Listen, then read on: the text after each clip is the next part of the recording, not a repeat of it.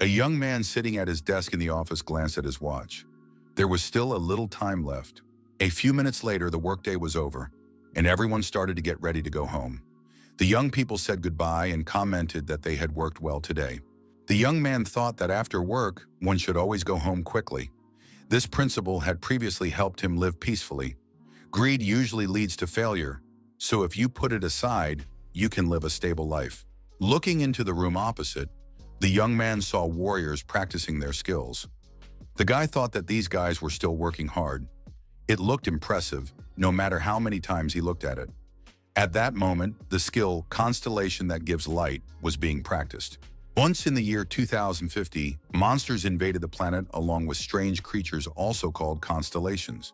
In addition, people began to appear who, after awakening, could use magical abilities. The monsters and the awakened fought relentlessly. Only now had they reached a temporary balance. The Central Academy was located in the country's capital. This was where miners were taught to become hunters.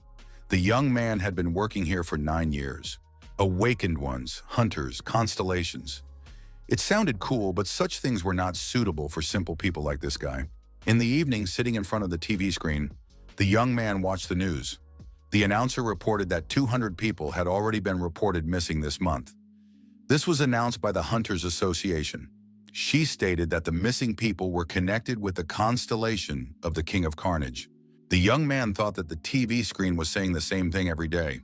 This king continues to rage in the north. The next news item covered the budget issue that had led to a rift between the Hunters Association and the civil union. The young man sighed.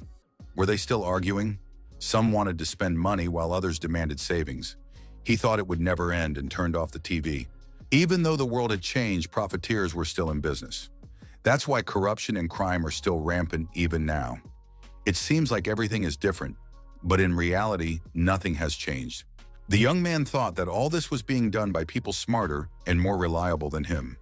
What could someone like him do? The young man reasoned that many would call him a loser or a coward for such thoughts, but he himself would call it wisdom. The guy thought, the more he gives up, the easier life becomes. There is no need to cry if your attempts do not bring any results. There is no point in getting depressed about your lack of talent. It is much better to live with what you have. As he was falling asleep, the guy noticed that a message had come to his smartphone. Who could be writing at this time of night? The message offered the young man the opportunity to become awakened.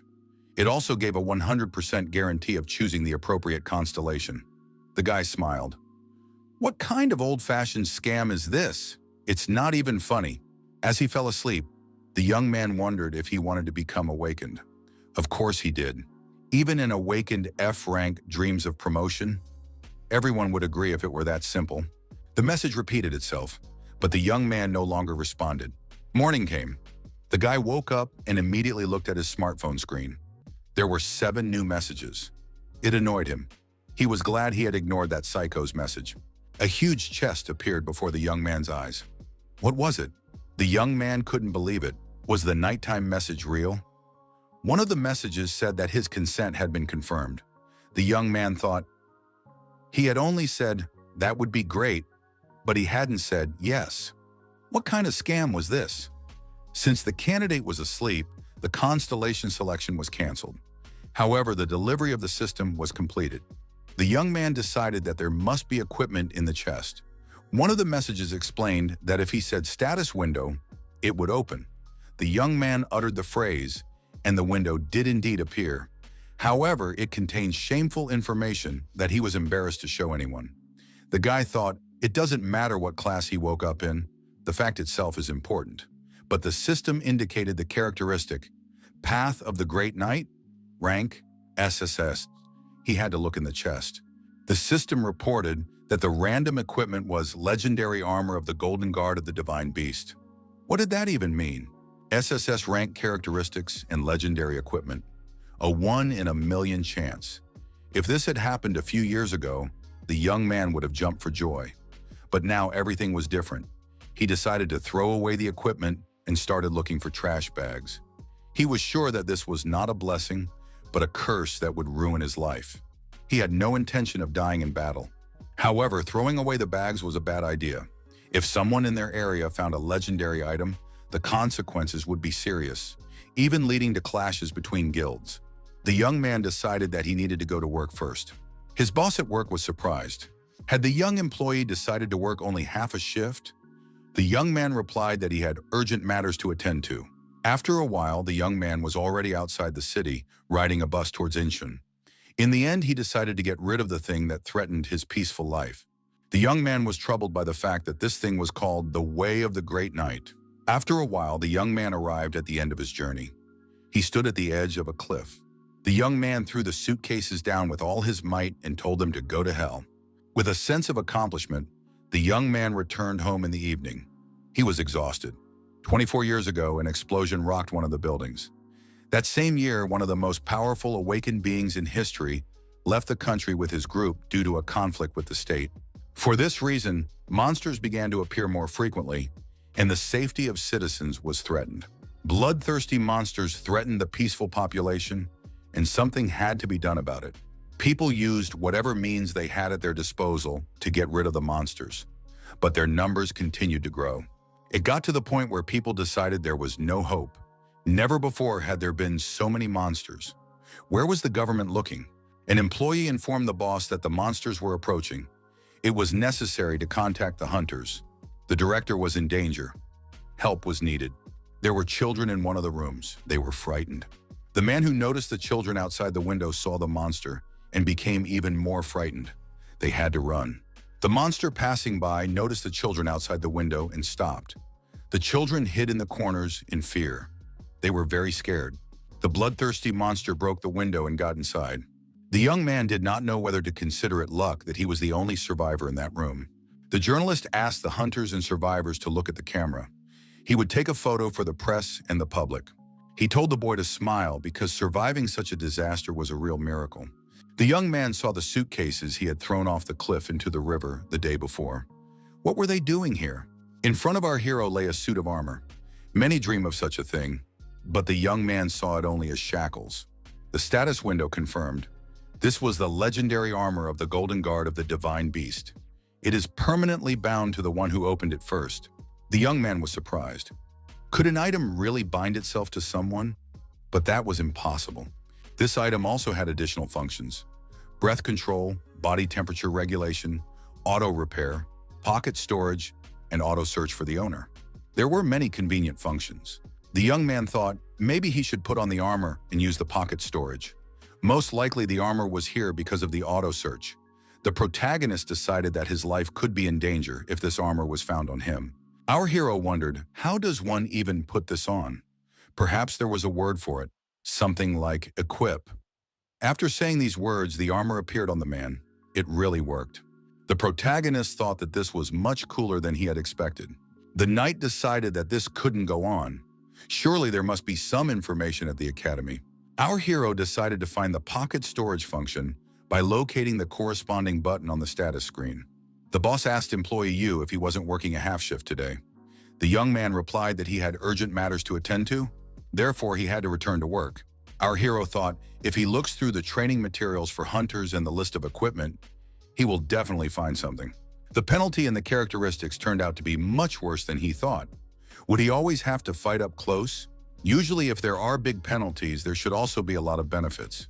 However, it only said that the warrior will be rewarded for fighting evil, protecting justice and the righteous. The guy decided to start by selecting all the materials related to knightly skills and close combat. Our hero decided that he had everything he needed and that it was time to leave. The young man took the flash drive with him. Mr. Yu decided not to use the elevator and to take the stairs. That way, he would definitely not be noticed. He heard voices downstairs. What was going on there? The knight asked the girl why their application had been rejected. If she joined them, their guild, Avalon, would hire her immediately after graduation. It was a good offer. The girl replied once again that she did not want to. Our hero thought that this looked problematic. The academy, which trains awakened ones and hunters, has guilds. They actively compete for students with good abilities or rare skills. Normally, guilds must compete and officially hire students on contract if they win. The girl said she knew that a better contract awaited her after she leveled up. Who did they think she was? The young man thought that the Avalon Corporation was notorious for its aggressive recruitment of talent. The girl needed help. He called the Che Yang Guild and said that the Avalon Guild was trying to force the female student to sign a contract. It was happening right now on the emergency staircase of Building B2. Representatives of another guild suddenly appeared. The man asked what this knight was doing. Didn't he know that students couldn't get involved in contract processes? The law enforcement officer said that the guild represented by this knight, Chang Yun-suk, had already been given a warning. The knight smiled and said that he was just talking to the girl. The student thanked her savior. The law enforcement officer said that if something like this happened again, the girl should contact the disciplinary committee. The student asked her senior colleague to give her his phone number in case she needed to ask for help again. Our hero was surprised. Didn't the student know that this guild was just as bad as Avalon? The young man thought that everything had turned out well, but a bitter feeling of dissatisfaction remained. He had saved the child from being eaten by a fox and presented her to an elegant wolf. The system offered a reward for the work done, and the young man chose one experience point. Once home, our hero checked the status window again. He was pleasantly surprised because he didn't think he would have access to all the skills of a knight. Previously, it seemed impossible. Even the constellations would be surprised by such a skill. The unique skill, Fencing of Siegwalt von Engrel. The unique skill, the art of Riko's Platinum Spear. The young man could learn any unique abilities and legendary knights. Unique skill, the art of close combat of the Desert Commander, Rochelle. Mr. Y thought that everything here was completely different from what he had imagined. Our hero received the unique combat talent of the knight, Grendel's Omniscience. If everyone is equal, then the one with more will win. The recreation room at the academy. The young man said he was just happy. There are only 3 of them each year. Midterm exams along with final and graduation exams. If you add the sports festival, that makes 4. So in fact, it's 1 meeting per season. A colleague asked what Mr. Yu did yesterday. The Avalon Guild is going crazy. The young man replied that he complained about them to Che Yang because they were hunting a female student. They say this girl is exceptional. The guild is furious. Mr. Yu replied that this is the way things are. The young man said that the girl had the characteristics of an alchemist, so the Avalon Guild needed her no matter what. Our hero was surprised because all guilds hunt for alchemists. Mr. Yu was afraid. What if they found out that it was him? His colleague expressed confidence that they would soon be able to find out. Our hero thought that he should take advantage of the witness protection program. His colleague said that in any case, caution was necessary. It was graduation exam season. If they lost their leader, it would be difficult for everyone. After thinking for a moment, he realized that he couldn't just give up. There was no easy solution. Mr. Yu knew that with his salary, he couldn't hire a bodyguard, and even the guilds wouldn't help a regular employee. But he had no intention of dealing with it at all. It would be nice if he could obtain a legendary skill and weapon for awakening. Then he could return to his normal life. It seemed like someone's joke to force him onto the path of awakening in this way. Earth Class Academy. The knight, gathering information, found this young man. Yu Sang-woon, 32 years old, head of the Technical Facilities Maintenance Department. Did this guy really think he would be safe after sticking his nose into his business? His colleagues told Yun Seong-ah to calm down. A student who destroyed an employee would attract too much attention. He was already a failure in life, having been born without power. Another colleague was surprised. Was Yun Seong really going to waste his time on such trash? They told Yun Seong not to pay attention to it. They could look for another target. The academy divided students by status: heavenly, earthly, and ordinary. As an awakened C rank, he couldn't get into the heavenly class, which guaranteed a path to the big guilds, and remained in the earthly class.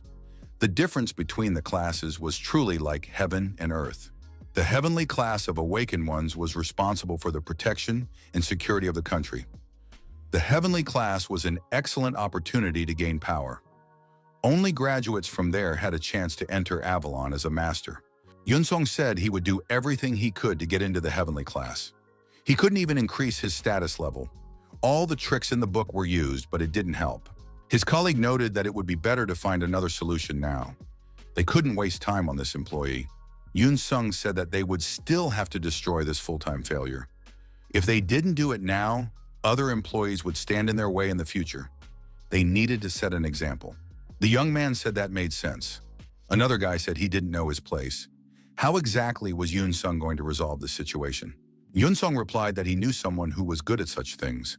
His colleague was surprised. Was he talking about the garbage collectors?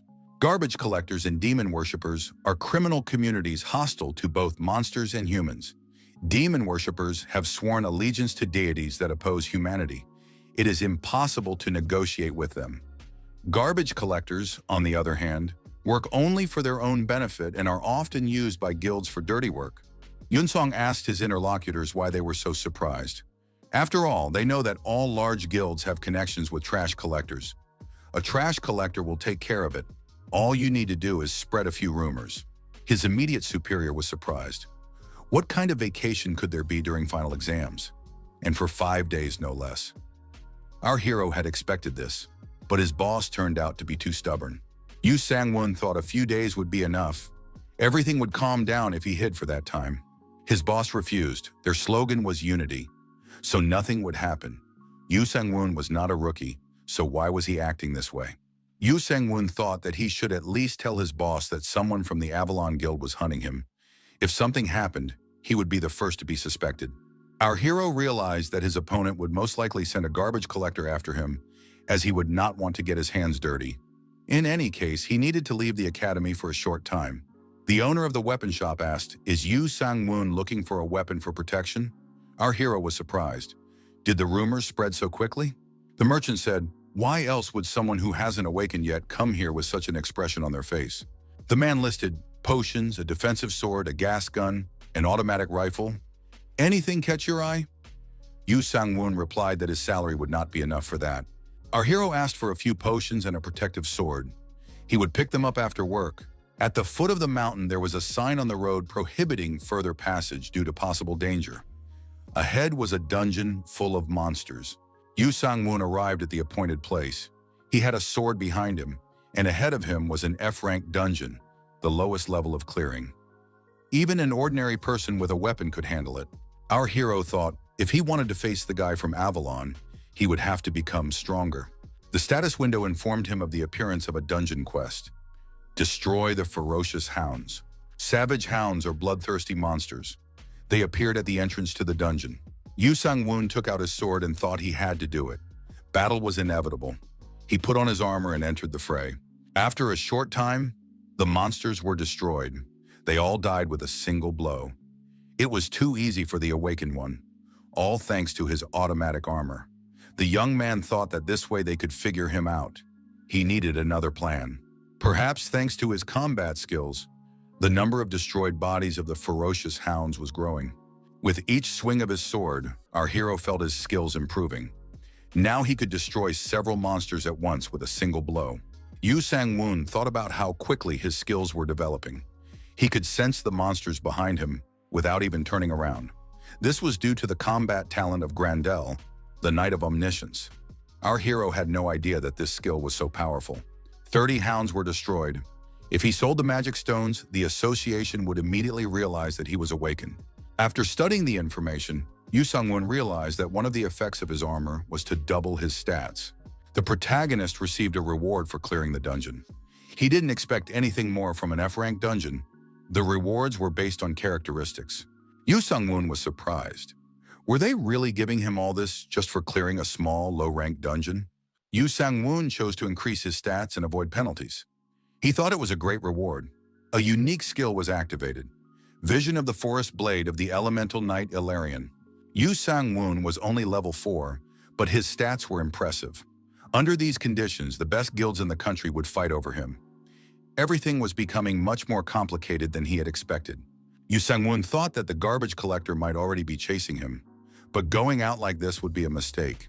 His opponents couldn't see him because of his armor. He had to find that guy before he got away. A bird appeared in the sky and began circling above the protagonist. Our hero did not understand how to find the guy from the Avalon Guild. Yu Sang-won looked at the bird and thought, maybe it was giving him a clue. Now he understood what the power of the forest meant. Yu Sang-won swung his arm and threw the blade far ahead. The throw was accurate, and the garbage collector was wounded. However, he still needed to be on guard. The garbage collector might have a hidden weapon. The garbage collector regained consciousness and told the Golden Knight to stop. He was on a different mission and was not hunting the Golden Knight. Now he needed potions and bandages for his wound. Yu Sang-won asked the bald man what mission he was on. The garbage collector replied that he had been hired to teach a guy a lesson, but it was definitely not the Golden Knight. The protagonist handed the wounded man a potion and told him to heal himself. When the bald man let his guard down, the Golden Knight struck him with his sword. Yu Sung-woon thought he had dealt with this man. However, he had never destroyed anyone before. Our hero knew that the garbage collector's target was himself, so it was necessary for self-defense. The Golden Knight saw the belongings that had belonged to the bald man. Now these belongings had no owner. Yu Sung-woon realized that items really did drop after an awakened person died. They had to be picked up. The data from the deceased's phone was also copied. It certainly wouldn't be superfluous. The Golden Knight decided that the body could be left here. The monsters would take care of it. Yu Sung-woon thought he had nothing to worry about, as he had already dealt with all the evidence. The Golden Knight approached the portal and decided it was time to continue leveling up. The system window displayed a warning. The code of chivalry had been violated. The warrior had secretly attacked the enemy. For this, he would be punished by not receiving the next reward. Collecting items after treacherously destroying an enemy was also considered a violation of the code of chivalry. Yu Sang-woon thought that now he had a triple penalty. Was that a little? The Golden Knight decided that he just needed to clear the dungeon 3 times. It wouldn't take long. Bloody turtles appeared in the dungeon. The Golden Knight said he would be happy to take care of them. The system reported that the player had cleared the dungeon and reached level 6. Our hero found this strange. He was calmly leveling up, but the penalties weren't going away. Was it because he was fighting weak monsters? Yu Sang-woon said that he could still level up, so he would train and run through the next dungeons. Ruby-eyed spiders. The name speaks for itself. The protagonist fought these monsters as well. After clearing the dungeon, our hero received a skill point, and the dungeon reward was removed as a penalty. What are the rewards given for then? Unlike hounds and spiders, turtles were not hostile to humans. The reward comes for clearing out living forms that harm humans. Now everything is clear. The next skill turned out to be really good. It added features such as enemy search and a minimap. The minimap was just like in a game. It was full of information. Its use in battle was extremely useful. The protagonist thought globally. The knight from the Avalon Guild had lost contact with the scavenger, which meant they would soon call for reinforcements. It wasn't difficult to deal with one garbage collector, but could our hero defeat the Avalon Guild? He had all the evidence. He had to deal with them without even confronting them directly. 3 days later, Yoon Sung began to express concern. Why wasn't the garbage collector getting in touch? All the deadlines had already passed. His colleague told his boss that they had a problem. All messages to the garbage collector had been uploaded to the Academy's network. Yoon Sung checked the information and confirmed that this was indeed the case. But how was this possible? Who had access to his phone? His colleague added that employees had started spreading rumors after the disappearance. The same rumors had appeared in other guilds. Yoon Sung said that there would be a lot of problems if this turned into a war between guilds. Had he done something wrong? The young man said that this was precisely why he was trying to stop Yoon Sung. He would gain nothing by associating with a loser. Suddenly, a call came in from an unknown number. The caller greeted the young man and introduced himself as an employee who had to go into hiding because of a recent incident.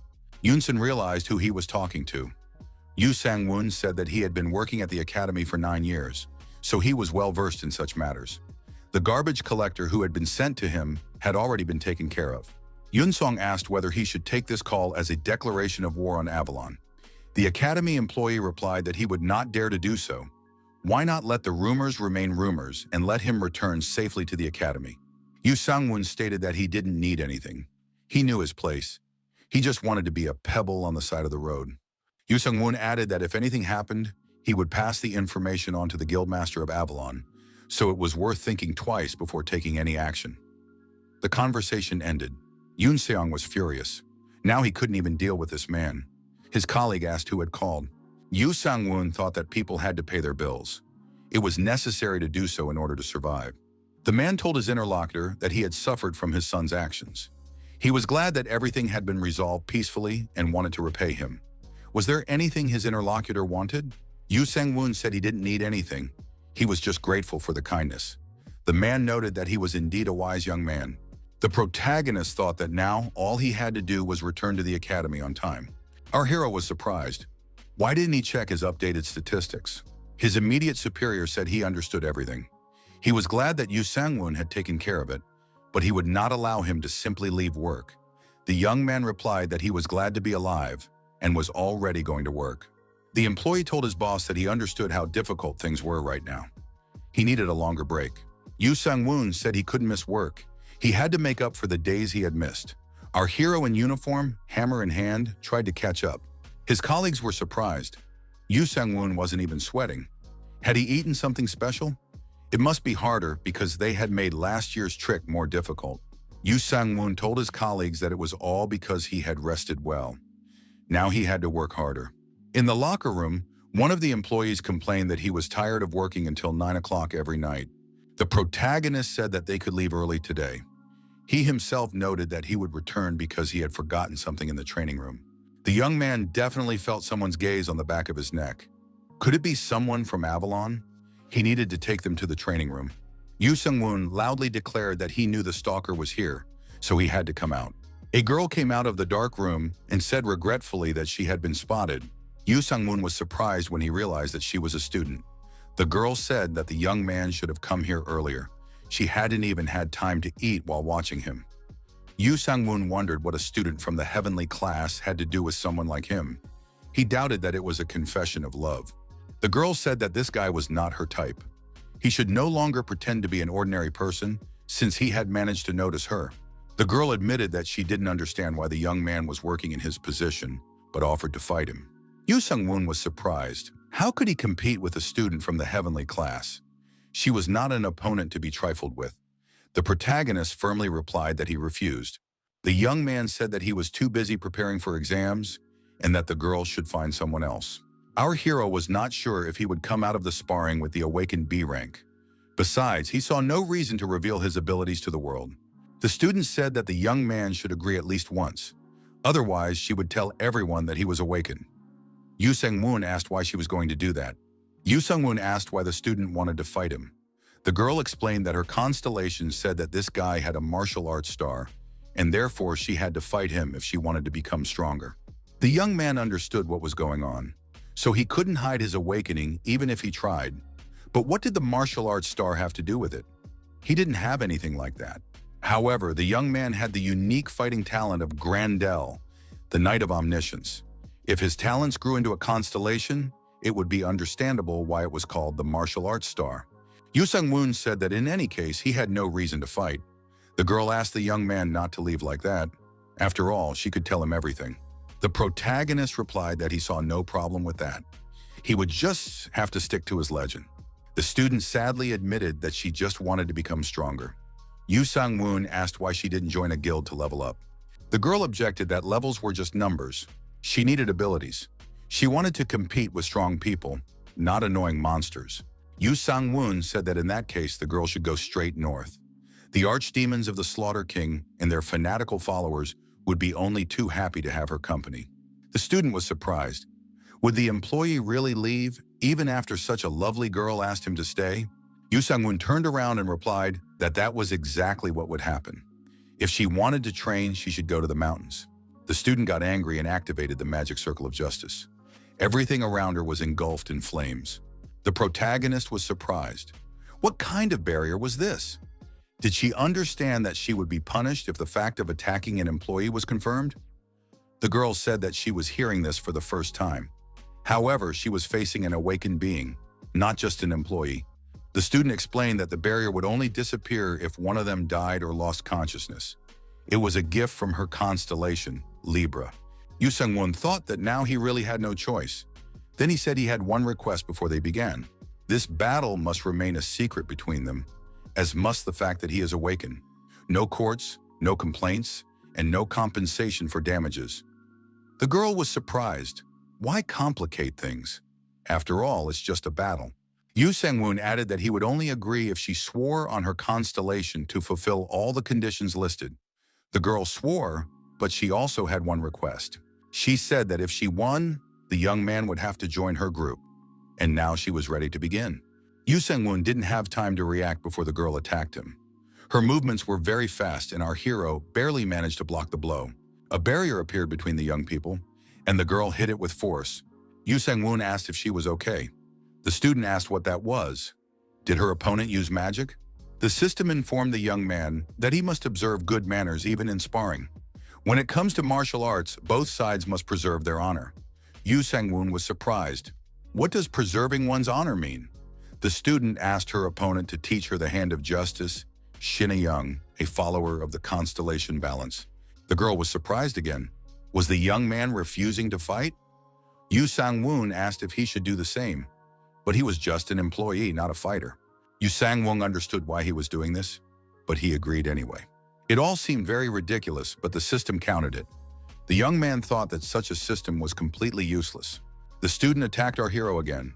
Yu Sang-woon blocked the blow again and thought it was incredible. Even while blocking the attack, he could still feel the energy flowing through his body. The girl continued to attack relentlessly, even using her legs. One of them almost hit the protagonist's face, and the young man barely managed to avoid contact. The student wondered why her opponent wasn't pulling his sword out of its sheath. She wasn't going to go easy on him. The girl used several skills at once: Book of Justice, Solar Eclipse, Sacred Punishment.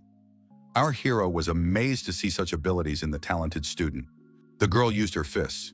Yu Sang-woon barely managed to block the blow by putting his sword forward. The young man realized how dangerous it was. After several successful blocks, he got used to her attacks. Yu Sang-woon did not think he would lose this battle, but it was still not easy to counterattack. The student couldn't calm down and wondered why her opponent wasn't drawing his sword. Taking advantage of her confusion, Yu Sang-woon went on the offensive and suggested that the girl try it. He used fire magic. Yu Sang-woon thought that with such aggression, his opponent could destroy everything around her. Who would be responsible for that? The skill Book of Justice, Punishing Retribution, was activated again. He realized that it didn't take a genius to understand that an extremely dangerous skill was being used against him. Yu Sang-woon dodged, the girl missed and exposed herself. Our hero couldn't help but take advantage of this. After the counterattack, his opponent flew far back. Yu Sang-woon was very upset and frightened. What had he done? After all, he had sent a child flying through the air. Our hero ran up to his opponent sitting on the ground and asked if she was okay. The girl said that sparring is pain, heat, and excitement, so you have to hang in there. Yu Sang-woon thought this girl was crazy, and it was a little scary. The student admitted that she had lost and was completely defeated. Her whole body ached, and it was a little difficult to breathe, but she was fine. Yu Sang-woon looked around and said that all she had to do to remove the barrier was admit defeat. The girl objected. It was not just about admitting defeat, but about both of them giving their all. In any case, her constellation was not wrong. Who would have thought that a diamond would be found in such a place? Yu Sang-woon reminded the student of her promise. Then he asked why she was following him. She was surprised. Was that not allowed? He shouldn't be so strict with her. Yu Sang-woon said that their duel was over. The girl agreed, but added that the past was in the past, and now they were busy creating the future. The young man asked the student to just leave. He wasn't interested in being a hunter. The student asked why the young man was hiding his abilities. The girl asked him to become her personal teacher. She would double his salary and promised better treatment than at the academy. She also promised to help hide the fact that he was awakened. The young man thought that this might not be a bad option. All he needed to do to keep his identity a secret was to change jobs. Yu Sang-woon asked her to promise him some personal time. After all, he needed to continue improving his level. The girl agreed, because if the young man became stronger, it would reflect well on her too. His immediate supervisor said that rumors had already reached him. Who would have thought that Yu Sang-woon had fought a heavenly class? The young man replied that he was also very surprised, but fortunately, he was not injured. The young man did not know that there were no surveillance cameras in the training room, so all he had to do was stick to the story. The boss said that Miss Shin-a-young wanted Yu Sang-woon to remain unscathed. The young man replied that he knew that. The boss said he was very disappointed that a qualified employee was leaving their ranks, but there was nothing he could do about it. Yu Sang-woon thanked his boss and left the workplace, taking all his belongings with him in a box. Yu Sang-woon looked around and said that the heavenly office was on a completely different level. The new apartment was also on a completely different level. After finishing unpacking, the young man decided it was time to rest. A student entered the room and asked if everything was finished. Our hero told the girl that her timing was impeccable. She was holding a contract in her hands. According to the terms of the contract, there should be one sparring session per week, and the rest is his personal time. Yu Sang-woon signed the contract and returned one copy to the girl. The young man said he wanted to go to the dungeon right away. Yu Sang-woon received a message stating that his application to train in the E-rank dungeon for awakened B-rankers had been approved. The young man thought that now he could raise his level without any problems. Immediately after that, our hero left the academy walls and headed straight for the dungeon in the north. E-rank dungeons are home to real monsters. Unlike F-rank, where monsters are as strong as wild animals, goblins are the weakest of them. The most dangerous constellations for the country are the King of Carnage in the north of the capital and the Eternal Fury in the Pacific Ocean. One of the players said he hated late-night raids. Another said they would be in trouble if they didn't do their job. Yu Sung-woon thought, when you look at it that way, the awakened aren't that different from ordinary office workers. However, our hero noticed something strange. The red dots on the map continued to follow him, but still kept their distance. Perhaps they instinctively sensed his characteristics? Yu Sung-woon arrived at the E-rank dungeon, the lair of the flesh eaters. Finally, the young man was at his destination. Moving forward, our hero thought that he probably only needed to destroy the boss. But what was this ominous atmosphere? Yu Sung-woon smelled rot. It was unbearable. The young man opened the door slightly and peered inside. Bloodthirsty monsters were furiously devouring the flesh of their victims. Our hero activated his golden armor and thought that he needed to finish quickly and get out of there. The monster saw the brave knight and wondered, where did this man come from? The protagonist did not stand on ceremony and destroyed the bloodthirsty monsters with his heroic sword. Yu Sang-woon began to climb to the second floor in search of victims. Bloodthirsty monsters. Another monster suddenly jumped out from around the corner. However, the knight was ready for this attack and swung his sword. Another monster was destroyed, or rather, cut to pieces. The protagonist noticed a room where monsters could gather. What kind of secret gathering was this? Yu Sang-woon crept up unnoticed and struck the monster in the back again. They tried to resist quickly, but they didn't stand a chance. The knight thought that if things continued at this pace, he would be done very quickly. However, the system again informed him that he must follow the knight's code, raise his flag, and say his name. Yu Sang-woon thought that this system definitely wanted him dead. Couldn't it be a little kinder? He didn't care about chivalry at all. The system informed him that honor and chivalry were above all else. The code could not be rejected. Yu Sang-woon decided not to provoke the system anymore, lest it force him to do something strange. But the more he thought about it, the more upset he became. What exactly was this code of chivalry? The system initiated training in chivalry. The young man thought that the system was reading his thoughts. Was he really supposed to shout about himself in the middle of a dungeon? However, it was impossible to give up such a tempting reward for just a few words. Although the young man did not know what exactly to say, the system displayed phrases for him to repeat. Yu Sang-woon was surprised. What kind of childish expressions were these? Yu Sang-woon decided to repeat them, thinking about the reward the whole time. The young man spoke so that the demons could hear him. Those who live in this dungeon and threaten humanity. He is a golden knight, the protector of humanity. Today is the holy retribution for all their sins. Demons burst into the room, larger than the previous ones. The protagonist thought he had moved on to a new level of difficulty. Yu Sang-woon realized he had only one option and gripped his sword tightly. All night penalties were removed. As before, the Golden Knight dealt with the monsters very efficiently. He neatly dismembered them. The last monster present was pierced through and through. The young man decided that this was enough. Judging by the minimap, the boss was deeper in the dungeon. The Golden Knight decided to proceed in that direction. Our hero carefully descended the steps, but the boss unexpectedly attacked him. Yu Sang-woon managed to dodge the blow and decided to respond by cutting off the monster's head with one swing. The system advised the player to preserve his honor and act like a true knight. Yu Sang-woon announced to the demon that today was his last day. The demon screamed that he was fresh meat. Yu Sang-woon did not share this joy. Yu Sang-woon was much more agile than his opponent and easily dodged the attacks of the clumsy monster. Yu Sang-woon told the monster that it should have exercised more when it had the chance. At the same time, the young man landed several devastating blows on his opponent. The protagonist decided that this monster had to be killed as quickly as possible, because it was, after all, the boss of the E-rank dungeon. The decisive blow landed in the chest area. The protagonist plunged his sword in completely. A magnificent crystal appeared in place of the destroyed monster. The system announced that the player had completed the dungeon and could collect the reward.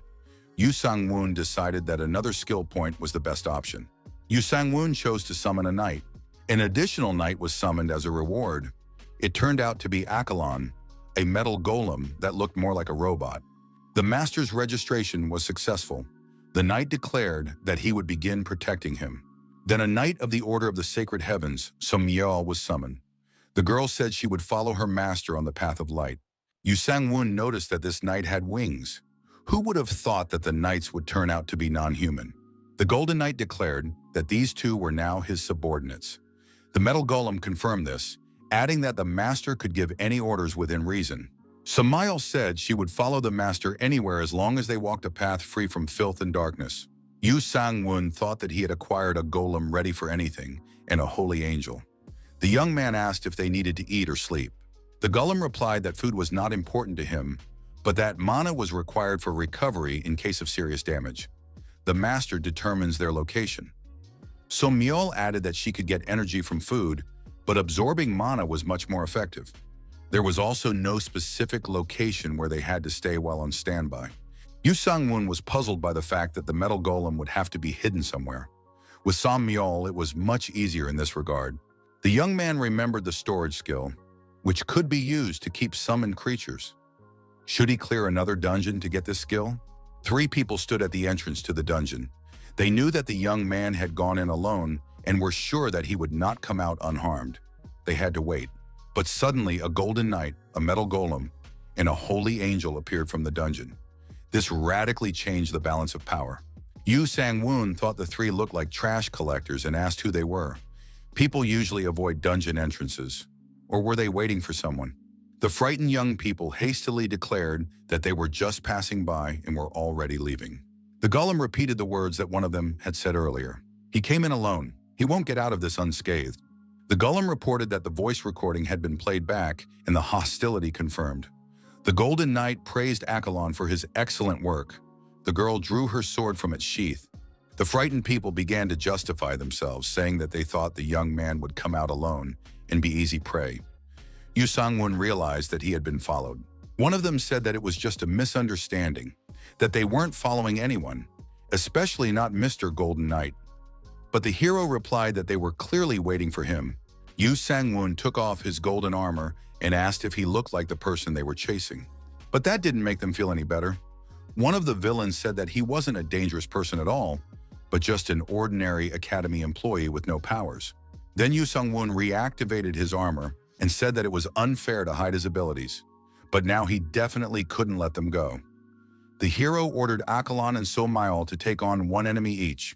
The villains turned in horror and rushed into the forest. They certainly hadn't signed up for this. Yu Sang-woon noticed that the criminals had split up and ordered his assistants to continue the chase.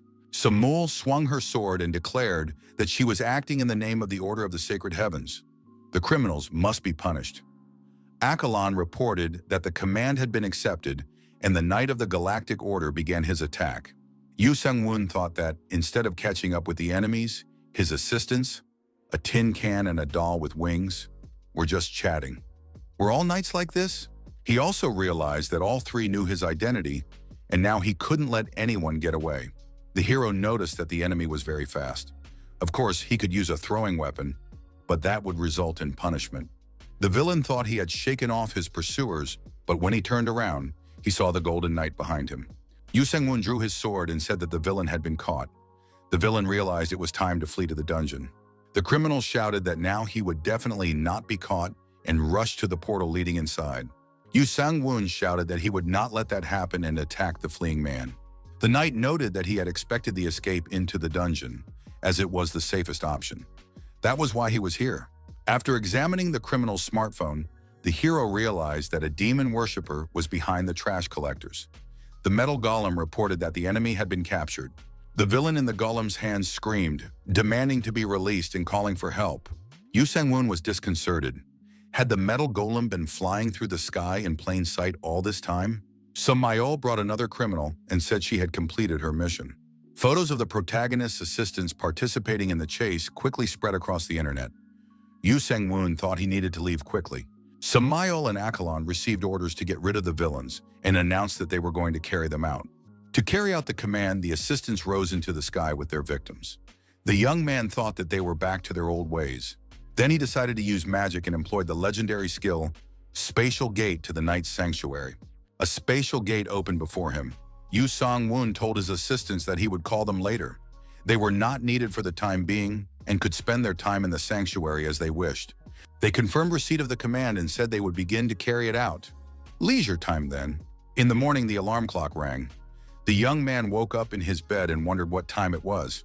The girl said that a knight should get up early and start the day with training. Yu Sang-woon was surprised.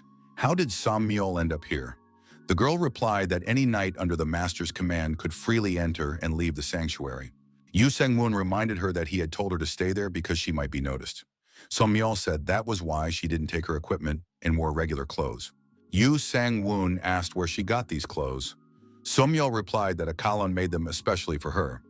He has many talents and is the only one stronger than her. A Kalon was currently staying in the sanctuary. Yu Sang-woon went into the kitchen and was surprised. Had Sam Myeol already made breakfast? The girl replied that Akalon had done that too. Akalon said that supplies were extremely important and even cleaned up the commander's house. The protagonist was curious about how the food would taste. It turned out that he had never eaten anything like it before. Sam Myeol said that Akalon didn't know his boss's taste preferences, so he made the dish milder and more neutral. He also got everything ready for going out into the city. Yu Sang-woon thought that Akalon looked like a killing machine and at the same time was very thoughtful. Sam Myeol said that she should accompany her master. Yu Sang-woon replied that she should stay in the sanctuary and be ready for anything. The girl assured him that she would be ready if her master suddenly needed her. Before leaving, our hero checked the status window. He had only risen 2 levels, but all his stats were already beyond the S rank. Yu Sang-woon thought it was too early to rejoice, as he still had many unresolved issues. He would only be able to call himself a true S rank awakened one when he had sufficient experience, abilities, and wisdom. The student asked how yesterday had gone. Yu Sang-woon replied that it hadn't been too bad. When asked about her classes, the girl said that martial arts lessons weren't very interesting. Besides, meetings with her personal trainer were just part of her job. Yu Sang-woon asked if she had any assignments for today. The girl suggested that they go together to the Midday Sun Guild to report on the dungeon. Their office was located in the academy anyway. The young people approached the Midday Sun Guild office. The sun was at its zenith at that moment. Our hero was surprised to see the knights of this guild training in the air. The girl added that they did this every day. Young people nearby noticed our heroes. Yu Sang-woon asked who they were. The people stopped and bowed low. The student got angry. She had told them not to do that. Yu Sang-woon thought that these people looked like members of a mafia clan. One of those present told the girl that she was the only awakened heavenly class among them. The student replied that the awakened heavenly class were also people. A young man was waiting for the student inside the room. The young man said he was waiting for Lady Aeon. It was Go Seonjun, the son of the head of the Blue Dragon Guild. Aeon said that if Songjun had come about the proposal, her answer remained the same. Because of the constellation, she could not change guilds. Sunjun replied that in that case, Lady Aeon could join them while remaining in her guild. It pained him to see someone so talented wasting away here. Lady Aeon was aware of their guild, wasn't she? The Blue Dragon Guild is one of the 3 strongest in the country, but its power and fame are known even in neighboring lands. The Blue Dragon is the dream of any awakened person. It is also one of the most aggressive guilds due to its Blue Dragon of Battle constellation. Rumor has it that they plan to take first place among all the guilds in the country in the near future. Ayan said that she does not recall any rules requiring all awakened ones of the heavenly class to be in the top 3 guilds in the country. Son Jun stated that the girl possesses the unique abilities of the Circle of Justice and the Hand of Justice. She already has the 45th level and the status of an awakened B rank. They can provide her with everything she needs for further development. Sun Jun added that she would soon need to visit C rank dungeons to level up. Can the Midday Sun Guild afford such raids? The girl promised to assemble her own team, so it's best not to interfere with her, and Sun Jun can get lost. Sun Jun said that their guild's constellation is the embodiment of battle. They will spare no expense in developing Lady Aeon. Yu Sang-woon thought this guy was talking nonsense. 2 constellations cannot exist at the same time. Proud and possessive entities will not share their apostles. Aeon told Sun Jun to take a look at himself. Her personal trainer had worked at the academy for 9 years, and judging by everything, thought that his interlocutor was talking complete nonsense. Yu Sang-woon was surprised. What was that look Sun Jun was giving him? He hadn't even said a word. Ayun told Sun Jun to leave immediately. She had more important things to do. Young praised our hero and said it was excellent work. Yu Sung-woon was surprised. Was it really necessary to redirect all attention to him? Akyon explained that otherwise Sun Jun wouldn't listen to her. She couldn't just ignore him since they were in the same class. Besides, close combat fighters were very valuable. Yu Sung-woon thought that it was no secret that awakened melee fighters were the ones who most often died in battle. Because of this, there were never many of them. Ayun repeated once again that she was going to become stronger. Yu Sang-woon reminded her that she was already at level 45 and it was time to go to the C-rank dungeon. Yu Sang-woon thought that it was because of things like this that the Blue Dragon Guild had started to hate him. Aeon admitted that Song Jun really did have a strange face. Yu Sang-woon said that he was heading to the dungeon. In the Blue Dragon Guild office, Song Jun reminded his subordinate that he was supposed to find out everything about this girl's surroundings. Sun Jun couldn't control himself and punched his subordinate in the jaw. He said that recruiting talented people was a battle between guilds. How many more times did he need to repeat that Shin Young was simply indispensable to them? Sun Jun said that this assistant deserved another punch and he delivered it. The head said that the girl's destiny was to wear their emblem and become part of the Blue Dragon Guild. Was that clear to everyone? Those present unanimously answered in the affirmative. Sun Jun asked what they knew about this employee. The assistant replied that he was Shin Young's personal trainer, Yu Sung-woon. He is the head of the technical maintenance department at the academy and currently serves as her personal mentor. Sun Jun was surprised. Why would a student of the heavenly class need the help of someone like him? The assistant replied that she was planning to assemble her own team in the near future. There was no point in such actions. Sun Jun noted that Shin Young still had 2 years left before graduation, but she could just recruit a team from the members of Midday Sun. Why take on an employee like him? The assistant suggested that perhaps it was because this employee was himself an awakened one. Surveillance cameras recorded the battle between them. Shin Young even used the Circle of Justice. The guild leader was surprised. Did the girl really have to use all that against some employee? This means that Yu Sang-woon is at least C-rank, maybe even higher. The assistant said that after that, he applied to pass the E-rank dungeon. Sun Jun said that with such potential, he could easily join one of the top guilds in the country instead of being an ordinary employee. Why is he hiding it? The head of the Blue Dragon Guild suggested that this guy might have awakened very recently, or maybe he's just afraid of being awakened. Judging by his reaction, he is well informed about the hunter industry. Shin Young could find out everything, and he, realizing that he could no longer hide his powers, agreed to work with her. Sun Jun thought that at this rate, in the next few years, the Midday Sun Guild would have 2 awakened members and would be able to defend higher-ranked dungeons. One of those present was surprised. Was that a bad thing? Sun Jun said that it was, of course, a bad thing. After all, they had lost a potentially valuable member, and now they would have competitors. Sun Jun asked if this guy was going to the dungeon. The assistant confirmed that the awakened one had applied for the E-rank dungeon. He would be there soon. Sun Jun said that in that case, Yong-soo should go there immediately. He knows what to do. The protagonist arrived by taxi at the forest near the trial. This time, there was another E-rank dungeon here. The young man looked around. He realized he was being followed. Could it be the trash collectors again? Our hero used his stealth skill and, increasing his speed, tried to break away from his pursuers. Jong-soo was forced to speed up as well in order to keep up with his target. In the middle of the clearing, Jong-soo stopped and looked around. Where had that guy gone? Our hero, hiding nearby behind a tree, thought that the newcomer was following him. Why didn't he run away when he realized he had been spotted? He's not a scavenger. That means he's following someone's orders. The only person who came to mind was Sun Jun. Could he be the one who ordered this?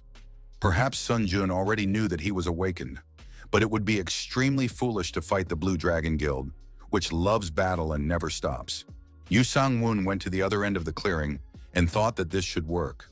Yong-soo saw the target and noted with surprise, why isn't this guy going to the dungeon? The slums in the north of the city. That was where the portal had been spotted, the entrance to the dungeon. Jong-soo reported via internal communication that the awakened one was heading to the dungeon. Jong-soo assumed that he had been spotted while fiddling with his phone. But if he complained about it, he would be beaten up and kicked out of the guild. However, there shouldn't be any problems. He was just an awakened C rank. There were two other people of the same rank with him. Jansu noticed the people and asked in surprise who they were. The knight got out of the SUV and asked his colleague if this was the right place. His colleague showed him photos on his smartphone of Yu Sang-woon entering the dungeon. Then all they had to do was wait. Someone asked in surprise, "Where is Jansu? Shouldn't he be following the awakened one?" His colleague suggested that Jansu might be hiding somewhere from the garbage collectors. He was just a D-class pawn. It was natural for him to be afraid of the garbage collectors. He knew his limits, and that was why people like him lived longer. The knight looked at the gate and thought that something was wrong here. Why couldn't he see a single garbage collector? The leader of the garbage collectors emerged from the darkness, accompanied by his henchmen. The knight realized that the leader was clearly stronger than the others. The knight asked if they were really scavengers. The leader smiled. He was just a boy. That was probably why he had sent such a weakling on the mission.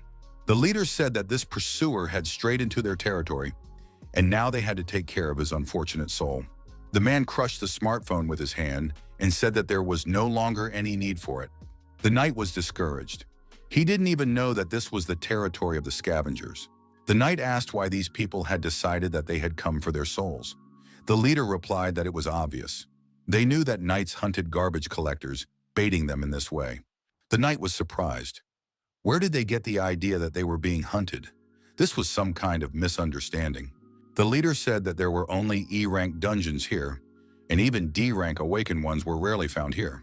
The knight thought that it would be easy to become prey to scavengers if he wandered around the dungeons alone. The knight realized that he had been lured into a trap. He told his opponents that he had come here for the first time and had never hunted anyone here before. The leader of the scavengers said that no one believed this guy, and they weren't going to let him go, even if it was his first time here. Apparently, he was a student at the academy who had never tasted the life of a hunter before. So they were in luck today. The knight thought that everything had gone wrong. Besides, all his equipment was now in his inventory, and there was no time to get ready. The only equipment available to him is a heroic-level weapon, the Blue Dragon's Fang. The leader ordered his henchmen to show what a real hunter was capable of. The knight activated his heroic-level weapon, the Blue Dragon's Fang, and tried to attack the leader of the gang of scavengers. However, the leader didn't even bother to dodge. The knight felt his legs being pulled into some kind of abyss. It turned out that his opponent was absorbing his energy. If he didn't free himself quickly, he would soon die. The knight tried to break free from the energy absorber, but to no avail. The villain said, "Who would have thought that someone like this knight would be from the Blue Dragon Guild?" However, he is not the only one under the constellation. In this, they are similar to each other. The knight realized that he was facing a true demon worshipper. The man admitted that this was indeed what they were called. His name was Jin Minsu, the flesh hunter, servant of the King of Carnage. The knight was frightened to hear that the King of Slaughter was involved. The most dangerous constellation for this country is the King of Slaughter. It is a constellation of demons that wreak havoc here and in the north of the neighboring country. People who have betrayed their people and received the blessing of this constellation are called demon worshippers. Jin Minsu said that this knight was completely useless. What was the point of his rank if he still lacked experience? He was no different from monsters. Jin Minsu added that today was definitely their day. B-rank cannon fodder blessed by the Blue Dragon constellation. What reward would he receive for such prey? The golem said that satisfying hunger is one of the most important human needs. It is also an extremely important factor in maintaining the morale of the army. That is why they, the metal golems, improve their cooking skills every day. Samuel asked the commander when they would move on. The young man replied, "As late as possible. The situation outside is more important right now." Our hero was curious to see who would win. The guy had to bring at least a few awakened C ranks with him. The trash collectors would attack them with all their might. The golem offered the master a cup of aromatic coffee. Yu Sang-won said that coffee in the dungeons was just what he needed. The system reported that the player had done a good job of pitting the enemies against each other. But fighting without honor, thereby strengthening the forces of evil, was not the way of a knight. Yu Sang-won thought, judging by the fact that evil was gaining the upper hand, the trash collectors should have won. As expected, the rank of the awakened does not decide anything yet. Yu Sang-won said he was ready to begin and activated his golden armor. A huge monster dog was ready to fight our hero. The young man was surprised. Why was this monster so big? The Golden Knight said that today he would bring justice to evil. This spawn of evil was coming to an end. Samyol announced that she was following the commander's orders. Evil must be destroyed. The golem said that the order had been processed and Akalan attacked. Everyone attacked the red monster dog at the same time. The golem noted that Lady Samyol's abilities were definitely up to par. The girl with wings said that Sir Akalan was as good as ever. The Golden Knight thought that these two worked extremely well together. The monster continued to stand on its paws and remained aggressive toward the knights. Yu Sang-won decided that in that case he would sneak up and strike the monster in the back. The knight thought he was aiming for the tendon and did not expect the monster's leg to simply explode. The golem grabbed the monster by the mouth and began to tear it apart. At that moment, Sumyeol also used her magical abilities and launched an energy attack directly at the monster's chest. The system reported that the player had done an excellent job of dealing with the spawn of evil. The player reached level 19. Now the protagonist decided to check the situation outside. The Golden Knight left the dungeon and stepped out onto the road of the settlement. It was nighttime in the city, so the streets were deserted. Yu Sung-woon said that there was no one on the minimap. Akalan noticed that the enemy detection system was not responding. The Golden Knight saw the voice recorder and approached it. Fortunately, it was still working. Our hero had thrown this device out of his inventory before entering the portal. It would be useful to find out what happened here. Yu Sung-woon suggested returning to listen to the recording. Akalan was the first to return to the sanctuary. He stood out too much. Blue Dragon Guild base. The master of the Blue Dragon Guild, Go Jong-soo, was surprised. Had Song-jun really disappeared? The assistant reported that they had lost contact with the young master. He had not shown up at the academy or the guild office either. Go Jong-soo assumed that he had taken on another mission or was having fun somewhere. The secretary noted that he had always reported to the guild first before. The master had left yesterday, and there had been no word from him since. The guildmaster asked if they had managed to track his location. And what about the investigation? The secretary replied that the last place his signal was detected was in the E-rank dungeon in the north. Considering the young master's carefree nature and the fact that he did not go alone, she believed that they had been overtaken by demon worshippers. Go Jong-soo said that the demon worshippers in those lands only served the King of Carnage from the north. The guildmaster ordered that everything be investigated as thoroughly as possible. Go Jong-soo said that they would clearly demonstrate their guild's motto to their enemies. The secretary said that their mission was to fight and win, and they would definitely find their enemy. The Midday Sun Guild office at the academy. A report on the E-rank dungeon was presented. The young man added that he had obtained some materials, magic stones and white dog fangs. Ayan said that white dog fangs were quite rare. The girl asked if Yu Sang-woon had had any run-ins with the Blue Dragon Guild the day before. The protagonist asked what had happened. Ayeon explained that Go Seon-jun had been reported missing earlier. Yu Sang-woon replied that he knew nothing about it. This was quite expected. Yu Sang-woon added that in any case, he needed to go to the dungeon now. Could they spar tomorrow? The protagonist thought gathering more information about the Blue Dragon before going to the dungeon would definitely not be superfluous. The young man was sure that rumors about the young master's disappearance must already be spreading. They said that the next few days would be turbulent.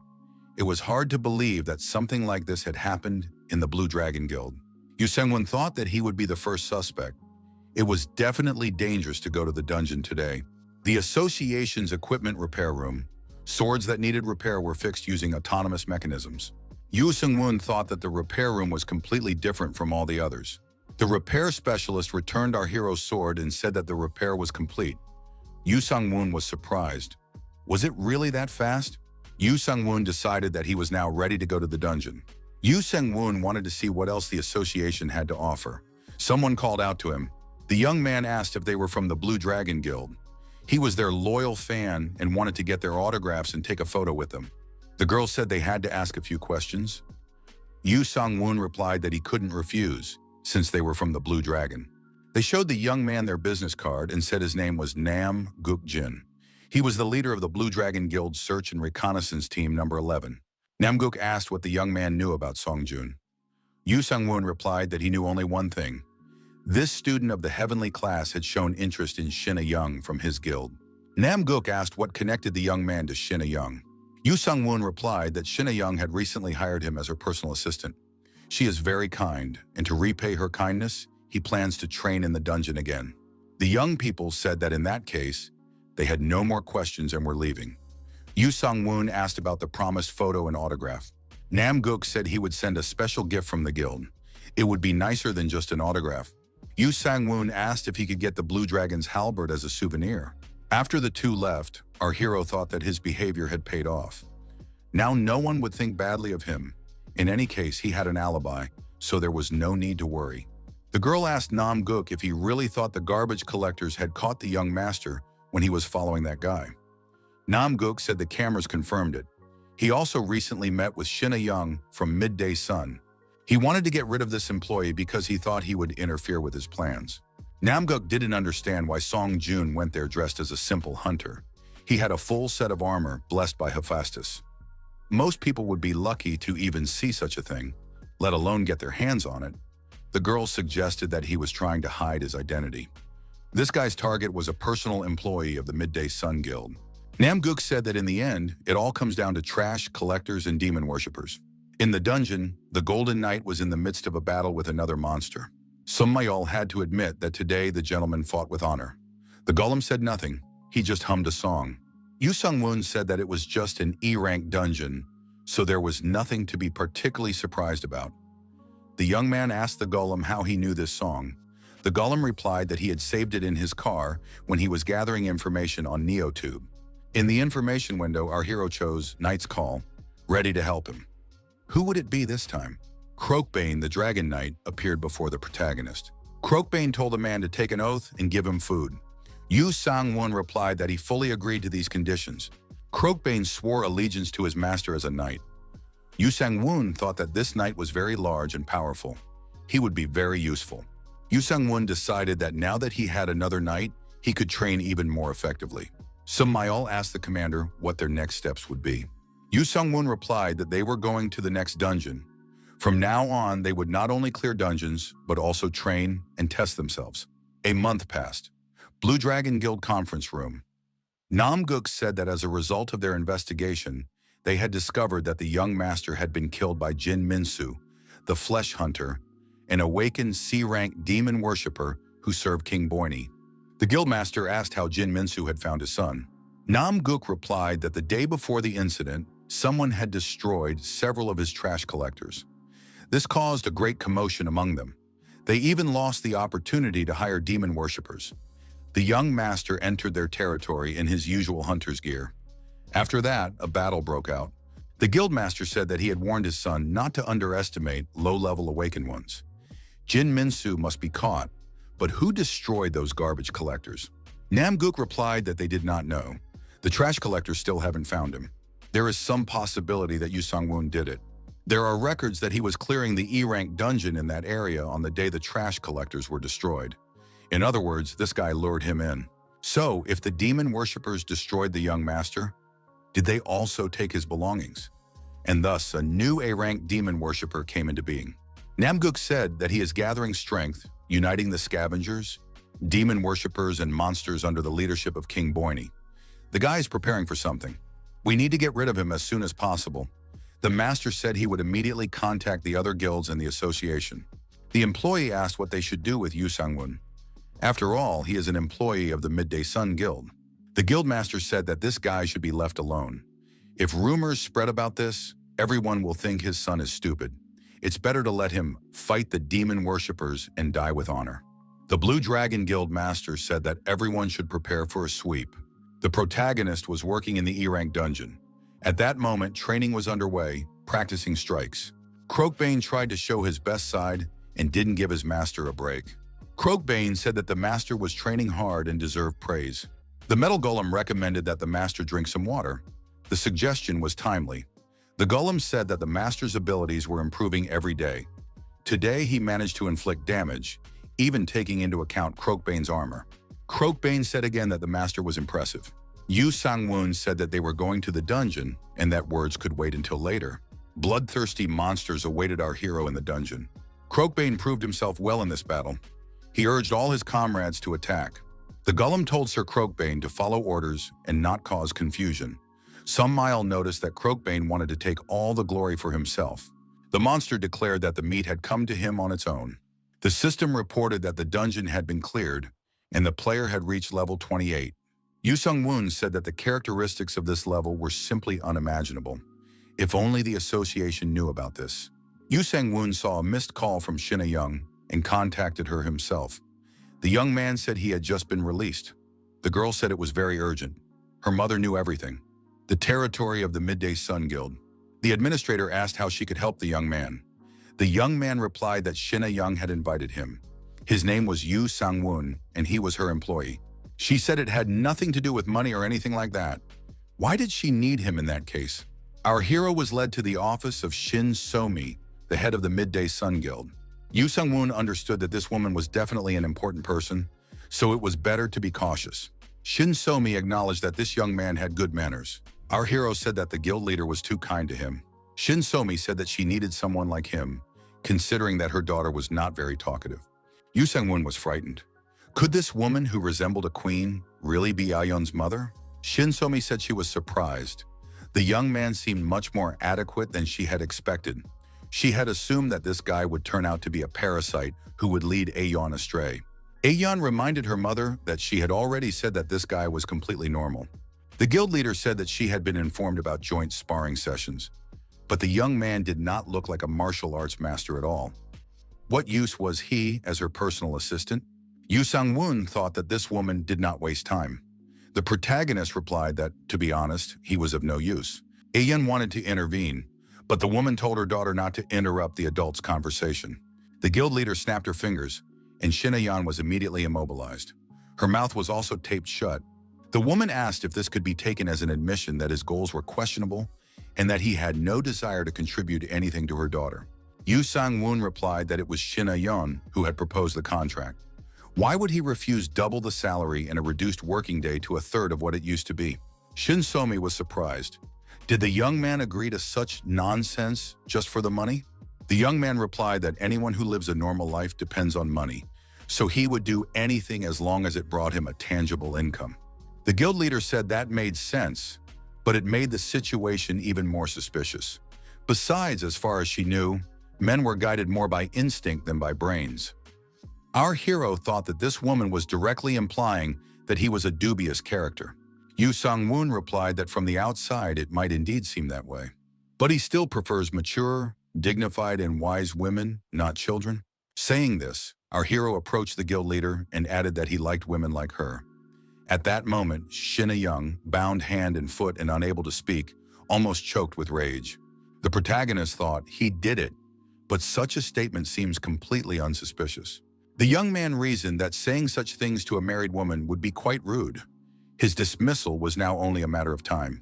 The guild leader said she could understand the young man's lack of interest in children. Yoo Sang-woon was surprised. Did it really work? Shin So-mi said that every parent worries about their child, but it was time for her to go. She had an important meeting coming up. Shin A-young freed herself from the ropes and asked, "What was that? Has Yoo Sang-woon gone mad?" That was exactly the reaction he had expected. The girl asked how he had even come up with such an idea. Our hero replied that he was going to resolve the situation with a tactical slap in the face. Shin A-yeon asked why he had to flirt with her mother. The protagonist said he wasn't flirting. On the contrary, he was trying to dispel suspicions that he was a pervert who liked girls 14 years younger than him. A-yeon said she was no longer a child and that she didn't have a father. The girl noted that she had not had a father since the day she was born. She tried to find out something, but her mother did not want to talk about it. She thought that Yoo Sang-woon knew this if he decided to take such a step. Yoo Sang-woon said he didn't know. He only now realized that they were from the same guild. A-yeon was surprised. Did he decide to act blindly, or was he a gigolo before? The young man asked what A-yeon meant by the word gigolo. After that, he said goodbye and left. A-yeon looked after him and said, "Father, that doesn't sound bad." The young man replied that she shouldn't even think about it. A-yeon declared that Yoo Sang-woon was the first man to put her in such a position. After all, her mother was a high-ranking hunter, and many men, from hunters to celebrities, had tried their luck with her. Yoo Sang-woon said he wanted to end the conversation. A-yeon waved her hand and said she and Dad would see each other later. A live video conference was taking place in the Hunters Association conference room. An employee reported that the reconnaissance team had been destroyed, but they had managed to gather information. Jin Min-soo, who was believed to be an S-rank demon worshipper, turned out to be only an A rank. In the conference room, everyone saw Minsu holding the employee by the head while participating in the video call. All the guild leaders witnessed the incident. Minsu greeted everyone and thanked them for the cannon fodder. Thanks to them, he was able to make a good impression on his constellation. He also thanked the Blue Dragon Guild for their generous donation. The employee said that, as everyone had just witnessed, Jin Minsu was a demon worshipper of the S-Rank Slaughter King. They urgently needed to organize a squad to suppress the threat. Soul Guild Master Kang Dong-hu asked if the speaker was suggesting using S-Rank hunters from other guilds to clean up after the Blue Dragon Guild. His colleague said that Kang Dong-hu was behaving inappropriately. Perhaps he should show a little more restraint and respect? Kang Dong-hu stated that he was not being disrespectful. If his city were attacked right now, the response would be immediate. The master said that the Soul Guild is within its repertoire. My bald colleague added that there is nothing unusual about this. The master of the Olympus Guild said that they needed to contact their superiors before making any decisions. As always, permission from above was required. Someone noted that the Olympus Guild was backtracking again, even though they had 12 constellations on their side. The head of the Blue Dragon Guild said that at least 3 S-Rank hunters and 10 A-Rank hunters were needed to resolve the situation with the demon worshippers. They were hoping for any help from other guilds. Would there be any volunteers? Shin So-mi, the head of the guild, said that it was obvious that no one would voluntarily want to participate in such a thing. The head of the Blue Dragon Guild again expressed his hope for help from other guilds. This situation cannot be ignored. There is no choice but to declare a state of emergency and inform the government. The Blue Dragon Guild leader added that their guild would assign 1 S-Rank hunter and 5 A-Rank hunters to the operation. They needed at least 5 more. On behalf of the government and the association, he ordered his colleagues to assign hunters to assist in the upcoming operation against the demon worshippers. Shin So-mi thought that she was the only A-Rank hunter in the Midday Sun Guild. Shin So-mi realized that it was too risky to mobilize under such circumstances. If something happened, the guild would fall apart. The head of the Blue Dragon said that everyone in this world had many problems. In any case, he hoped for the power of the Eye of Justice class. The Blue Dragon leader told his assistant not to worry. They would lose nothing. He would warn Ji-yeon in case they had to flee. They would not abandon the weak anyway. Shin So-mi would pay for allowing her daughter to flirt with his son. Even if the demon worshippers win, Power and Olympus will take action. They won't lend a hand now, but later they will have no choice. The Blue Dragon leader said that everything would be fine if all went well. But even if it didn't, they would lose nothing. The Golden Knight destroyed the monster, the boss of the White Dogs, Veloka. The dungeon has been cleared. Level 30 has been reached. As a reward, Yu Sang-woon decided to choose an additional servant this time. The system announced that a knight was being summoned for help. Yu Sang-woon thought that he already had Akalon, Som-Meol, and Krokbane. This one would be the 4th. Now his team would be complete. Gavulf, the Knight of the Abyss, took a deep breath and said that he hadn't breathed the air of the material world in a long time. Did his master summon him? Yu Sang-woon thought that this knight was a little different from the others. Could this man be? Gavulf said that he liked the master's appearance and that he was going to follow him. Yu Sang-woon was surprised. So soon? The knight asked. Did the master doubt Gavulf's skills? Yu Sang-woon replied that it wasn't that. He was curious if the knight wanted something in return. Gavulf said that just coming to the material world was enough for a contract. The abyss was very tiring. Som-Meol congratulated the master. He had finally finished forming the squad. Krokbane reminded him that he was hungry. Gavulf was surprised. How did the gentleman conclude a contract with this guy? It's amazing. He looks like a piece of iron. The goblin said that the assignment of the ally code to Sir Gavulf was complete. The protagonist thought that this knight looked strong, but the whole squad was a class of knights with swords. He would like to have a mage or a healer. The Midday Sun Guild, a branch of the academy. The sun was at its zenith, as always. Shin A-young was surprised. Yu Sang-woon was already at level 30. In that case, they should head to the D-rank dungeon. Yu Sang-woon said that in that case, he would leave the paperwork to Shin A-young. The girl noted that solo training was impossible for such a rank. She would make the documents for a fake group. Would 3 members be enough? A fake group literally meant filling out paperwork for non-existent people. Dead souls, and sending a request to the dungeon with such a group. A-yeon warned that each informant takes 5% of the profits from the dungeon. Yu Sang-woon said that wasn't bad. Aeun also warned that she would not be able to participate in the next battle. Yu Sang-woon was surprised. Why so suddenly? The girl explained that a mobilization order had been issued. They were asked to participate in the battle against the S-rank demon worshippers, and she needed to prepare. There wasn't much work to do, but the entire headquarters was in turmoil. Yu Sang-woon asked who sent the S-rank demon worshipper, Constellation of Eternal Fury. Young explained that it was the same demon worshipper who had recently appeared in the news, who had dealt with Go Seon-jun. Yu Sang-woon was surprised. Wasn't he an A-rank? Ayan suggested that he became an S-rank after destroying the A-rank Sun-jun. Yu Sang-woon thought that was very unexpected. The girl added that they had decided to gather 5 awakened A-ranks before they became stronger. Her mother was also affected by this. Yu Sang-woon said that in that case, he would focus on leveling up in the dungeon. Aeun asked him to stay for a moment. The young man thought that the girl would ask him for a favor. Subjugating demon worshippers was a dangerous business. Shin Aeun changed her mind and said it didn't matter. The protagonist tossed and turned in bed and couldn't sleep. He didn't understand why he was thinking about the battle at all. Wouldn't 10 A-rank hunters and 1 S-rank be able to handle it? Yu Sang-woon thought that even though he was S-rank, he had no experience in battle and knew nothing about the enemies. Our hero decided not to think about it anymore. They would figure it out themselves. But what if Shin Young and her mother were involved in this because of him? Yu Sang-woon took his smartphone and asked Young in a chat if there was a place for a full-time employee. The answer came immediately and was positive. The young man thought that the answer came quickly, as if the girl had been waiting for him. Yu Sang-woon realized that he would have to reveal himself if he planned to join the team. It would be better to go as a temporary employee. Keson City Central Hotel. The leader gathered his minions and sympathizers around him. Jin Min-soo said he enjoyed the meal, but dealing with the consequences would be problematic. When would these punitive forces be called in? The henchman said it would be in 4 days. Min-soo was surprised. Why so soon? Jin Min-soo thought, if it were a normal guild, someone would just lie low somewhere for a while. But this is the Blue Dragon Guild. They pursue their enemy until they destroy them. Jin Min-soo wondered, even if someone disappears, can these people just leave an S-rank demon worshipper alone?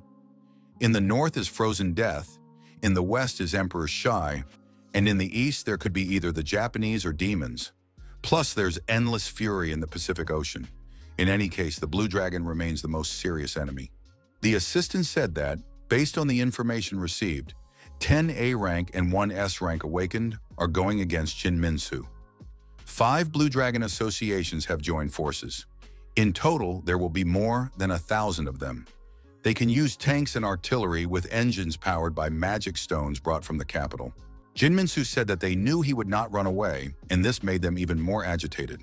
The henchman said that war is 1,000 times better than fighting demon worshippers or monsters from other constellations. Jin Min-soo would not have called them to such a place if the chances of victory were 0.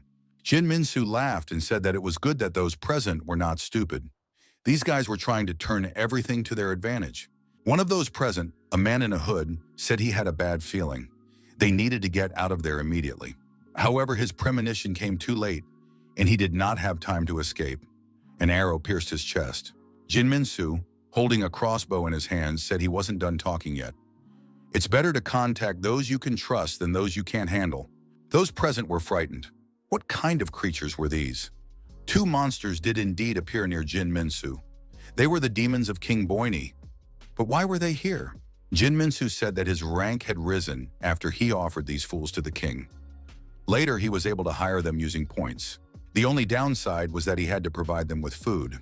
It was just about time for these guys to eat. The monsters took these words as an attack and pounced on those present. Some managed to escape and cursed Jin Min-soo for setting up the trap. However, in the end, no one survived. The monsters tore everyone apart. Jin Min-soo said it was the first time he had ever seen anything like it. The villain declared that he could earn points from absorption without even lifting a finger. Thus, he was not far from reaching SS rank. 4 days passed, northern border of the capital. The protagonist knew that the guild was stronger than the army, but he didn't expect it to be that strong. The soldier asked what the reserve was doing. The young man should not be idle but working. Yu Sang-woon apologized. It was his first time here, and everything was new to him. The soldier said that the guildmaster was calling the reserve to him. He had some problems with the contract. Yu Sang-woon thought that Shin Ayan had written the contract, so there shouldn't be any problems. She was an expert in paperwork and law. Yu Sang-woon entered the leadership tent and inquired what problems there could be with the documents. Guild leader Shin So-mi said it was just an excuse. Didn't the young man understand that right away? Yu Sang-woon asked why the guild master had called in the reserve in that case. He didn't want to attract attention. Shin So-mi asked why the young man had joined the squad. Her daughter told her not to worry, but she didn't understand Yu Sang-woon's true intentions. Shin So-mi said that Aeun couldn't share this with her because of the contract. Yu Sang-woon said that it was nothing serious. He is awakened, so he is simply making excuses not to register as an official hunter. He can earn money here, so he decided to join. He also needs to eat, and he wants to start a family in the future, so he is definitely here for the money. Yu Sang-woon thought it was convincing, but would it work this time? The guild leader said that in that case he would ask him another question. Why doesn't he want to be a hunter? He is at least a D-rank hunter if Aeon signed a contract with him. Is the young man sure he deserves to be treated like a regular hunter? Yu Sang-woon suggested looking at it from another angle. He was 32 years old, had been working at the academy for 9 years and lived a quiet life. Was it worth taking a risk now that he had awakened? He knows he will be treated well, but the work of a hunter is still dangerous and risky. However, he is now more concerned about safety than money. The young man expressed his hope that the guildmaster would understand him. Shin So-mi said she understood everything. Yu Sang-woon thanked her and said that in that case he would return to work. The soldier asked if the reserve was scared. The protagonist replied that he was not scared. The soldier did not believe him because the reserve was trembling with fear. The soldier said that if the young man was scared, someone could just hold on to him. Yu Sang-woon thanked him for his concern. The soldier said that he had already destroyed more than 100 monsters. Yu Sang-woon thought that these soldiers would not tell anyone if he disappeared later. Since all the guild members were present, Shin So-mi suggested starting a strategic video conference. Ko Chung-young, an S-rank hunter and fighter class member of the Blue Dragon Guild, is in charge of the battle. The goal of the battle is to pursue and capture Jin Min-soo, an S-rank demon worshipper. Ko Cheon-young said that the S-rank long-range hunter uses hidden attacks and traps. From this, it is clear that he has set up an ambush in the forest on the way to Kaesong. Ko Chung-young told all participants in the video conference to be prepared for any tricks. It is especially important to be cautious at night. The enemy often uses ambushes at this time of day. The knight asked if he could escape. Ko Cheon-young acknowledged that Jin Min-soo might try to escape, but he would not leave King Borne's territory. Otherwise, the demon worshippers and scavengers from other territories would not sit quietly. It was better for him to face this team than them. The knight asked why they couldn't just drop a bomb on the city where he was. The conference participant replied that if that worked, they wouldn't have to engage in open combat.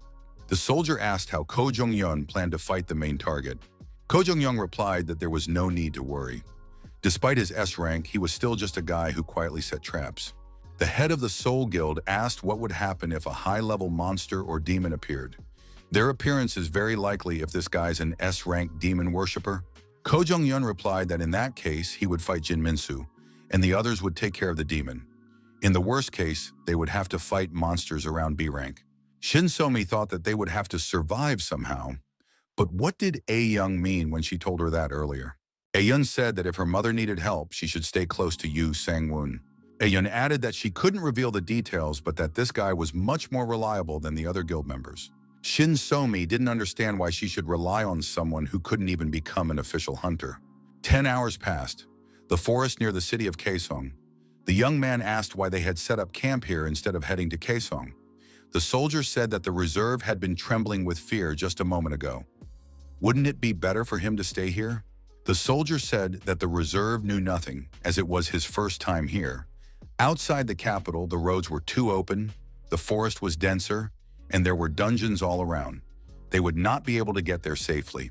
It's not visible from here, but they are most likely clearing the way with heavy equipment equipped with magic stones.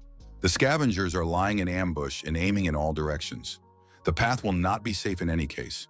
They must move carefully, even if it means reaching their goal later.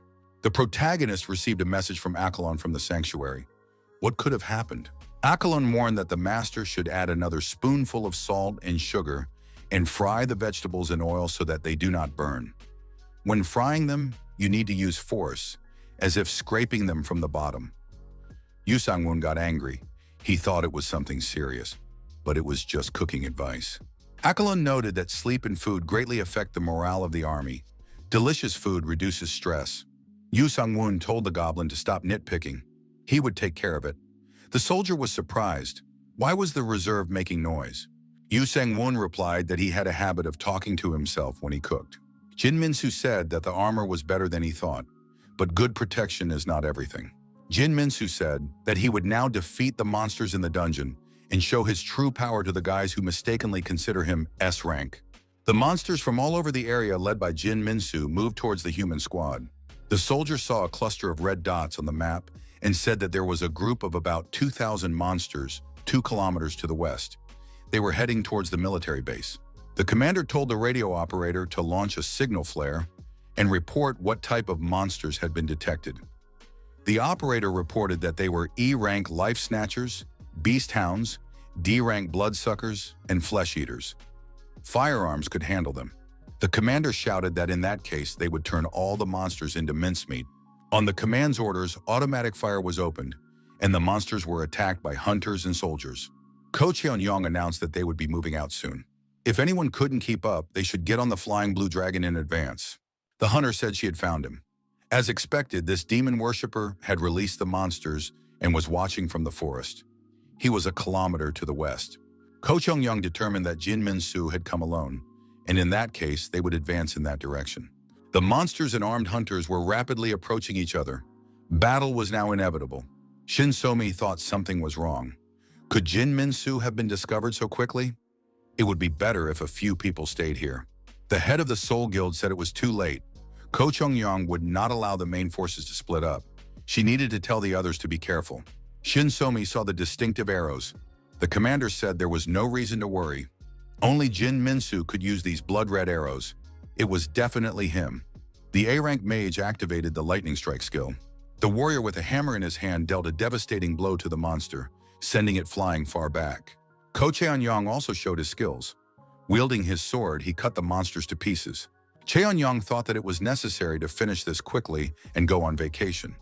What would these monsters do when they saw that their opponents were full of strength? The hunters noticed that Jin Min-soo had turned around and was running away. Jin Min-soo decided that he would not allow the Blue Dragon Guild's flying machine to land. The mage shouted that the vision trap had been activated. Caution was necessary. Traps were set everywhere. Ko Cheon-yong used his sprinting abilities and caught up with the fugitive. The hunter shouted that Jin Min-soo was practically in his hands. However, at that very moment, the villain disappeared, and Ko Cheon-yong was left with nothing. It was obvious that the villain had used his magical skills. Ko Cheon-yong received information that an A-rank monster, the Dragon King Butcher, had appeared in the middle of the camp. Jin Min-soo, peeking out from behind cover, said that the hunters were so stupid that everything was becoming much easier. The villain activated the skill Bloody Puppet. Min-soo thought that high-level skills were simply amazing. The puppet looked exactly like him. The monster Dragon King declared that it was time to eat. Jin Min-soo came here and opened a portal while the hunters were chasing his clone. The hunters did not understand where this monster came from, and it was necessary to report this to Ko Cheon-yong. Jin Min-soo said that everything was going according to plan. He was getting bodies for King Boini, money, and a level up. He was not far from becoming an apostle. The military, under the command of their officers, fired automatic weapons at the huge monster. However, these shots did not cause the monster any discomfort. The military decided not to retreat and to wait for the guildmaster to arrive. He would definitely help them. The soldier told the employees to close the trailer from the inside and not to go out, as it could be extremely dangerous outside. The soldier noticed that the monster could easily destroy the trailer. Would they be left here to die? At that moment, the protagonist faced a dilemma. Should he call the knights? Our hero came to the conclusion that it might be too risky. Krokbane and Gavalf were knights of the abyss, and they could easily be mistaken for monsters or enemies. Samul and Akalon had already been spotted earlier, so caution was necessary. Yu Sang-woon thought that first of all, he needed to save Ion's mother, but she was nowhere to be seen. What to do? The protagonist opened the trailer from the inside. The soldier was surprised. Where was the reserve going? It was dangerous to go out. Yu Sang-woon saw a bloodthirsty monster in front of him, carefully chewing on a hunter. The young man wondered if he should run away.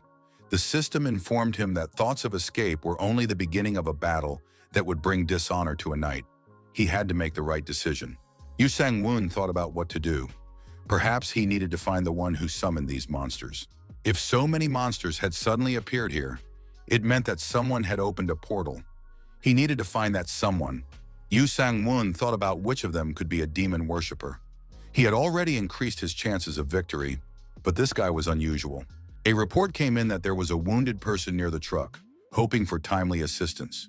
The protagonist thought that amid the chaos, the villain would surely collect the bodies of the awakened and offer them to King Boini's constellation. Yu Sang-woon realized that the demon worshiper would definitely come for the wounded. Jin Minsu was indeed looking for the wounded and finishing them off with his crossbow. The protagonist found the wounded man and offered him a restorative potion. Jin Minsu saw our hero treating the B-rank hunter with the potion and regretted being late. Other hunters joined Ko Chung-yeon. Jin Minsu couldn't believe they were already back. Ko Chung-yeon ordered a check to see how many people were left. Jin Minsu regretted missing out on such a hunter, but safety was more important now. The villain saw the wounded hunter walking alone and decided that he was a good catch. However, the protagonist approached the wounded man and told the soldier to drink a restorative potion. Jin Minsu thought that this medical personnel had already intervened twice. The villain aimed his crossbow at the protagonist and pulled the trigger. The arrow flew into our hero's back.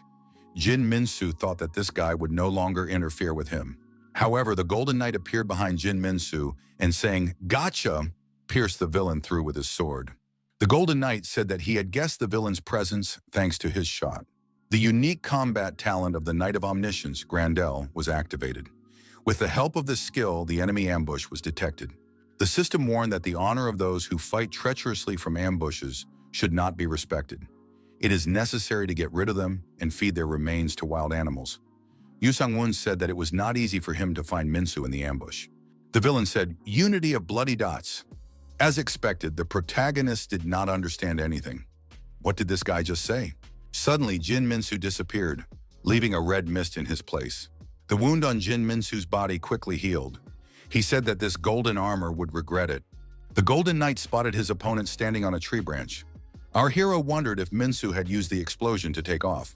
Minsu said that he had spent all the points he had saved up for 20 years on this technique. Does this kid even understand how hard it was to collect them?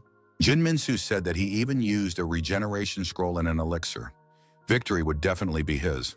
Minsu said he would destroy this golden armor. Our hero thought that his opponent was scared since he was talking so much. He needed to deal with him quickly. Minsu didn't understand who this guy was. He was different from the others and wasn't afraid at all. Yu Sang-woon swung his sword and struck his opponent. Minsu managed to dodge and jump back. The distance between the opponents increased. Minsu said that 10 meters was a completely different matter. Yu Sang-woon struck again with his sword, but the S-rank demon worshipper managed to jump even further back. Minsu decided that the golden armor had given up. The villain said that he had survived this way for 20 years, and the golden armor would not catch up with him. Jin Minsu said that he would now offer the bodies in his inventory to King Boini and get rid of this man as soon as he gained an additional level. Yu Sang-woon thought that he too was prepared for a long-range battle. A long-range sword glinted in the Golden Knight's hands. 3 days before the expedition, the protagonist was given a skill point for eliminating the trash collectors who were wreaking havoc in the city. Yu Sang-woon said that the heavens should accept his sword, which had achieved supremacy. This blow should prove that he was a star standing on Earth. The Supreme Imperial Sword Technique, Earth Star Flash, was activated. Minsu was hit by the attack and, exposed to electricity, screamed loudly in pain. The wounded Jin Minsu stood right in front of the Golden Knight. The villain did not understand where this guy came from. Jin Minsu tried to activate the recovery skill to heal his arm. The Golden Knight raised his sword and said that this opponent was indeed a strong demon worshiper. Minsu begged for mercy. Yu Sang-woon thought that after this guy's death, the summoned A-rank monsters would disappear, and soon everyone would notice. They had to leave quickly. All that was left was to collect the reward. Ko Chung-yeon did not understand what was happening. They had already been deceived by the demon worshiper, and now a strange explosion had appeared from somewhere. The explosion was powerful. Judging by the sound, the hunter was closer to S rank. One of the hunters shouted that he had found a destroyed body and the remains of equipment. Ko Chung-yong realized that they were too late. They needed to search the entire area carefully. Among the belongings of the dead demon worshipper were the young master's disguise and armor. These were real clues. More than a third of the group had been destroyed after clashing with monsters at the main camp. The same number had been wounded. The compensation they would have received for fighting the demon worshipper had just been taken away. Ko Cheon-yong was beside himself with rage. Who could have done this? Shin So-mi asked our hero. So he was still alive? The young man replied that it was all thanks to the advantageous position where he could hide and not fight. The protagonist asked if they could talk in private. The guild leader said that the loss of awakened employees and staff was quite painful. The labor resources of the main classes are not so easy to replace. Yu Sang-woon suggested that the constellations provided by the Midday Sun Guild were not good at selecting talented people. Shin So-mi said that there was a limit to how long one could wait for the constellations to choose. Also, many run away or hide, like some of those present. Yu Sang-woon did not know that everything was so complicated because the fate of the survivors was important now. The young man laid out the fragments in front of the guild leader.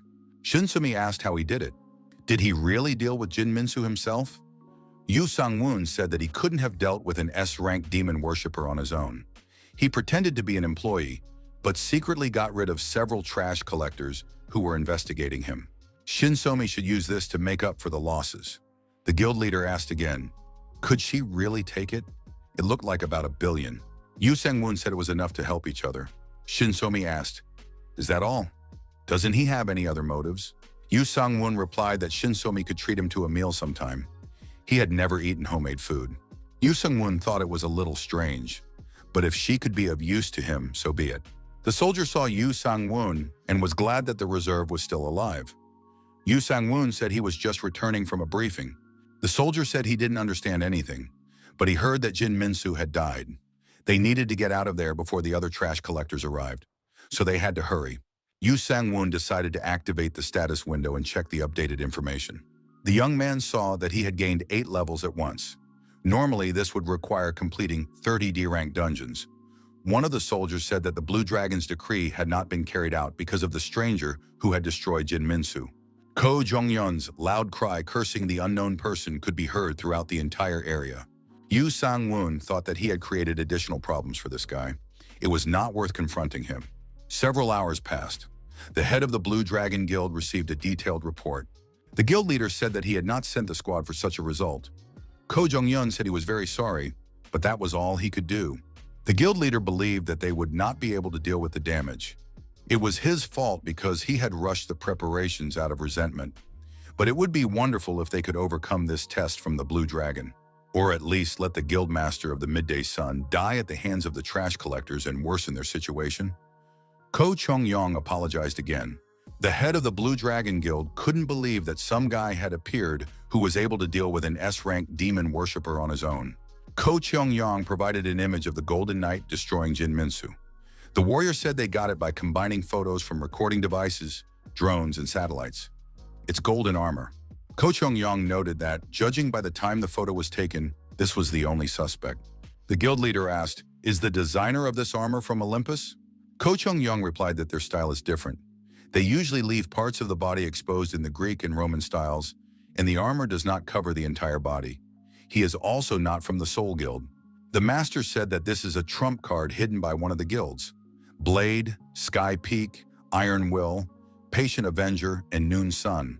There are only 5 guilds. Only Blade and Iron Will can have a night class hunter. We need to find him. The head of the Blue Dragon Guild said that they cannot allow the 11th S-rank hunter to hide like this. We need to find out who he is and keep him in check. The master added that the aftermath of the battle with Jin Minsu is now a priority. On the other hand, it is worth taking care of the golden armor. Yu Sang-woon woke up in the middle of the night and wondered why these guys were here. The goblin wondered why the master fought alone when he had a squad of knights ready. Some Mayal asked why the master didn't call them during the battle. Did he not trust them? Croakbane was also dissatisfied. He wanted to fight too. Yu Sang-woon thought that his assistants did not understand why he had not called them. Yu Sang-woon said that this guy had followed him, so it was a test. He attacked him from ambush and he had to repay the debt himself. He couldn't trample him with superior numbers. Yu Seung-woon thought that his assistants didn't like this answer. It seemed that he had managed to explain everything from the point of view of chivalry. The goblin said that this answer was acceptable. Gewolf noted that in that case, there was nothing to be done, but next time he shouldn't go out alone. Samael said that the master was a magnificent knight. Even on the battlefield, he awaited his sworn rival. Yu Seung-woon realized that his assistants were satisfied. The young man felt relieved. Yesterday, our hero was so busy that he couldn't check everything properly. Now he could do that. The young man's eyes fell on a notebook. What were these notes? Samael asked the commander what had happened. After studying the information in the notebook, our hero thought that there was no place with which he was not connected. It turns out that garbage collectors are not enemies of humanity, but business partners. In the Academy government, the territory of the King of Slaughter is this earth after the end of the world. But in reality, it is a chaotic picture of human society. The notes also mention Pastor Lee, who was tasked with obtaining 100 slaves for the Human Research Institute. Who is this Pastor Lee? This world has gone completely mad. The goblin reported to his master that the pizza was ready. It would be very tasty, as it was baked with pineapple and bacon bits on top. The goblin added that he made it for the master and offered him a taste. While eating the pizza, our hero thought that Pastor Lee and the Human Research Institute gave him a bad feeling. At the academy, Sang A-young honed her martial arts skills, showing excellent results. Shin A-young asked her opponent who he was and why he fought with a new fighting technique every time. Before that, it was Taekwondo, and before that, it was Muay Thai. The young man was surprised. Was there something wrong with that? Shin A-young said that it looked very strange. After all, even one art is difficult to learn. Why something completely new every time? Yu Seung-woon understood that it was all because of his fighting talent as the Knight of Omniscience, Grandel. After 3 days of studying Taekwondo, he excelled at a 540-degree spin kick. And after only 2 days of learning Judo, he won the national championship. No matter what martial art he studied, the protagonist quickly absorbed everything and got used to it. Yu Seung-woon asked if the girls didn't like it, they could leave. Shin A-young replied that wasn't the case at all. Yu Seung-woon needed to be more serious. She wanted him to attack with full force. Yu Seung-woon said he was ready to do so as soon as she broke through his defense. At that moment, the shadows of his assistants appeared behind the hero. The girl was frightened and turned her head. What was that? After that, the shadows disappeared. Shin A-young decided she had gone too far and suggested taking a break. Yu Seung-woon decided he needed to drink some water too. Shin A-young couldn't recover and didn't understand what it was. She knew that this guy was an unusual, awakened one, but this was too much. Yu Seung-woon asked A-yeon why he had to walk with her. Didn't she have any friends? The girl asked what kind of friends a student of the heavenly class could have. Was Yu Seung-woon really an employee of the academy? The class had long since turned into a battlefield for guilds. Yu Seung-woon asked where they were going. Shin A-yeon asked what he usually did to relax. As an employee, he had to hang out every weekend. The young man replied that he spent most of his time in the dormitory. If he went out, it was for corporate dinners. A-yeon said that sounded pretty boring. Didn't Yu Seung-woon think about doing something else when he was a teenager? The young man replied that his parents had died, so he stayed in a shelter until high school. When he came of age, he was kicked out. After the army, he applied for an academic position and was accepted. A-young said that wouldn't work. The girl thought that everything changes after reaching adulthood. Something seemed strange to our hero. The young man noticed someone following them. It was a student from the academy. She had been following them for some time. Yu Seung-woon thought, could the Blue Dragon have sent her? He might be under suspicion because of his participation in the recent expedition. Shin A-young approached the shop window and saw a new product from Beowulf. A-cheon said wave motion attack, continuous shooting, and voice-activated storage, and also increased strength and endurance. The girl really wanted it. A-yeon asked what Yu Seung-woon wears when he goes to the dungeon.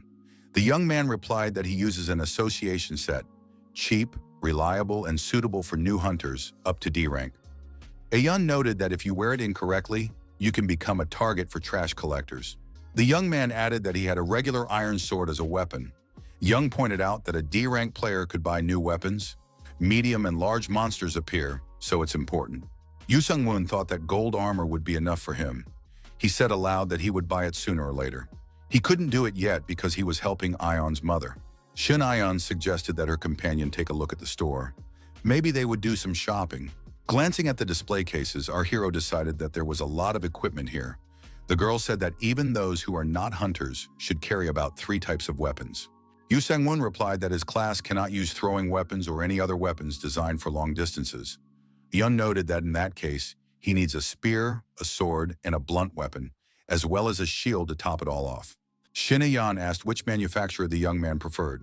She recommended Hephaestus Workshop. Yu Sang-won said that until recently, the girl preferred items from Beowulf. Ayan said that it was a new product, so she wanted to take a look. It was on the 8th floor. Hephaestus is the name of the god of fire and blacksmiths in Greek mythology. Hephaestus is one of the largest weapons manufacturers, run by apostles and masters. It is one of the 12 constellations of the Olympus Guild. An employee welcomed the young people to the Hephaestus store and said that they only sell luxury goods. Only one product can be purchased. Ayon told her companion that the artisans of the constellations make weapons with individual characteristics. Any product purchased here will be unique and one of a kind. Yu Sang-won thought that his own weapon was just a dream for an awakened person. Excellent marketing. Ayun listed all the types of weapons a young man should take. The shield would be the 7th. Yu Sang-won said that in that case he would have money problems. The store employee said that everything except the heroic and legendary ranks was cheaper than young people thought. Moreover, there were weapons that could not be purchased even with money. Heroic and legendary weapons are made in Hephaestus Workshop, recognized by the constellation, and choose their own owner. If the player is not suitable, they will not be able to use it, even if they pay for it. Yu Sang-won was surprised. Is this profitable? It must be difficult to find the right person for the weapon. On the other hand, will they force him to buy the weapon if it chooses its owner itself? The store clerk asked, Miss Aeon, do you want to try choosing a heroic weapon again? The girl confirmed that she would try. Her companion also decided to participate. I wonder if any of the weapons will choose him. Yu Sang-won was surprised. What was the girl getting him into? If he received a legendary weapon, all the top guilds would immediately find out about him. The young man said he refused. Aeon was surprised. Why? A good weapon is an awakened person's dream. Yu Sang-won replied that he preferred to improve his skills rather than rely on weapons. Aeon said that they were just having fun. What if the young man chose a legendary weapon? The salesman noted that the young man had the mindset of a true warrior. Yu Sang-won decided that these two were definitely making fun of him. When did Aeon become an employee of the Olympus Guild? Some of the weapons did catch our hero's interest. The salesman said that it was not for sale and should not be touched. It was a legendary titanium stake. Hephaestus created it to fight the Titans. Even S-rank strength was barely enough to hold it. At least SS-rank strength was required to use it. Yu Sang-won was surprised. Why was such an item left here? The young man knew that he had SS rank, so if he took out this stake, it could end badly. The store clerk said that there were many things here that might suit the young man. He needed to look around carefully. A man watched the store visitors from behind the half-open door. The titanium stake said that he had met someone who could become his master for the first time. It was a pity that he was simply chased away. The man stopped our hero and said he wanted to distract him for a few seconds. He had a good offer that would be hard to refuse. The man suggested entering the VIP room, where complete secrecy was guaranteed. It wouldn't be a bad offer. He suggested that the protagonist not ignore the assessment of the master under the protection of Hephaestus. This weapon recognized the young man and knew everything about his abilities. The employee told the young man to lift the stake very carefully. If he falls, it will pierce a hole through to the first floor. Yu Sang-won thought that his abilities had been calculated because this weapon was of legendary rank. Could he really lift it? It was definitely worth a try. Yu Sang-won took the weapon and lifted it above his head with one hand. The store employee was extremely surprised. The man said that the stake now belonged to the young man. It was made of God's steel, so it was quite heavy and magically resistant. It had been used against Titans. Yu Sang-won assumed that the price for a legendary weapon would be extremely high. The employee said he would simply give the item to the young man. They could keep it a secret. No one would notice if he simply replaced it with something similar. Yu Sang-won was surprised. Wasn't this stake worth several billion? Yu Sang-won thanked him for the opportunity to use the weapon and asked him to keep it a secret. The employee agreed, because every hero has their own story. He swore by the name of Hephaestus. The young people entered a public dining establishment. Aeon tried the food and was surprised. What kind of place is this? Why is everything so delicious here? Yu Sang-woon told the girl not to make noise and to eat quietly. Aeon agreed and ordered another plate of assorted sushi. Yu Sang-woon was surprised. Was she really going to eat more? It looked as if she hadn't eaten for a whole week. After studying the minimap, the protagonist came to the conclusion that 4 more stalkers had appeared. Who were they, and why were they following him?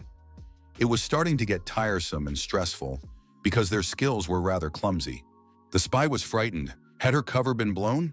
The girl who was following the protagonist thought that now she would be able to use her detection magic. However, the target had strong protection or was using protective artifact skills.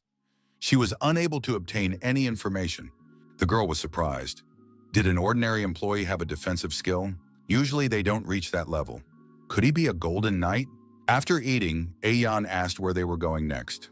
Yu Sung-woon suggested going to the academy. Yu Sung-woon said that they needed to raise their level. What else could they be planning? Aeon was surprised because the young man was not working as a hunter. Why did he need to raise his level? The spy decided to follow him. She needed more evidence. Yu Sung-woon thought that these flies never ceased to annoy him. There were only getting more and more. Now there were about 10 of them. The protagonist didn't understand where he had made a mistake this time because he thought he was acting cautiously. Passers-by were discussing the fact that the Golden Knight had not yet been caught. Yu Sang-woon took his smartphone and studied the information on the internet. It turned out that there had been a corresponding article all along. Yu Sang-woon thought he should show them that he was not the Golden Knight. Our hero assumed that his pursuers would not make any sudden moves, as they were still trying to understand the situation. In that case, there was only one way forward. With a decisive step, the protagonist went to the headquarters of the Midday Sun Guild. From the doorway, he greeted the guild leader, Shin So-mi. The guild leader asked what had brought this man here at such a time. Yu Sang-woon put his finger to his lips and told her to be quiet. They could be overheard. Shin So-mi said there was no need to worry. The guild not only had good security, but also spells to counter and block magic. Yu Sang-woon felt relieved. Shin So-mi asked again why he was here. Their new awakened S-rank, Mr. Golden Knight. The guild leader added that she should have realized this when he handed over a huge amount of magic stones. She simply believed his words like a little child. Yu Sung-woon said that in that case, the guild leader understood that he needed her help. Shin So-mi said that she didn't want to lose the golden goose, so she would help him. Yu Sang-woon noted that they had also begun to suspect him. The fact that an employee had joined the team so abruptly was already suspicious. They couldn't read his skills, which aroused even more suspicion.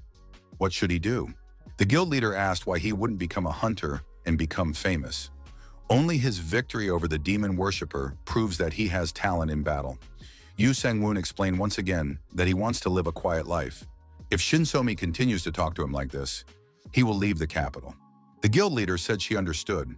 Apparently, the armor was connected to him and its protective mechanism was still activated.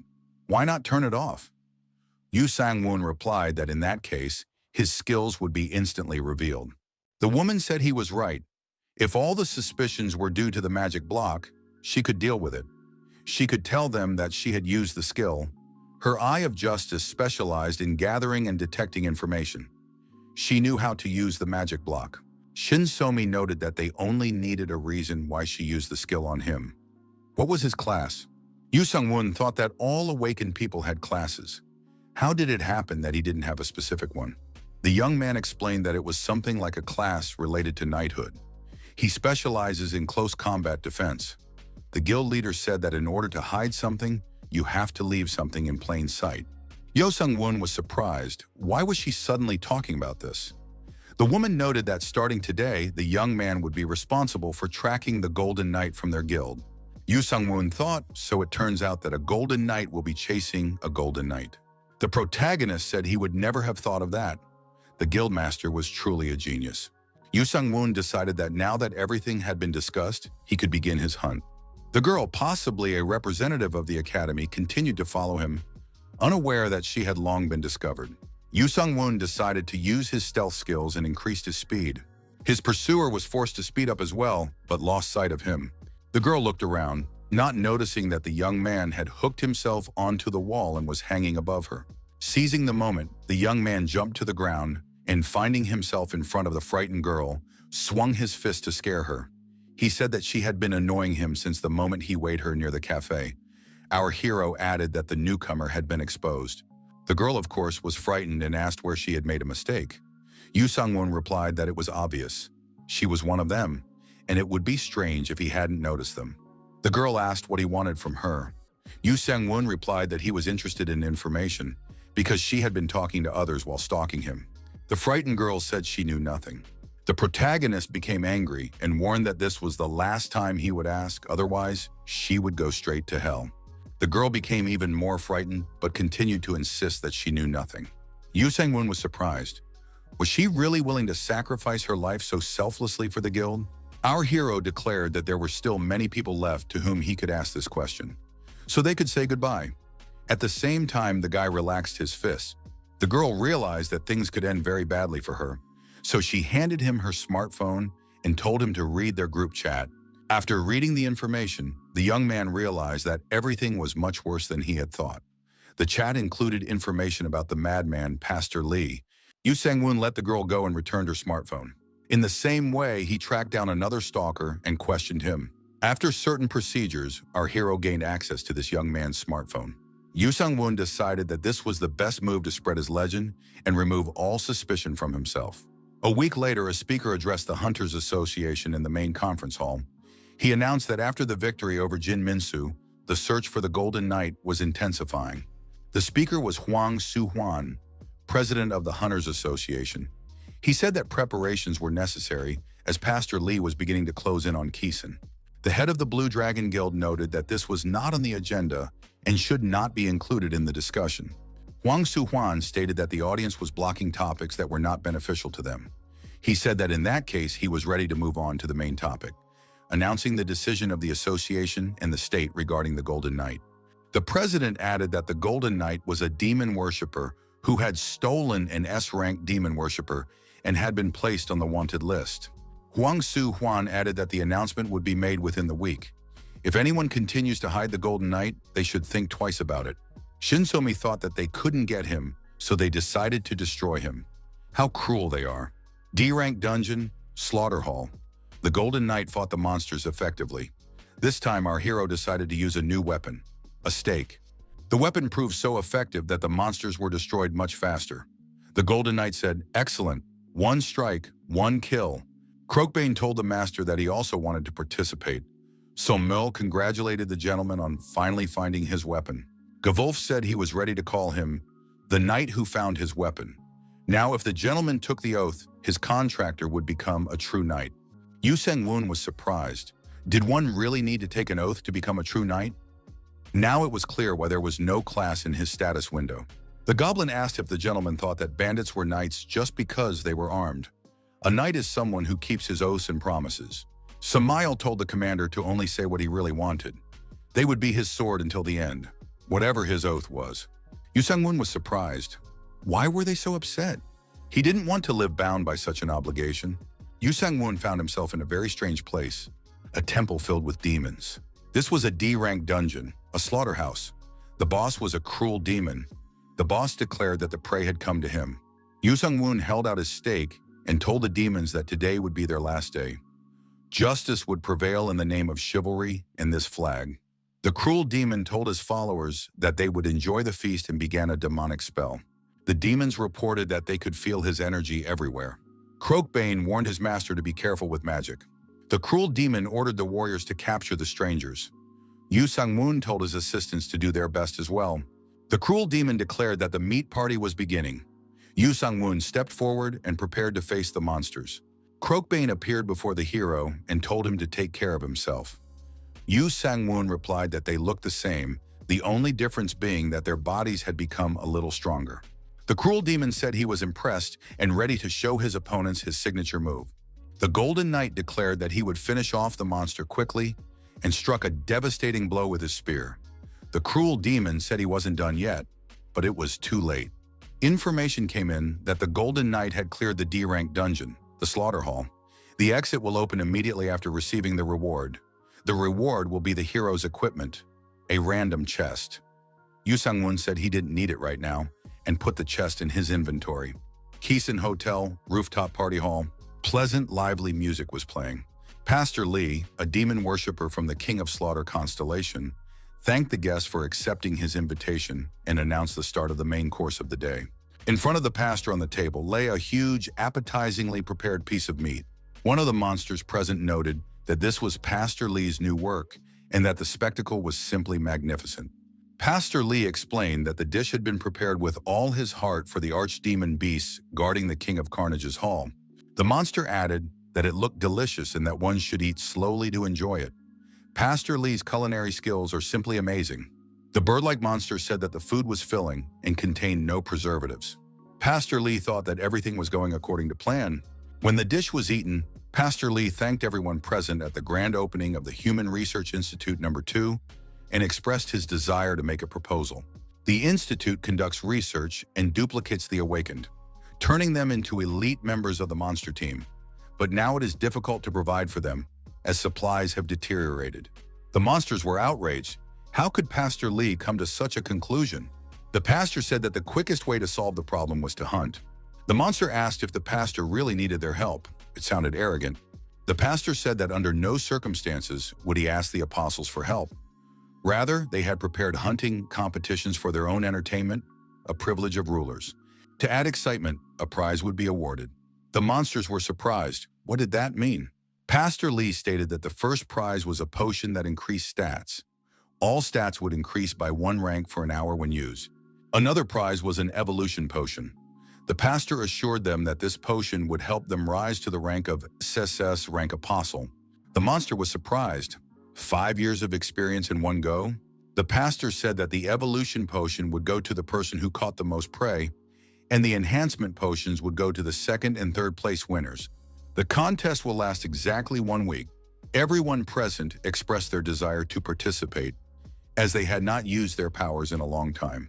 After the guests left, the pastor ordered his assistants to tidy up the room. He also instructed them to prepare everyone to receive the awakened ones, who would be hunted by archdemon monsters. At the headquarters of the Midday Sun Guild, the protagonist was indignant. Were they really going to brand him a demon worshiper? Shinsomi confirmed this. The association and the guild wanted the S-rank awakened one on their side. Yu Sang-woon couldn't believe it. How could the guild leader treat him like this after he saved her from an S-rank demon worshiper? Shinsomi replied that there was nothing surprising about it. The guild leader noted that in the future, it would be better for the young man not to wear golden armor if he was not in danger. Yu Sang-woon turned around and said that in that case, he was leaving. He understood that the guild and the association were serious, but he didn't expect things to be so bad. Yu Sang-woon thought that in a week he might be declared a demon worshiper, and he needed to come up with a plan to counteract this. Shin A-yeon said that while she was sweeping away monsters, she needed to be warned about enemies attacking from afar. The hunter noted that they should listen to the heavenly class, and his colleagues supported this idea. A-yeon said that they needed to double-check the items they had brought with them, and that her guild members would protect them. The hunter said he felt more confident just looking at this girl. His colleague admitted that he was nervous, as this was his first experience in the dungeons. A little earlier, the dean of the academy, Baek Gayon, announced that the main virtue of the academy this year was harmony. The vacation assignment had changed.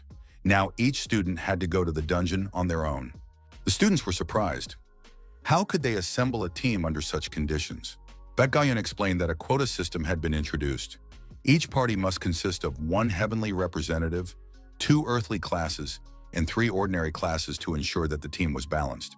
Yu Sang-woon thought it was tedious. Shin A-young had a heavenly class, which meant she would be the leader.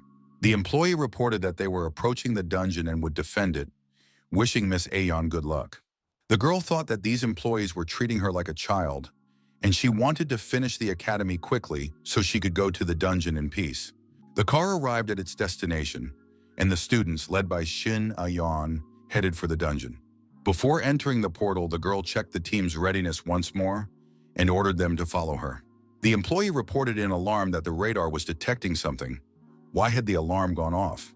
He announced over the radio that an S-rank monster had appeared and was increasing in speed. They needed to run immediately and call the guildmaster. In the conference room of the Hunters Association, the president announced that he would explain the situation. 7 S-rank monsters and several A-rank monsters, previously unregistered, appeared on the upper border of the capital. All of them are archdemons in the form of beasts. The head of the Olympus Guild noted that the apostles of the King of Carnage had already gone mad. A military representative asked, "Can 7 terrible creatures gather at the same time? To win, you need at least 3 awakened S-rank monsters, if not more. Why didn't they catch this gang earlier?" The head of the Soul Guild wondered why this was happening after they had defeated Jin Minsu. The head of the Blue Dragon Guild said that technically they hadn't destroyed him. The Golden Knight had done that. The head of the Soul Guild was surprised that his colleague could say such a thing. His colleague was also indignant. The Minister of National Defense demanded that the two stop. Now was not the time for such arguments. A national threat was looming. They had gathered to figure out what measures needed to be taken. The Ministry of Defense had already issued an emergency order and begun building a line of defense around the capital. The Army, Navy, and Air Force had also been deployed. But would all this work against such monsters? The guild leader said that the most important resource under threat from the archdemons is the Awakened. If the army manages to buy some time, the Awakened will be ready to attack the archdemons. The military commander was surprised. Were the guilds really going to use the army as bait? At least one more Awakened one had to be sent from the army to minimize losses. The next morning arrived. The protagonist left his room and, stretching, said that he had slept well. The goblin, as expected, offered his master coffee, reminding him that the boss had worked late the night before and had not slept until 3 in the morning. Yu Sang-woon said that he had been writing a report on the dungeons, so he could afford to relax a little today. Our hero thought that morning coffee was, as always, the best. There was a knock at the door. Yu Sang-woon apologized and asked Goblin to step outside for a moment. Goblin promised to return in the evening. Guildmaster Shin So-mi appeared at the door. The young man politely asked what was wrong. The woman asked why he wasn't answering his phone. Shin So-mi asked if Yu Sang-woon had seen the news. The young man replied that he had just woken up. The guildmaster said that now was not the time to be yawning. A national threat had been declared. Yu Sang-woon thanked the guild leader for coming all this way to inform him personally. Yu Sang-woon suggested that he would now have to move to the academy shelter or the South District. With that, the young man began to pack his suitcase. The woman was surprised. Was Yu Sang-woon really going to run away right now? He admitted that he was going to move out. He had nowhere else to go anyway. Yu Sang-woon was upset. Why was Shin So-mi waiting for him? He had only just begun to explore the D-rank dungeons. The young man packed his things and said he was leaving. Shin So-mi confessed that her daughter had entered the dungeon and found herself in the epicenter of danger. The S-rank monsters that had appeared throughout North Seoul, 7 archdemon monsters, were moving south. Shin A-yeon went to the northern dungeon to do her homework. After that, contact with her was lost. Yu Sang-woon asked what the association had to say about this. The guild leader replied that they cannot make a decision at this time. The situation is so sudden that they do not know where to send people. Shin So-mi added that she was very sorry, but she asked the young man to save her daughter. Yu Sang-woon said he had no choice but to leave. Shin So-mi said that this child means everything to her, and she has high hopes for the young man. Yu Sang-woon told the guild leader not to blame him if he was late. He had never dealt with S-rank monsters before, so she shouldn't expect too much from him. By this point, the protagonist was already in his golden armor. At the border of the capital, military equipment with a full combat kit was in its starting position. Binoculars revealed that the archdemons were approaching. The observer reported to the commander that the S-rank monster, the archdemon Beast Iberico, had appeared 2,000 meters ahead. The commander ordered all units to open fire to kill. The monsters laughed. Had the humans gathered themselves and saved them the trouble of hunting? The archdemons, observing the weapons, wondered what their rivals were going to do with these toys. Iberico, the beast archdemon, said it was time to hunt. They could do whatever they wanted with the humans, but everyone had to give him the strong awakened ones. King Borny was watching them. The military opened fire with all their weapons in order to destroy the archdemons. However, this did not lead to the desired result. After the fruitless battle, the officer noticed a huge vehicle approaching from afar. The soldier saw the emblem and realized that it was the Blue Dragon Guild. That meant they had to hold out a little longer. Salvation was approaching. After all, this guild was the best. Ko Chung-yun told his boss that the Soul Guild was having a hard time. They claimed that the defense of Seoul rested solely on them, but now it was clear that they were unable to cope. The head of the Blue Dragon Guild replied that there was no need to worry too much. Their opponents would have to learn the hard way. Ko Cheon-young asked if breaking through the defenses meant the fall of Seoul. The guild leader replied that the enemy's goal was not to take Seoul, but to loot and hunt for the awakened. This would continue for about a week. That was how long they needed to hold out. The master said that they should pretend to be trying hard and not get blacklisted. They should focus on clearing S-rank monsters. Leveling up is also important. Ko Chung-yun said that his boss should become the first SS-rank hunter in the country. It would be problematic if the Seoul Guild Master beat him to it. The support group's vehicles arrived at their destination. The bodies of destroyed soldiers and monsters lay around. Shin Young, accompanied by the students, crossed the portal and left the dungeon. One of the students said that the leader had done an excellent job. There had been many monsters there from the very beginning. Shin Young said that they had done a great job. The girl looked around and asked in surprise where the trailer had gone. They needed to try to contact him. It would take them a very long time to walk there. Ayeon warned that they needed to be careful. Something strange was going on. The trailer hadn't just disappeared for no reason. They needed to drink a potion for prevention and remain alert.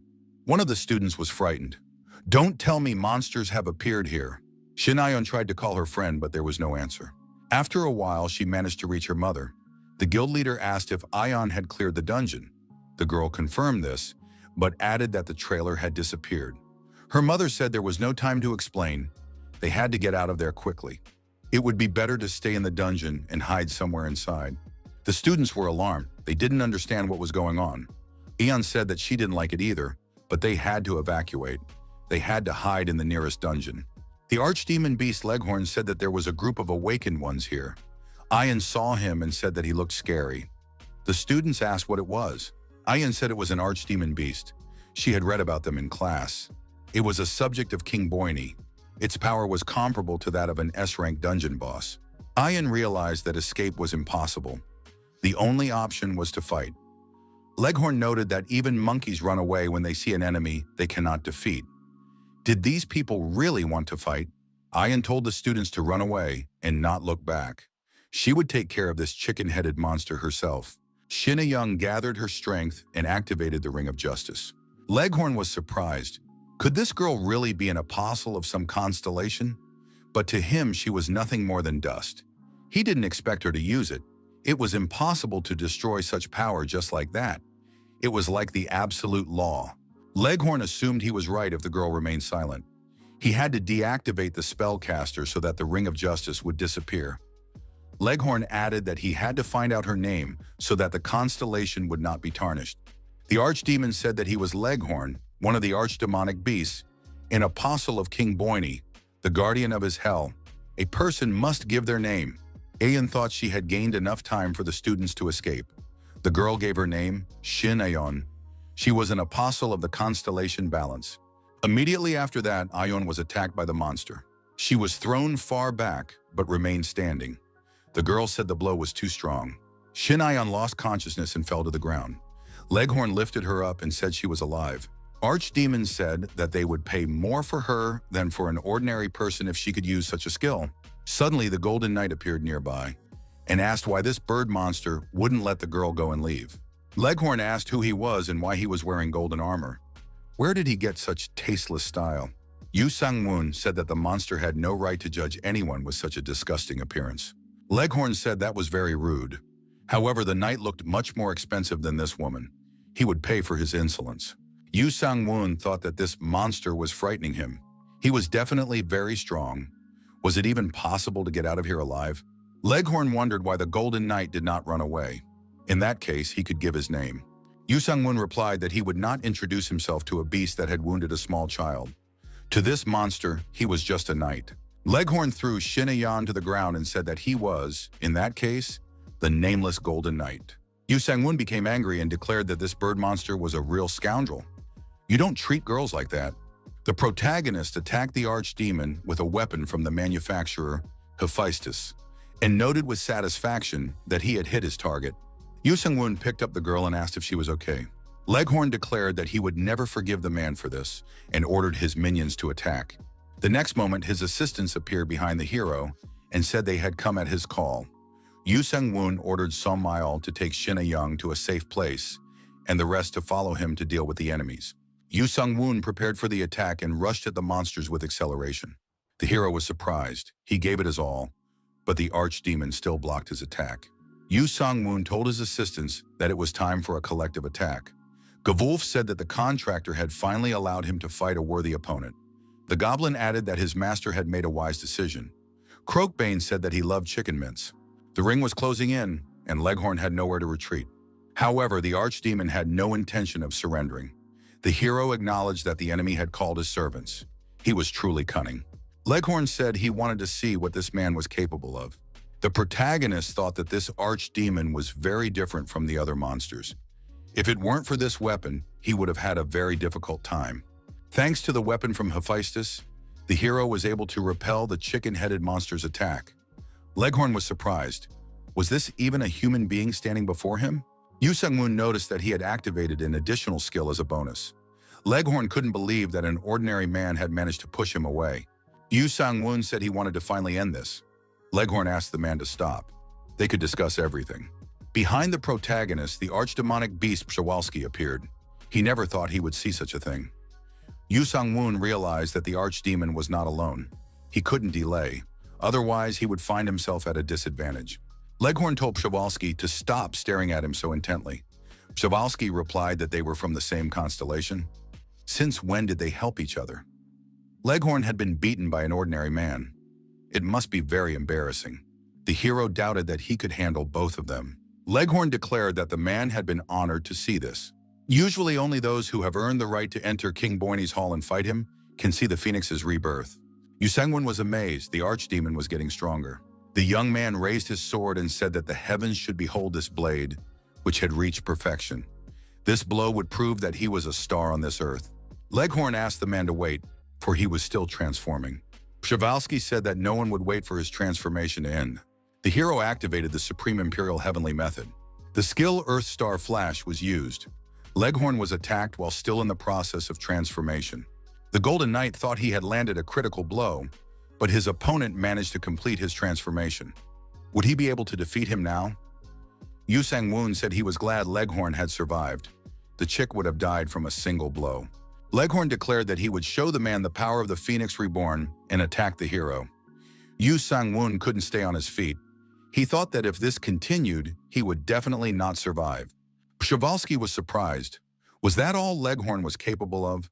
They had to take this knight away if they managed to subdue him. Leghorn told Przewalski to shut up. This knight hadn't gotten enough yet. Leghorn took the helmet off Yu Sung-woon's head and said that first he would eat his eyes. Then he would cut off his arms and legs and then swallow him whole while he was still alive. But first, he had to get rid of that helmet. The system reported that the young man had reached level 39. Yu Sung-woon grabbed Leghorn by the beak and asked who gave him permission to peck. In the next moment, the beak was destroyed and shattered into small pieces. Yu Sung-woon got to his feet and thanked the knights. Thanks to their victories, he had raised his level. Croakbane said he was happy to help. Gewolf said he felt relieved, and Goblin remarked that the gentleman had relaxed too soon. Yu Sung-woon used a potion to restore his stamina. Our hero gathered his strength and rushed at the chicken-headed creature again. Yu Sung-woon declared that he had won, but that it was not over yet. The young man asked Przewalski if he would also fight.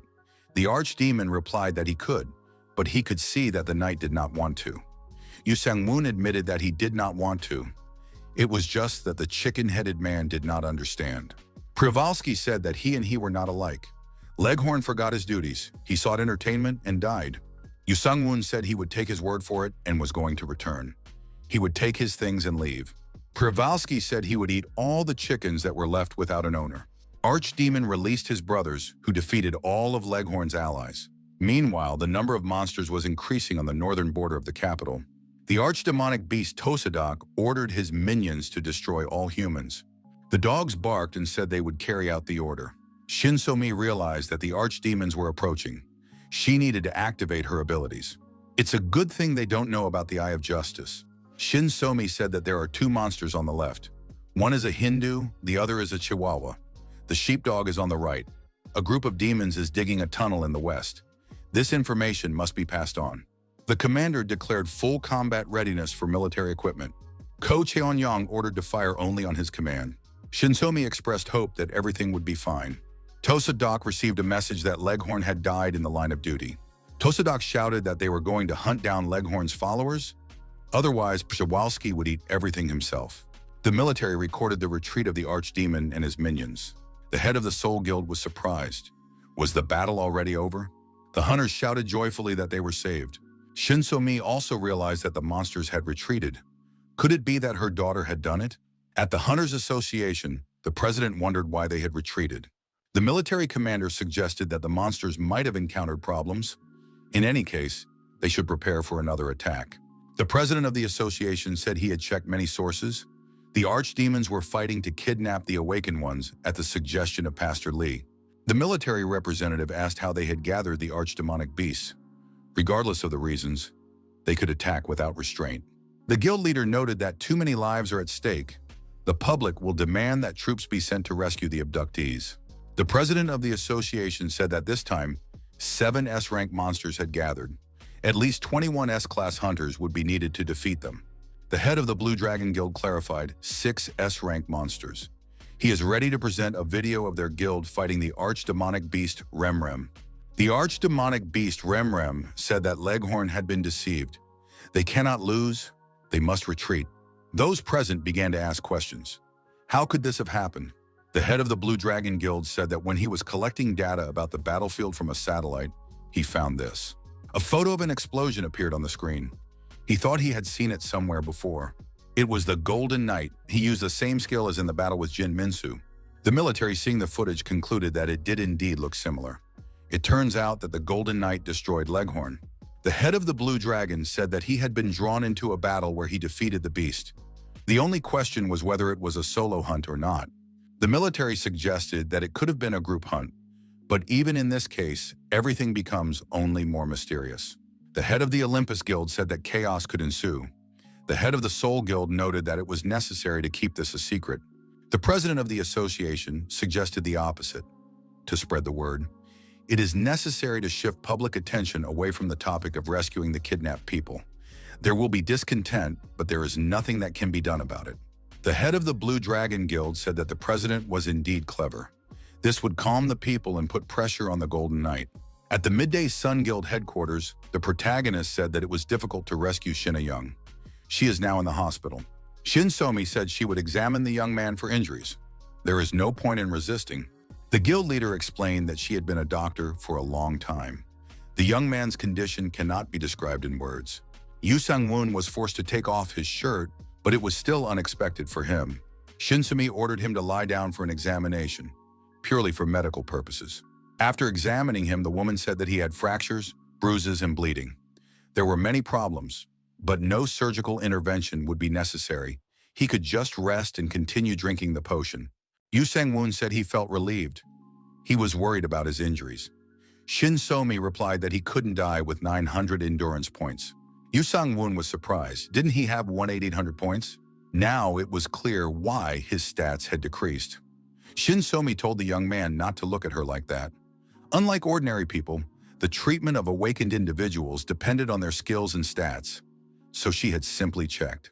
The guild leader added that he shouldn't worry. She had deleted all the data. Shin Somi said she wanted to ask something. Yu Sang-woon was ready to answer. The guild leader asked if he had destroyed the S-rank monster. Leghorn's death stopped the advance of the archdemonic beasts. He wanted to believe that it had nothing to do with Ion's rescue, but perhaps it was the Golden Knight who had dealt with the archdemon. Yu Sang-woon really hoped to avoid this question. The young man replied that he was indeed lucky. He immediately warned that he would definitely run away if it happened again.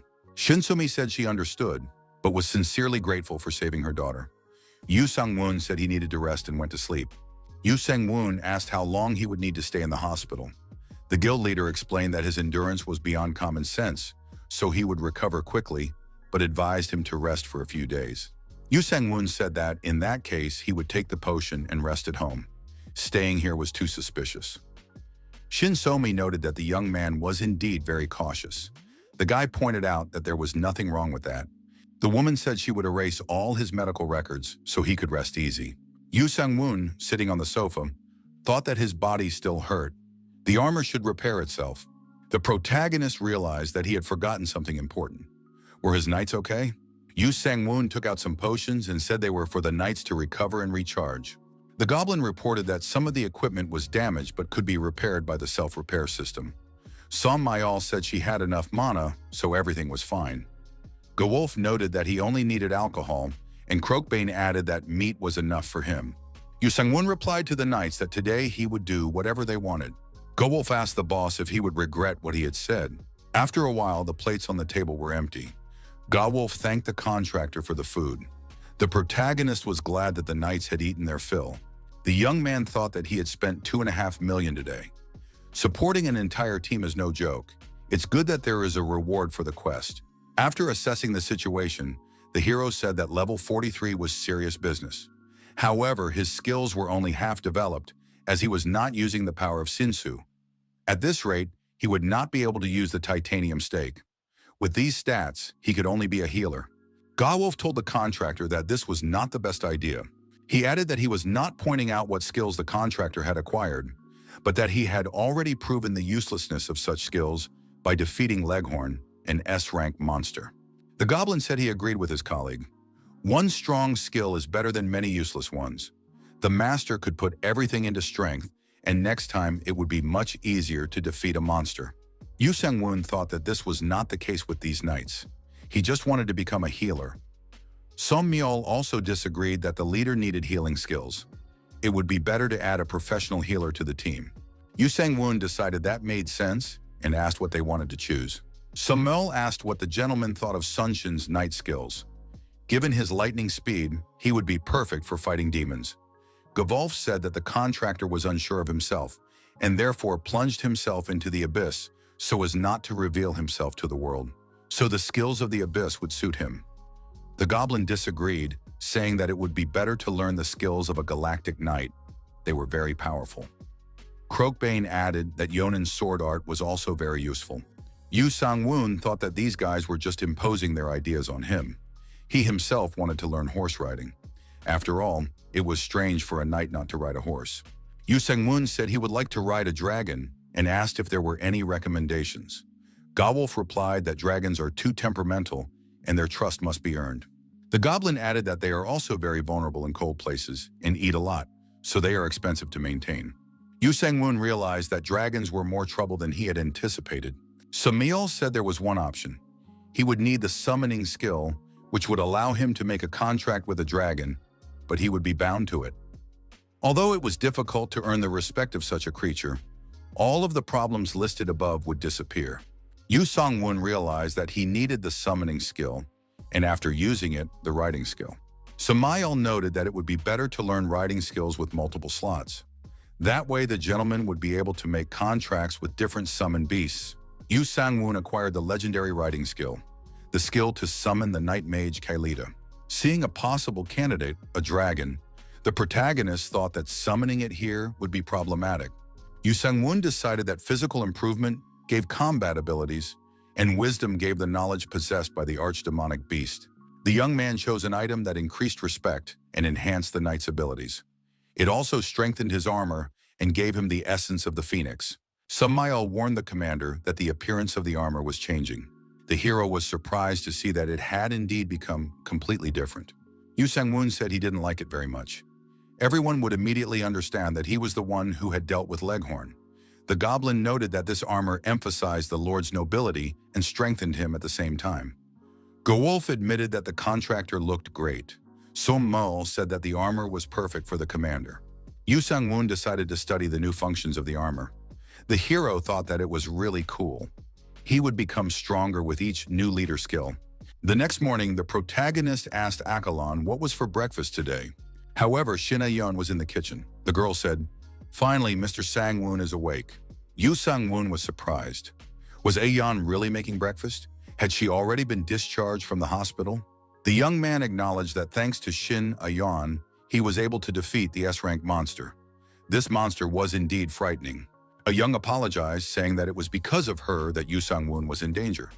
The young man admitted that he would not have gone so far if he had known the monster's level. Shin Ayeon pointed out that, in any case, he had caught the monster. He was a true brave knight. The protagonist thought that this girl was quite quick-witted. Yu Sang-woon said that he should have been sent to the hospital, but he decided to stay at home so as not to reveal his identity. Ayan asked if the young man was okay.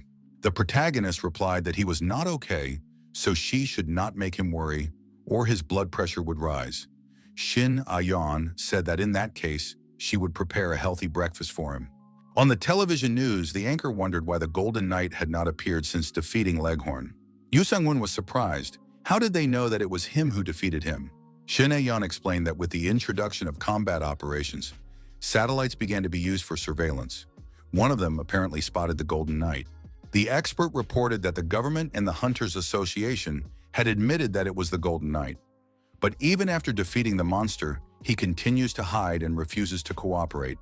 In addition, many guilds hire Golden Knights and ask for their help. Yoo Sang-woon said that he had always wondered why people spoke so confidently about him. Ayan asked, "Isn't it unnatural to fear enormous power?" Yoo Sang-woon thought that the association was probably afraid of his S rank. Besides, he doesn't even belong to any guild. Yoo Sang-woon asked what Shin Ayan planned to do. Ayan said that they would let her go if she wrote a report about what had happened. But the problem was that all her colleagues had disappeared. Yoo Sang-woon suggested that they might have fallen into Pastor Lee's hands. How many people were in the advance team? Shin Ayan replied that it was just her. She wanted to quickly go to a low-level dungeon. All the talented ones had already left for another team.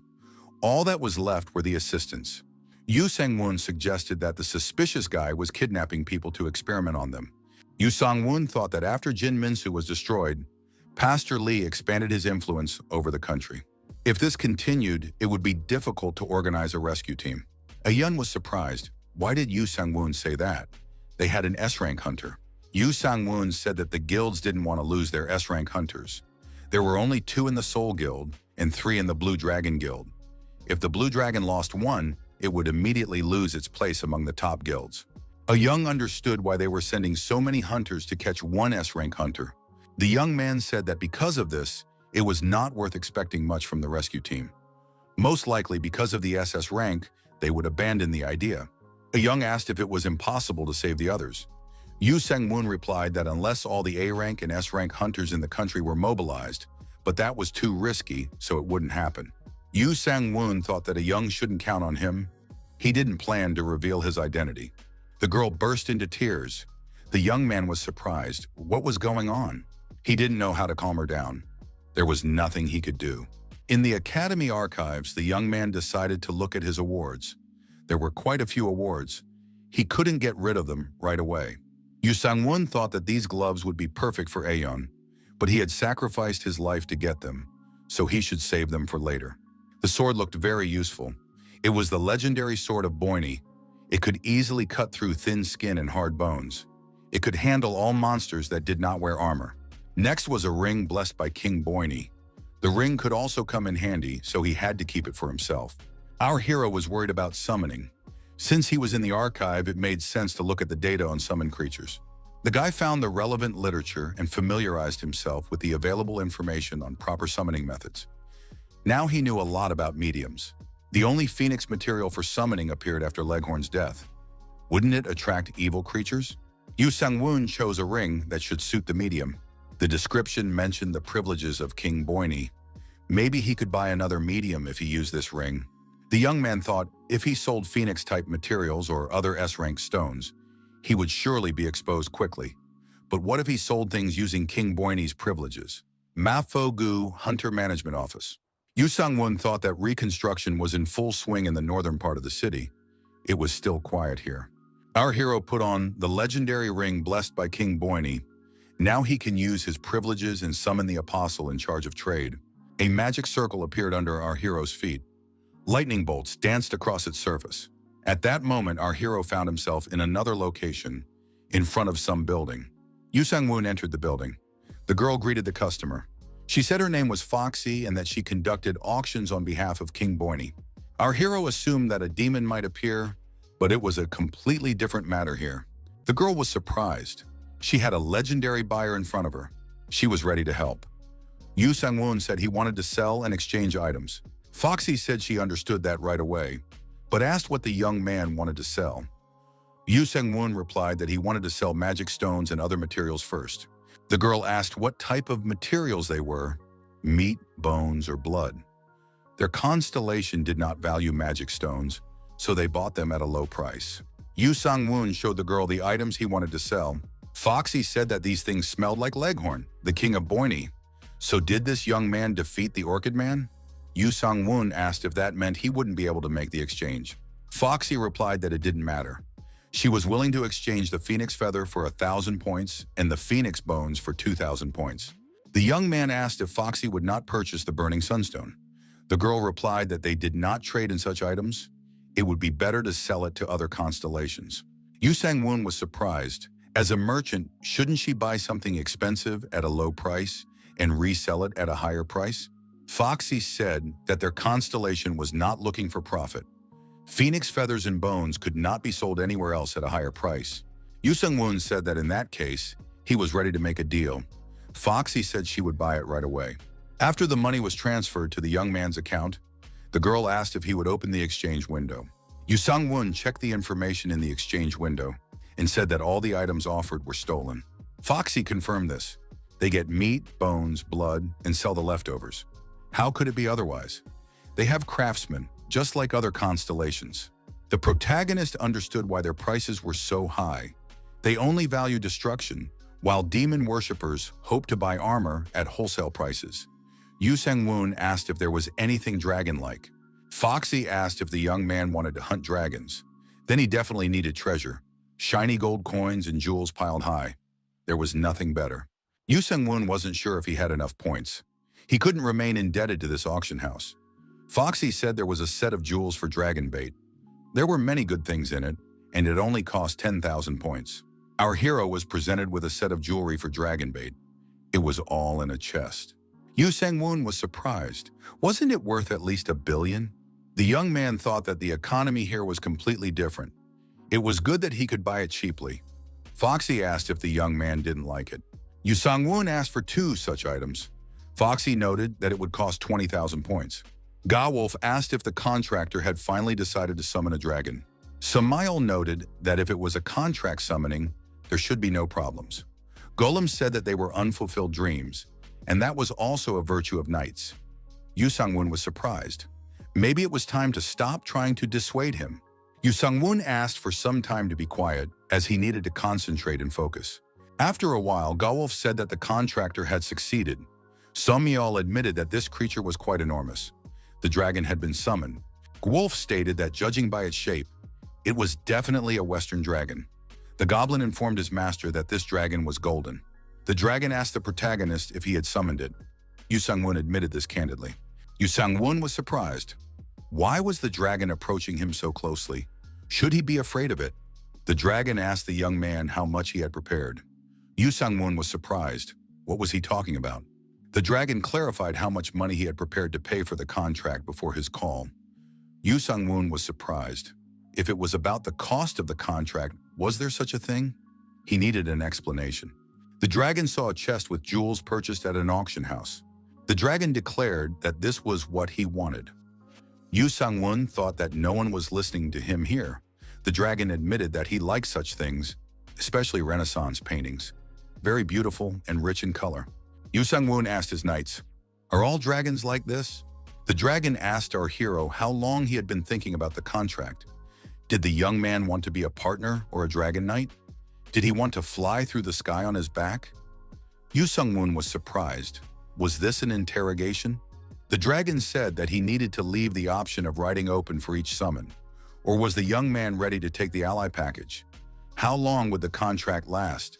The magic was already included, but the breath had to be purchased separately. The discount applied depending on the level. Yu Sang-woon wondered why Mr. Dragon was using this method.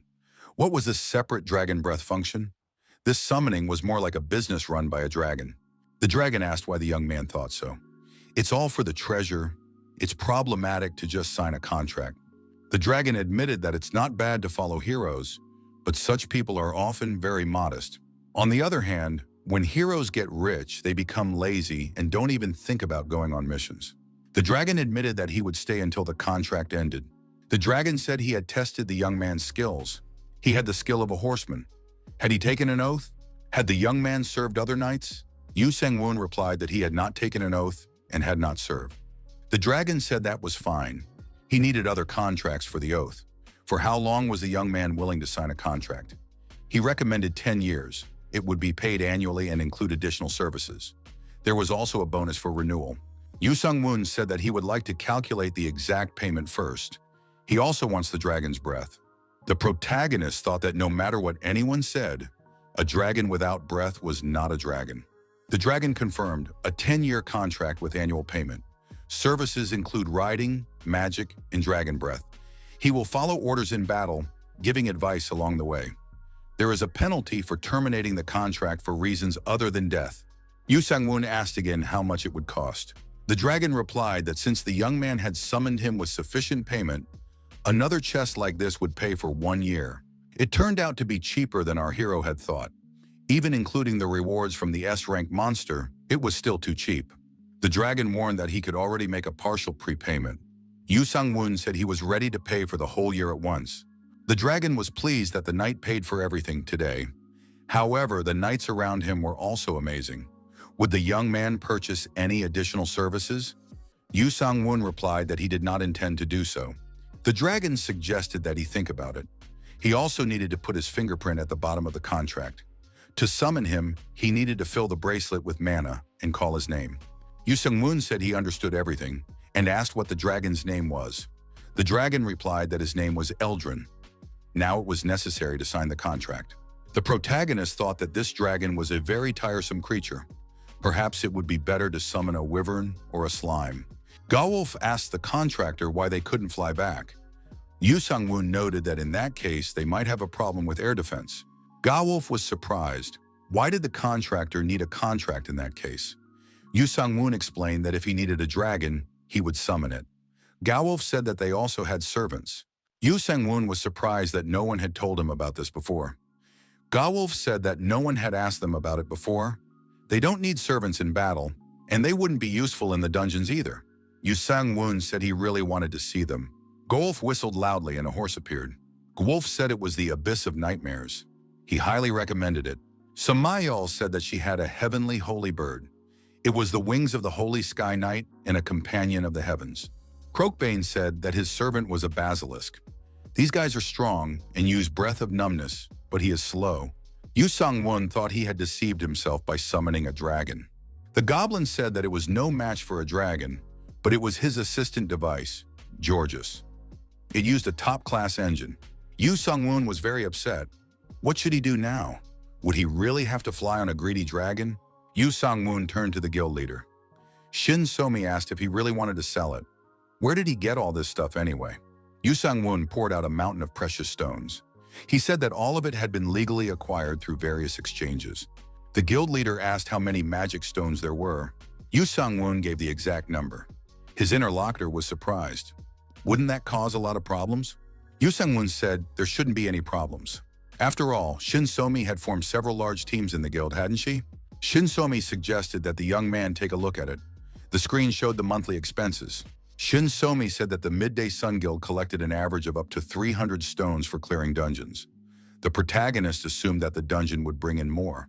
The guild leader said that D-rank hunters hunt in D-rank dungeons, and also how Yu Sang-woon fought an S-rank monster. Yu Sang-woon said that he only understood this now. Shin Somi explained that in order to stabilize the guild's finances, they exchanged stones under the pretext of selling supplies. Yu Sang-woon had to find another use for the remaining stones. Yu Sang-woon asked how much 300 D-rank stones and 500 E-rank stones would cost together. Shin Somi replied that if calculated at market value, it would be around 3 billion. This poses a significant tax issue. Yu Sang-woon said that in that case, he would take 1 billion. If the guild leader sold the stones on behalf of the Midday Sun Guild, the overall prices would rise and they would receive more fees. Shin Somi thanked him for his understanding. The woman asked if Yu Sang-woon still did not want to register as a hunter. With an official rank, they would be able to pay the young man fairly. Yu Sang-woon replied that he did not like that idea. The guild leader replied that in that case, he would become a good villain. Yu Sang-woon thought he liked the expression good villain. Yu Sang-woon thought that he might need a group if he stopped sneaking into the dungeon secretly. The knight riding in the car thought that the north was blocked, so Gangnam would be the best option. It would be better to go with people he didn't know. The drivers said they had strict rules.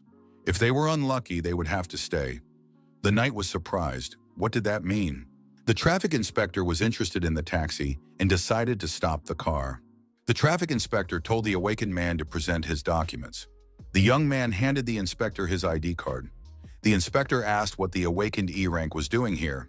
Yu Sang-woon replied that he wanted to clear out the dungeon and was on his way to the hunter's management office. The inspector said that if he let people like this knight pass every time, traffic jams would start. They should drive around the outskirts of the city. Yu Sang-woon thought that the rumors were true. The new Kana fortress is not only the base of the Seoul Guild, it is listed among the top Korean investors, politicians, and aristocrats. When peace in the country was disrupted after the Grand Master incident, the country's upper classes, together with hunters from the Seoul Guild, built this place. Others know it as the Seoul Guild's base, but in reality, it is a fortress built for the safety of the privileged. The new hunter management office is called Kanam. Yu Sang-woon was upset because he had to pay 13,000 just for the detour. Many did not make it to the North Dungeon, so they came here. The young man set out to find his teammates. As he thought, it was difficult for an E-rank hunter to squeeze into a D-rank dungeon.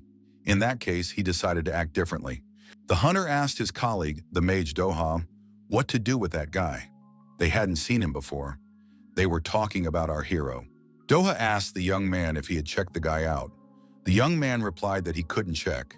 The knight was using an item or skill to hide his information. The young man said he had looked at his phone.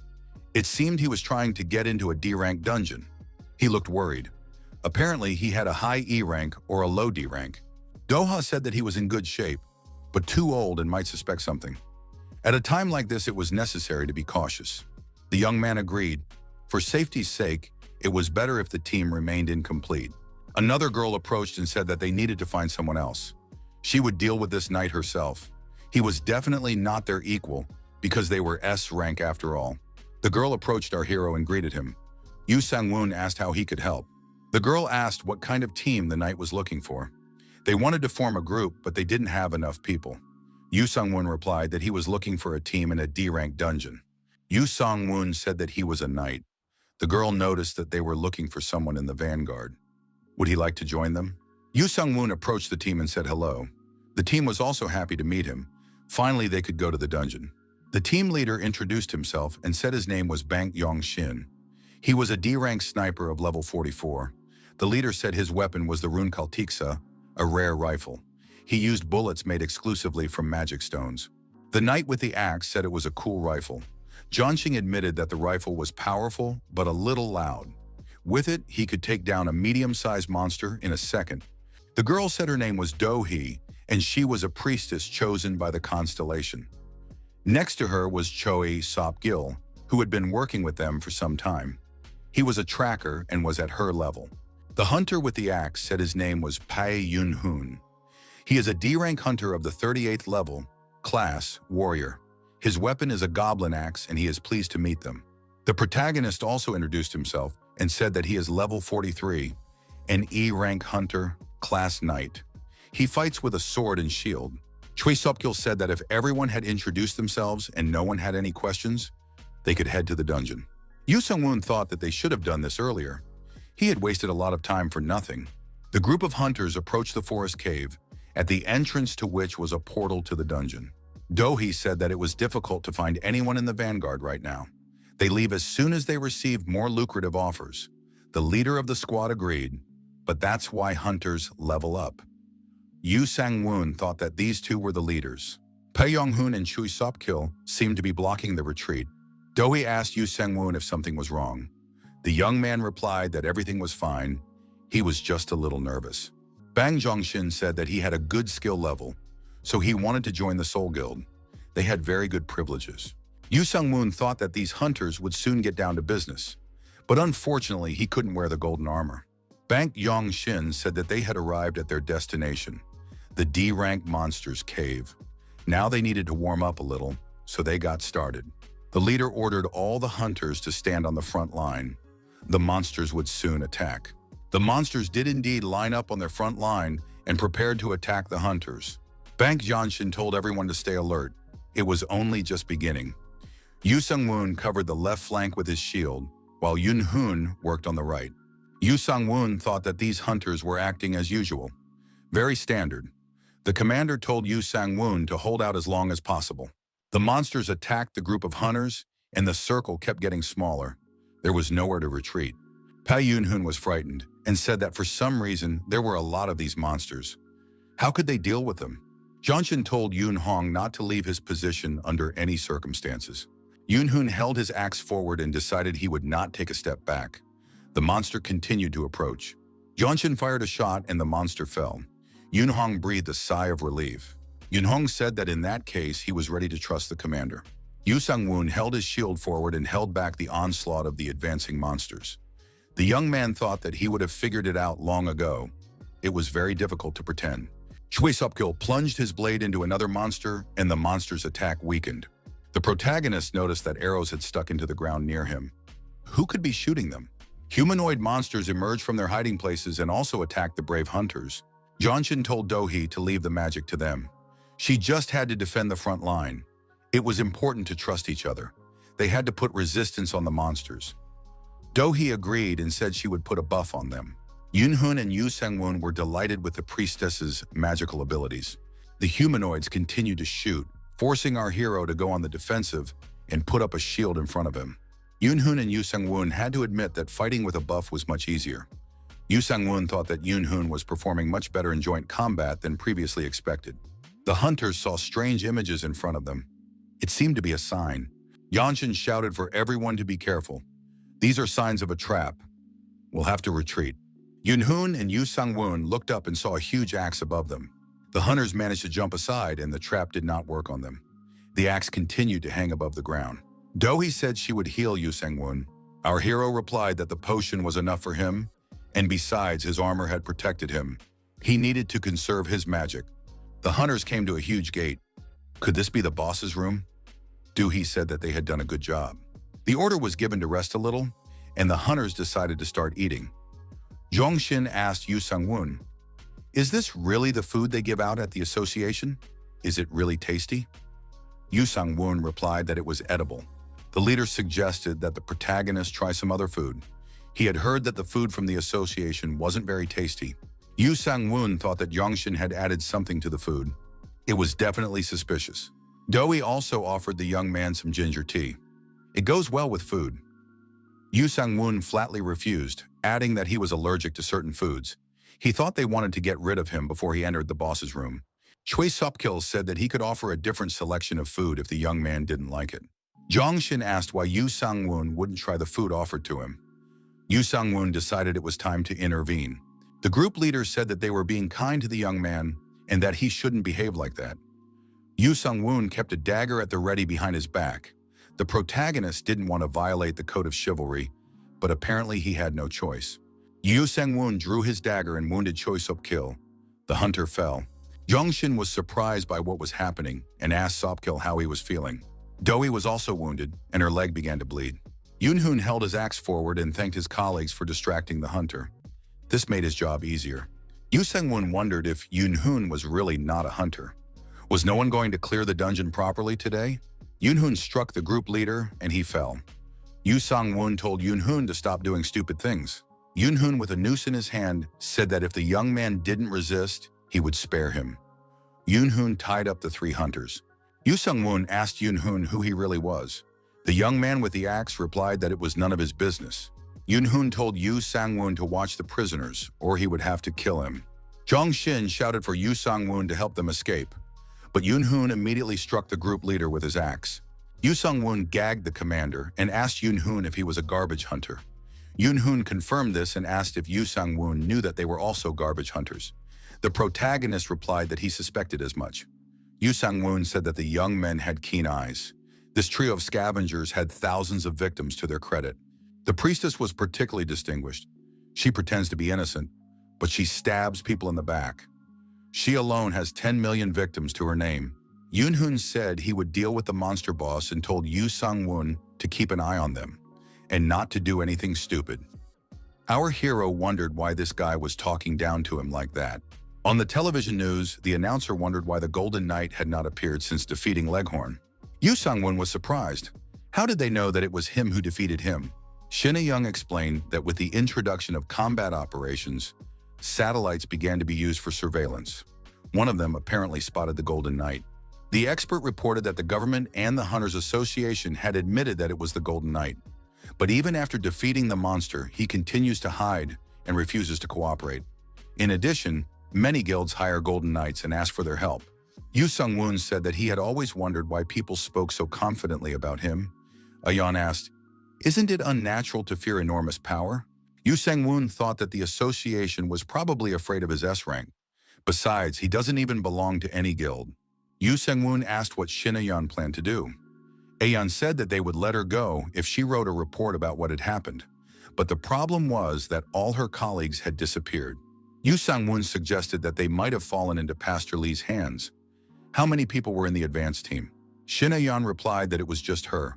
She wanted to quickly go to a low-level dungeon. All the talented ones had already left for another team. All that was left were the assistants.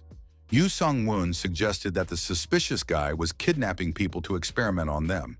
Yu Sang-woon thought that after Jin Min-soo was destroyed, Pastor Lee expanded his influence over the country. If this continued, it would be difficult to organize a rescue team. Ayan was surprised. Why did Yu Sang-woon say that? They had an S-rank hunter. Yu Sang-woon said that the guilds didn't want to lose their S-rank hunters. There were only 2 in the Soul Guild and 3 in the Blue Dragon Guild. If the Blue Dragon lost one, it would immediately lose its place among the top guilds. Young understood why they were sending so many hunters to catch one S-rank hunter. The young man said that, in light of this, there was little to expect from the rescue team. Most likely because of their SS rank, they would abandon the idea. Or Young asked if it was impossible to save the others. Yu Sang-woon replied that unless all the A-rank and S-rank hunters in the country were mobilized, but that was too risky, so it wouldn't happen. Yu Sang-woon thought that A-young shouldn't count on him. He had no plans to reveal his identity. The girl burst into tears. The young man was surprised. What was going on? He didn't know how to calm her down. There was nothing he could do. In the academy archives, the young man decided to look at his awards. There were quite a few awards. He couldn't get rid of them right away. Yu Sang-woon thought that these gloves would be perfect for Aeon, but he had sacrificed his life to get them, so he should save them for later. The sword looked very useful. It was the legendary sword of Boini. It could easily cut through thin skin and hard bones. It could handle all monsters that did not wear armor. Next was a ring blessed by King Boini. The ring could also come in handy, so he had to keep it for himself. Our hero was worried about summoning. Since he was in the archive, it made sense to look at the data on summoned creatures. The guy found the relevant literature and familiarized himself with the available information on proper summoning methods. Now he knew a lot about mediums. The only phoenix material for summoning appeared after Leghorn's death. Wouldn't it attract evil creatures? Yu Sang-woon chose a ring that should suit the medium. The description mentioned the privileges of King Boini. Maybe he could buy another medium if he used this ring. The young man thought, if he sold phoenix-type materials or other S-rank stones, he would surely be exposed quickly. But what if he sold things using King Boini's privileges? Mafo's Hunter Management Office. Yu Sang-woon thought that reconstruction was in full swing in the northern part of the city. It was still quiet here. Our hero put on the legendary ring blessed by King Boini. Now he can use his privileges and summon the apostle in charge of trade. A magic circle appeared under our hero's feet. Lightning bolts danced across its surface. At that moment, our hero found himself in another location, in front of some building. Yu Sang-woon entered the building. A girl greeted the customer. She said her name was Foxy and that she held auctions on behalf of King Boini. Our hero assumed that a demon might appear, but this was a completely different matter. The girl was surprised. She had a legendary buyer in front of her. She was ready to help. Yu Sang-woon said he wanted to sell and exchange items. Foxy said she understood that right away, but asked what the young man wanted to sell. Yu Sang-woon replied that he wanted to sell magic stones and other materials first. The girl asked what type of materials they were, meat, bones, or blood. Their constellation did not value magic stones, so they bought them at a low price. Yu Sang-woon showed the girl the items he wanted to sell. Foxy said that these things smelled like Leghorn, the king of Boini. So did this young man defeat the Orchid Man? Yu Sang-woon asked if that meant he wouldn't be able to make the exchange. Foxy replied that it didn't matter. She was willing to exchange the phoenix feather for 1,000 points and the phoenix bones for 2,000 points. The young man asked if Foxy would not purchase the burning sunstone. The girl replied that they did not trade in such items. It would be better to sell it to other constellations. Yu Sung-woon was surprised. As a merchant, shouldn't she buy something expensive at a low price and resell it at a higher price? Foxy said that their constellation was not looking for profit. Phoenix feathers and bones could not be sold anywhere else at a higher price. Yu Sung-woon said that in that case, he was ready to make a deal. Foxy said she would buy it right away. After the money was transferred to the young man's account, the girl asked if he would open the exchange window. Yu Sung-woon checked the information in the exchange window and said that all the items offered were stolen. Foxy confirmed this. They get meat, bones, blood, and sell the leftovers. How could it be otherwise? They have craftsmen, just like other constellations. The protagonist understood why their prices were so high.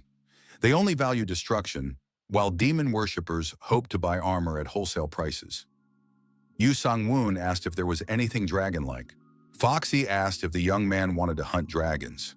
Then he definitely needed treasure, shiny gold coins and jewels piled high.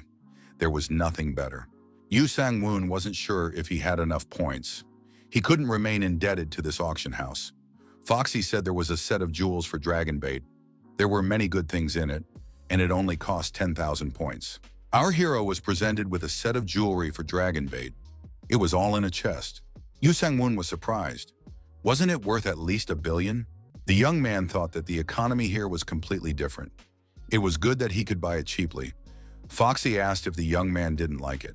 Yu Sung-woon asked for 2 such items. Foxy noted that it would cost 20,000 points. Ga-wolf asked if the contractor had finally decided to summon a dragon. Samael noted that if it was a contract summoning, there should be no problems. Golem said that they were unfulfilled dreams, and that was also a virtue of knights. Yu Sung-woon was surprised. Maybe it was time to stop trying to dissuade him. Yu Sung-woon asked for some time to be quiet, as he needed to concentrate and focus. After a while, Ga-wolf said that the contractor had succeeded.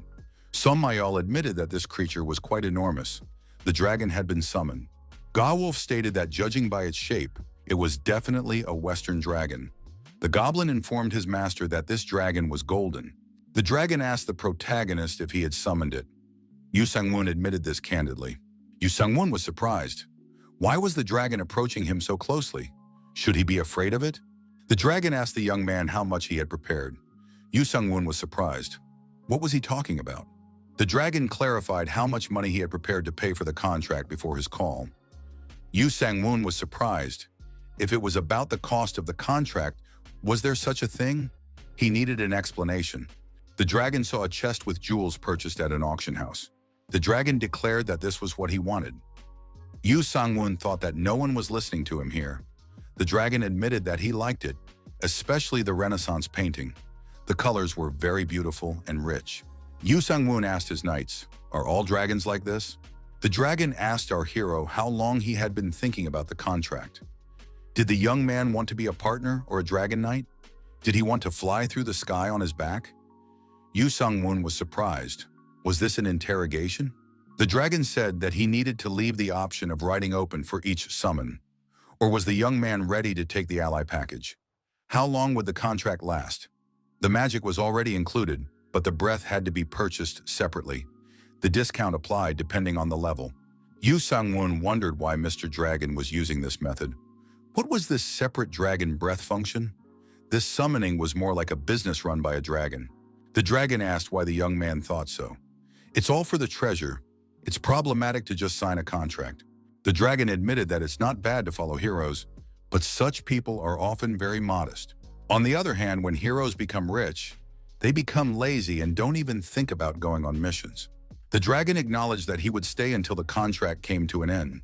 The dragon said he had tested the young man's skills. He had the skill of a writer. Did he take an oath? Did the young man serve other knights? Yu Sung-woon replied that he had not taken an oath and had not served. The dragon said that was fine. He needed other contracts for the oath. For how long was the young man willing to sign a contract? He recommended 10 years. It would be paid annually and include additional services. There was also a bonus for renewal. Yu Sung-woon said that he would like to calculate the exact payment first. He also wants the dragon's breath. The protagonist thought that no matter what anyone said, a dragon without breath was not a dragon. The dragon confirmed a 10-year contract with annual payment. Services include riding, magic, and dragon breath. He will follow orders in battle, giving advice along the way. There is a penalty for terminating the contract for reasons other than death.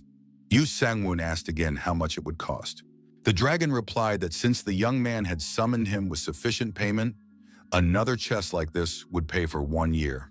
It turned out to be cheaper than our hero had thought. Even including the rewards from the S-rank monster, it was still too cheap.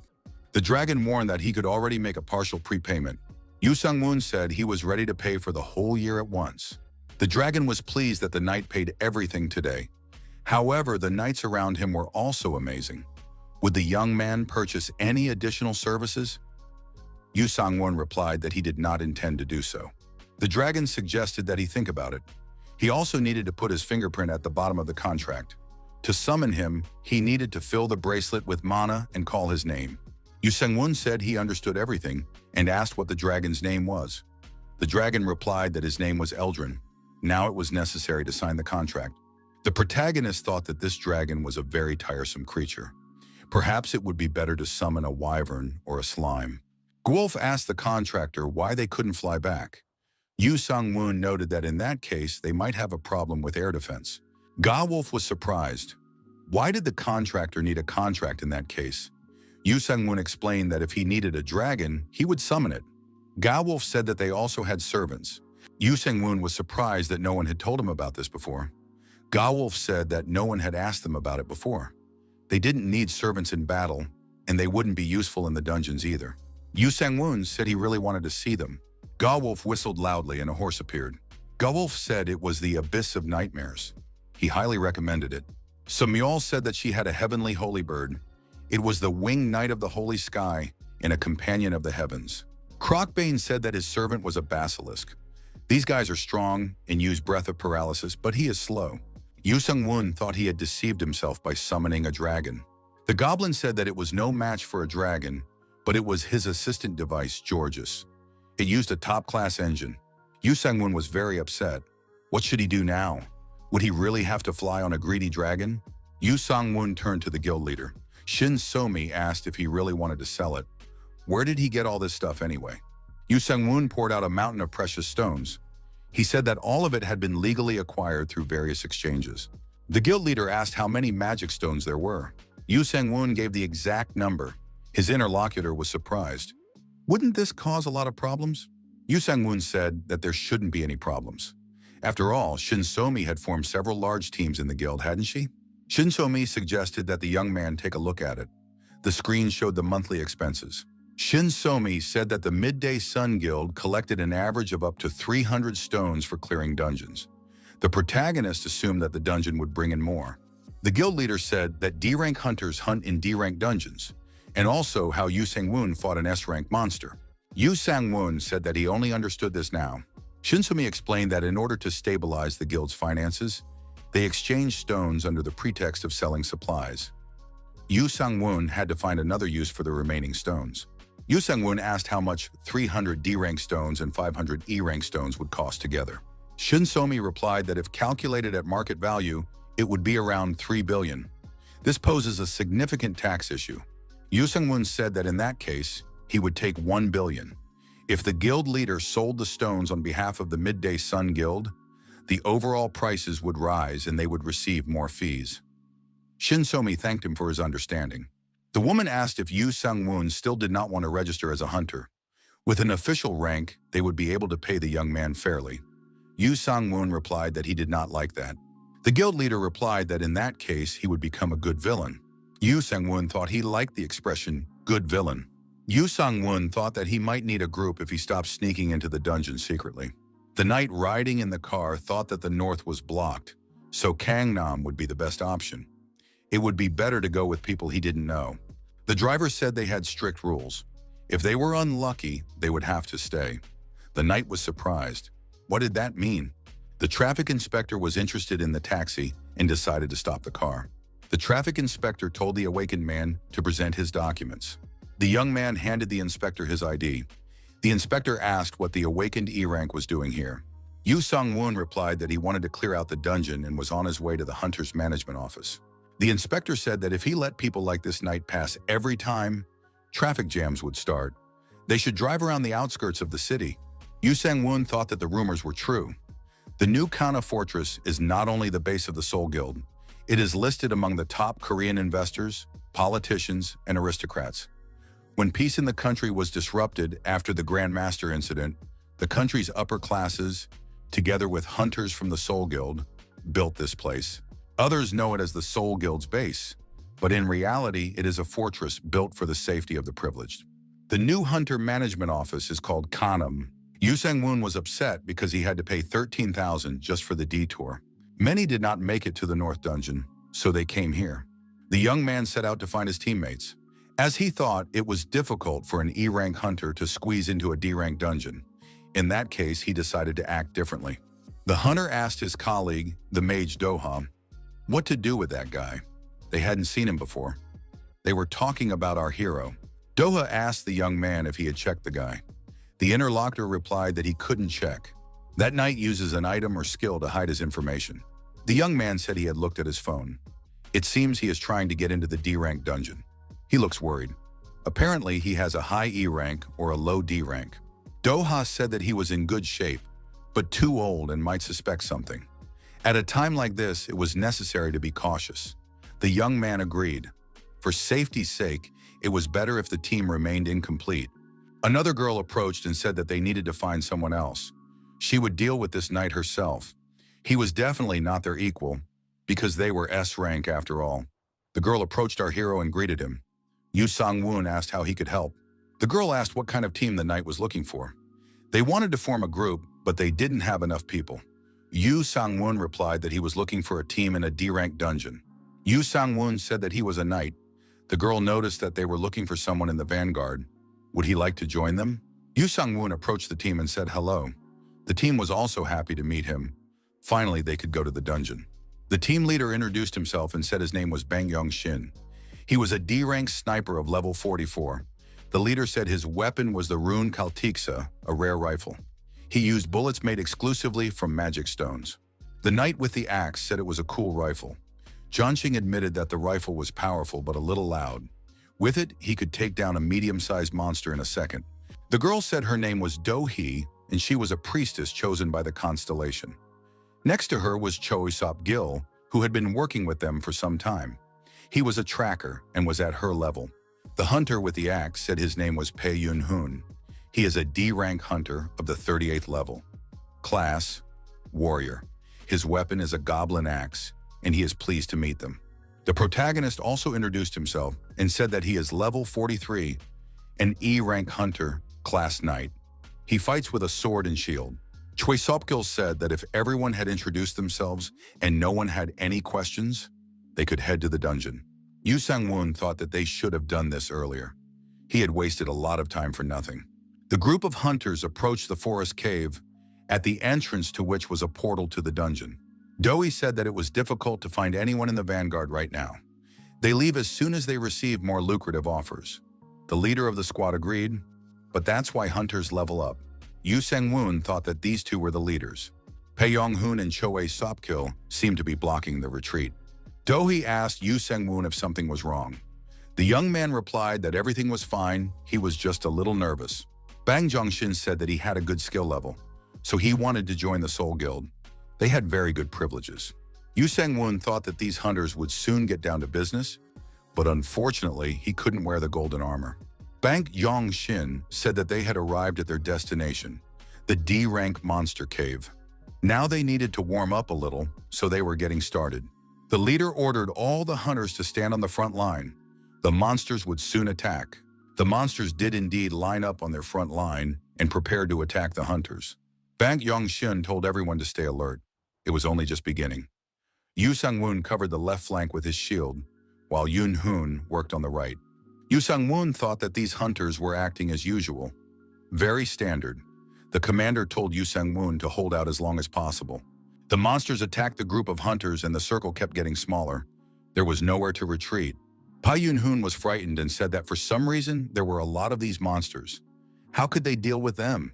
Jianxin told Yun-hong not to leave his position under any circumstances. Yun-hoon held his axe forward and decided he would not take a step back. The monster continued to approach. Jongshin fired a shot and the monster fell. Yoon Hong breathed a sigh of relief. Yoon Hong said that in that case he was ready to trust the commander. Yu Sung-woon held his shield forward and held back the onslaught of the advancing monsters. The young man thought that he would have figured it out long ago. It was very difficult to pretend. Choi Sop-kil plunged his blade into another monster, and the monster's attack weakened. The protagonist noticed that arrows had stuck into the ground near him. Who could be shooting them? Humanoid monsters emerged from their hiding place and also attacked the brave hunters. Jongshin told Do-hee to leave the magic to them. She just had to defend the front line. It was important to trust each other. They had to put resistance on the monsters. Do-hee agreed and said she would put on a buff. Yoon-hoon and Yu Sang-woon were delighted with the priestess's magical abilities. The humanoids continued to shoot, forcing our hero to go on the defensive and put up a shield in front of him. Yoon-hoon and Yu Sang-woon had to admit that fighting with a buff was much easier. Yu Sang-woon thought that Yoon-hoon was performing much better in joint combat than previously expected. The hunters saw strange images in front of them. It seemed to be a sign. Jongshin shouted for everyone to be careful. These were signs of a trap. They would have to retreat.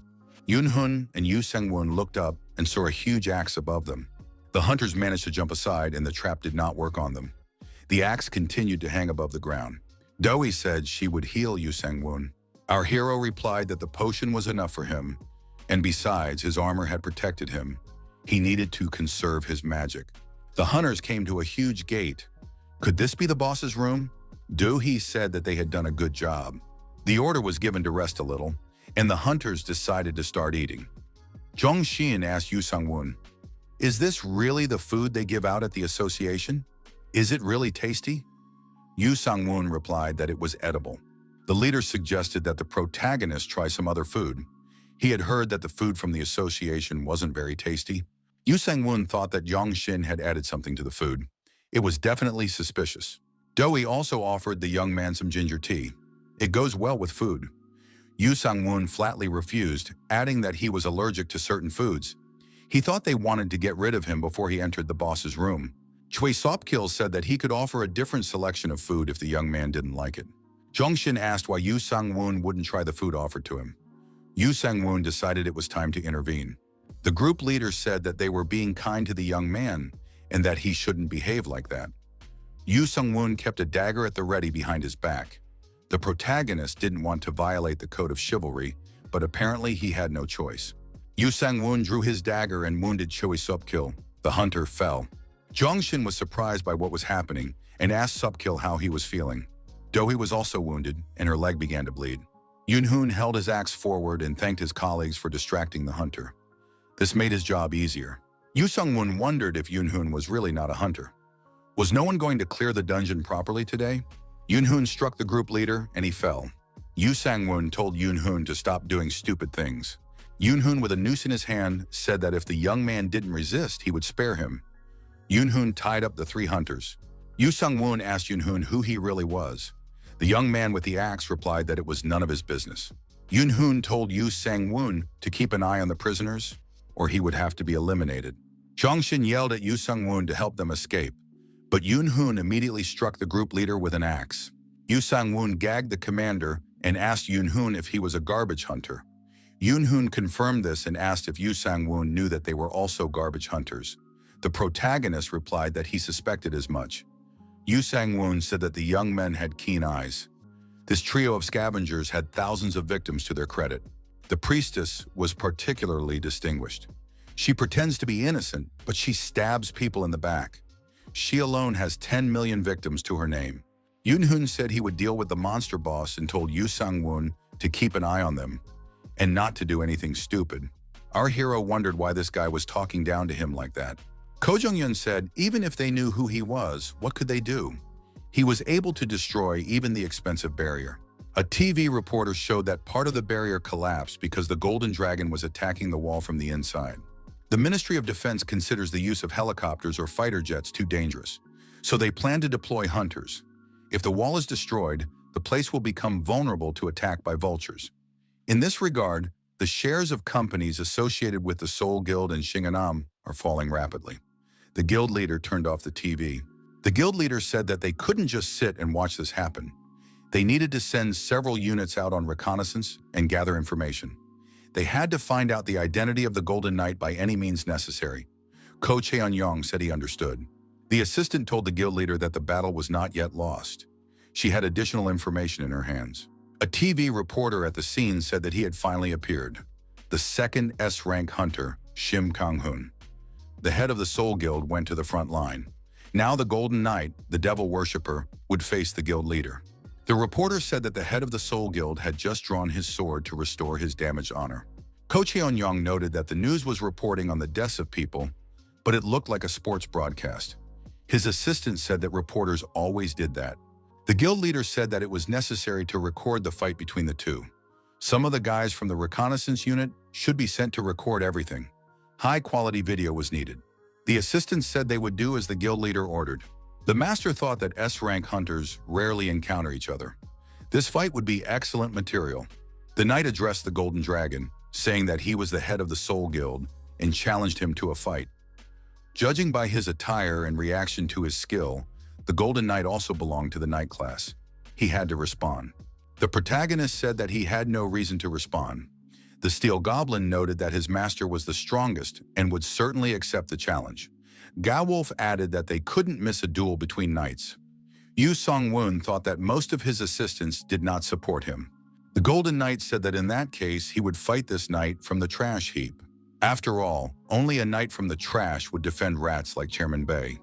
Besides, even though his opponent is called the Knight Defender of Soul, he himself only cares about the sponsors of Shinganam. The guild leader said that the Golden Knight had no right to treat him, the Pillar of Soul, in such an inappropriate manner. Yu Seung-woon said that if his opponent didn't like the word trash, he could say Manure Knight or Sewer Defender. The guild leader declared that he would not tolerate such insults and rushed into attack. The Golden Knight blocked his opponent's attack. The guild leader thought that his opponent was different from a typical S-rank hunter. The guild leader said that he had a buff from Shim Kang-hoon, and they were fighting on equal terms. Who was this guy anyway? The battle continued evenly for some time, with neither opponent showing a clear advantage. The Golden Knight thought that even if they were on the same level, the guild leader would not defeat him with a single blow. The guild leader noted that he had an advantage in terms of experience and martial arts skills. He was not injured even when his sword hit the Titan's stake. Could it be that he was created by Hephaestus? The guild leader decided to prepare for the next attack. The 9 superior strikes skill was activated. The shock wave spread in all directions. When the smoke cleared, the guild leader was surprised. Had his opponent blocked such a powerful blow? The Golden Dragon said that he was facing a typical S-rank hunter. His stats were good, but he clearly lacked strength. Yu Sang-woon asked the guild leader, who was kneeling on the ground, if he was tired. Where had that cocky guy gone? The guild leader told the Golden Knight not to press the attack and give him a chance to catch his breath.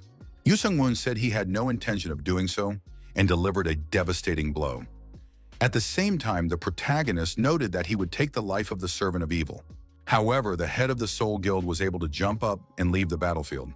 The Golden Knight was surprised. Could such a person really call himself the head of the guild?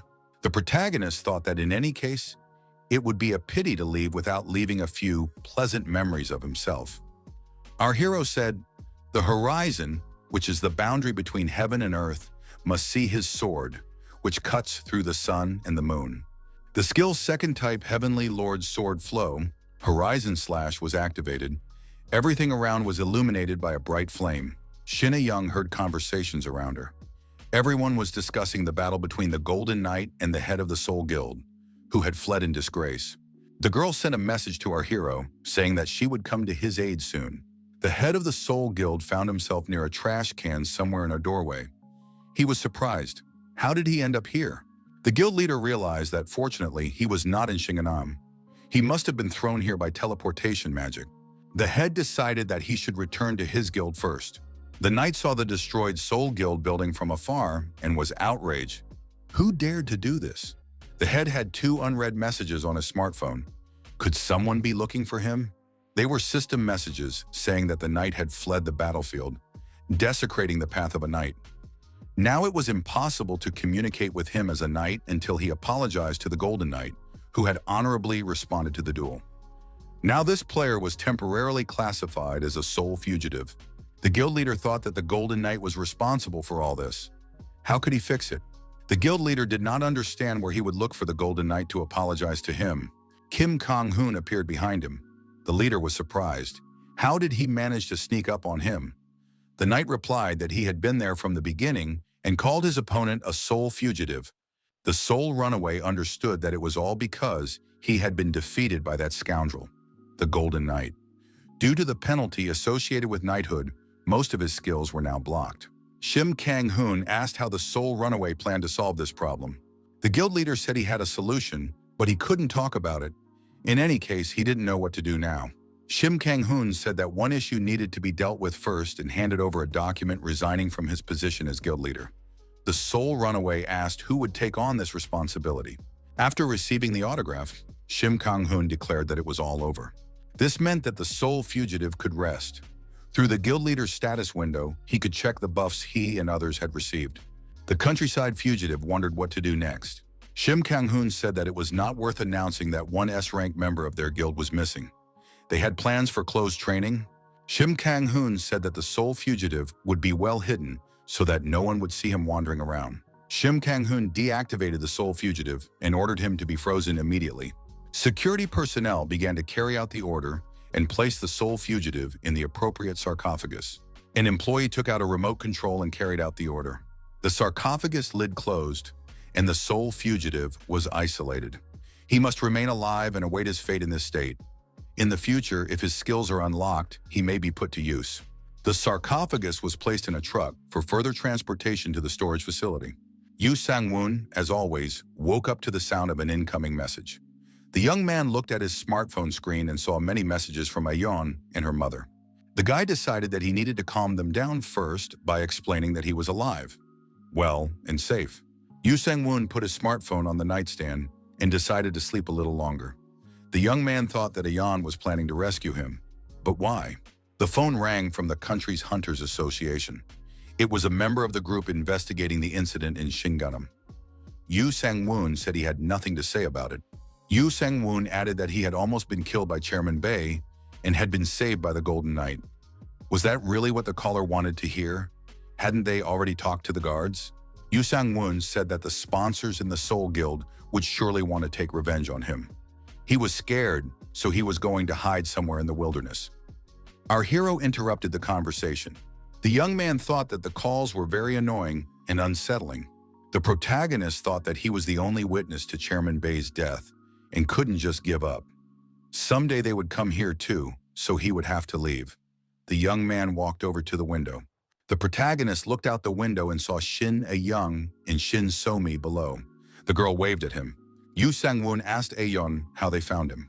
Ayeon replied that when she came to his house, she installed an app for couples on her smartphone to help if necessary.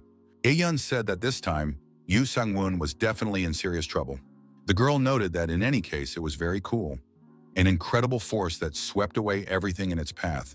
Shin Ayeon noted that when she became awakened, she wanted to be the same. How did Yu Sang-woon feel when he was invincible? It was a pity that the young man did not see the faces of the people associated with the Soul Guild. It was incomparable.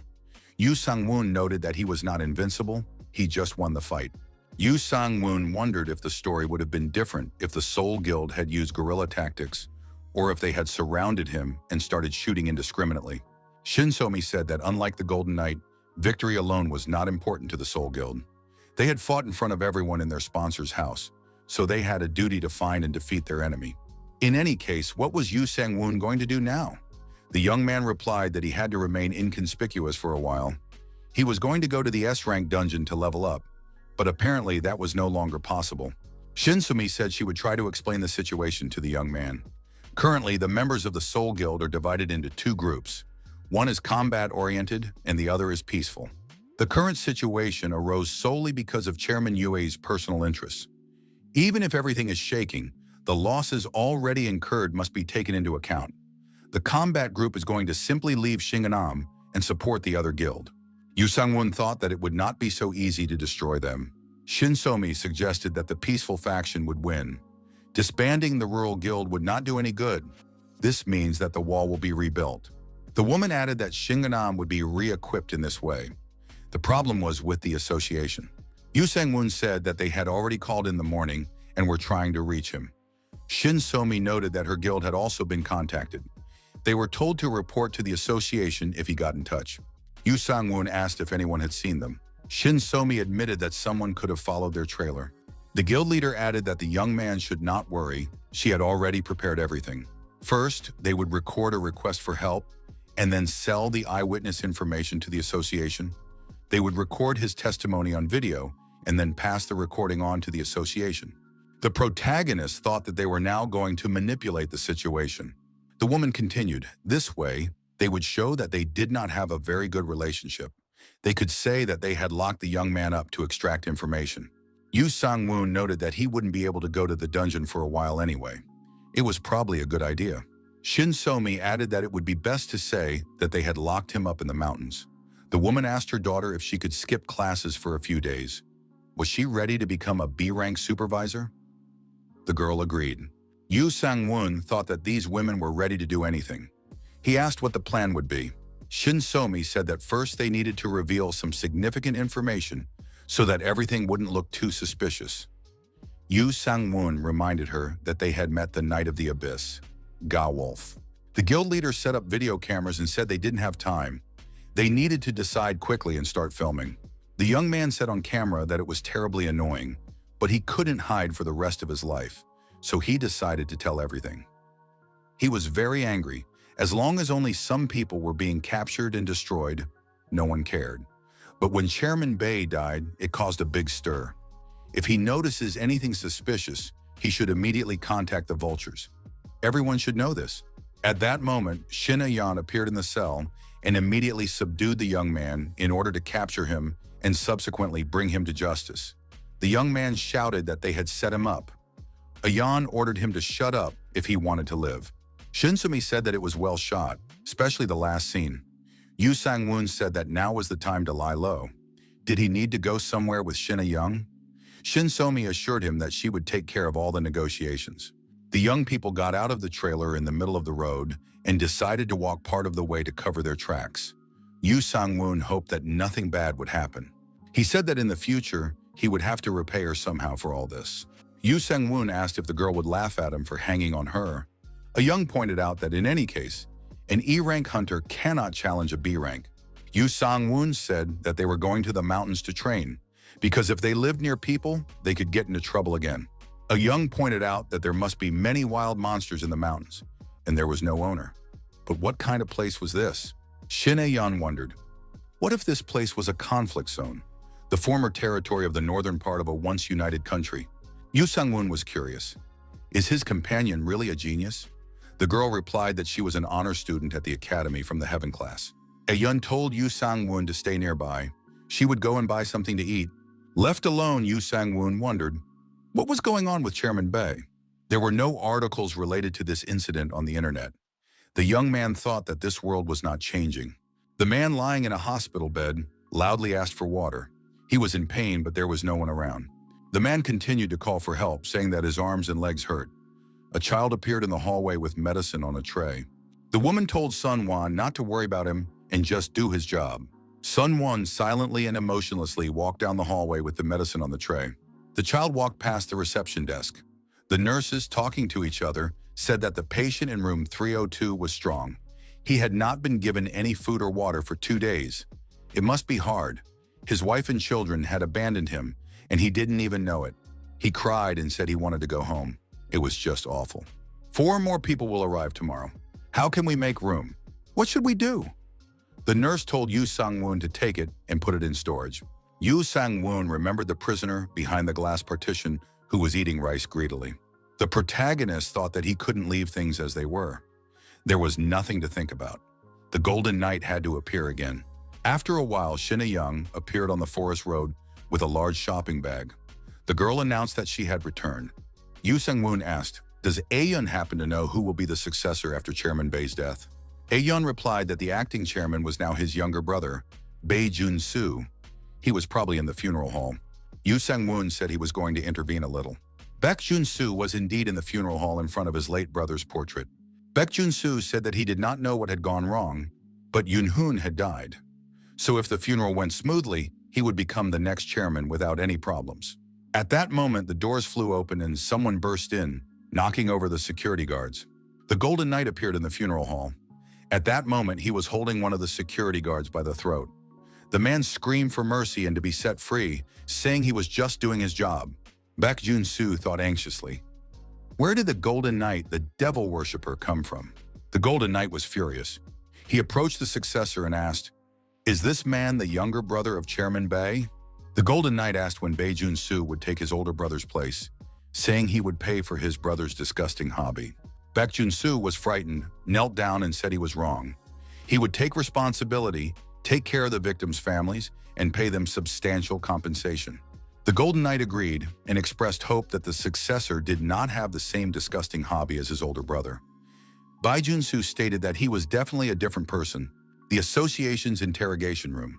Shin So-mi, head of the Midday Sun Guild, asked the questions.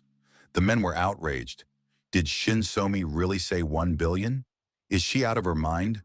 Even though the Golden Knight is an SS-RANK devil worshipper, this is too much. Shin So-mi said that if they didn't like it, they could refuse. Then she would sell the information to the 3 largest guilds. The guild leader thought that if she continued to negotiate like this, she would no longer have to bother Yoo Sang-woon, because the association would definitely buy everything. The woman decided to provoke a little more hatred in them.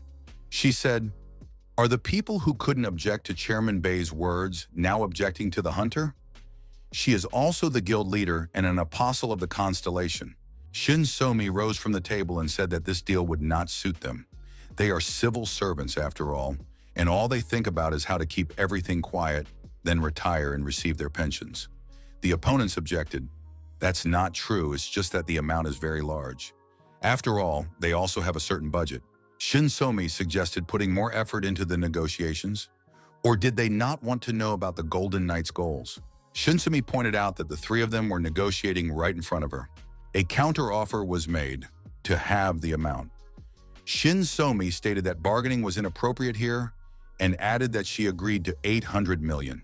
The deal was agreed upon, and the civil servants showed the guild leader a suitcase filled with money. Shin So-mi warned that Mr. Yoo Sang-woon had a strong dislike for the association. He was also emotionally unstable because Chairman Bae had nearly destroyed him. The woman noted that many unflattering words would be said about the association, but she hoped that they would be able to watch the video to the end. In the video, the young man said that when they appeared in the secret room, they saved him and killed everyone else.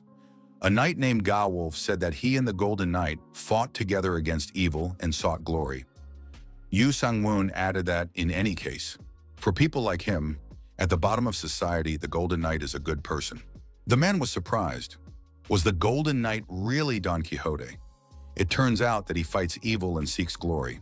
At that moment, the video showed a scene where Shin A-young captures Yoo Sang-woon and threatens to hurt him. Shin So-mi said that for safety reasons, her daughter, a B-rank holder, was watching over this guy. The woman said that in any case, she would not reveal this information to anyone else and swore by the constellation.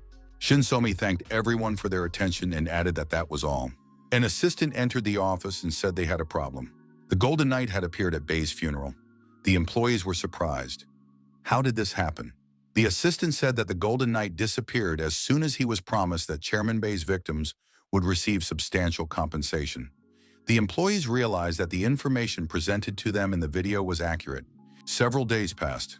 Construction equipment was working in the area of the destroyed barrier. One of the workers said that caution was needed. He had heard that a monster had recently been seen there. Military equipment was also present nearby. The monster watched the barrier being rebuilt from behind cover. The monster sneaked up on the military equipment and lifted an armored personnel carrier above its head to throw it at the soldiers and workers.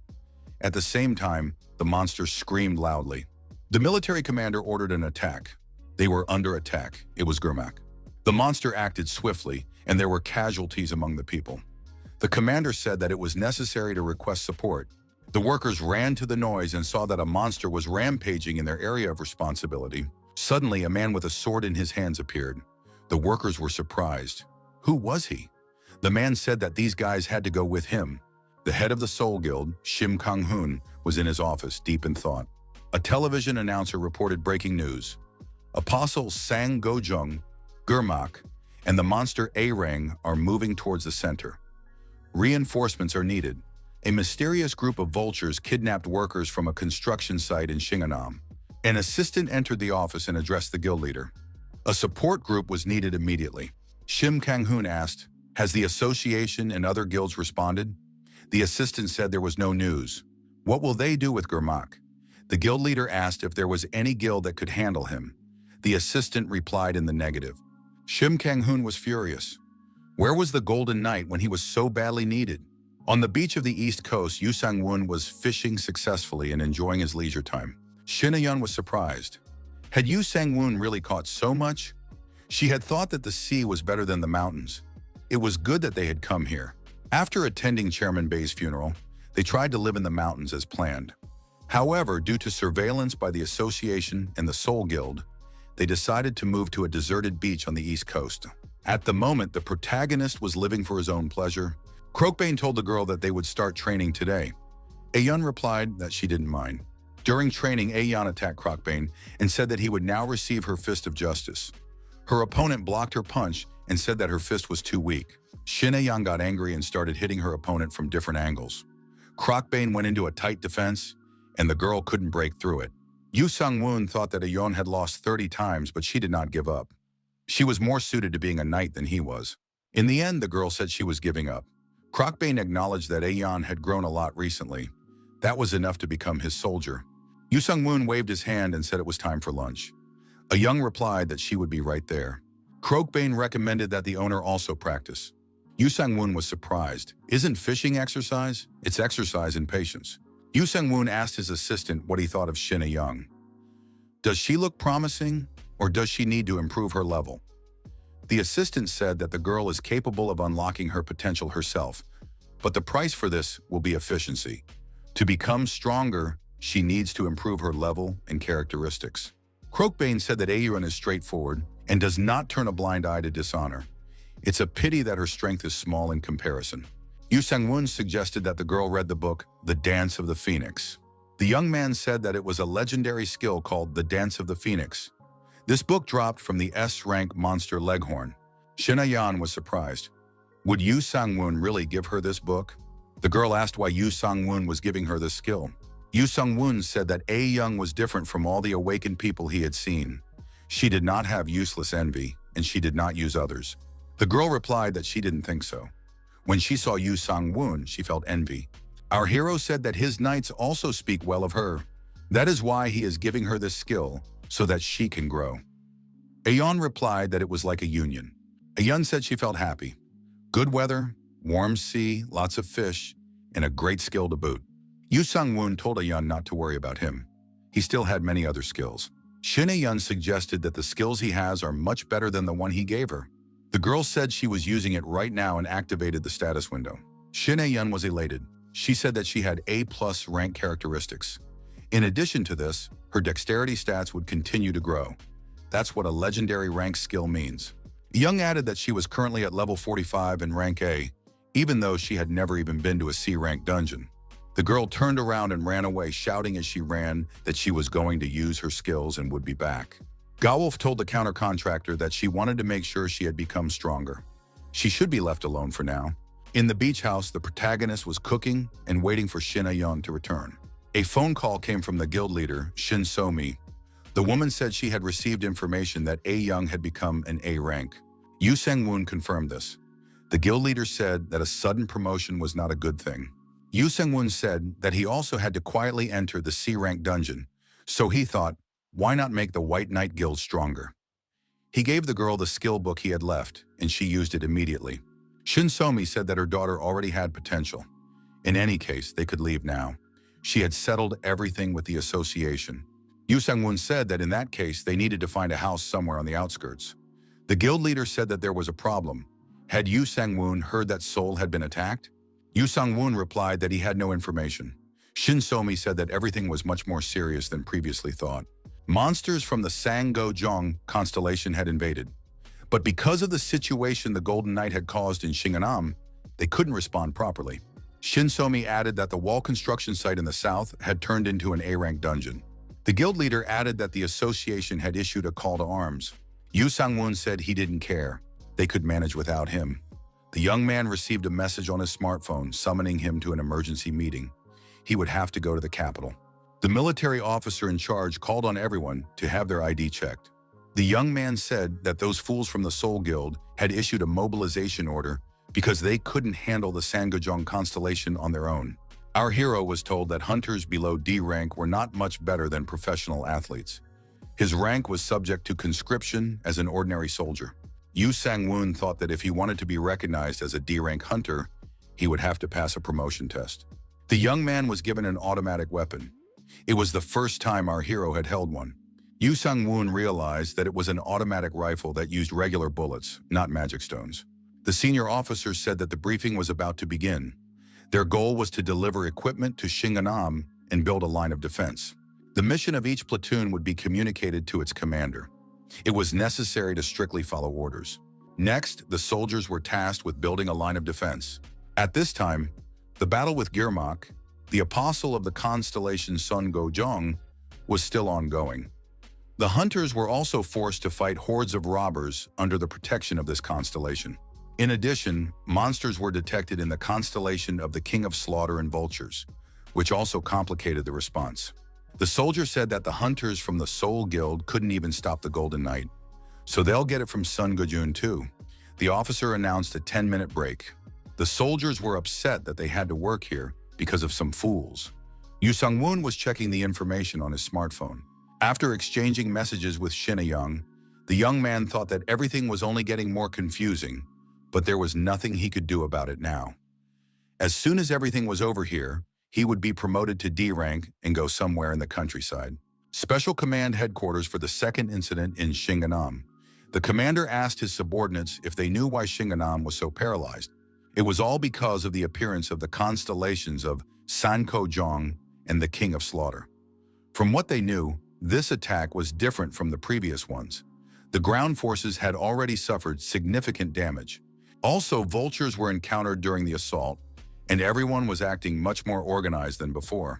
The officer added that it is necessary to find out how they united. Public opinion also leaves much to be desired. A woman present at the meeting said that it is necessary to calm down.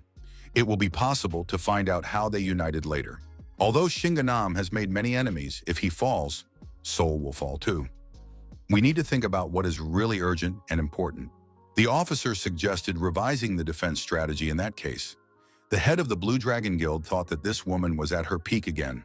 Arcadis, an S-rank hunter from the Olympus Guild, said that they had no objections, but they did not like this position. The head of the Blue Dragon asked what Olympus's position was. Arcades replied that they were monitoring the situation for now.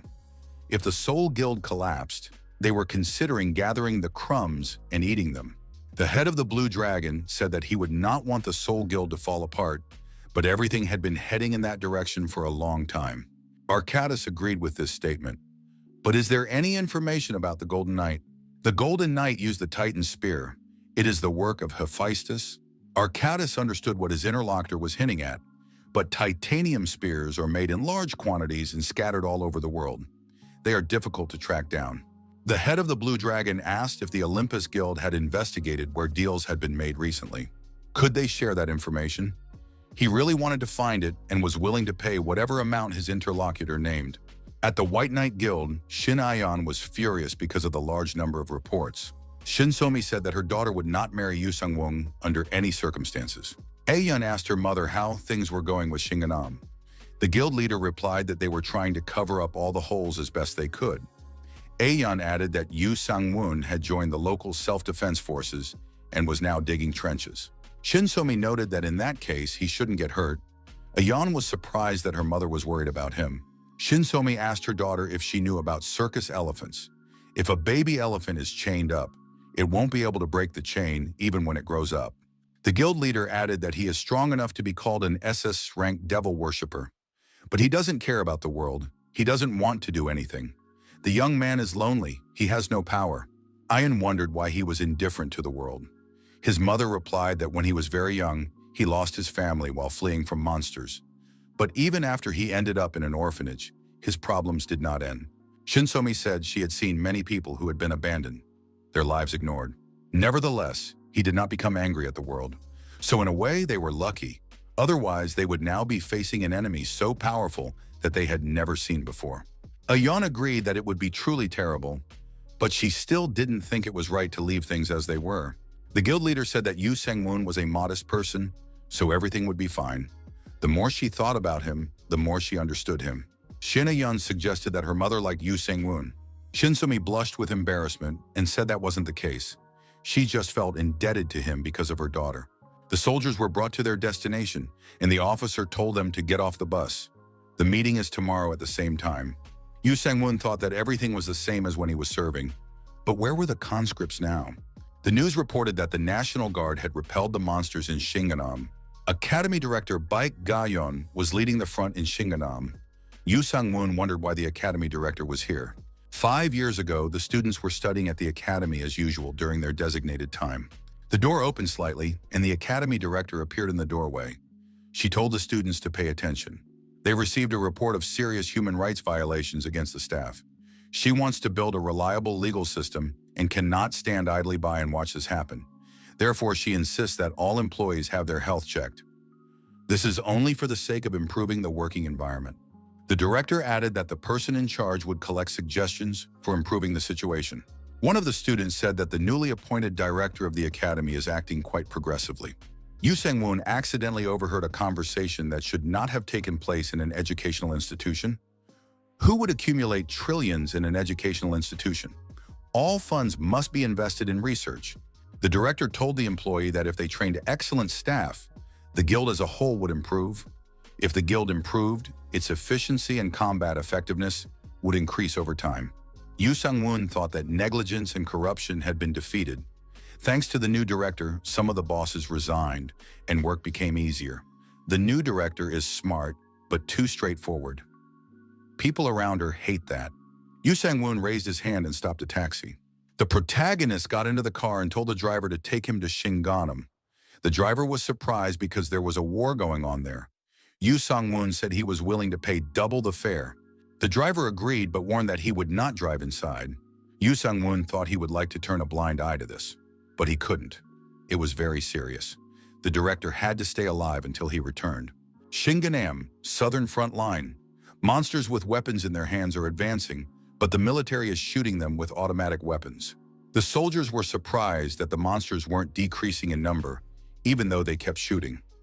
Magic stone bullets couldn't stop D-rank monsters and above. From that moment on, they became a problem for hunters.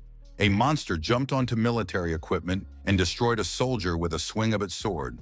The soldier reported to the commander that the front line near the 3rd platoon had been broken through and that there was no contact with the 2nd platoon. The soldiers used magic bullets, but they were still pushed back. It seems that the technology of magic stones has reached its limit. A military specialist reported that there are currently 1,000 D-rank monsters and above, including Gurmak, who has an S rank. They are all subordinate to Sang-go-jun. The officers said that Sang-go-jun's constellation is determined, but they will not retreat either. The priority is to fire at weak monsters.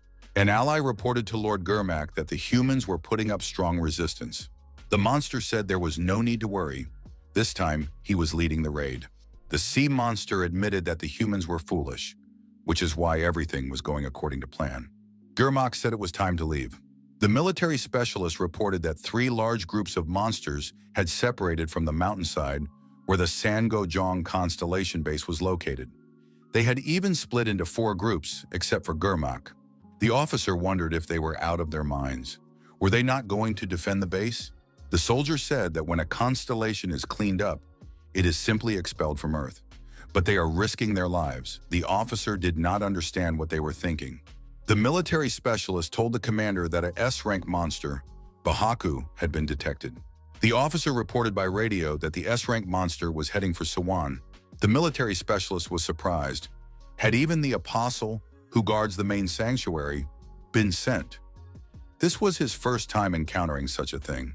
The director didn't know how to deal with an A rank, but an S rank was no easy task. She said she was going to Suwon. Could they also call in an A rank hunter for help? The knight replied that they had suffered heavy losses during the previous incident, so it would not be easy to arrange. The director thought that nothing had changed since then. They needed help from the Olympus Guild. The specialist reported that the Soul Guild was not responding, but in that case, who would help them? The director said she was going to Suwon, and they would manage without her here. The woman was determined and called the officer an arrogant puppy. Only in this way could they win. The young man asked the director if they were leaving for Suwon right away. The woman replied that she would arm herself first. They needed to activate the trailer's defenses and leave. The protagonist greeted the soldier and said that he was an employee of the academy and had important business with the director. Could he go through? The officer replied that the director had left, but they could try to contact her by cell phone. Yu Sang-woon explained that there was an emergency, but the director was not answering. The soldier admitted that the director had left for Suwon. Rumor had it that an SSS-RANK monster from the San-go-jong constellation had appeared there. The director put on her armor and asked if there was any information about the basic skills of the apostle of the San-go-jong constellation. The employee replied that the apostle was responsible for protecting the sanctuary and that little was known about him. Looking at the map, the director acknowledged that this was a difficult opponent who had appeared out of nowhere. The driver asked if everything would be all right. Although the director officially had an S rank, she had given up active training. The woman stated that she knew better than anyone else what condition she was in. At that time, she was studying information about the pirate-class monster. The director said that she had a better chance of winning than the beast-like servant of the constellation. They retreat when they realize that there is no benefit in fighting. But something was strange this time. The director was ready to leave the trailer. The employee opened the trailer doors and told the director to be careful. The woman found herself outside, assessed the situation with a professional eye, and immediately chose the most effective route to accomplish her task. The director saw an explosion ahead. What did that mean? Had the battle already begun? The pirate-class monster lost its balance and fell straight onto the rocks in the forest. It was Bohaku, the apostle of the San-go-jong constellation. The Golden Knight said that these bandits were blinded by wealth and only attacked the weak. Following the knightly code, he intended to punish them. The Golden Knight ordered his assistants to make the villains taste the sword of justice. The director saw the knight and realized that he was the very same Golden Knight, a demon worshipper. The Golden Knight came face to face with the monster. Bohaku said that he would take everyone prisoner and keep the golden treasure for himself. Yu Sang-woon said that this monster was no different from a criminal. Bohaku declared that the right to desire and steal gold belonged to the strong. The Golden Knight declared that such thoughts were the reason why innocent people were overcome with grief. During the confrontation, Bohaku told his opponent that he was quite good. But what about his henchmen? At that moment, Bohaku's minions appeared with pyrotechnic weapons on their backs. Yu Sang-woon wondered if Eldrin could handle them. The dragon said that the opponents were large, so he was counting on dividends. The monsters fired simultaneously, and the energy charge from each weapon was directed at their opponents. The dragon absorbed the energy charge directed at him from the pyrotechnic weapons and responded by unleashing his fiery breath. Of course, the monsters were destroyed. Yu Sang-woon ordered his knights to attack their opponents. The battle began across the entire front line. Bohaku declared that this was not the end. Yu Sang-woon jumped high into the air, swung his weapon, and said that Bohaku could say goodbye to everyone. Bohaku asked the sea golems for help and shouted that they should save him first. The Golden Knight continued to strike his opponent with stabbing and slashing blows using his spear. Yu Sang-woon thought that his opponent was too strong. It was probably because he had the body of a squid. At the same time, the Golden Knight swung at his opponent once again. The protagonist realized that this was his second hunt for an S-rank monster. Bohaku begged for mercy. Yu Sang-woon asked what was the point of letting go of what had already become his prey. Experience to level up, magic stones, and even money. There were too many losses from a living monster. Bohaku said he was willing to compensate for all of it with money. The director, watching this scene from the sidelines, was surprised. An S-rank monster begging for his life. She didn't think the Golden Knight, a demon worshipper, would accept such a pathetic bribe. Yu Sang-woon said that if Bohaku gave him twice as much, he would allow the monster to live. The young man added that he was willing to let his rival go only after the deal was completed. Bohaku thought for a moment and said that he accepted these terms and swore by the name of the constellation San-go-jong. Bohaku ordered his golems to stop fighting. The Golden Knight said that in that case, they needed to make a deal. Bohaku wouldn't try to cheat him, would he? Bohaku replied that the man should not worry. They never break their promises if they swear by the name of the constellation. He was ready to give his honest and noble word. Bohaku dumped a mountain of gold onto the clearing and said that the Golden Knight could count it all and take it for himself. Bohaku asked if it would be enough. Yu Sang-woon admitted that the mountain looked pretty good. The monster said that in that case they would leave. The Golden Knight thought, who would have known that this monster had so much cash? There was no need to count it. It was clear that there would be several million. Yu Sang-woon looked at his assistants and wondered why they were silent. Gewolf asked the contractor if something was wrong. Yu Sang-woon wondered why his assistants had fallen silent. Was he blinded by selfishness? Or was he starting to lose his mind? Gewolf said that it was a reward received after fighting with honor, so everything was fine. The Golden Knight looked into the forest where the director was hiding and told her to come out. The woman came out of the forest and said that she was originally supposed to fight the bandits, adding that she was ready to introduce herself personally to the Golden Knight, the demon worshipper. Yu Sang-woon said that he already knew that she was the director of the academy. Baek Ga-yeon. The woman replied that this was quite unexpected. Did the Golden Knight really know her? Yu Sang-woon admitted that Baek Ga-yeon was quite famous. Ga-yeon stated that the money the Golden Knight had received was unusable. Stolen money, especially from banks, is protected by anti-theft mechanisms. In other words, this money is considered stolen. So according to all existing laws, it is impossible to take it. Yu Sang-woon was upset. Does that mean it's all just trash? Does that mean he was cheated? Baek Ga-yeon said that this S-rank monster squid most likely did not intend to cheat the Golden Knight. For a black market dealer, this is the most suitable commodity. Yu Sang-woon realized that he would have to settle for just the magic stones, so Eldrin burned all the counterfeits with his breath. The dragon didn't need to be persuaded twice. He breathed fire on the treasure, and the gold was gone. Baek Ga-yeon suggested that the Golden Knight was very interested in money. Could he listen to her request? Yu Sang-woon replied that he would not be a mercenary. It was time for him to leave. Baek Ga-yeon said she was very sorry to hear Mr. Yu Sang-woon's response. The protagonist was surprised. How did the director find out about this? Why did everyone know who he was in advance? Baek Ga-yeon replied that she herself did not think she would find out about it in this way. The director added that she thought the Golden Knight's armor was protected from magic, so she tried to buff him instead. However, no magic buffs were activated. Yu Sang-woon was surprised. Did it really not work? Baek Ga-yeon stated that she made a one-time attempt to give the knight the Hunter's Offering buff. However, a question popped up in the information window. Does she want to apply this to Academy employee Yu Sang-woon? Thus, everything became known. Yu Sang-woon was surprised. If someone wanted to apply a buff to him, would their identity be revealed? The protagonist asked what the Academy director was going to do now. Baek Ga-yeon said she would keep it a secret for now. Yu Sang-woon asked what "for now" meant. The woman said that if Yu Sang-woon was hiding his identity, there must be a good reason for it. Yu Sang-woon said that he did not want to get involved in any problems. Park Ga-yeon noted that the young man already had a lot of problems, so she could understand him. If his identity was revealed, the problems would be even bigger. Yu Sang-woon said he felt relieved after hearing her words.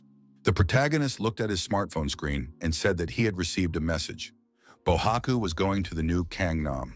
Baek Ga-yeon asked what the Golden Knight would do in that case. Are you going there already? Yu Sang-woon replied that he would collect all the magic stones and other available items before they disappeared for some reason. Yu Sang-woon told the director not to look at him like that. The wealthy people of Gangnam would take care of everything themselves. Besides, he had already made a deal with Bohaku. The Golden Knight turned around and said it was time for him to leave. He had a lot of important things to do tomorrow. Yu Sang-woon added that the director shouldn't get involved in battles too often either. Leaving the outpost was also dangerous. Baek Ga-yeon was surprised. Did the Golden Knight know where she came from? Maybe he also knew that she was going to fight Bohaku, so he came just in case. Waking up in his bed in the morning, Yu Sang-woon ordered coffee from the golem and thought it was time to head to the defense forces. Akalon brought him his morning pick-me-up coffee a minute later, an Americano without sugar or milk. Akalon noticed that his master had a guest. Yu Sang-woon was surprised. Who visits in the morning? It must be Shin Ayeon or her mother. Akalon said it was Mrs. Beck, the director of the academy. Yu Sang-woon was surprised. Shouldn't Akalon have warned him in advance about her arrival? The golem replied that Mrs. Park was not an enemy and had arrived about 2 hours ago. But in order for the master to recover, he did not want to interrupt his sleep. Baek Ga-yeon acknowledged that Akalon brews excellent coffee. Akalon peeked around the corner and thanked the lady for the compliment. Park noted that, given his level of manners, he must have very sophisticated artificial intelligence. Yu Sang-woon asked why the academy director had come to see him. Surely it wasn't just to drink delicious coffee. The young man added that he needed to enlist in the defense forces, so he was ready to get straight down to business. Baek Ga-yeon said that the young man shouldn't worry about it. He could check his phone. There was a message on his smartphone screen saying that due to the situation in New Gangnam, recruitment into the defense forces had been canceled. Park Ga-yeon added that the fighting had lasted all night. The people could have won, and they did, but the losses were great. Yu Sang-woon noted that he had advised the director not to participate in the battles, but she had done as she pleased. Park Ga-yeon remarked that it had been necessary. In any case, she had come to ask for a fair deal, given the recent situation. Yu Sang-woon did not understand what she wanted to ask for if the battle was already over. The young man said that he was ready to listen to her first. The woman said that it would be about the SS-RANK demon worshipper, Pastor Lee. Yu Sang-woon said he refused. He was sure he would be asked to save the people captured by the pastor, and he understood that, so he refused. Baek Ga-yeon was surprised. Shouldn't the young man listen to the end before giving an answer? Where is he rushing to? Yu Sang-woon said that there are too many things in the world that cannot be undone. Baek Ga-yeon said she was willing to pay a decent amount, even in cryptocurrency. Yu Sang-woon replied that he still refused. Yu Sang-woon wondered why Park Ga-yeon was trying to save people on her own. That's not what a director should be doing. Yu Sang-woon noted that even if the director saved them, the cost of treatment would make things harder for the victims' families. The young man noted that good intentions do not always turn out well for others. Yu Sang-woon advised him not to waste time on something so useless and to have breakfast before leaving. He could offer breakfast absolutely free of charge. Baek Ga-yeon agreed. Bohaku, who was heading to Suwon, returned to New Gangnam, and the siege of the rear lines began. As the defense forces were on the verge of collapse, the Olympus and Blue Dragon guilds intervened and are currently fighting the monsters. The monsters looted the deposits and VIP storage facilities, then set fire to the buildings. Due to the enormous loss, it is difficult to say whether New Gangnam will be able to return to its former state. Yu Sang-woon praised the goblin for the delicious breakfast. Akalon was pleased. The shelters were also raided, and about 1,500 people were kidnapped. They were captured because of their connections to the King of Slaughter. This did not happen even when there were only awakened people. Yu Sang-woon noted that the noble constellations reward people according to their merits, while humans only speak beautifully but do nothing themselves. Yu Sang-woon noted that when he first left the shelter and received his first money, he was insanely happy. Only later did he find out that he had been underpaid. The young man added that even at the academy, the starting salary is the minimum wage. That is why people are interested in constellations. At least it is fair. Yu Sang-woon was surprised. Even if they destroy the world, Yu Sang-woon said that even when people are dying somewhere on the planet, only humans can care about their money at that moment. Even if the whole world collapses, the most important thing for a person will be how they feel. Has Baek Ga-yeon ever gone hungry? Has she ever rummaged through a trash can to find something to eat? If not, then there is no point in talking about the destruction of the world with her righteous delusions. Yu Sang-woon thought he had been too harsh. She was much older than him after all. Baek Ga-yeon said that his constellation had strange preferences. How could it cling to such a gloomy person? Yu Sang-woon said he didn't have a constellation. The academy director was surprised and asked what kind of power he had in that case. Yu Sang-woon replied that he didn't know. He knew only one thing. Whoever had foisted this garbage on him had made a big mistake. Park Ga-yeon asked what he planned to do with this power.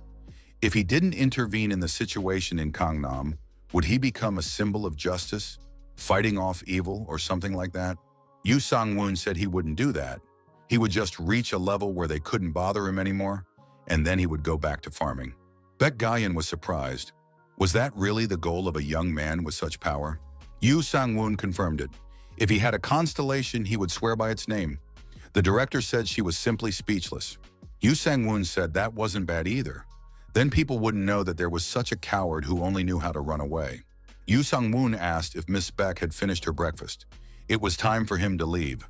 Baek Ga-yeon said she had another request. The young man said he was ready to listen to her request. After all, the coward hadn't left yet. Baek Ga-yeon asked if Yu Sang-woon could receive the Grandmaster's inheritance instead of her. If the young man was the type who only thought about his own safety, then this inheritance would be useful to him. The young people discussed the news that the head of the student council had decided to voluntarily leave his post after all. It was time for him to understand his place after the three greatest guilds had kicked him out. He asked if Wu Sang would go to the new Gangnam. Wu Sang said he had terminated that contract. They even decided to take the case of the violation to court. A student asked what would happen to Kang Ho. Wu Sang said that he was still S rank, so he would most likely agree to go anywhere. At that moment, Shin A-young entered the classroom. One of the students asked if little A-young hadn't been B rank for several years. What did she do to reach A rank? The student suggested that she had obtained a legendary skill book worth several million. Wu Sang admitted that she was considered an S-rank pseudo-hunter. Everyone must be nervous now.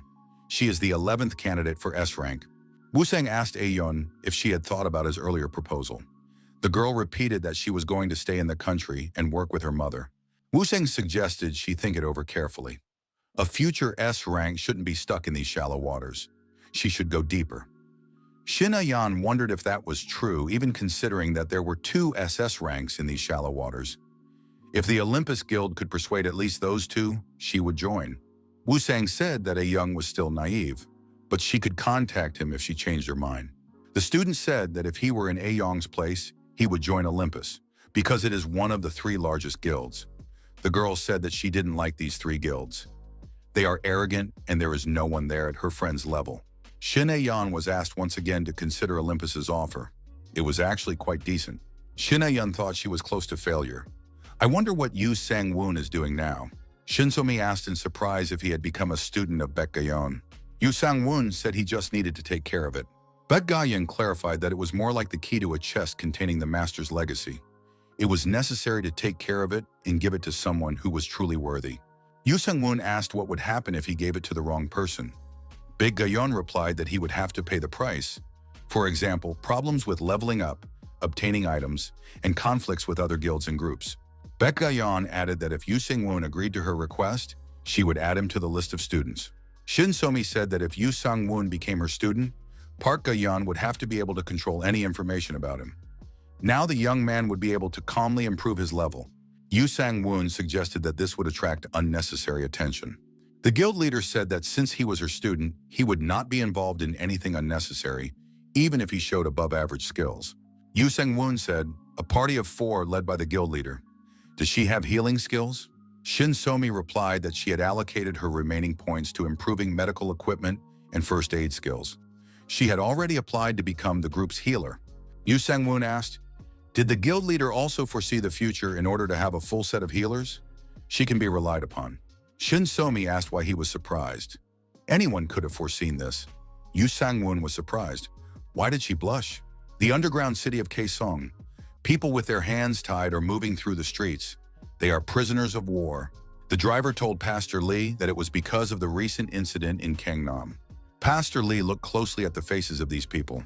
The driver reported that a man known as the Golden Knight Demon Worshipper, who had destroyed the Archdemon Leghorn, had caused a commotion there.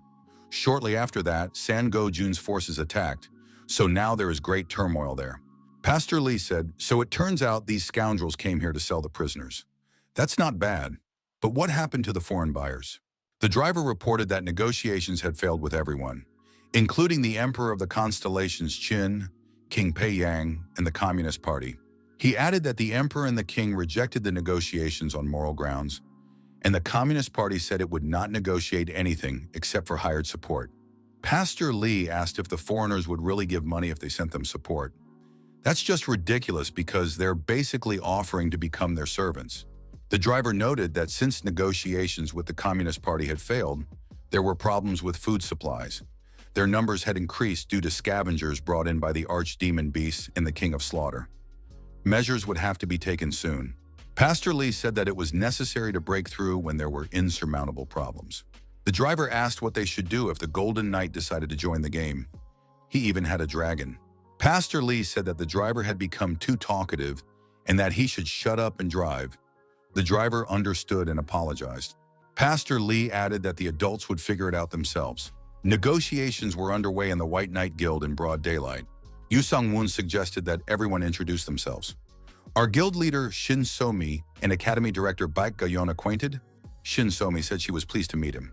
Yoo Sang-woon asked if they had a common goal, C rank, and whether it was worth making a plan.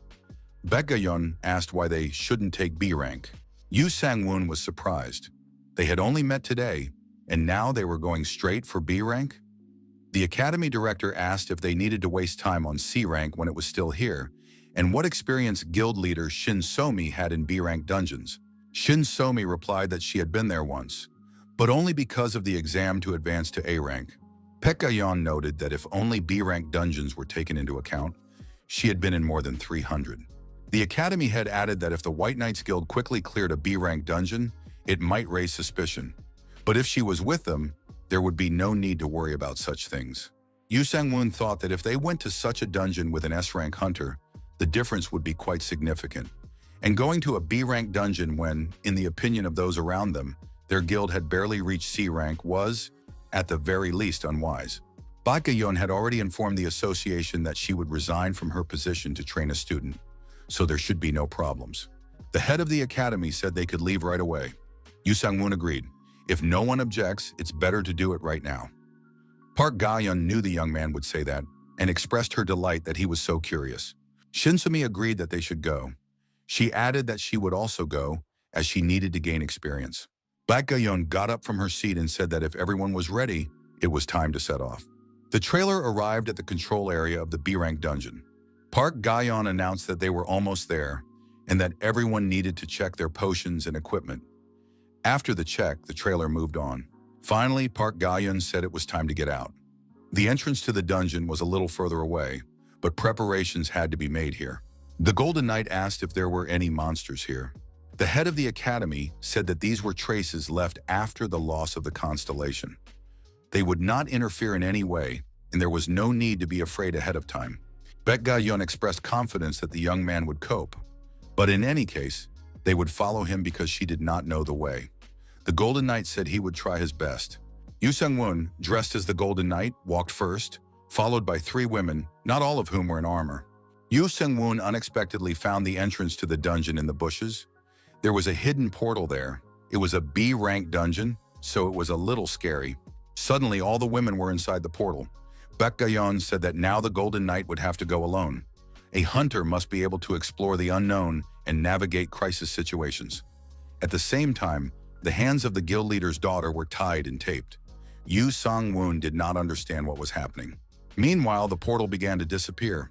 The protagonist could do nothing about it. Shin So-mi asked her companions if everything was really okay. Baek Ga-yeon said that being a hunter means that at some point you have to put your life on the line. This training was necessary for the young man if he wanted to continue living without problems. Shin So-mi stated that in B-rank dungeons, not only combat power was important, but also experience and mind control. That is why the Golden Knight will have to fight his way through everything on his own to a greater extent. Yoo Sang-woon did not lose his composure and decided to call his support squad. However, there was a problem. Due to the size of this place, it was impossible to call his subordinates. Yoo Sang-woon thought that in this case, he might go crazy. Baek Ga-yeon noticed that the Great White Swan Apostle was in the dungeon where they were going this time. It was an extremely cunning monster. Yoo Sang-woon checked the literature and made sure that there was nothing in the book that was suitable for this situation. The Golden Knight thought that at least he would learn something. Even allies should not be lulled into a false sense of security. If he decided to settle here, he wouldn't have to leave, right? He was going to come to the village anyway. Even if he couldn't leave, it would be even better. The Golden Knight decided to take care of his future and began cutting down trees using his combat weapon. After a while, using his architectural skills and previously acquired knowledge, our hero was able to construct a semblance of a residential building. Building a house turned out to be easier than he had previously thought. The house looked a little shaky because it was made without drying the wood. Yoo Sang-woon wondered if it would work because he couldn't call his knights. The protagonist found himself in front of the auction house again. The same girl greeted him at the entrance again. She said hello and mentioned that she hadn't seen this customer in a long time. Yoo Sang-woon asked if there were any blankets or other camping gear available. The girl replied that the entire range was currently in stock, so the customer could choose whatever he liked. The Golden Knight asked if there were any traps. A 3-headed bird and a bird of prey at that. The bird was surprised. What was this man doing here? He hadn't been seen here before. Another head said that this man didn't smell of pain. He wasn't doing anything at all. We need to give him a nightmare. Then he'll feel pain. Yu Sung-woon was resting on a soft blanket. Next to him was an empty container of an intoxicating drink and bones from the meat he had eaten. The three-headed bird said that this golden armor was strange.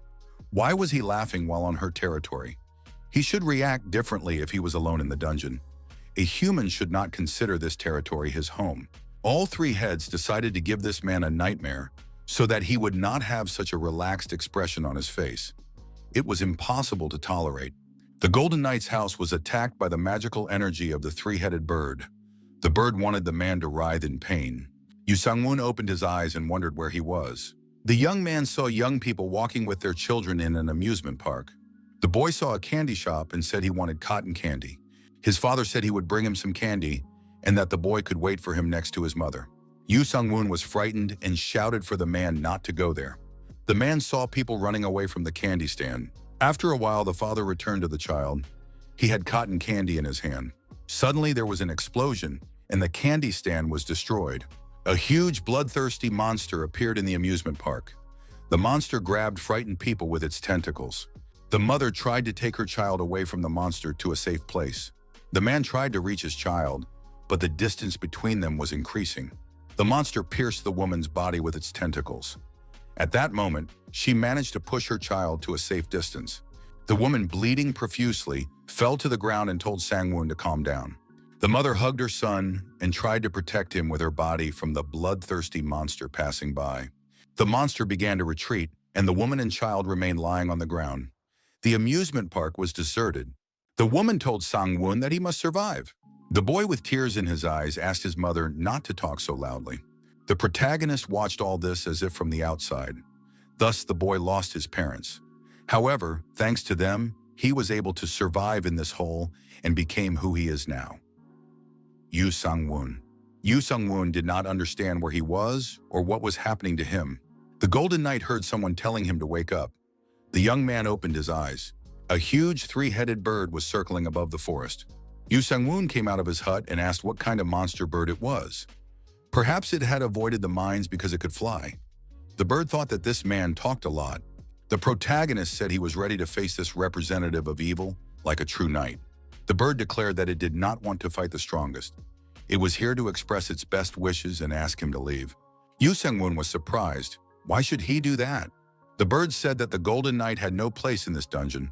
It turned hope and happiness into despair. The knight had a pure heart, but he was not looking for happiness. The bird said that this knight was a desperate beast. Yu Sung-woon was surprised. Why should he leave? He would not fight if the bird did not. He would stay here and feel comfortable. The bird said that this was not possible. Life is painful, but it is also good. Instead of beauty comes pain, the fall of hope and despair. Yu Sung-woon wondered if only one head of this bird could speak. Why were there so many of them? The bird said that in any case, the man brings no good to any of them by being here. This is not a refuge or a sanctuary.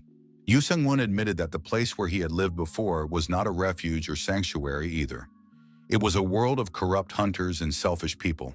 The bird suggested that this was why they did not visit its prison. The Golden Knight added that he felt very comfortable here. Besides, if the bird was the only monster that came here, didn't that mean there were no other monsters here? The bird said that was true. They didn't quiet down during the day, but then returned at night to torment his dreams. However, inside, the young man was already on the verge of despair, so he couldn't hurt anyone. Yu Sang-woon acknowledged that this was the way of the world. The bird said that if the world outside the gate was filled with even more pain, then there was no point in existing. The winged monster noted that if the man left this place, it would be easier for him. So the Golden Knight must leave this place immediately. Yu Sung-woon asked what the bird was going to do. The bird said that the man had come here alone in search of paradise. He must protect his world and cherish it. When his heart is filled with happiness and hope, they will return. Yu Sung-woon was surprised. Did this bird want to blow itself up? The bird told the man to return when his heart was filled with happiness. After that, there was an explosion, and gold jewels appeared in the air. Yu Sung-woon said that the bird could not influence anything and would not be able to return. The young man returned from the dungeon and told the head of the academy that it was too easy. Baek Ga-yeon asked how he managed to break through the A-rank dungeon. She was sure it wasn't easy for the young man because the king of pain himself, the White Swan Apostle, was in that dungeon. Yu Sang-won replied that it was his secret. Shin A-yeon said she was very hungry. Park Ga-yeon was surprised. Why was the young man so arrogant? How could he keep secrets from the commander? Baek Ga-yeon said that for the report, they would say that they defended the entire dungeon together. Yu Sang-won must remember and tell what was problematic in the dungeon. Shin A-yeon asked if the commander could change the report a little. The girl asked either not to include her at all or to make her incapacitated in battle. She doesn't want everyone to know that she passed the B-rank dungeon without any problems. Otherwise, they will suspect that she raised her rank too quickly. Park Ga-yeon suggested that she could fulfill this request. The head of the academy said she would leave the report as it was. She would try to complete the next dungeon in a week. Park Ga-yeon noted that even if she helps the young man, she still doesn't want him to defend the dungeon so quickly. Otherwise, it will arouse suspicion. A-yeon asked what Yu Sang-won would be doing this week. Yu Sang-won said he needed to build a house. Park Ga-yeon agreed that it wouldn't hurt to have a place to call home. She would look into different options. Yu Sang-won thanked her. The head of the academy was glad that the young man showed no signs of becoming a hunter. Park Ga-yeon asked the guild leader if she and her daughter would be returning. Shin So-mi confirmed that she still had business at the guild. A-yeon noted that she also needed to return to the academy. Park Ga-yeon asked if Yu Sang-won had already chosen where he would live. The young man replied that he was still thinking about it. The head of the academy said that she had conducted a full analysis of the young man's actions while he was in the dungeon. She added that she needed to predict the damage that could be caused by those who were following the trail of the Golden Knight, the demon worshipper, towards the White Knight Guild or the academy. Park Ga-yeon added that overall, things were not going very well. Running away is fine, but shouldn't the problems the young man created be fixed? Starting with Ko Sung-jun, then the S-rank demon worshipper, Jong Mi-soo, the attack on Seoul by the SS-rank demon worshipper Pastor Lee, and then the case of the new Kangnam. With such a long trail of problems, the young man is bound to be caught. The scale of the damage is too great. The head of the academy added that the Olympus Guild would quickly catch up with the young man with that Titan spear. Yu Sang-won thought that they would find out that he had visited the weapon shop. Park Ga-yeon said that they might even realize that Yu Sang-won was a Golden Knight. Yu Sang-won thought he had been too careless. Yu Sang-won looked at his smartphone screen and wondered why the Blue Dragon and Olympus had come to their guild. Shin So-mi asked the assistant who had arrived from the Blue Dragon and Olympus guilds. The assistant replied that it was the head, Ko Jung-soo, and the A-rank hunter. They wanted to talk in person. Shin So-mi thought that the conversation would be about the Golden Knight. The guild leader asked them to wait. The guests entered the office themselves and said that they were in a hurry and hoped that it would not take long. They suggested talking quickly. Shin So-mi wondered what had brought these people to her unremarkable guild. The head of the Blue Dragon asked where their E-rank hunter named Yu Sang-won was. Shin So-mi replied that he was a student of the academy director, so she didn't know where he was now. The head of the Blue Dragon stated that he had seen the association's report on the dungeons. The woman added that she had already told them everything she knew, even filming the interrogation and providing the video. The Blue Dragon leader said that based on what they had learned from the Olympus Guild and the events that had taken place, they had reason to believe that the White Knight Guild was collaborating with the Golden Knight, the demon worshipper. The head of the Blue Dragon asked, "Is Yu Sang-won the Golden Knight?" Shin So-mi replied that she knew nothing. The woman added that whether she confessed or not, it didn't really matter. She added that she had a working business relationship with this young man. The guild helps him when necessary. He accepts her help. Shin So-mi understood that they would not budge until there was solid evidence. The head of the Blue Dragon said, "Shin So-mi, you understand that the Golden Knight was responsible for the first incident in New Kanam, right? If she doesn't tell us, she will be punished along with him." Shin So-mi was surprised. Was the head of the Blue Dragon threatening her? The man said he was warning her. The oil tycoons are more focused on finding the culprit of the Kanam incident than on rebuilding the city, even though the damage is enormous, because their money was at risk during the incident. They have been fighting each other since the wall was built, but if one of them catches the culprit, their ratings will skyrocket. It is enough to call those who fought during the first wave heroes. They just need a villain. They are trying to get rid of the people who, by coincidence, were involved in the incident in New Kanam and oppose the big three guilds. After all, hunters and associations are political arenas. The head of the Blue Dragon Guild said that he was letting his interlocutor know that it was time to choose the right side. The man added that he was not promising to be lenient. Shin Somi did not expect this. The guests warned that they were ready to start using energy on Shin Somi, and the head of the Blue Dragon said that the woman had to make a quick decision. The hunter from the Olympus Guild added that if they had to start, maybe she would talk then. Shin Somi resisted with all her might. She thought she should tell the young man to stay away. Suddenly, there was an explosion in the building, and a hole appeared in the wall. The Golden Knight entered through it. He thought that these actions were not like him at all. Shin Somi lay unconscious on the floor. The guests saw the Golden Knight and were extremely surprised. It was a complete surprise to them. The protagonist decided not to get involved in the battle and picked up the head of the Shin Somi Guild. The head of the Blue Dragon thought that the Golden Knight wanted to escape. The guests decided that this demon worshipper must be detained. Yu Sang-woon ordered his assistants to destroy the two. The Golden Knight handed the guild leader over to the Steel Goblin and told him to take her to a safe place at any cost. Representatives of the Blue Dragon and Olympus Guilds called their hunters and ordered them to give chase. The protagonist thought that even a serial killer would not go that far. The head of the Blue Dragon Guild asked the Golden Knight if he really considered himself less guilty than a serial killer. The guild leader called him by name, Yu Sang-woon. The young man realized that now this man knew who he was. It was all because of the Spear of Titan. The Golden Knight said he wanted to keep everything secret so that he and the White Knight Guild would be left alone. He reminded them that he wasn't the one who started it all. The young man added that he simply couldn't sit idly by and watch the scoundrels think that everything was going according to their plan. His opponent said that they had come with an offer. Yu Sang-woon said he didn't know what they wanted to offer, but he refused outright. The wolf would not bow down to the dogs. The head of the Blue Dragon Guild noted that for a man who wants to live peacefully, the young man has a very sharp tongue. Yu Sang-woon replied that he wants to live peacefully not because he is afraid of them, but because he does not need problems from people like them. The head of the Blue Dragon Guild thought that the stakes had been raised. It seemed that today he would finally be able to reach SS rank. The guild reported that all the troops he had gathered were ready for battle. The Olympus Guild hunter ordered all forces to arrest the Golden Knight. If necessary, he could be destroyed. Dozens of arrows flew at the Golden Knight. Yu Sang-woon activated his dome defense, and the arrows couldn't penetrate it. The guild leader ordered them to continue, and his hunters surrounded the Golden Knight, moving on to hand-to-hand combat. The protagonist felt no pain, but there were still too many enemies. Something had to be done. Yu Sang-woon decided to buy some time and change his position. He jumped into a window of a nearby building. The young man thought that he could hold out for a while, but when his energy ran out, he could die. His assistants appeared near their master. Croakbane said that he was excited today and wanted to fight. Golf said he was waiting for orders from the contractor. Yu Sang-woon said that the enemies would probably set up a line of defense around this side and then start attacking. The Golden Knight added that as soon as the attack began, he would counterattack and try to break through the defenses. When the enemy's attention was focused on him, his assistants would strike the flanks. Gawolf said it was a very good plan. The master was developing quite quickly during the war.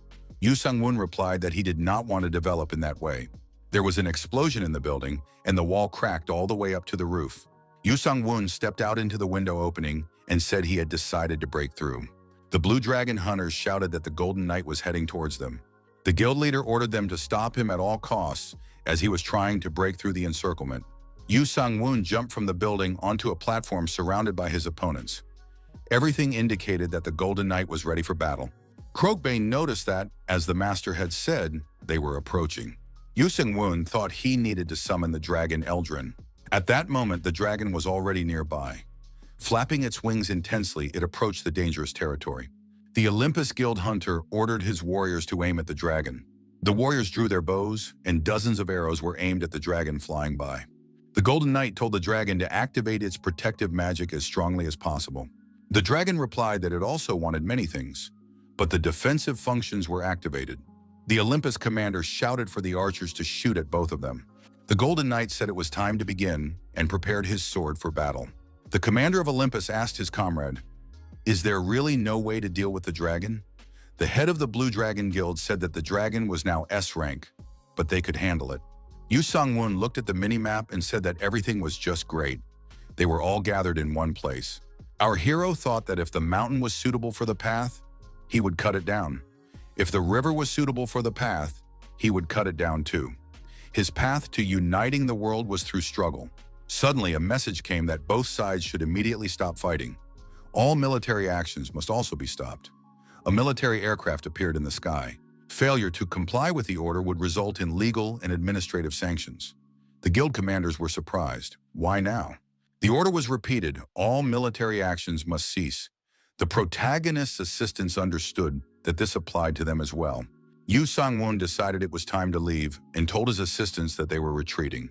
The commander of the Olympus Guild was surprised. Why was the Blue Dragon protecting him? After all, he was a Golden Knight. The head of the Blue Dragon Guild explained that administrative action meant that the government and the association were involved. The Olympus commander said that this was a great waste.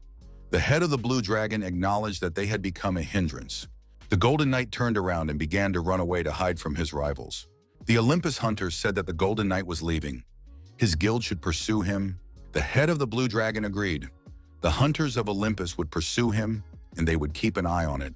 Suddenly, the head of the academy appeared and said that there was no need for this. They would lose valuable people in a futile pursuit. The head of the Blue Dragon asked, "Did Baek Ga-yeon report everything?" The woman admitted. Who else but her could have acted so quickly? They had to discuss it with the association. The Hunters Association, the briefing began. Park Ga-yeon noted that too many events had been happening lately. The head of the Seoul Guild asked, "Who is the Golden Knight?" Park Ga-yeon remembered how the young man, looking at his smartphone, was going to join the White Knight Guild. Now the woman had to think about what to say when asked about it. Yu Sang-woon said that if everything was already known, then he definitely had nothing to hide. He planned to leave the country when they found out who he was. The Olympus Guild hunters said that they were able to trace the sale of the titanium spear to the Golden Knight. But the White Knight Guild interfered. The officer noted that the guilds had been given too much autonomy. A law would have to be passed to control them. The head of the Seoul Guild said that they had not gathered for that purpose. The issue of autonomy could be discussed next time.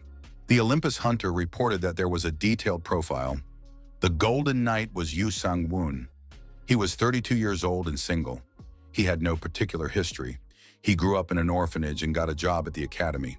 The head of the Blue Dragon said that they did not know when he had awakened because they did not have his entire history. Baek Ga-yeon could fill in the gaps. The head of the academy asked where they wanted to start. The woman reported that his level is 45, class is Knight. All 4 of his stats are SS and his armor is legendary. He can summon 4 knights and a dragon, and also has a wide range of mass skills. The commander-in-chief asked, "Don't these characteristics surpass those of the regiment of the Great Apostle of the Holy Throne?" The officer clarified, "Is he really an ordinary person? He has the power of a medium-level guild." Baek Ga-yeon added that he does not belong to any constellation. This means he cannot swear by a constellation. The Minister of Defense was surprised. How can one be a knight without a constellation? Is this really about Yu Sang-woon?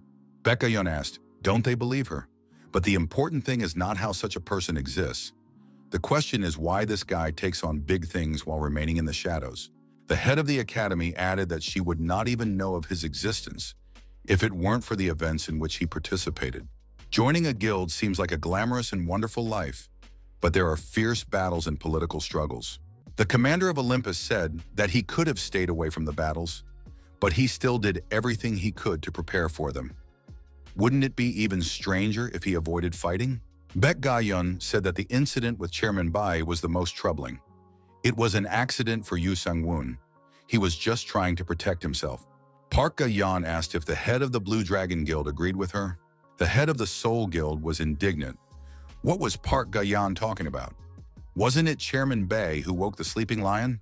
Baek Ga-yeon said that when the head of the Seoul Guild fought him, he was involved in his illegal hobby. Did he take appropriate legal action against his private prison? The head of the academy said that Yu Sang-woon is not going to become a hunter. He just wants to have the power to protect himself. The woman added that the consequences are quite dire. He is an ordinary person without a constellation who suddenly became a being capable of ruling the world. The head of the Seoul Guild asked what that meant. Baek Ga-yeon asked what would happen if Yu Sang-woon revealed himself. He would have to move to another country. The officer asked what the White Knight Guild was doing. Obviously, they were hiding him illegally. The senior officer added that the guild leader and her daughter were involved. Now it's a problem for them. The head of the Seoul Guild said that was true. If Shin So-mi was involved, it was a problem for the entire guild. In that case, they would have to convene a meeting of the association's leaders, including the guild heads, and make a decision. An arrest warrant would be necessary. The Blue Dragon head thought that the ministry or the association would try to make this guy a guild hunter somehow. It would be better to get rid of him than to leave him to another guild. The underground city of Kimgas. The protagonist thought that things weren't as bad as previously assumed. Shin So-mi said that there were many scavengers, but the city was still well guarded compared to Kaisen. The woman added that Kaisen was actually ruled by Pastor Lee. Yu Sang-woon thought that this was why Shin So-mi had asked him to come here. Local hooligans approached the young people. One of them said that the guy, whom he had never seen before, had a girlfriend. Who were they? This was their hangout. Yu Sang-woon said that the three of them were being very noisy. One of the bullies recognized our hero. He said that he was a Golden Knight, an S-rank demon worshipper. The bullies checked the information against data from the internet and said that they had almost gotten themselves into trouble. The trio bowed, said they had been misunderstood, and that they were leaving right away. Yu Sang-woon thought that he was already a celebrity. Why were they so kind to him? They made him feel stupid. Yu Sang-woon noticed that everyone seemed to think the White Knight Guild was in cahoots with him. Shin So-mi said that in that case, the young man should take responsibility. Shin So-mi asked if something was wrong. Was she a burden to him? Yu Sang-woon replied that it wasn't true. Shin So-mi said that she believed Yu Sang-woon would definitely come to her aid, but she didn't think he would do it so decisively. Yu Sang-woon said that the guild leader trusted him, so he reciprocated that trust. Shin So-mi noted that from now on, each side would play to its own advantage. The Gangnam authorities would try to claim damages. Chairman Bei's case would eventually go to court, and influential people were involved. Most likely, they would just pretend to punish him and shift the blame onto others. Shin So-mi said that sooner or later, the young man would have to make a choice, the association or the guild. Yu Sang-woon said that he could remain a demon worshipper. The protagonist noted that despite everything, his goal remains the same: to continue living his life without interfering in other people's affairs. Yu Sang-woon added that after fighting the Blue Dragon Guild, he realized how difficult it was to resist the forces of several people. After all, to fight the guild, you need a similar organization. Shin So-mi asked if Yu Sang-woon was going to create his own guild. Yu Sang-woon replied that he would simply start recruiting new knights. Shin So-mi couldn't believe it. Was he really recruiting knights? Yu Sang-woon clarified that he meant S-rank knights, Akalon, Crocbane, and others. Shin So-mi noted that this was nothing more than an increase in personal power. What was important was who he decided to join forces with. Yu Sang-woon stated that he did not want to be part of the guild, but he also did not intend to engage in government work. Shin So-mi noted that this is precisely why they would have to work with the association. The young man said he just had an idea. He would contact the director, the Hunters Association. The president of the association is surprised. Where did the woman get such conditions? Baek Ga-yeon said that she simply passed on his words. The hunter was furious. Being a member of the association, going to the dungeon but not responding to summonses, isn't that the same as being an autonomous guild? The billion-won fee is simply ridiculous. Baek Ga-yeon said she knew everything. But doesn't that mean they'll force the Golden Knight to work for them? It's also worthy of the association's SS rank. We need to think rationally. Don't those present think so? Is $1 trillion really that much for them? 4 S-class knights and a dragon? Isn't it more profitable to invest $1 trillion? The association representative said that this Yu Sang-woon is taking on too much. It's just ridiculous. One service can't cost that much. The government cannot allocate such an exorbitant amount of money. Paek So-mi asked what would happen if another party hired him for $1 trillion. The head of the academy added that having him would be in the national interest. The money could be taken from the defense budget or the police budget. If those present consider him a weapon, then he is nothing that could not be covered by $1 trillion. It's good value for money. The government's special representative asked what this guy was going to spend $1 trillion on. He's not going to do anything illegal, is he? Baek Ga-yeon said there was no need to worry about that. She guarantees that the funds will be used rationally, taking into account all interests. If the answer is yes, he will be ready to join. Shin So-mi and Yu Sang-woon decided to eat and drink at the same time. Grilled meat and red wine came in handy. The young man noted that this wine had a rather pleasant, mild aroma. Shin So-mi added that this wine was different from the one they had tried before. Yu Sang-woon said that it was his first time trying wine, so he didn't even know what to say. he had never been to a place like this before. Shin Somi was surprised. Had he never even been with his girlfriend? The young man replied that he had been too busy with work and hadn't thought about relationships. The guild leader was surprised to learn that her conversation partner had never had a girlfriend. Shin Somi added that in that case, she would be the first. The protagonist did not understand what he was doing or where it might lead. A phone call came in from Baek Ga-yeon. The young man asked how everything went. Baek Ga-yeon said that everything went well, as it should have. Yoo Sung-woon asked what had been decided. Park Ga-yeon said that the association and the government agreed to his proposal. In any case, it would be beneficial for his reputation. The head of the academy said she had to stamp the contract.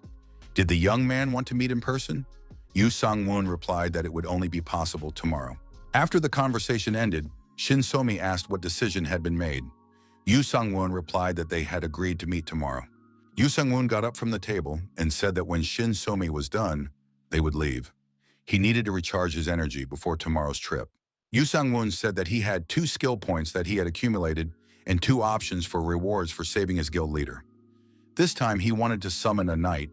He decided that he should have his own team while he was fighting the Blue Dragon. Yoo Sung-woon asked his assistants to give him some recommendations.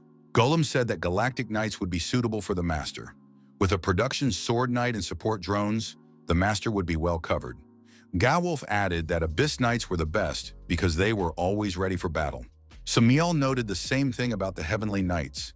They believe that heavenly power, rather than the sinister power of the Abyss, is better suited to golden armor. Yoo Sung-woon thought that everyone was trying to push their own agenda. Isn't there an organization that has a little more diversity, such as reconnaissance and destruction? The assistants said that they fight in battle because they are knights and are not afraid to take up arms. Yoo Sung-woon said he understood everything and that the recommendations could stop there. The young man read about the essence of the fallen phoenix in the information window and understood why the Royal Guard and other similar organizations were taking to the streets. Yoo Sung-woon said he needed forces that could do more. Shin Somi said it didn't matter because the skills of his subordinates were very valuable in themselves.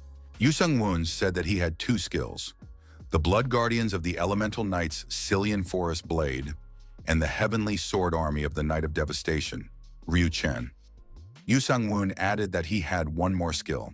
Yoo Sung-woon said that he would have to learn 1 skill and then choose between the 2. The young man decided to choose the Heavenly Swordsman. After pressing the corresponding button, the protagonist was surprised. Why isn't it working? After all, it's not magic. Som Miao suggested that this happens when the owner supplies it with magic. Yoo Sang-woon noted that troops are expensive in any case, and ultimately he thinks the price of calling them in is also high. At one point, our hero began to get nervous and shouted that everything was very expensive.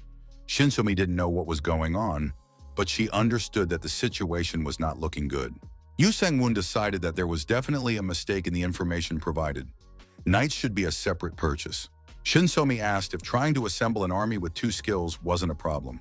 Yoo Sung-woon said that he would describe 2 optional rewards, but first he needed to summon one of the soldiers of the Heavenly Sword Army as support. A knight appeared and said he had responded to the call. "What does His Majesty command?" he asked. The protagonist found it strange that the knight addressed him as King. The young man asked the knight his name.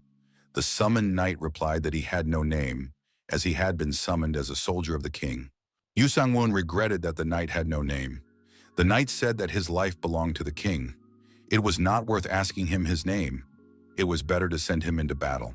Yoo Sang-woon said that he had summoned the knight simply to get acquainted. Could he return?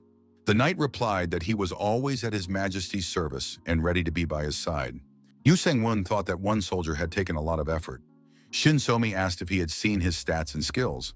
Shin Somi added that he had just had a soldier, an S-class hunter with impressive stats. In addition, he had 4 skills. Shin Somi said that these soldiers were the most elite warriors at the king's table, and they never ran away. Even the knights were surprised when they saw this for the first time. Yoo Sang-woon said that they had all these stats and skills. Yoo Sang-woon noted that he did not have the skills to interpret status, so he could only use them in this way. He added that he did not know that such a status check existed. Shin Somi was surprised. Had Yoo Sang-woon been fighting all this time without looking at status? Although with such status, he doesn't need to choose his opponent. The protagonist said that this time, 2 knights were being summoned at once. He hoped that a good warrior would appear. The summoning continued, and the knights were about to appear. Their outlines were already visible. Each of the assistants wished for a knight who matched their description. It would be good to gather 3 holy knights together. The summoning process ended, and 2 knights knelt before the protagonist. One of the summoned knights said that he was the elite of the Heavenly Sword Army. Chief of Staff Yu Cheng has come at His Majesty's command. The other summoned knight said that he was the elite of the Sword Army. First Deputy Li Jin-sok greets His Majesty once again. Yu Sung-won thought that he was stunned by their appearance alone. They were not obliged to obey him. If they didn't like him, they could leave. Shin So-mi said it would be a shame to just let them go. Go-wolf was surprised. Had the contractor gone mad? Why did he want them back? Yu Sung-won didn't think he was the same as these people. He wasn't one of their majesties and didn't want to disappoint them later. Yu Sang-won noted that they should be able to get along as equals, let alone fight. The young man added that in any case, he might have the skill of the devastating heavenly sword. But he was not great, so they could leave if they wanted to. Lee Jin-sok said that at first he thought that anyone who dared to raise the flag of the Heavenly Sword Army was not stupid. What does Vere say about this man? Yu Cheng stated that the real monk was either foolish or arrogant, but that was not the worst of it. This man knew himself, knew his enemy, and knew how to listen to his subordinates. He seemed to be a vessel full of the qualities of a ruler. The knights said that they would recognize His Majesty as the ruler of the Heavenly Sword Army, reborn in this time and place, and would serve him until the end of their days. Yu Sung-won thought, will it really be like this? The protagonist said that he was an ordinary person and did not have the grand ambitions to fight such great knights as these 2. Yu Cheng said that was normal. Ambition is something you can work on at any time. You need to combine modesty with ambition, and the whole world will be at His Majesty's feet. Shin So-mi said that the young man became king with a small budget. Yu Sung-won asked the head not to tease him. It sounded disgusting. Lee Jin-sok said that Her Majesty the Empress looked magnificent next to His Majesty. The young people blushed with embarrassment and said that the knights had misunderstood them. Yu Cheng said that from now on, he would take over the management of His Majesty's finances and schedule, as well as the Heavenly Sword Army in this order. Would that be acceptable to His Majesty? Yu Sang-won announced that from now on, he would be stepping down from his position. Yu Sung-won disclosed his financial situation and said that he wanted the knight to keep them in stocks and funds and less in bonds. Yu Cheng-wei said that there was much to learn at this time. For now, he would make sure to acquire the necessary knowledge before starting work. Yu Sung-won noted that he had no subjects he wanted to rule over. Therefore, he would prefer to be a partner rather than a ruler. Yu Cheng-wei said that the Heavenly Sword Army was the king's army, his personal guard. His Majesty did not dare to call himself anything else. Yu Sung-won offered to put the army in order. Yu Cheng-wei said that Sir Ga-wolf would lead the order. Ga-wolf remarked that he was beginning to like the Templars. Song Mai-ol would be the bodyguard. Angel acknowledged that this was a suitable job for her. Lord Accolon would be the quartermaster, and they would make a good pair when the supply officer of the Heavenly Army arrived later. Lord Crockbane would be on hand to lend a helping hand where strength was needed. Yu Cheng-wei said that tomorrow His Majesty would have a ceremony to sign a treaty with the organization. The protocol needed to be prepared. Vi said that His Highness need not worry. He has been commanding the Heavenly Sword Army for a long time, so he will make sure that every corner of this planet knows about His Majesty. Yu Sang-won said that there was no need to do that. He would just sign the treaty. It had to be done without unnecessary witnesses. Yu Cheng-wei said that he would do everything he was ordered to do. Yu Sang-won said that all the assistants could stay in the Knight's sanctuary for now. The Knight said that in that case, they would leave. Yu Sang-won said he was very tired. It was only 2 people. Why all the fuss? Shin So-mi said they were 2 S-rank knights. It was nothing to worry about. Shin So-mi noted that they now had 6 S-rank knights. Now they could really take over the country. Yu Sang-won thought that this power was indeed enough to take over any country at any time they wanted.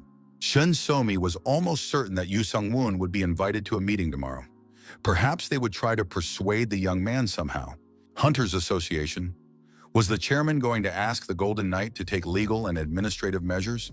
The chairman said that it was already known that he would be subject to legal sanctions at the government level, so the desire to ensure the security of the country was obvious. The Golden Knight and his subordinate knights possessed S-rank abilities and above. They would be able to make a great contribution to ensuring the safety of the people. The reporter asked if there was no way to control them. The chairman said that this was a kind of national contract. They would continue to work on this. How will future disputes between the victims of the Kanam incident be resolved? How will disputes between the Seoul Guild be resolved? The chairman replied that this issue would be resolved through mutual economic compensation. The chairman was asked whether the victims of the crisis in New Kanam would be compensated for their suffering. In other words, would the association ignore the opinions of ordinary citizens in favor of SS-ranked hunters? What is the government's position on this? The commander-in-chief said he would like to assure those present that they are actively listening to public opinion.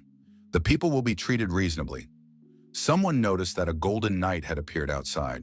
A golden dragon was flying, carrying a knight who was indeed golden. Those present noted that the large dragon looked very powerful. The protagonist could not believe that he was attracting so much attention. The dragon landed, and those present, out of idle curiosity, photographed it from all angles and took selfies with it in the background. Yu Sang-woon dismounted. The dragon said it would stay there. Yu Sang-woon said he would return soon. Journalists asked how the Golden Knight, or rather, Yu Sang-woon, was feeling. Why hadn't he become a member of the association or a hunter after waking up? Many were interested in the knight's constellation and his relationship with the head of the White Knights Guild. Security pushed back protesters, who usually disagreed with everything. In this case, some called for the Golden Knight to be punished. Baek Ga-yeon said that even in his helmet, she could see his expression. They were already waiting for them inside. Yu Sang-woon said that public opinion of him was worse than he had expected. Park Ga-yeon suggested that he shouldn't worry too much. He had far more supporters than haters. The guard told the knight to follow him. Yu Sang-woon entered the elevator, which took a long time to reach the desired floor. The young man wondered why they were going so deep. The employee said that for security reasons, the main facilities were located deep underground. Park Ga-yeon noted that she had no choice but to use her abilities in hacking, magic, witchcraft, and possession to get there. Yu Sang-woon thought that if it became known that hunters were being paid trillions for contract work, it would cause a serious uproar. Yu Sang-woon entered the room and saw a presidium of 3 people. The young man thought that was too many for a single signature. The chairman told Mr. Yu Sang-woon to take a seat. The Golden Knight said he would just sign and leave. The chairman said that it wasn't that simple. He needed to check a lot of things, so it would be better if the knight sat down. Yu Sang-woon decided to be patient and sat down. The chairman said that there were several issues that needed to be agreed upon. They were going to sign a contract. Since they were going to pay a whole trillion, it was necessary to discuss the details. Yu Sang-woon was surprised. Did they really need to discuss anything? He would simply receive the money for the job and then do it. The presidium member said that this was too much. If the young man was lucky enough to wake up, he would use his power for the good of the country. Did the Golden Knight have any idea about the country's security? Yu Sang-woon asked the speaker who he was. The man said he was Bom Chol Park, Director of Operations for the Hunters Association. How can you be so selfish, he added. Yu Sang-woon asked if the director also oversaw the Blue Dragon and Seoul Guilds. Bong Chol said that they operate within the rules of their association. The Golden Knight noted that both the Blue Dragon Guild and the Seoul Guild. What's wrong with the Awakened raising the price? The Golden Knight asked if the Blue Dragon and Seoul Guilds were following the association's rules. Does Bom Chol know what they are doing behind his back? Those present are not just pretending not to know. These guilds do all sorts of nasty things to monopolize hunters, even hiring scavengers. When have they ever been punished for this? Yu Sang-woon added that in any case, he has no desire to be part of this society. He is simply looking for work and wants to take this contract. Baek Ga-yeon said that Yu Sang-woon should avoid battles that are not agreed upon with them. Yu Sang-woon noted that he has the right to refuse the request because people may take advantage of it and use him. Yu Sang-woon wants those present to take care of all subordinates in the country. After all, they will reject such a request, right? Therefore, he asked to be given the right to choose. The chairman said to bring him the contract. Ko Jong-yeon brought a huge stone with engraved inscriptions. A huge ink pen was brought in next. It was a diamond version of the contract used for the highest level because electronic data is highly likely to disappear or be forged. Only a person with a rank no lower than S can sign it. Yu Sang-woon thought that there were no signs of tampering and the contents were not damaged. After signing the contract, our hero noticed that there was a lot of news. Most of it was about the dragon. Baek Ga-yeon asked Aeon about the status of her guild. The girl said that everyone believed they were cooperating with the Golden Knight. Yu Sang-woon apologized for the trouble. Everything was turning out worse than he had expected. Shin A-yeon asked Yu Sang-woon how things were going with her mother. Did he confess? Yu Sang-woon understood what she was talking about and said that A-yeon had misunderstood everything.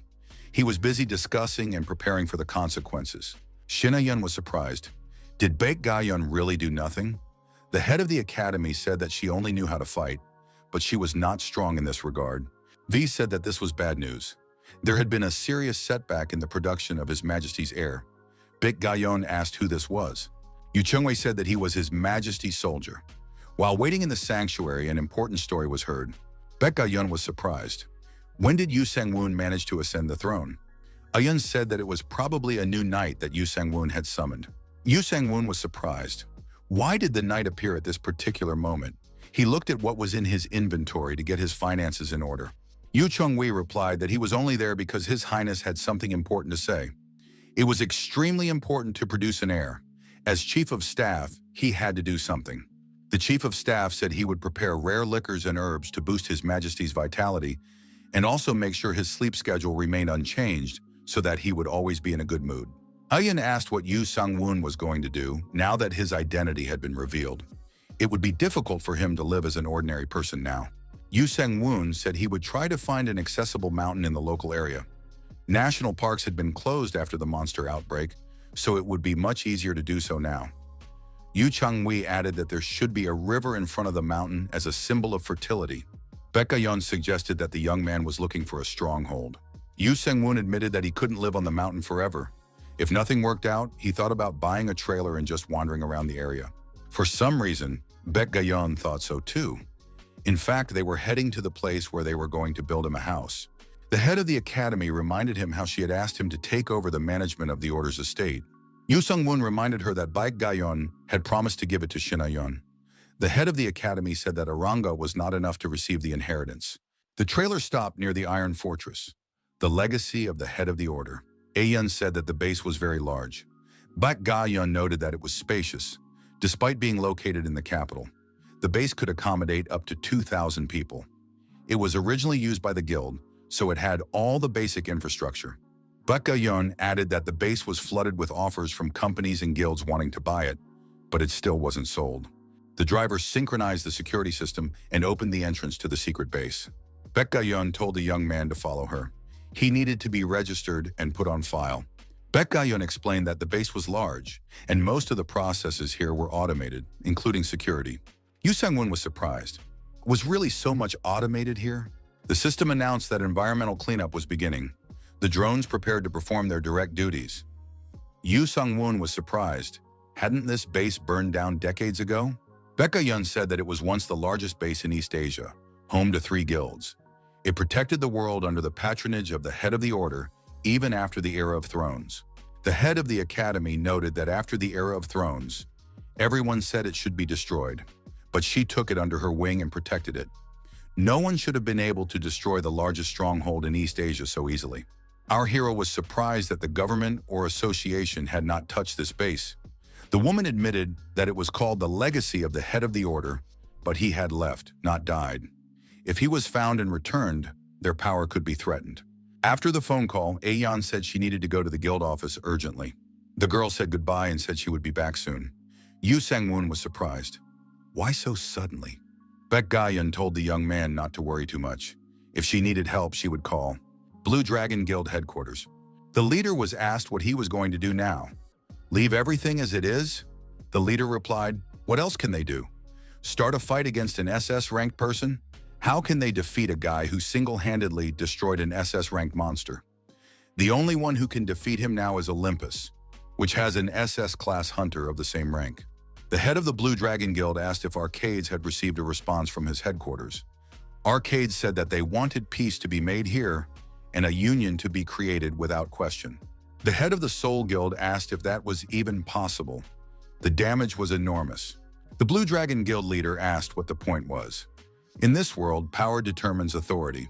Arcadia admitted that the head of the Blue Dragon had gone so far because he was strong, and now he was crying because someone was stronger than him. He was looking at this issue from an overly political point of view. The head of the Blue Dragons said that it was better to admit that their positions were changing. The three great guilds and the absolute power of the new Khanum, as well as the emergence of new forces that could challenge it. It was simple dialectics, historically and politically. From the ancient Greeks to the philosopher Hegel, existing vested interests are fighting to suppress new forces. If they fail, the course of history will be on the side of the new force. Arcades said that other forces may be on the verge of a change in power. If the tide of history is on the side of the strong, it is wiser to be on the same side than to enter into conflict. The damage that they and the Golden Knight have inflicted on each other is obvious, so the dispute must be ended, and she is ready to act as a mediator. The head of the Soul Guild decided that he had to do something before everything fell apart. In the Iron Fortress, the temporary administrator, Yu Sang-woon, was welcomed with open arms. The system said that they were going to conduct a briefing on base management. They would start with code Green. Yu Sang-woon thought that this briefing would be difficult. The system required Lord Akalon's identity to be registered, even though his database had not been extracted. Yu Sang-woon logged into the system as an administrator. Akalon was his subordinate, so he could register him. The subject said he would register Akalon as a summoned golem for a temporary administrator. Akalon corrected him. He was not a golem. Yu Sang-woon acknowledged that Akalon was a more advanced species, but they would have to be patient. Akalon agreed. The protagonist was glad that Akalon turned out to be a simpleton. Shin Ayan said that it was very clean here, and that the place was simply huge. Shin Somi wondered what all the fuss was about. Yu Sang-woon greeted the guild leader and asked what had happened. Shin Somi said that her constellation had left her. Ayan added that her contract had expired and she was now out of the game. Shin Somi noted that it was a kind of agreement, so she wasn't cursed. There would be no punishment. Ayan admitted that she and her mother had lost a lot of levels and skills. Shin Somi said that this was the price she had to pay for being the guild leader and failing to protect her home base. It was a huge loss of prestige for the guild, and she deserved the wrath of all its members. Ayan admitted that she didn't have to leave, but her mother was moving and she couldn't stay, so she just hung up the phone. Yu Sang-woon said that if Shin Somi had plans for the future, he would do everything he could to help. He also said that if Somi stayed with him, her level would recover, and he could teach her some skills. Why not find a new constellation? Shin Somi said that they don't like people who have canceled classes. Yu Sang-woon pointed out that all advanced skills are only unlocked at higher ranks or with the help of skill books. Yu Sang-woon thought that once a constellation appeared, it was common practice to align with it or be guided by it. Shin Somi said she didn't see a problem with that. Yu Sang-woon and the mother and daughter were surprised. Why did Baek Ga-yeon say that? The head of the academy asked if they understood where they were. This was the Grandmaster's Iron Fortress. A skill tree was displayed on a large interactive map in front of everyone present. Shin Ayan was surprised. Was this really not a dream? Ayan said that there was a very long list of skills and a lot of information about ranks. In addition, a huge number of items were listed. Yu Sang-woon said that they shouldn't get carried away and should choose carefully. Shin Somi noted that this information was even better than any throne. Baek Ga-yeon said that she had kept it secret for fear that the information would fall into the wrong hands, but now she believed that those present would not use it for evil. The head of the academy noted that this skill tree also had its drawbacks. Yu Sang-woon looked at Aeon, who was carefully studying the information, and said that the girls could definitely be relied upon. This is not bad for the new owner of the Iron Fortress. Kyungsan Namdo Hotel. The surviving archdemons discussed the situation at a round table. The hunter wondered where the scoundrel was hiding, since no one had seen him in a long time. His colleague asked what he was up to. Another hunter said that they had sealed his face, so they needed to get out of there quickly. Pastor Lee met the hunters at the door and asked where they were going. The hunters were frightened, and one of them said that they were just going out for a moment to relieve themselves. Pastor Lee told them not to be foolish and suggested that everyone return to their seats. Pastor Ali suggested that those present begin the ceremony. First, Pastor Lee decided to introduce the person who would help them make a plan. The hunters saw the head of the Soul Guild and were surprised. How did he get here? What is going on here? The hunters armed themselves and shouted that they were not easy prey. Was the pastor trying to sell them out? Pastor Lee told everyone to calm down because they were the ones who had approached him with a proposal for cooperation. One of the hunters asked what the point was, since this was Shim Kang-hoon from the Soul Guild. The guild leader said he understood their doubts. but that the enemy of his enemy was his friend. Shim Kang-hoon said that all he was asking was to join forces for a while to deal with this Golden Knight. If they let him get away, it could endanger this place. Shim Kang-hoon told Pastor Lee that if the archdemons went where the Golden Knight appeared, he would follow them and ask for their cooperation. Pastor Lee replied that it was an excellent idea. He was very eager to see how compatible the S-rank Lord and the archdemons were. The head of the Soul Guild suggested that the archdemons work together and focus on defeating the Golden Knight. The reward would be commensurate. Pastor Lee swore allegiance to those present in the name of King Butcher. Shim Kang-hoon said he would leave Pastor Lee behind and keep him informed of the details of the operation. Pastor Lee said that the head of the Soul Guild was their wild card against the Golden Knight and a spy to sow chaos in the enemy's internal affairs. The hunter said he didn't expect that. He is almost certain that the Soul Guild is now criminals. They have lost too much and are seeking revenge. They want to destroy the Golden Knight and make a name for themselves. But after that, they will stab them in the back. One of the hunters said that they could destroy the Golden Knight first and maybe even take over the Soul Guild if they had time. Pastor Lee said that Shim Kang-hoon won't stab them in the back. His goal is to destroy the country immediately after defeating the Golden Knight. That is why the head of the Soul Guild will not betray them until that goal is achieved. While in the Iron Fortress, the protagonist asked what they were thinking. Baek Ga-yeon said that the young man was an SS-ranked hunter, so they wanted to get to know him better. Besides, he had a contract with the association. The young man picked up the gift box and said it was from Olympus. How quickly they went from threatening to joining forces with the Blue Dragon. Yoo Sang-won threw the box aside and said that part of him wanted to take everything back. Baek Ga-yeon recommended keeping it just in case. The chief of staff said that His Majesty had made the right decision, that they should not refuse the services. An employee approached Yoo Sang-won and said he had been asked to deliver something. Yoo Seong-woo told the employee that the letter would be delivered through him and took the document. Yoo Seong-woo handed the package to the gentleman and said that he had received a letter. Our hero had 2 sheets of paper in his hands. He said that the letter was written in glowing platitudes about how the Blue Dragon had no choice at the time. If he needed new weapons besides the Titan Spear, he could come to them. Seo-myul handed the box to the gentleman and said that fighting the great evil was the embodiment of chivalry. Yoo Sang-won asked what she had in her hands. Seo-myul replied that she had collected all the letters and notices that had been stacked at the entrance. Yoo Sang-won asked Baek Ga-yeon if he really had to visit the association. The woman replied that it was a standard procedure, so he would have to go through it. Yoo Sang-won threw the letter away and said he didn't want to establish a relationship with the association. Another document appeared in the young man's hands, a complaint from an organization for the restoration of southern regions. Baek Ga-yeon said not to worry, she had a law firm she knew. The young man said he would take care of it himself. Yoo Sang-won said he would continue to deal with the scoundrels the same way they did. The protagonist said that in the end, there was only one complaint to worry about. There was no competition or bidding for all the B-rank dungeons they were going to clear. Baek Ga-yeon said that right now, she was more concerned about what they would do with the damage than the dungeon. The young man said that he was going to deal with the dungeons first and that she shouldn't worry too much about it. Baek Ga-yeon didn't know what Yoo Sang-won was going to do, but at the same time, she didn't know what to do herself. The trailer moved along the set route. Yoo Sang-won wondered why he was behind the wheel.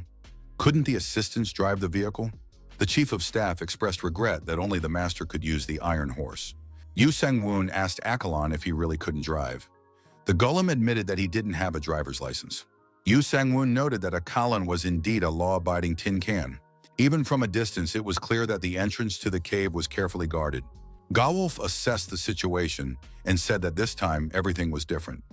There were wizards and steam-powered machines here. Akalon admitted that this was different from the dungeons he had encountered before. The Golden Knight said that the briefing was about to begin. Yoo Sang-won stated that B-rank goblins were no joke. They had an army, wizards, and civilization. Seo-myul said that this was an exaggeration. They were goblins, so they could handle them. Yoo Sang-won pointed out that they were protected by a magic circle and had a huge army. There were about 400,000 goblins in the cities of the Goblin Empire. The Golden Knight showed a photo and said that with such a combat golem, the difficulty level was basic. If they managed to capture the Goblin Emperor in the main city, they could clear the entire dungeon. Seo-myul said that then they could simply destroy the shields in front and quickly deal with the Emperor.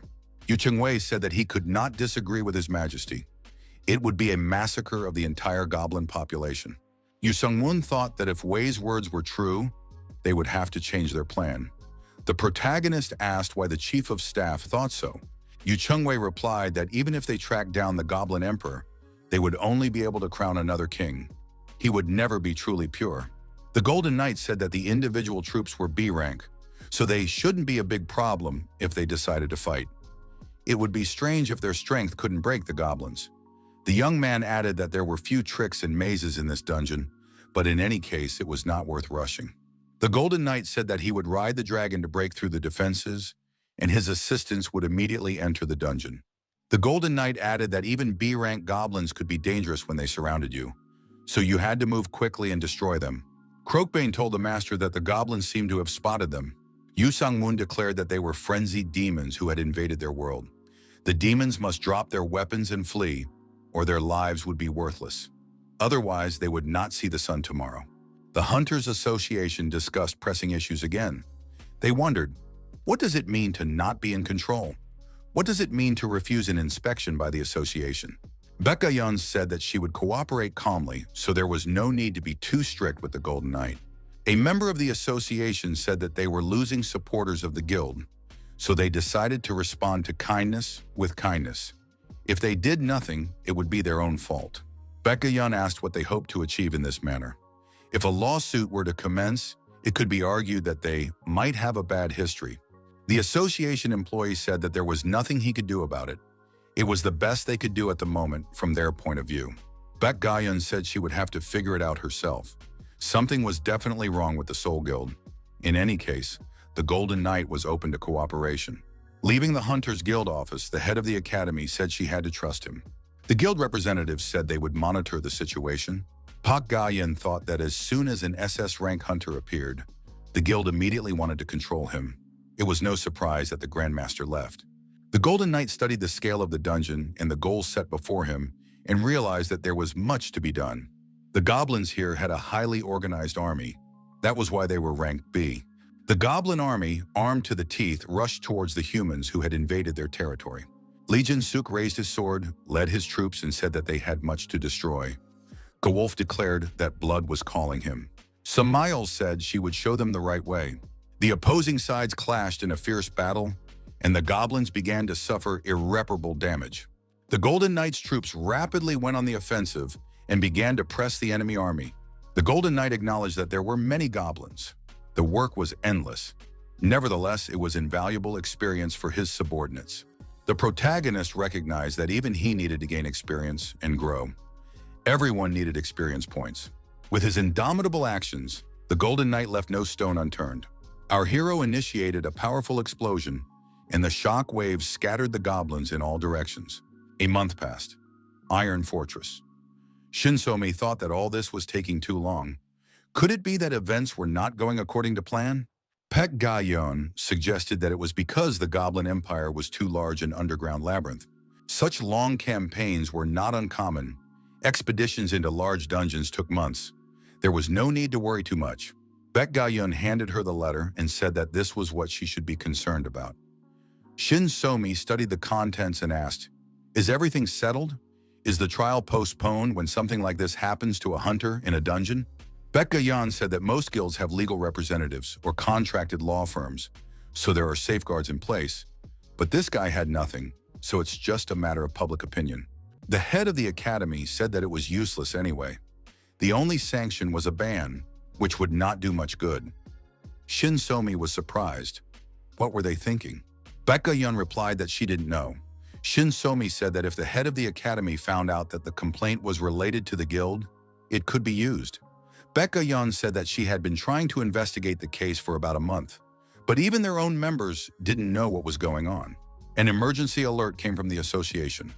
Hunters must gather there immediately after receiving the message.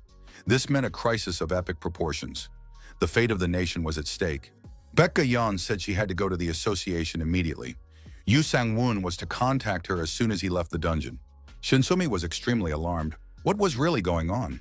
A television commentator reported urgent news. North of the capital, Pastor Lee, an SS-ranked demon worshipper, is heading south again with his monsters. At the same time, a group of irreconcilable scavengers has also initiated a movement across the country. The monsters of the evil tendencies constellation simultaneously left their territories and headed for every city with their hordes. Shinsumi was surprised. Could it be that the scavengers and monsters had joined forces? Experts suggest that they have formed a close alliance for the offensive. This has never happened before in the history of the hunter's world. Most constellation powers rarely unite due to conflicting interests and merits. In this case, everything is different. Gangnam Seoul Guild. Guild leader Shim Kang-hoon said that the time had come. The guild leader thought that since he had made an unbreakable agreement with Pastor Lee, Gangnam would be completely safe. Besides, the Golden Knight is not there now. The only ones who can stop him are the Blue Dragon and Olympus. The TV announcer said that the whole country was under attack by monsters. The Blue Dragon Guild's Artificial Island and the Olympus Guild's Sky Island were also under attack. The two S ranks in the provinces are busy defending their territories. Shim Kang-hoon remains the only S-rank hunter who can be mobilized. Below the capital, the S-rank monster Bahaku is rising and will threaten the city. When the time comes, he will hand over the lesser monsters as agreed and join forces with Pastor Lee. As a result, Gangnam will only have to deal with weak monsters, making it safer.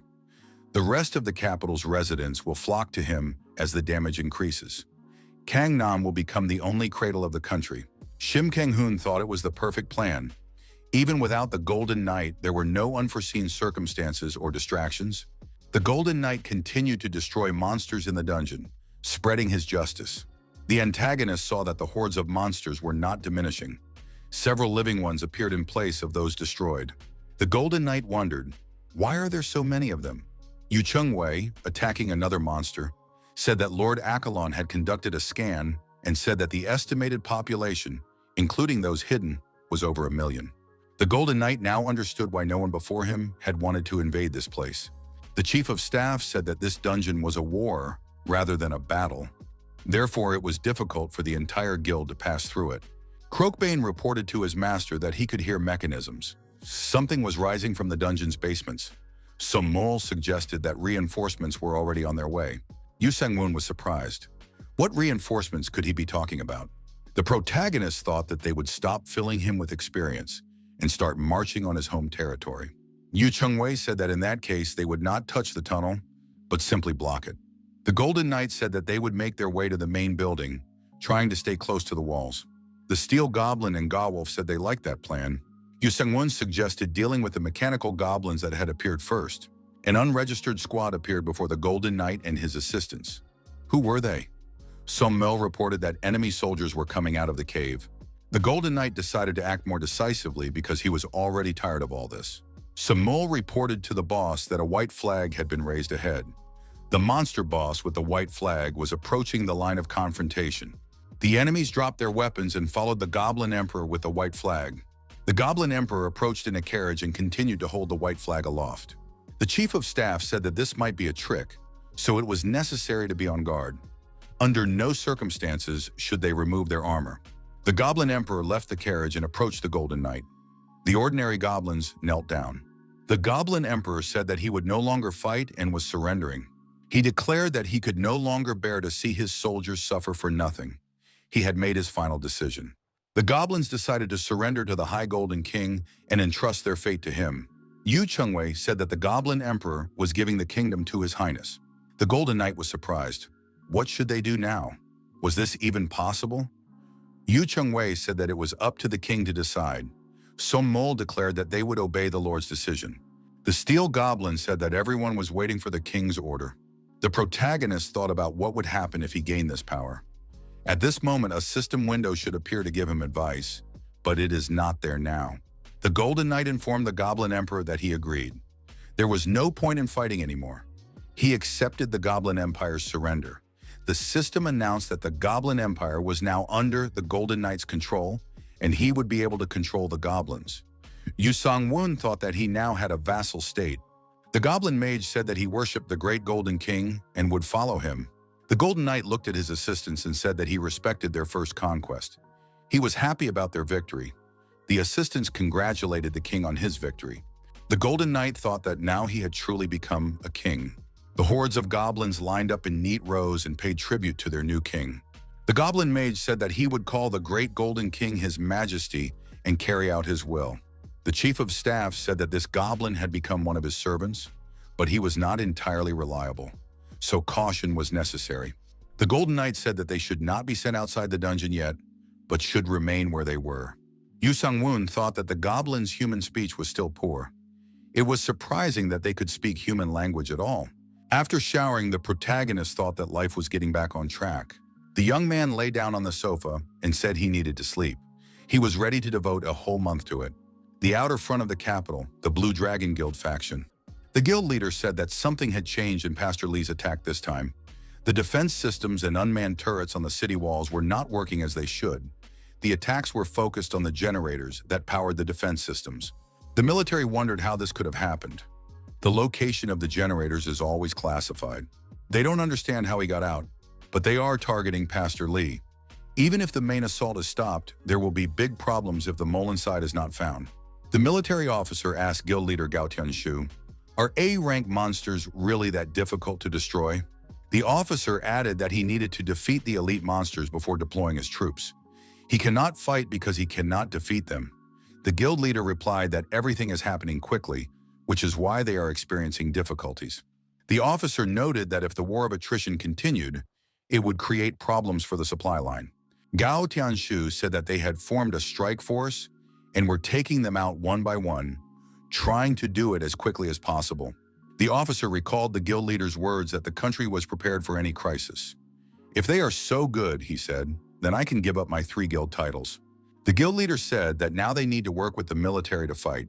This topic can be postponed for the next negotiations. The Olympus Guild is discussing sending troops to hold the front line in Northeast Asia. They are also discussing the arrival of an SS-RANK hunter under the protection of Hercules. This needs to be discussed as soon as possible. If the beast archdemons had entered the battle, many strongholds would have already been lost. The gaps in the province's defenses have become a problem because the S-rank hunters are concentrated in the capital. It was too obvious. Gao Tianshu said it was time to stop talking and go out onto the battlefield. The officer on duty did not know how to report this to his superiors. Large-caliber machine guns installed around the perimeter of the fortress fired continuously. There were casualties among the attackers, but the survivors continued to advance. The monster ordered the bombing to begin and the walls to be demolished. The invaders opened fire with hand grenade launchers. Ko Cheon-yong, using his unique abilities and magic sword, began to effectively repel the enemy attack. The attack was repelled and Cheon-yong was unharmed. An order was given not to allow the enemy to break through the defenses. Air support must be increased. The knight on duty reported that there were already casualties at the airbase. The enemies were terrorizing the hangar, and there was no time to waste. Ko Cheon-yong flew into a rage. "What are those hunters doing?" A report came in that a supply convoy delivering crystal ammunition had been attacked by the Citadel's minions. A-rank dragon slayers were arriving from all over the continent. Requests for help were pouring in.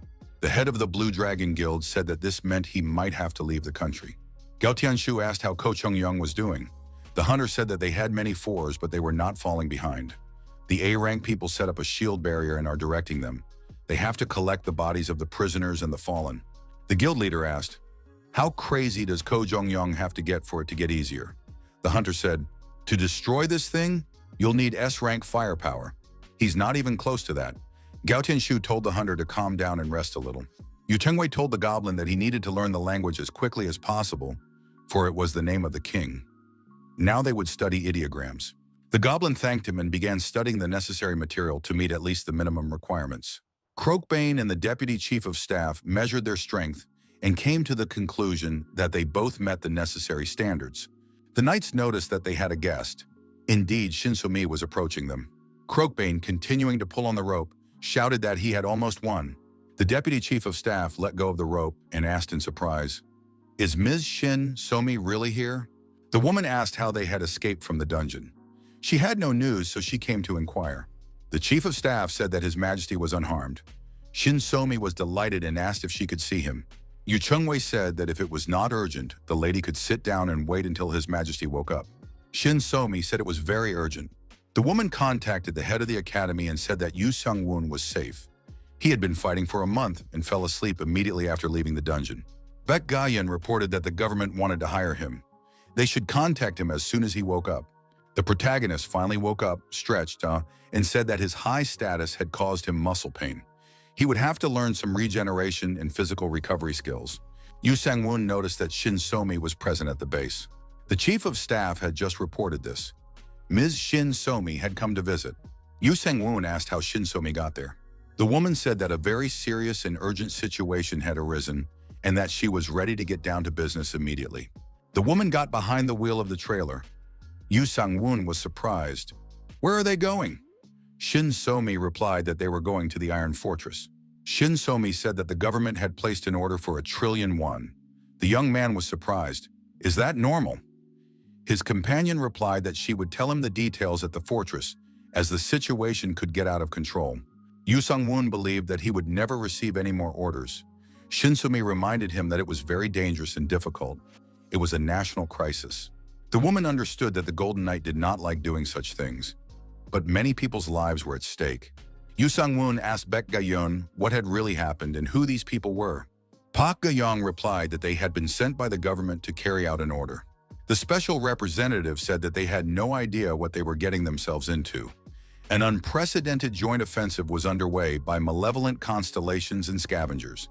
They were concentrated around the Apostle Butcher, Pastor Lee, an SS-ranked demon. They were threatening the entire country. The specialist showed a map and said that the material could be found on it. Yoo Sang-woon thought this was abnormal. Why would they pay 1 trillion for him? The government representative said that Pastor Lee must be destroyed. Yoo Sang-woon thought that this pastor was collaborating with archdemons. Our hero decided that he would not lose this battle in any case. But this could give them a reason to use him for political purposes, and that could not be allowed. The government representative asked if this was all covered by the contract. The Golden Knight said he couldn't do it just like that, so he needed guarantees. The government official understood that he was talking about an advance payment. Yoo Sang-woon added that they had a strategic military fund. It was the same as his guild. The government official said that they were under attack at the moment, so it was difficult to handle such a large advance payment. The Golden Knight was surprised. Hadn't the state approved the 1 trillion won order in the first place? Not because of the cost of operating the equipment in such a disaster or combat situation. If you calculate the cost of the losses of tanks, fighter jets, and troops, it would be more profitable to give half the amount as an advance payment and speed up the resolution of the situation. Moreover, this war is against powerful enemies, so it will affect neighbors and even the Pacific Front. For the sake of international relations, they will have to put up with it. The young man added that if they decide to use Section 1 as an emergency fund, they will pay from it when possible. The country's leadership can transfer money at its discretion. The Golden Knight said he did not understand what the problem was. Perhaps it was simply a matter of the finance minister. The government representative said that people are dying. How can we talk about such a large sum of money at a time like this? They promised to give an advance as soon as possible, as soon as they can. Yoo Sang-woon said that in that case, they would have to hurry. The government representative asked, "Doesn't the Golden Knight care about people's lives?" The young man replied that he didn't want people to suffer. The Golden Knight added that it was the government that was taking advantage of this. There was no need to make him feel human guilt for no reason. It would only make the situation worse. The interlocutor said that in that case, they needed a little time to prepare a report. Baek Ga-yeon told the Golden Knight that there would be huge problems if they let things take their course. Yoo Sang-woon replied that he understood that, but if the government gave him freedom of action, they could later use it for political purposes. Baek Ga-yeon said that there was no time for that now. Yoo Sang-woon said that he was tired of this cursed world. Yoo Sang-woon noted that if they really didn't have time and were in a hurry, they would start by paying in advance, even if it meant delaying the process. Obviously, they understand this. Yoo Sang-woon suggested that a difficult battle lay ahead. When checking the status, the SSS rank of the Golden Knight was confirmed. Shin So-mi asked if the young man had had any success in the B-rank dungeons. The Golden Knight replied that he had made some progress, although it was very difficult. "How is Ayan doing?" he shouted. "Tonikinam, Sanekon," he added. Shin So-mi replied that her daughter had obtained some materials and then went to the dungeon to level up and change classes. She entered the dungeon 3 days ago, so she should be coming out soon. She might already be close to level 45. Yoo Sang-woon suggested that once people reach a high level, They recover quickly after falling. The woman said that before that, instead of going to the dungeon, she had restored her skill tree. Shinsomi said that next time they could go to the dungeon together. Shinsumi noted that she now had a different rank. Yu Sung-woon was surprised. Did the woman really have a rifle? In that case, she could provide some support. Shinsomi said that she chose a rifle because it has good basic detection ability. It was a support weapon, but it would definitely help in attack. Yu Sang-woon admitted that it was a good choice. Now the commander needed to find a real healer. Shinsomi noted that they could use medical facilities, potions, and other medical supplies, so there was no need to look for a healer. Baek Ga-yeon said that the government had approved a $500 billion advance, so they could continue the conversation. The government representative said that they could not pay immediately, so they would open a temporary account to which the money could be deposited. They hoped for understanding. Baek Ga-yeon suggested leaving everything as it is. Yu Sang-woon said he was considering agreeing to this. He added that he did not like the idea of allowing people in power to do whatever they wanted. People at the bottom cannot rise up no matter how hard they try. He was the same until he woke up, so he wants to take revenge on other influential people in power. Yu Sung-woon added that when he saw that his demands had been approved, he thought, great power is no joke. All this time, they had been going with the flow. What should they do now? The chief of staff said it was a good idea to distance themselves from the corrupt and foolish and make them pay. However, human life is the most precious thing, so he believes that His Majesty must act quickly. Yu Chengwei added that it would be good to find another force that could stand with them and act as a deterrent to both sides. It would be good to have their enemy's enemy on their side and show them a letter expressing sympathy. Yu Sang-woon noted that if they strike Busan and Gwangju, they will definitely be able to catch the enemy off guard. Since the attacks are concentrated on the capital, if they strike the provinces, the enemy will focus their attention on the provinces because it will be unexpected for them. Baek Ga-yeon said it was a good idea.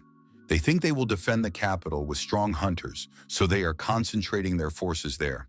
The Golden Knight thought that if he could destroy the provincial army very quickly, the main enemies of the metropolis would be taken out of action. Then the large guilds would come into play, and the enemy of the enemy would find an opportunity to attack. The negotiator said that if the Golden Knight was going to act, he had to move quickly. They were holding feasts to boost morale. Things would only get worse with time. Baek Ga-yeon noted that it was not worth saying that they were holding a cannibalistic party, sacrificing prisoners and fallen soldiers. The Golden Knight said it was time to get to work. They would strike the provinces, join forces with their allies, and then lay siege to the archdemon monsters. The Golden Knight said he would introduce Shin Somi to his chief of staff, Yu Chengwei, and they would join later. The city wall of Kwangja. The monsters continue their siege. The knight declared that he had run out of silver bullets. What is that scoundrel Han Jong-ho up to? I'll have to use my gun and spells. The commander of the attackers wondered, is it really that difficult to take over one small city? It was Han Jong-ho, leader of the A-rank scavengers' destructive sting. He said he had even recruited Chinese and Japanese mercenaries. Chu Chun-sung, an S-rank hunter, told the cowardly scavenger to come out and fight him. The mercenary asked, well, how long will this go on? The insects are bothering me. Han Jong-ho raised his staff and called on the dead to rise up. The hands of the dead appeared from under the ground. The call was heard. Han Jong-ho drank the potion and said that Choi Chun-sung could fight him if he had time. The mercenary said he was willing to give as much as his opponent wanted. The opponents drew closer, and the hunter jumped high into the air to strike. The mercenary acknowledged that the S-rank hunter had a strong exoskeleton. Nakamura had to do something. Nakamura said he was putting debuffs on his opponent, but for some reason it wasn't working. Chu Chun-sung told the mercenaries to leave immediately. However, Choi Chun-sung was outnumbered, and his opponents tied him up. The mercenary decided to intimidate the S-rank hunter and stabbed his spear into his armor. The mercenaries raised their blades and rushed at the bound Choi Chun-sung. However, the S-rank hunter managed to free himself from the ropes and struck his approaching opponent. The mercenaries were disoriented and had to retreat. During the battle, Choi Chun-sung was wounded and, losing his bearings, fell to the ground. After a while, the enemy soldiers said that it was much quieter now. Chu Chun-sung, wounded and stripped of his armor, lay on the ground. The mercenaries said that this hunter looked pitiful. Choi Chun-sung thought that at this rate, the city would burn down. The mercenary said that it was time for him to gain experience. The hunter looked up at the sky and saw a dragon soaring overhead. The Golden Dragon was indeed flying over the battlefield along the fortress wall at that moment. The Golden Knight couldn't help but notice the wounded S-rank hunter surrounded by enemy mercenaries. The dragon abruptly changed its trajectory. The mercenary approached the wounded hunter and said that he did not have the strength to fly and would now be destroyed. The rivals found themselves in a shadow that was growing larger by the second. It was the shadow of the dragon coming in for a landing. The dragon landed in close proximity to Choi Chun-sung, who was lying on the ground. The Golden Knight descended from the dragon to the ground and expressed hope that he had not arrived too late. The mercenaries were frightened. "Who is this? How long has he been here?" The wounded hunter said that the Golden Dragon had arrived. Now there would be no salvation for the mercenaries. The Golden Knight said that he had come here to destroy this gang of ministers. The mercenaries were frightened. "Is this knight always so terrifying?" Yu Sung-woon ordered his assistants to attack the enemies. Gawolf shouted, "The war has begun, and there will be no mercy for them." The leader of the scavengers thought that the Golden Knight seemed stronger than he had been described. He decided to retreat. Gawolf, who was behind Han Jung-ho, asked where he was going. Gawolf asked the man, "Is he supposed to be their leader?" Han Jung-ho shouted that he needed help. They had to stop this guy. Gawolf said they could try to stop him if they could. However, the necromancer would definitely fail. Gawolf stabbed his opponent in the back with his sword and said, "A blow to the heart is all it takes to destroy the commander." Gawolf destroyed his opponent and absorbed his soul. The chief necromancer was finished. The steel goblin also wasted no time. Everyone near Akalon was deactivated and destroyed. The Golden Knight said he was counting on Croakbeard. Akalon must destroy the rest. A Chinese mercenary, judging by his clothing and martial arts skills, came out to fight the protagonist. Using his skills and weapons, the Golden Dragon did not give his opponent a chance to even land an effective blow. His comrades shouted at the mercenary to retreat immediately. He had no chance of winning this fight. Yu Sung-woon thought that if there was a Japanese mercenary here, it could make for a nice collection. Chu Chun-sung thought that the Golden Knight's opponents were S-rank mercenaries. Croakbane asked the wounded hunter how he was doing. Chu Chun-sung replied that he was feeling a little better now. The hunter asked Croakbane who he was. The monster introduced himself and said that he was protecting this man on his master's orders. Croakbane handed him a potion and said that the man should heal quickly. Chu Chun-sung thought that there were a lot of them gathered here, and the situation was gradually becoming clearer. The Golden Knight said that the head of the Soul Guild was definitely weaker. That was why he had recruited mercenaries from Japan and China.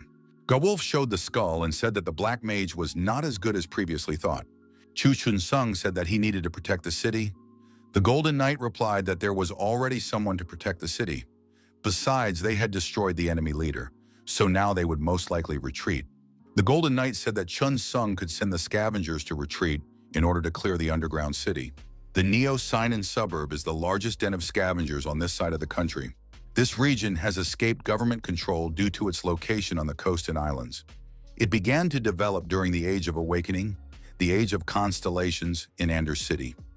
Now it is the center of illegal trade between the countries of Southeast Asia. There were many buildings on the islands, which means that the salt fields are no longer there. Chu Chun-sung said that sea salt production is a thing of the past. Now the main industry is drug and slave trade. The Golden Knight said that this is too much for a small island. Chu Chun-sung noted that, judging by the influx of front companies and foreign capital, hunters with ties to the Triads and Yakuza are involved. The Golden Knight said that even if this is not the case, the place needs to be cleaned up. Chu Chun-sung said he understood everything. The question remains, what to do with the slaves who were detained after the cleanup? Yu Sung-woon said that they must be rescued because they are also people enslaved against their will. Therefore, if they are set free, they will most likely end up destitute or join the ranks of scavengers. There are some problems that the government and the association cannot easily prevent. As a result, crime rates and the costs of resocialization increase. These are huge drawbacks. Yu Sung-woon realized that there was a problem and that there were ways to deal with it. But it wasn't that simple.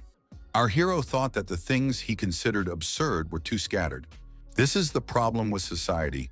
If you close one door, another will open.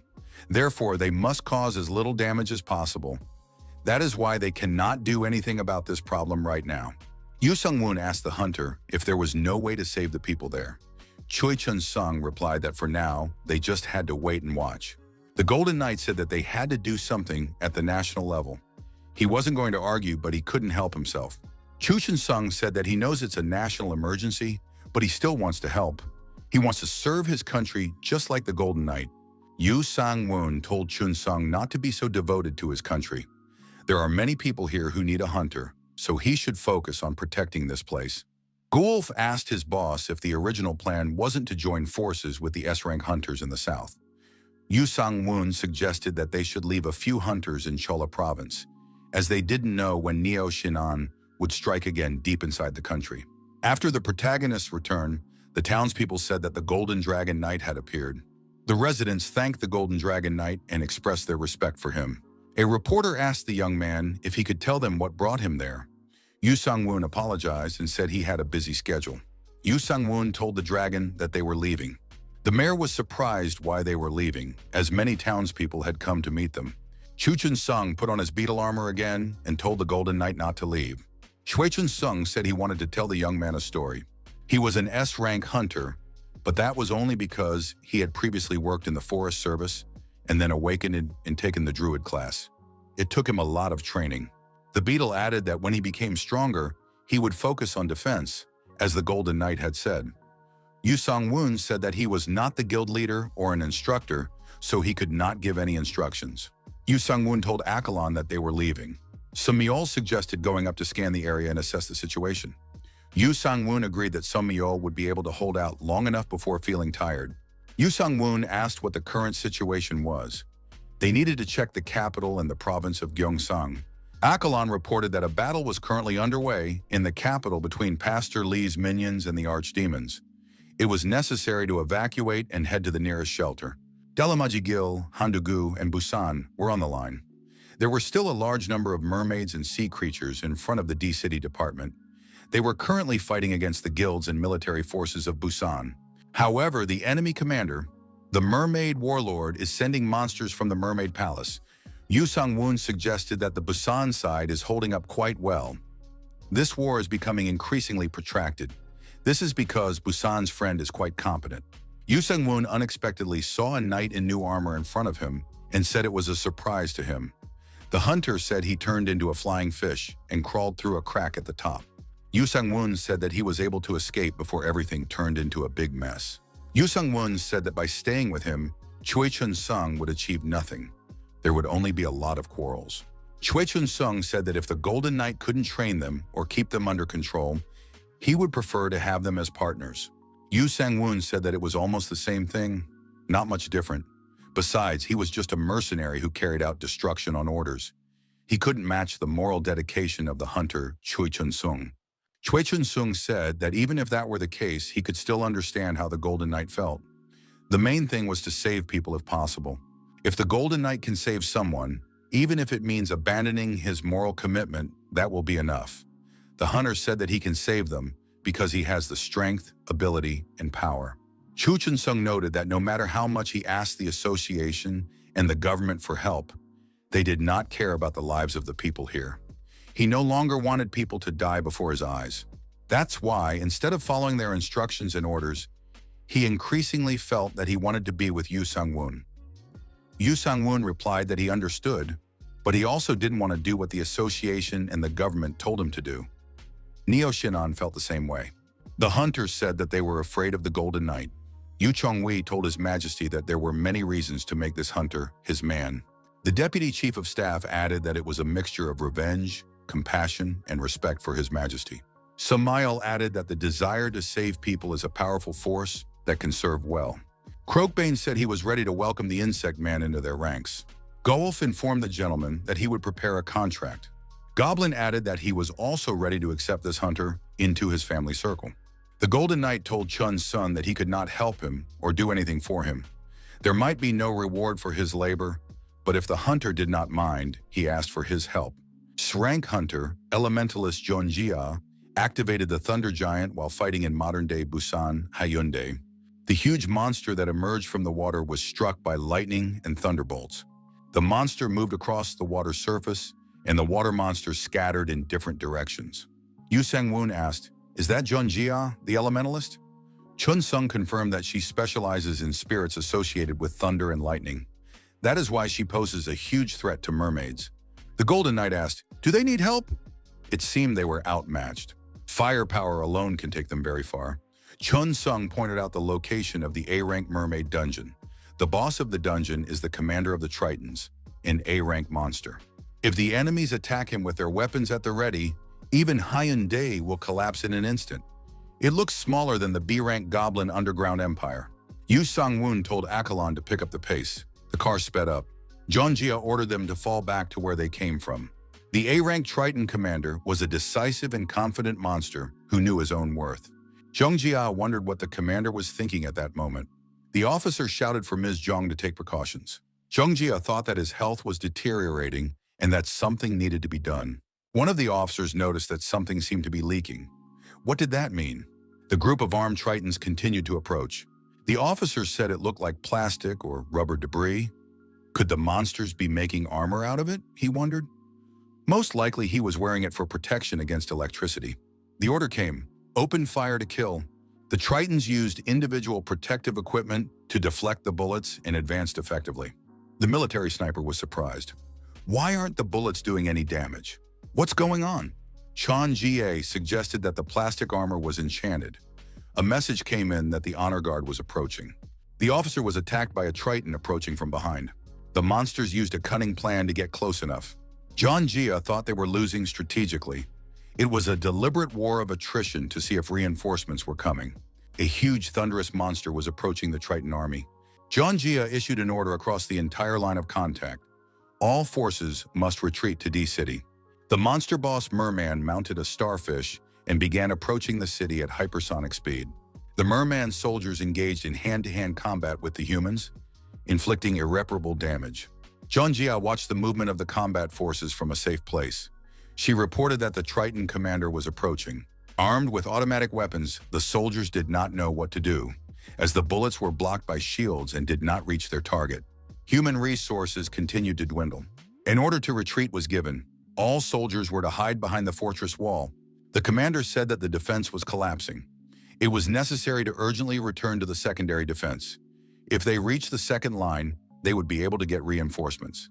If the line was broken, the second and last defenses would also suffer. The commander reported to the guild leader that Dashil would fall in a few minutes. Jeonjia cursed, not knowing what to do next. They needed reinforcements. Another message was sent to the guild leader, saying that D-City would fall in a few minutes. The commander said they had to start a rescue operation immediately. They had to retreat and then think about what to do next. Jeonjia reported that they had already brought all the rear troops into battle. If they lost here, it would be the end of Busan. An officer reported that the defenses on the 20th floor had been breached. The senior officer said they could no longer remain there. They must immediately evacuate Jiayang and prepare the helicopter. Jeonjia said she would defend this place to the end. The general must retreat and call for reinforcements. The commander ordered preparations for retreat. There were no objections. Jeonjia watched the helicopter fly away. Now there was no one to hope for. The hunter asked the guild leader if the government would send reinforcements. Jeonjia said she could only hope that the general was different from other high-ranking officials. The members had to retreat and regroup. The hunter said he couldn't do that. He would go with the Thunder Giant and circle around the other side to distract the Tritons. Alone, the guild leader could be in danger. Suddenly, something flashed in the sky, and everything around was engulfed in flames. Jeonjia and the hunters, loyal to her, showed some surprise. The guild leader ordered the hunters to retreat because the enemy was approaching. The hunters said that if the leader succeeded, she must return. Jeonjia looked at the chaos and did not understand what she was doing. How could she have let this happen? Suddenly, an insect knight appeared before Jeonjia and said that he had arrived after cleaning up. The guild leader was surprised. How did the knight get here? She had heard that things were also turbulent there. The insect knight reported that reinforcements had arrived. Jeonjia was surprised. Who would help in such a situation? However, a flying dragon appeared in the sky. The dragon immediately began to destroy the enemy's living force with its fiery breath. The Golden Knight asked the monsters, "How dare you invade human territory?" The protagonist's assistants were filled with the desire to join the battle and win an unconditional victory. Our hero declared that since he, the Golden Knight, had arrived in Busan, their victory was lost. If they did not want to perish, they must immediately return to their mermaid palace. Jeonjia said that these were too strong words. But how did these saviors even get here, she asked. The insect knight said that they could talk about that later. Right now, they had to fight.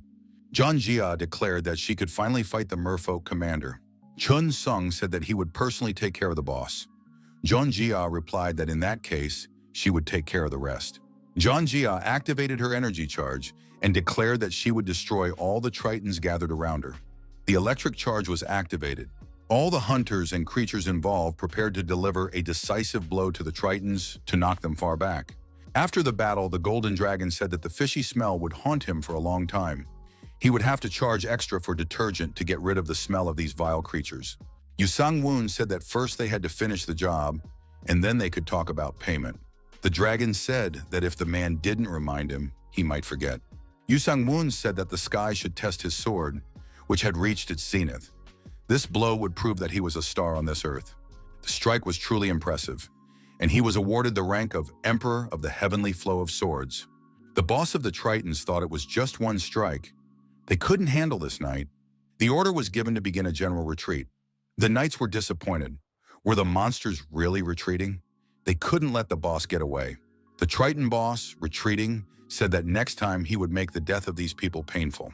Croakbane grabbed the monster by the leg and said that it couldn't just run away like that. Croakbane pushed the monster out of the water, and it flew far away onto land. The Triton fell right at our hero's feet. The Golden Knight was pleasantly surprised to learn that Croakbane was such a good swimmer. Sommel noticed that he had received the blessing of the goddess of swamps and rivers. The Steel Goblin suggested cutting the merman into small pieces. Yu Sung-woon was surprised. Was Akalon really ready to eat him? Akalon replied that newts were nutritious and delicious, easy to digest. They could be used as medicine. The newt thought they were crazy. The monster said that he was the commander of the newts and declared his surrender to the Golden King. The newt declared that he was ready to give up all the trophies stored in the palace in order to save his life. Yu Sung-woon said that he had been watching this commander from afar. His attacks were extremely malicious. He even attacked fleeing opponents from behind. The protagonist added that he could not accept the surrender of a scoundrel who did not have a shred of chivalry in him. Chun Sung asked Jong Jia if everything was settled here. The guild leader replied that everything had been cleared up on land as well. Chun Sung suggested going downstairs. He thought there was still a lot to deal with. Chun Sung told the protagonist that S-rank hunter Jong Jia had arrived. Jong Jia thanked the Golden Knight for coming and providing passive assistance. Thanks to him, she was still alive. A little longer, and something irreparable would have happened. Yu Sang-woon noticed that the news reported that this region had held its ground with dignity. Apparently, that wasn't quite the case. The guild leader said that they had brought all their troops from the rear to the front and fought. If the Golden Knight had arrived 10 minutes later, D City would have been destroyed in an instant. Yu Sang-woon thought that such a modest person was rare these days. Jeonjia said that she should have acted strategically, but it didn't work out. The guild leader bowed again and thanked him for arriving in time. Yu Sang-woon said that the reward for an A-rank boss was huge. Thanks to the guild leader, he had fun too. It seems strange, but the dungeon did not disappear. The dungeon turned into a B-rank mermaid palace. John Jia said that the entire dungeon would only disappear when all the quests were completed. Apparently, the conditions had changed because she caught the boss outside the dungeon. Yu Sang-woon said that for a while they wouldn't even think of attacking here. In that case, they needed to go somewhere else. That was the end of his mission. If they needed more help, he would always be available. The protagonist left his business card. The guild leader thanked him once again. Yu Sang-woon asked the chief of staff if he was done with the trophies. Yu Chang-wei said he was done on time. Yu Sang-woon asked why there were so many trophies. Yu Chang-wei replied that His Highness's exploits were great. Yu Sang-woon told the hunter, Chung Sun, that he would contact him as soon as the situation here improved. There was no need to worry. Capital Northern Front. The hunter said that it was very annoying. They had been waiting for several days with no results. It would be nice to beat someone up and take their money. It would be better if they went to the provinces, then they would earn more money. The hunters turned into archdemons. One of them said he hadn't feasted outdoors in a long time. His colleague said that even the desserts were perfect, especially the meat pudding. The archdemons were back in their real form, sitting at the table after finishing their meal. One of them asked Pastor Lee, "Is there any more bone pudding?" Pastor Lee replied that there was plenty of pudding left, so they could eat as much as they wanted. The assistants brought huge dishes intended for the archdemons. Pastor Lee found it strange that he had not come to all this commotion. Was he monitoring the situation? An assistant came closer and whispered something in Pastor Li's ear. The pastor announced that the Golden Knight had appeared and cleansed Gwangju and Busan. The archdemons reacted to this news with heightened indignation. Pastor Li concluded that this was precisely why the Golden Knight had not appeared here. Pastor Li told the apostles of the great Butcher King that there was a small problem. Were they willing to listen to his one request? The archdemons said that they had eaten their fill, so it would be good to stretch their legs. They were willing to help a little if they received a potion to increase their level. The pastor said that all they had to do was destroy a few power generators in the place he had mentioned.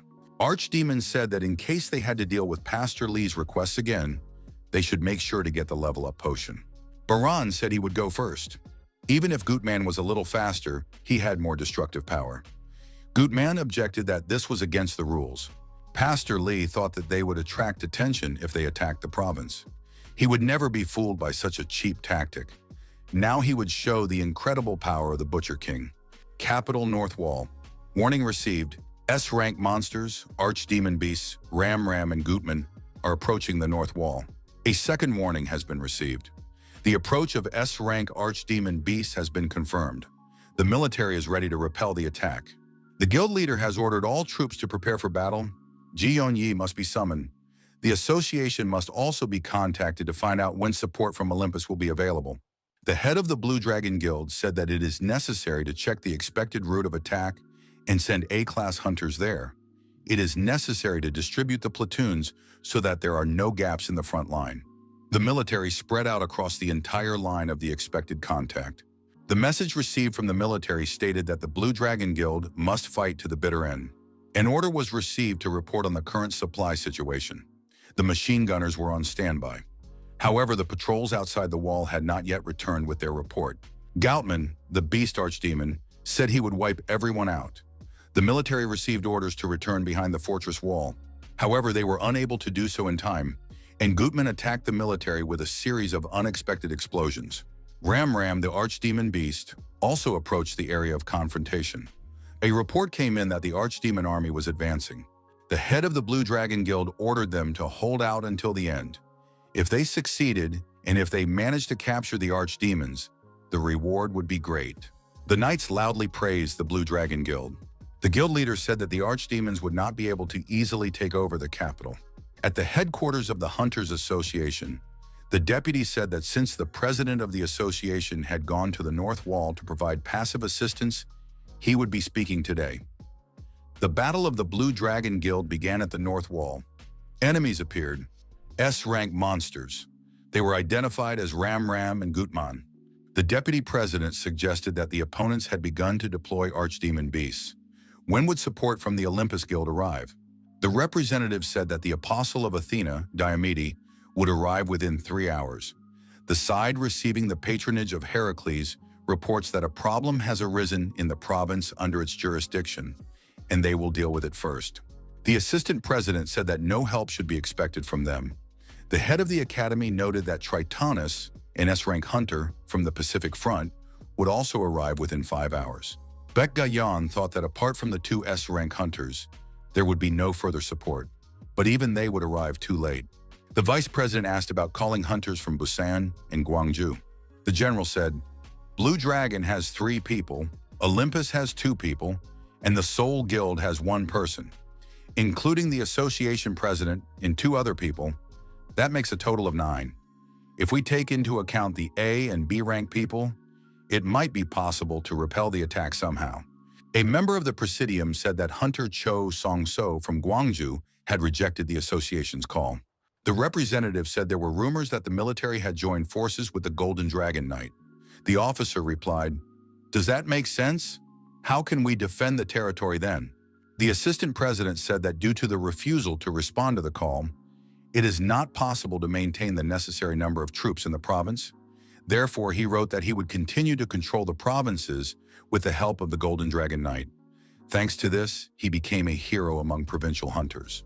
The general said that his head was already aching. This means that the Golden Dragon Knight is uniting even the local forces. Baek Ga-yeon thought that Yu Sang-won definitely had a charm that attracted people. A member of the Presidium asked what the association had been doing all this time. The vice president said that the Ministry of Defense and the government, which turn a blind eye to illegal activities, cannot object to anything. Wasn't it the government that created such a reputation that there is no support from the province? The vice president reminded everyone that this was confidential information. It was not worth discussing now. Park Ga-yeon stated that the choice was up to those present, so a decision had to be made. The general said that a response had come from the Seoul Guild. They would not be able to help as there was currently a battle going on in the south. The officer reported to the Minister of Defense that they had just received a call informing them that one of the power generators on the north wall had been destroyed. The scavengers reported that the evacuation line had been captured. They said that the head of the guild responsible for supplies had been killed. The Minister of Defense said that this was not a situation where they should be shifting responsibility onto each other. They needed to consider signing an additional contract with the Golden Dragon Knight. The vice president said that judging by the situation, it was time to take action. Funding issues should be referred to the Ministry of Strategy and Finance. An additional contract must be concluded. The vice president said that a request should be sent to set aside $500 million. The remaining amount will be paid in full after the task is completed. Yoo Sung-moon received the information by phone and said he was heading to the capital. The protagonist told the driver that they were going to the northern wall of the capital. Our hero announced to his assistants that when they arrived in the capital, there would be a battle with the archdemon beasts. Capital North Wall.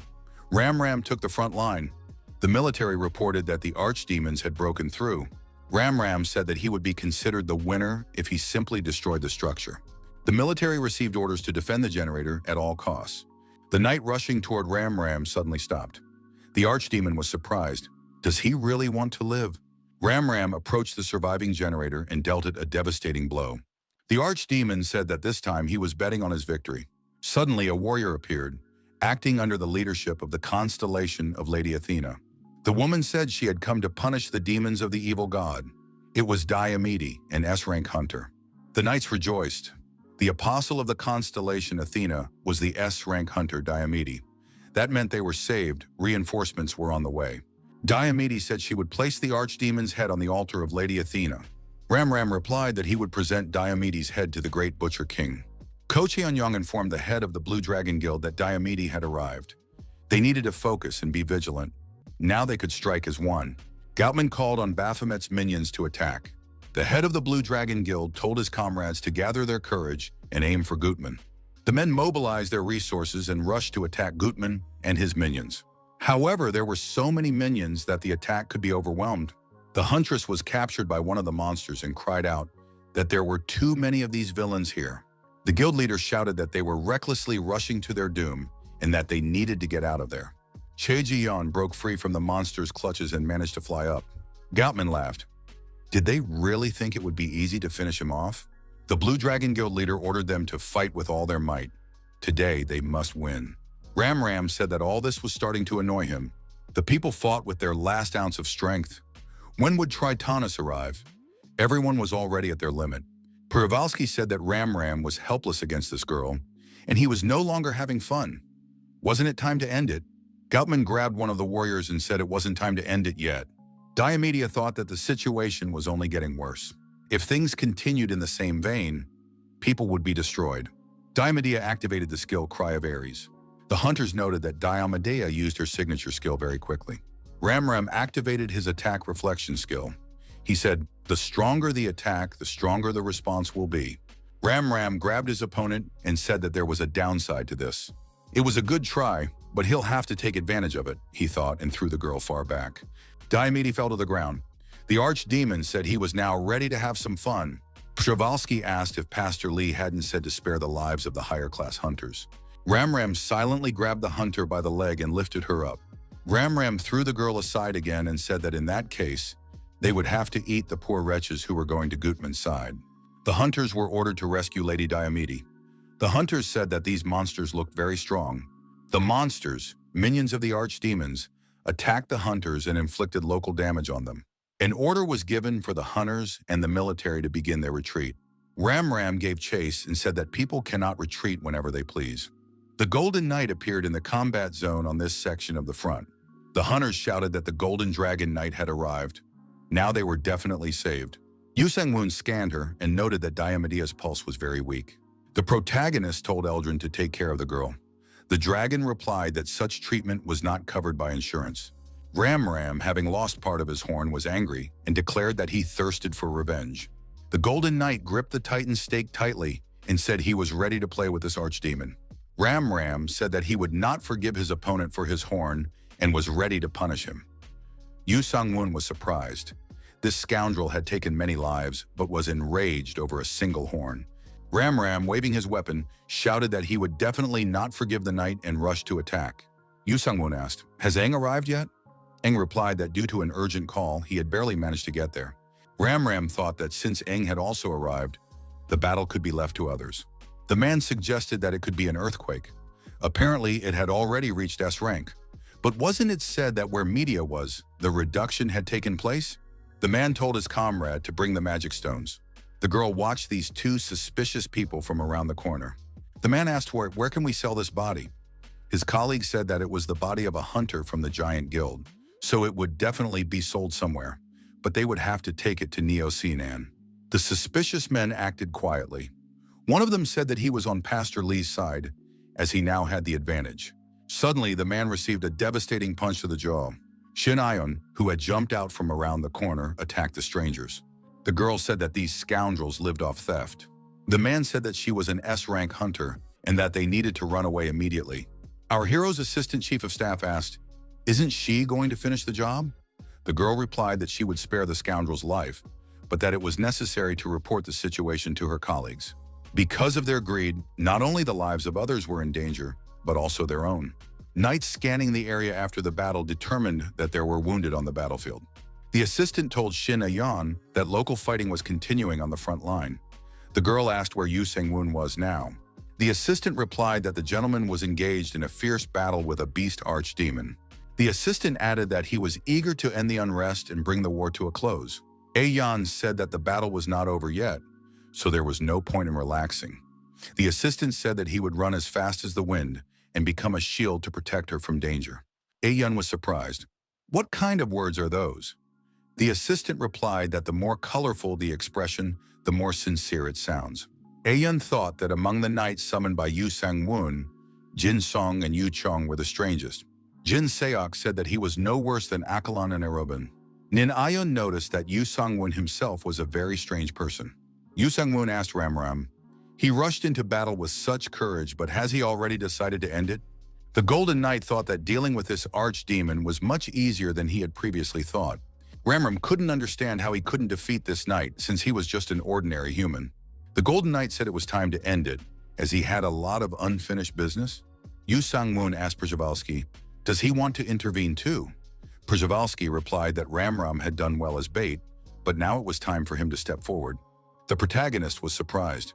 "What kind of magic am I hearing?" A group of armed orchid men approached our hero.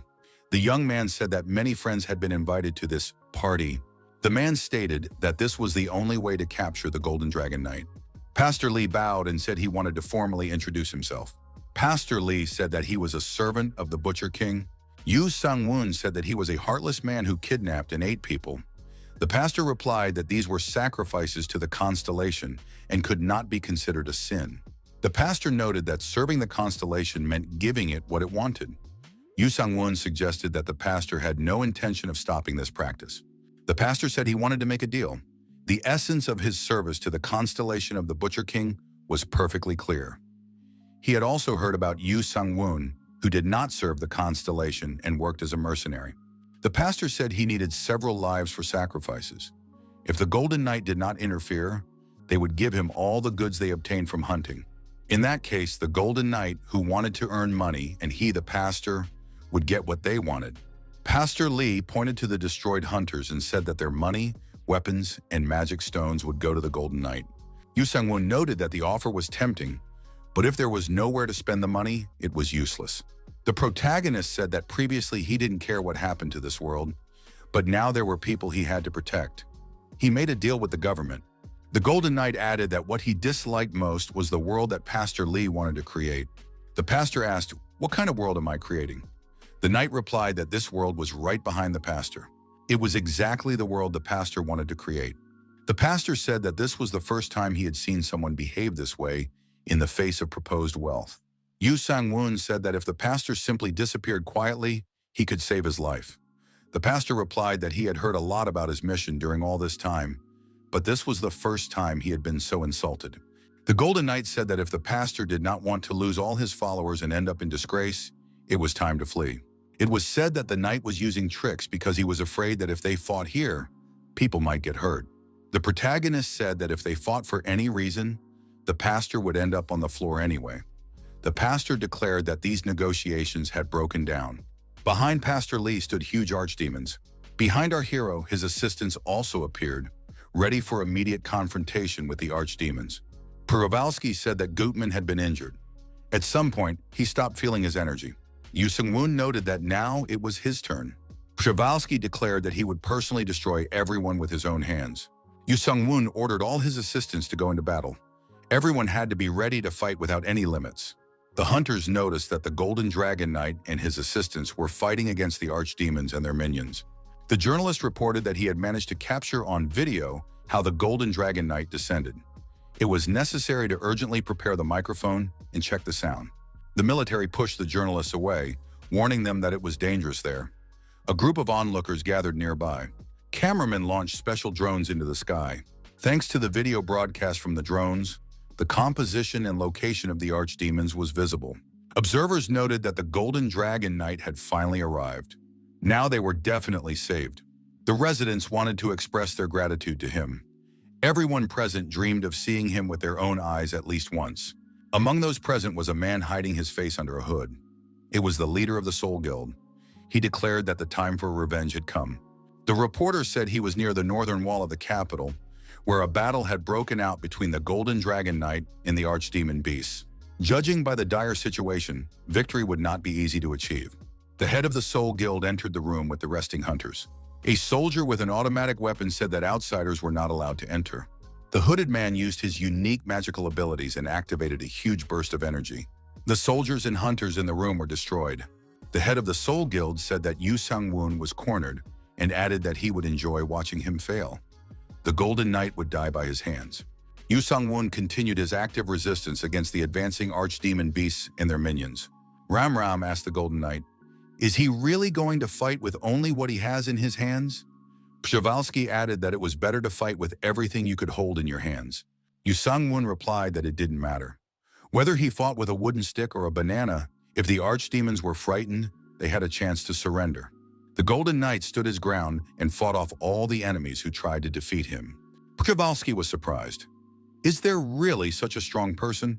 Ramram replied that it was basically impossible. The Golden Knight said that it turned out to be much more boring than he had expected. Yu Sang-woon added that he was not one to enjoy tension. Compared to the chaos that the archdemons had caused here, their skills were quite mediocre. Przewalski shouted for the Golden Knight to shut up immediately, or he would shut his mouth himself. Przewalski added that he would now cut and swallow every cell of the Golden Knight. The protagonist suggested that his assistants first destroy at least one archdemon beast so that the others would not be tempted. Immediately, a massive attack ensued, the result of which satisfied the protagonist. He said that it was quite good. If they went a little further, their endurance would decrease. Przewalski shouted that he would no longer tolerate such lawlessness. Unexpectedly, the archdemon's endurance, strength, and agility quickly increased. Przewalski delivered a powerful blow to the Golden Knight, but at the last moment, he managed to dodge it. Our hero noted that his opponent had suddenly become much stronger. Information came in that the archdemon beasts had begun to receive buffs. Shinsomi said that they were constantly being given buffs that increased their combat effectiveness. The Golden Knight wondered if any of them had the skill to buff. Perhaps it was the pastor. Shinsomi replied that it was not a buff from the Butcher King constellation. She added that it was a buff from Shim Kang-hoon. The Golden Knight looked up at the fortress wall and saw two people standing on it, Pastor Lee and Shim Kang-hoon. The pastor said it was close. The head of the Soul Guild replied that he had removed the barrier from the wall, so now they could do whatever they wanted. The guild leader added that in any case, the Golden Knight's head must go to him. The pastor replied, "As Shim Kang-hoon wishes." Przewalski, looking at the Golden Knight, said he was ready to fight for real. The Golden Dragon Knight could attack him. Yu Sang-woon noted that the Great Beast Archdemon relies on buffs from humans, and this should be confusing. Przewalski added that it was the pastor who did this, and thanks to these buffs, he remained alive. Shin Somi stated that a total of 5 buffs were applied to this monster. The Golden Knight noted that all characteristics had almost doubled. This was no joke. Gawolf was forced to admit that these scoundrels had unexpectedly grown stronger. Akalon noted that thanks to the buffs, the stats had improved significantly. The protagonist asked if they had a chance of winning. Gawolf stated that victory was something they had to create themselves. Samul said that despite their lack of debuff skills, they felt they could fight. Akalon added that their chance of victory was 74%, no problem. The Golden Knight announced that in that case, they would continue. Samul said that they had not yet given 100%. Krokbane called for them to fight until complete victory. Przewalski wondered what the opponents were discussing. Were they hoping for something? The Golden Knight called on his comrades to work together as a team. The confrontation continued.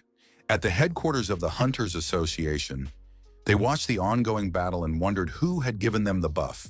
Shin Somi, who was in the Iron Fortress, reported that Shim Kang-hoon's verification was complete. He was indeed the head of the Soul Guild. A current employee of the Hunters Association headquarters said that was unbelievable. Was the head of the Soul Guild really capable of such a thing? The colleague added that it appeared Shim Kang-hoon had begun cooperating with Pastor Lee. But why would he need to do that? Didn't he create an illusion to confuse everyone? The general noted that Shim Kang-hoon is currently in Gangnam and is putting all his energy into stopping the advance of the S-rank monster Bohaku. No matter how much he dislikes the Golden Dragon Knight, could he really conspire with Pastor Lee? The special agent stated that if the head of the Soul Guild conspired, he would lose too much. His colleague added that it might be an illusion or a trick. Shin Somi asked, "Can an illusion use buffs that well?" No illusion can do that. In addition, the barrier surrounding the wall had been dispelled. This is not something that can only be done from the inside. In that case, the most likely person is Shim Kang-hoon. The general said that the truth must be found out. Shim Kang-hoon's location in Gangnam must be determined. In any case, they must support the Golden Dragon Knight. He will be helpless if the buffed beast archdemons break through the wall. The general said that a support squad could be organized right now and intervene quickly. The knight and his comrades, despite their opponent's buffs, put up a good fight. Gawolf said it would be strange if they won. Krokbane added that their opponents had no strategy or teamwork. All their fighting techniques were at the level of cavemen. Their strategy was not up to par. Ramram continued to shout that he would destroy everyone. The Golden Knight knocked the nearest archdemon to the ground and swung his weapon at him. After his opponent was deactivated, the protagonist said that they were nothing special. Yu Sung-woon urged his comrades not to worry and to attack the archdemons across the entire front in a single burst. Przewalski reported that Ramram had been destroyed. How are these people even capable of such a thing? Pastor Lee asked the head of the Soul Guild how this happened. Shim Kang-hoon replied that he himself was in shock. Pastor Lee said that if they lost this battle, Shim Kang-hoon would be held responsible. The rivals stood facing each other, as if they were going head-to-head. Shim Kang-hoon said that the buff had become poison. They had no concept of teamwork, so they only hurt each other. Krokbane noted that the enemies were still quite strong, so they must not forget about defense. After these words, the opponents went on the attack again, and when they collided, a huge amount of excess energy was released. Shim Kang-hoon, watching this ineffective fight, said it would be better to remove the buffs. Pastor Lee admitted that it was a complete failure. The head of the Soul Guild shouted that it was not his failure. Wasn't it a failure from the very beginning to gather such disparate scoundrels? The head of the Blue Dragon Guild also took part in repelling the attack of the archdemons and their minions. Goutman, bleeding profusely, continued to fight. The head of the Blue Dragon Guild delivered a devastating blow, and the archdemon was destroyed. The guild leader said they had won. That meant they would soon receive bonuses. Ko Cheon-yong admitted that they had succeeded this time. Pastor Lee said they would have to retreat. The head of the Soul Guild said he would retreat too. If he left Gangnam for too long, it would arouse suspicion. Pastor Lee said that even though they had failed, the guild leader had done a good job. They had to give him the promised reward. The pastor noted that it was necessary to think of this as a sign of trust in order to plan further actions. Shim Kang-hoon replied that in that case he would accept the gift and put the ring on his finger. He said that he could feel black energy, which was a very good thing. The skull depicted on the ring began to absorb the guild leader's life energy. Shim Kang-hoon grabbed his hand, turned blue, and groaned in pain. Pastor Lee reminded him that the guild leader would be held responsible in case of failure. The pastor added that Shim Kang-hoon's life would be offered to the constellation of the Butcher King. The guild leader screamed, fell to the floor, and stopped moving. Pastor Lee removed the ring from Shim Kang-hoon's motionless hand and told him to rest in peace in the arms of the Butcher King. Przewalski reported that an order to retreat had been given. The archdemon declared that next time he would step on the Golden Knight's throat and show no mercy. Gawolf asked the master, "Surely they won't give chase?" The Golden Knight suggested forgetting about them, because there was much to deal with here now. Perhaps the structure of the association would change radically. Even the guild's passive response to Shim Kang-hoon's betrayal would lead to a huge number of casualties. In addition, if monsters invade again and a battle begins, the wall may not hold. The Golden Knight added that this was the most difficult part, from the dungeons of Gwangju and Busan to these places. Akalan said he would collect the loot. Yu Sang-woon said they would have to hurry. A knight ran up to our hero and asked if they could talk for a moment. The protagonist replied that he was very busy and tired. Yu Sang-woon turned around and said that it wasn't over yet. Several days passed. Iron Fortress. Yu Sang-woon, remote control in hand, tried to find something interesting on TV. Shun So-mi entered the room and, making sure that the young man was awake, suggested that he eat first. Yu Sang-woon replied that he would have breakfast later. The woman was unyielding. She told Yu Sang-woon to get up immediately, make his bed, and go have breakfast. Yu Sang-woon replied that he was too lazy to even move a finger. All his muscles were sore from the battle. Shin So-mi examined his body and said that Yu Sang-woon was now well enough to get up and go to breakfast. Shin So-mi told the academy head that he would eat later. Baek-yun suggested that it was because he had fought a lot. Nevertheless, given the situation, she wanted him to get back on his feet as soon as possible and settle some matters. Shin So-mi expressed confidence that Yu Sang-woon would get up sooner or later. Even if he looks weak, he is an SS-rank golden armor hunter, commander of the Knights, and ruler of the Goblin Empire. Baek-yun admitted that she had no idea what the young man was thinking. There are so many things that need to be sorted out. Shin So-mi suggested that the political activities that Yu Sang-woon dislikes so much might begin. Baek-yun stated that the head of the Soul Guild had been declared dead. Pastor Lee nearly destroyed the entire capital. The Olympus and Blue Dragon guilds have joined forces. They will even join forces with Yu Sang-woon to protect the capital. Baek-yun suggested that negotiations were underway regarding the aftermath of the battle. They are determining who will bear responsibility for the human casualties and material damage and who is most at fault. Of course, the talk will turn to Yu Sang-woon. Thanks to this incident, the power of the Golden Dragon Knight has become known throughout the world and beyond. This guy will be used for political purposes. Shun Sung noted that this is exactly what the boss hates the most. Baek-yun said that she could handle it on her own to some extent. Shun Sung noted that many reporters had gathered at the entrance to the Iron Fortress. Now it was impossible to simply go out and breathe fresh air. Baek-yun suggested going to the Dragon or the Goblin Empire. There they could have a good discussion. Yu Sang-woon was surprised. Are they really offering him a picnic? Shin So-mi noted that this was the manager's suggestion. She suggested getting some fresh air, as there would be a lot of work to do later. The young man asked, "Is it possible to breathe air and live without things to do?" Shin Ayan suggested putting off all the work and going on the long-awaited picnic. Shin So-mi noted that Baek-yun had suggested going on a dragon or to the Goblin Empire. Journalists gathered near the entrance. The Goblin Mage suggested doing it in the Goblin Empire. If the gentleman goes to the B-class Dungeon Empire, it will not arouse suspicion. Safety is guaranteed there. Yu Chungwei said that he did not trust goblins, so if necessary, he could attack the dungeon immediately. Croakbane remarked that hunting was interesting. Proper rest was the way to become stronger. Song Myol noted that the gentleman really needed a rest. Yu Sang-woon said that he understood everything, but only listened to Song Myol. The chief of staff stated that according to tradition, the king must never neglect state affairs. Even during rest, one cannot let work slip from one's hands. Yu Sang-woon was surprised. Can't Yu Chong-wei do everything himself? The chief of staff noted that His Majesty occupies the throne, and he is simply providing whatever assistance he can. Chun Sung said that everything was ready. Shin Ayan suggested that they leave as soon as possible. Baek-yun wished them luck and advised them to have fun. The head of the academy was informed that the government had asked the bank to freeze the Golden Knights' accounts. Baek-yun was surprised. Is this despite all the effort he put into the operation to defend the capital?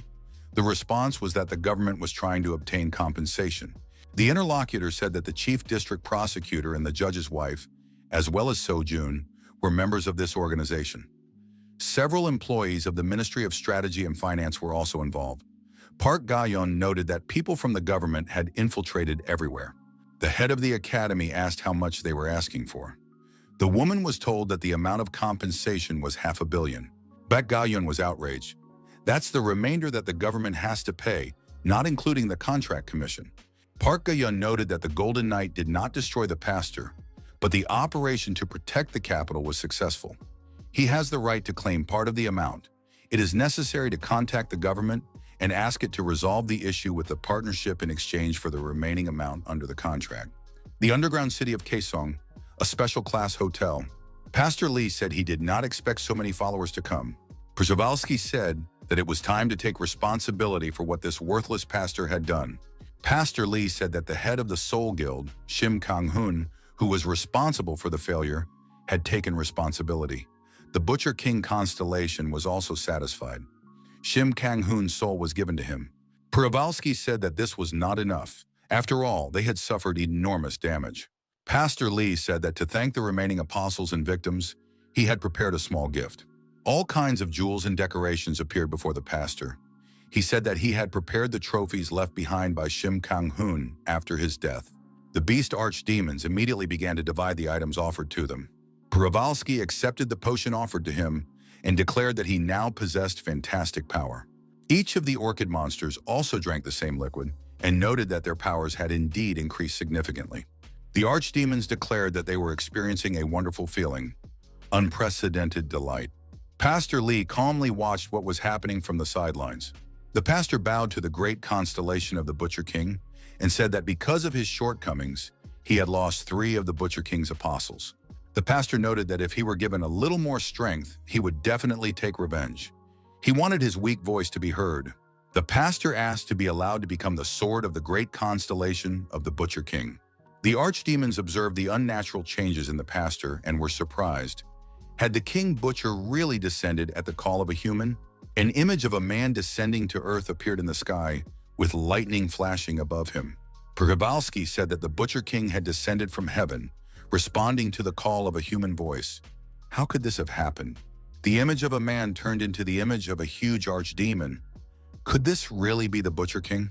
The Butcher King said that the constellation still had work to do, so he decided to lend him his power.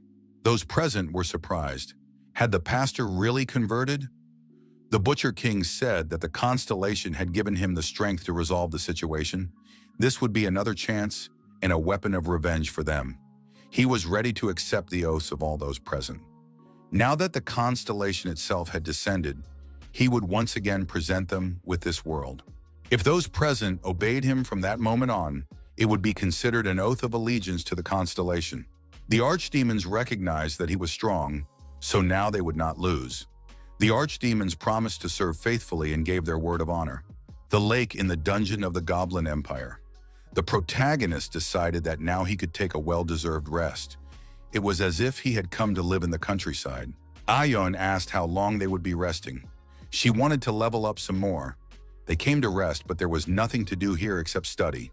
They couldn't even watch TV or movies. Yu Sang-woon agreed that there were some drawbacks, but they could be ignored. Shin-somi brought sandwiches and offered them to everyone. Shin-somi added that she had wanted to go on vacation for a long time. Shin A-young said she would go train alone. Yu Sang-won said that he was spending his time exactly as he wanted to. Shin-somi noted that when things get tough, you have to put things aside and rest, like now. The woman added that she understood the young man. Her old wounds had not yet healed, so she tried to avoid major upheavals. But since the young man had tremendous strength, he was needed in many places, and he had more and more things to do. Perhaps the young man needs rest more than anyone else. Yu Sang-woon was surprised. How could Shin-somi take on all the responsibility? She was involved with the White Knight Guild and even took care of her daughter. She was doing quite well. Besides, this time the rank has changed. Shin-somi is now best suited for the role of support. The woman added that she and her daughter had acquired skills that were a priority for their team. Yu Sang-woon acknowledged that this would be much more useful than the unrealistic Yu Chang or Gawolf. Yu Sang-woon noted that if Shin-somi didn't look after him, he would feel anxious. He asked the woman to continue taking care of them. Our hero noted that he had lived alone and was used to doing everything on his own. Therefore, he tried to work with the knights more than with people. He never imagined that he would have a family. However, then people began to appear and even change ranks for his sake. He began to feel strange because there were people with whom they helped each other and received help. He was a person who had always avoided this.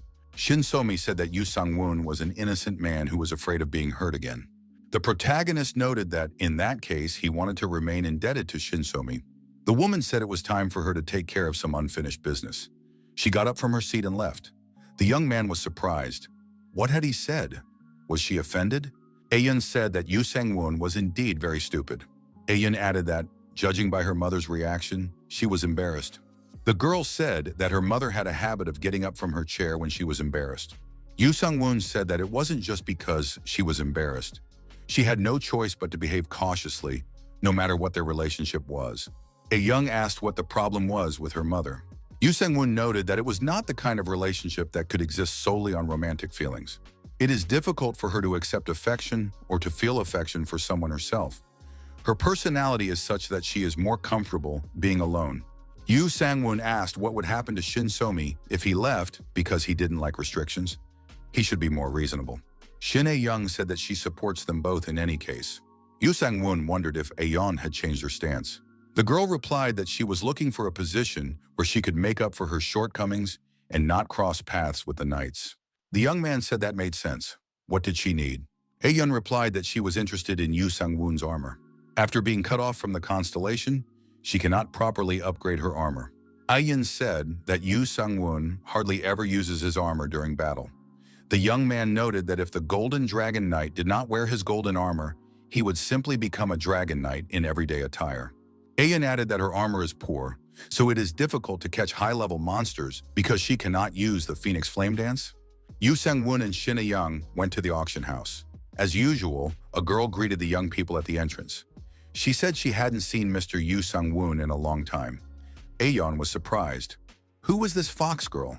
Was Yu Sang-woon cheating on her? Yu Sang-woon replied that it was just a store and they had a strictly business relationship. Yu Sang-woon said he wanted to sell the equipment of the Archdemon Ram. The girl said it could be done right away. 6,500 points were offered for the items presented, plus another 10,000 if everything was added up. Yu Sang-woon said he was fine with that deal. The young man noted that the girl was cut off from the constellation and therefore could not control the Phoenix Flame Dance. Were there any skills or equipment that could help with this? The fox girl suggested taking a look at the items on display. Shin Ae-young said she liked everything here and asked how many items she could buy. Yu Sang-woon gave her an approximate price. Aeon said she could handle it with the equipment. Long-range weapons were ordered. One support from Shin So-mi would be enough. Aeon was surprised. Couldn't her mother learn magic? Yu Sang-woon replied that her class was Knight, which was better than magic. The fox girl suggested spears with diamond-tipped blades. Yu Sang-woon said he needed ranged weapons. The fox girl explained that spear throwing was a skill of true knights, so it was possible to circumvent the ban on the use of ranged weapons. Yu Sang-woon thought that the spear was intended for ancient people who were skilled at aiming accurately. It was one of the forces that allowed people since ancient times to fight large animals. Later the bow appeared, but because the materials were difficult to obtain, it was necessary to make arrows separately, and learning to use a bow was difficult. Yu Sang-woon asked if there was a sample for demonstration. The girl said that after receiving 1,000 points, they would provide it for free. Yu Sang-woon took it in his hands and decided to try it out. The protagonist threw the spear far ahead, and after it landed, there was an explosion. The fox girl stated that the destructive power of the spear's strike is determined by the strength and concentration of the thrower, and that the young man can throw it much harder than others. Yu Sang-woon noted that there were no warnings about spear throwing for knights. The fox girl said that the sword is a symbol of victory, power, and war, while the spear is a symbol of the soldier's weapon and defender of civilization. Yu Sang-woon showed her the Titan's spear and asked what would happen if he threw it instead of a spear. The girl asked, "Are you talking about the Titan's wheel?" The girl explained that it was a very difficult weapon to use. It was kept in storage because there were practically no people capable of using it. It cannot be remelted. Like a spear, the spear is not designed for long distances, so it will be possible to avoid restrictions for knights. Yu Sang-woon said that in that case, he would buy everything they had. After the deal was made, the Golden Knight and Shin Ae-young studied the acquired weapons. A young wondered if Yu Sang-woon really intended to use it as a long-range weapon. Yu Sang-woon recalled what Foxy had said. If the destructive power is determined by the strength and concentration of the thrower, and the weight and hardness of the thrown object are added to this, then it can deliver greater impact force.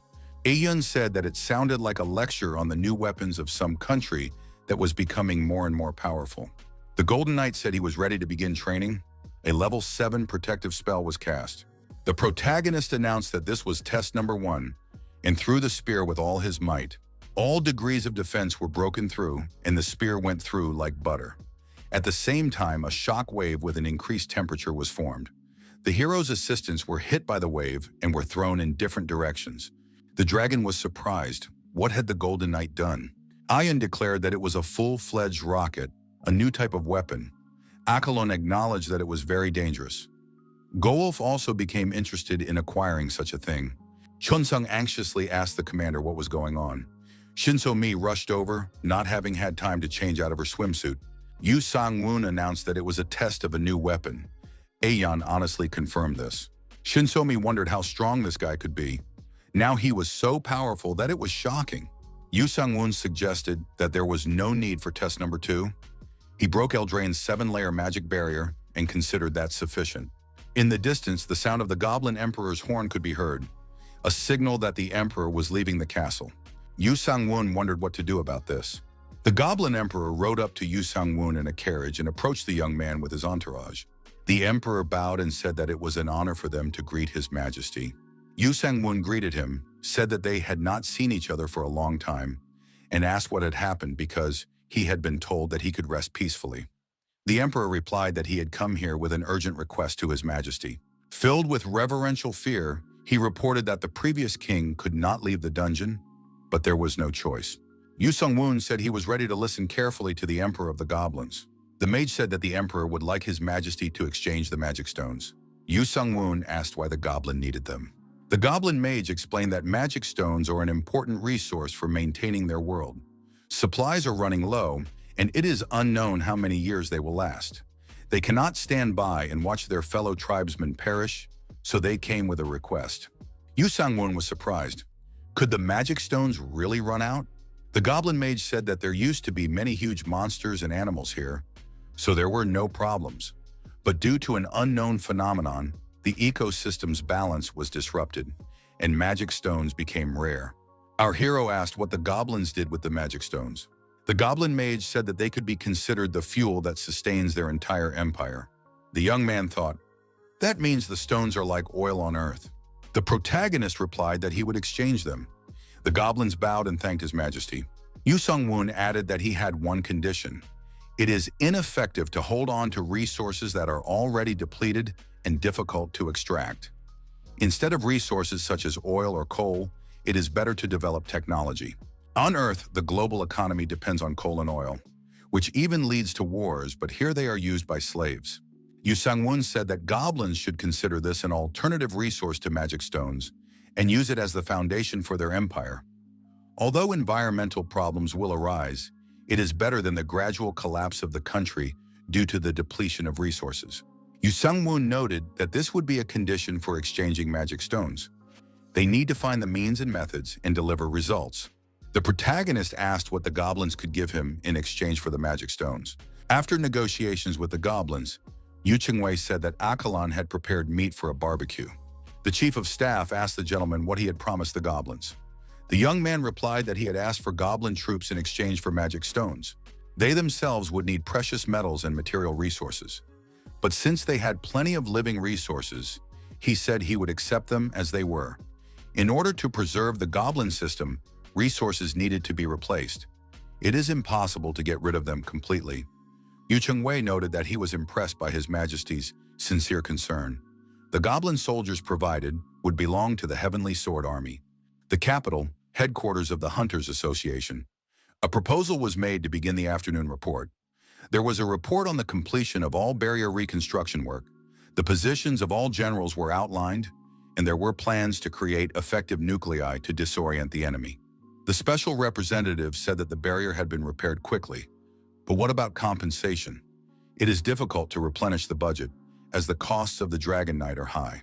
The general inquired whether Pastor Lee's location had been discovered.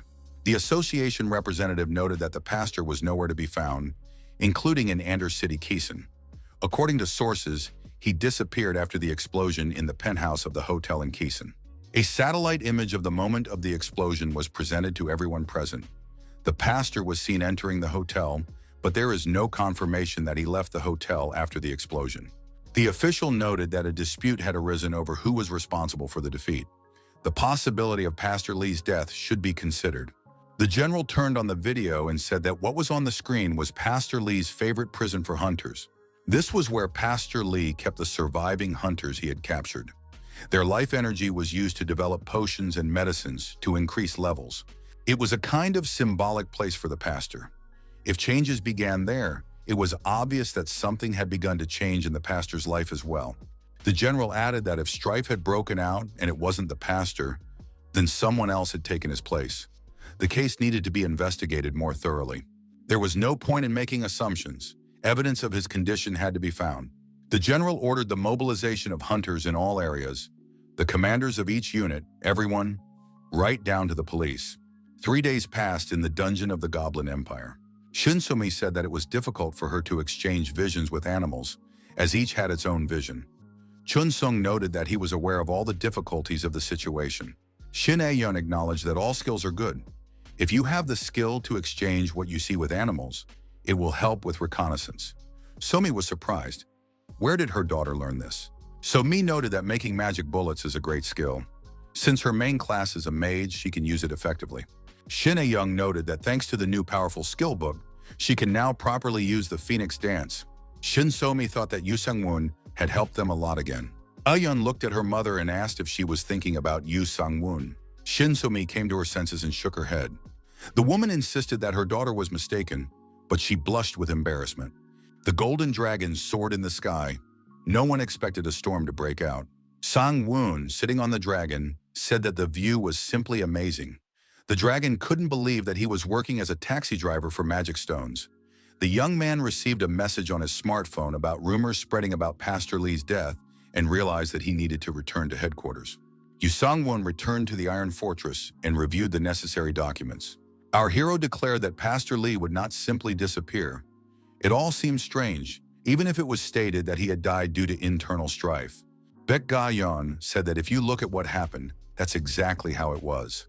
But 3 archdemon beasts had died, and the Butcher King's constellation had no choice but to fly into a rage. Yu Sang-woon added that he would be lucky if the pastor really died, but if the Butcher King disappears, someone else will appear. Baek Ga-yeon replied that this was the crux of the problem. That is why the association has not yet confirmed the pastor's death. If he had died, the government would have had to pay everything immediately. However, this process is being delayed. Yu Sang-woon noted that since he did not personally kill the pastor, it was necessary to wait for confirmation of his death. The head of the academy said that a gathering of hunters would be announced. She believes that the Golden Knight should show up and strengthen his position. Yu Sang-woon said that he did not want this at all. Baek Ga-yeon noted that if people trust the young man, his position will become clear. With great power comes great responsibility. The protagonist said he had already heard this. Yu Sang-woon added that he would be in the dungeon with his friends anyway. When the call comes, the director can contact him. The Goblin Dungeon. Croakbane said he likes to sunbathe. Yu Sang-woon asked what Akalon was doing now. Croakbane replied that the golem was gathering data piece by piece. The young man told Akalon that it was time to prepare for departure. Chun Sung appeared at the trailer door and announced that an outing was planned. Yu Sang-woon said that they needed to prepare thoroughly first. Chun Sung said that the battle with them was not over yet. Shouldn't they advance while they still had the strength? So-mi said that in this sense, she agreed with Ga-wolf. Yu Sang-woon said he couldn't act on his own. Had everyone forgotten how he became a Golden Dragon Knight? The protagonist warned everyone to be ready. The return could happen at any moment. During the formation, Sok ordered the Goblin Squad to stand at attention. Yu Chung carefully checked their combat readiness. Yu Sang-woon said that he was pleased with this. The chief of staff turned away and asked in surprise how His Majesty had ended up here. Yu Sang-woon announced that they might have to take action soon, so it was necessary to remain alert. Journalists gathered near the Hyperion Tower Hotel in the capital. They recorded the appearance of the guild members. The knights paused for a moment and posed for the journalists' cameras. However, the press representatives wanted to see the Golden Knight first and foremost. The governors of the provinces of Gangsan and Chola also arrived at the hotel for the meeting. Journalists asked about the hunter Joe Jun-sun, who had defected to the province of Chola. Is it true that the hunter joined the Golden Dragon Knight? The journalist noted that the governors should have treated him well from the very beginning. There is terrible unrest in Neo-Sinan right now. Someone reported that the Golden Dragon Knight's trailer had arrived, and representatives of the press rushed there. The protagonist was greeted at the hotel and asked to go inside in the indicated direction. An employee said that they, the hotel representatives, were awakened and received the patronage of the constellation Apollo. The administrator explained that the meeting would take place in the VIP conference room on the 145th floor. Mr. Yu Sang-woon would be staying in room 144. Yu Sang-woon asked if it was possible to stay here. The administrator replied that she did not know the topic of discussion at the meeting. Since there are many other business conferences, many guilds will stay here for a long time after the meeting ends. All interested parties and other guests were accommodated in the VIP conference room. Those present noticed the appearance of the Golden Knight in the hall. The protagonist glanced around the room and concluded that half of the capital's guilds were not present. The administrator asked everyone to take their seats. The hunters' meeting begins. The chair of the meeting said that information would be provided in connection with recent events. There was a report on the consequences of the anomaly and the battle. All those present were provided with relevant materials for review.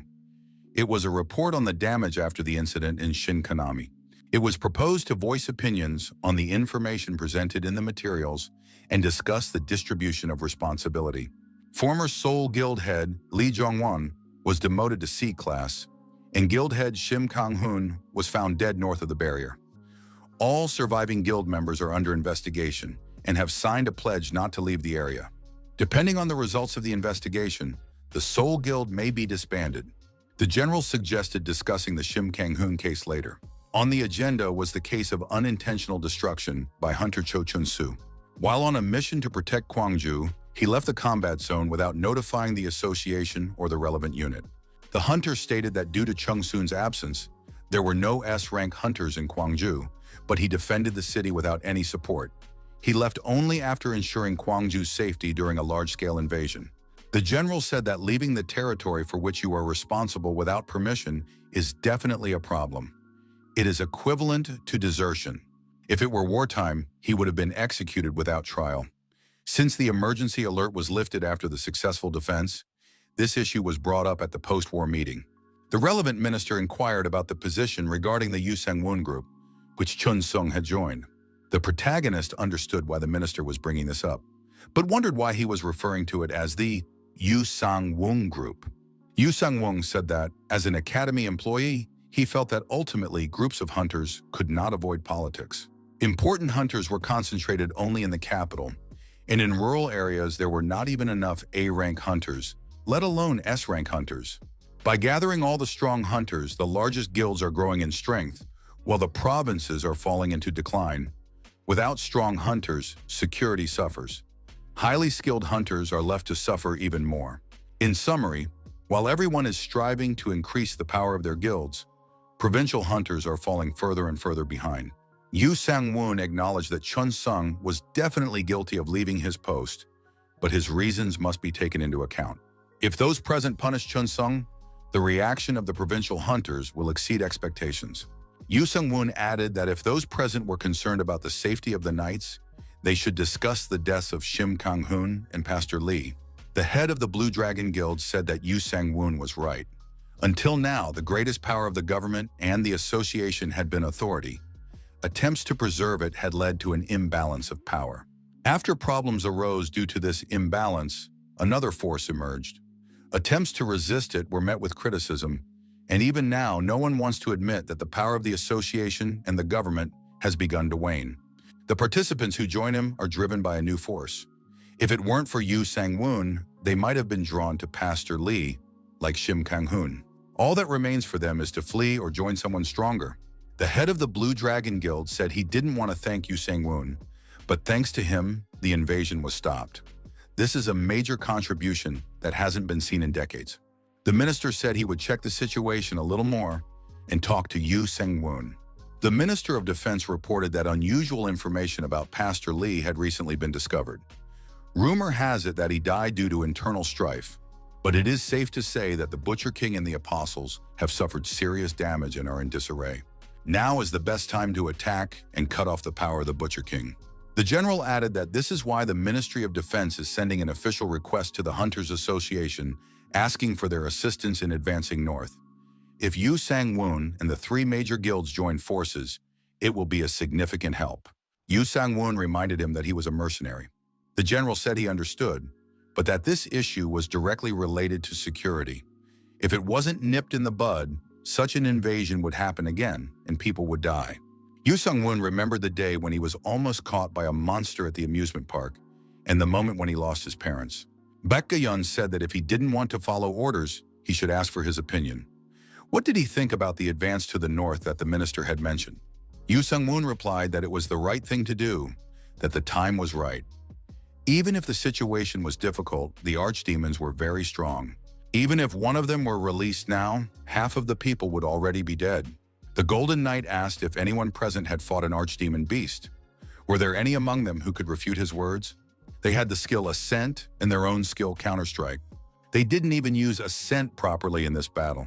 One person was injured by a counterattack strike. The protagonist did not deny that now was the time to attack, but if they did not study everything carefully, they could suffer serious consequences. A victory in which all allies perish cannot be called a true victory. It can only be a victory for ministers and the government who like to argue at their desks in their offices. The Palace of the Sun, Kimsus. The senior command staff and the Honor Guard Company lined up to greet the country's leaders. The governor of Pyongyang province, Pa Suk-ja, was surprised. Is this really Pastor Clay? They said he ascended to heaven, but he became a beast archdemon. Pastor Lee said that his body had changed, but his soul remained the same because he served God. These words were addressed to the half-demon beast, Park Suk-ja. Park Suk-ja asked what had brought Pastor Lee here. To prove her loyalty, she sacrificed one eye, one arm, and one leg to the Butcher King. As a result, Pyongyang effectively took control of Undercity.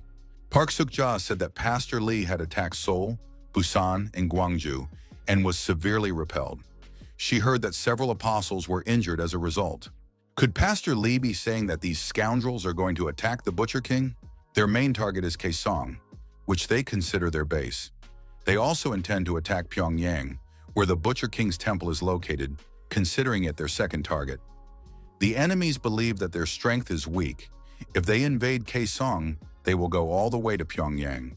Pastor Lee said that all major hospitals, subway stations, and school buildings located there need to be fortified. Park Suk-ja said that it is enough for the pastor to continue working on the prison for hunters. Why make waves on the shores of Pacific Lake? Pastor Lee said that if Park Suk-ja helps him, he will give her all the potions and weapons he has. Hyperion Tower. The Golden Dragon inquired about intelligence information from Undercity. It was confirmed that Park Suk-ja's power was still great.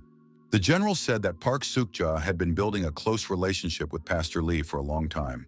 If the pastor runs away somewhere after being defeated, that is most likely where he will go. The hunter said that he had recently been moving around the area to catch a group of fleeing scavengers. The line of defense turned out to be better fortified than previously thought. It would be extremely difficult to break through it. The head of the Blue Dragon Guild said that the line of defense was strong and the enemies were powerful.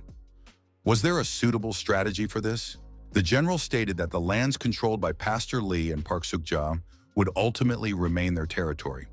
If the operation was carried out on scorched earth, the human casualties would be enormous. The general added that the troops are exhausted from the recent battle. During World War II, it all started with aggression in Germany. We need to use the strategy employed by the Soviet Union. This is Operation Deep Breakthrough. The head of the Blue Dragon Guild said that Operation Deep Breakthrough requires a large amount of resources. The size of the army must also exceed that of the enemy. Artillery and infantry units are deployed across the entire front. The goal is to push the main forces back to Pyongyang. The general said that the 7th Corps, equipped with magic stones, must be assigned as the strike force on Pyongyang. The 5 main corps will engage in battle on all fronts.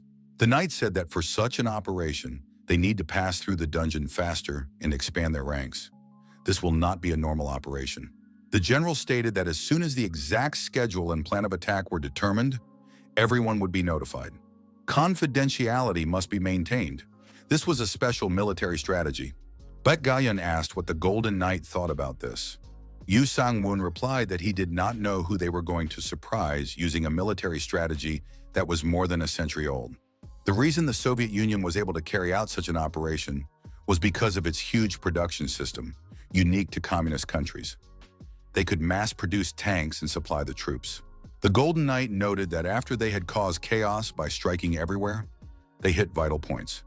He doesn't even know if they have such capabilities now. Could Pastor Lee fall victim to such a strategy?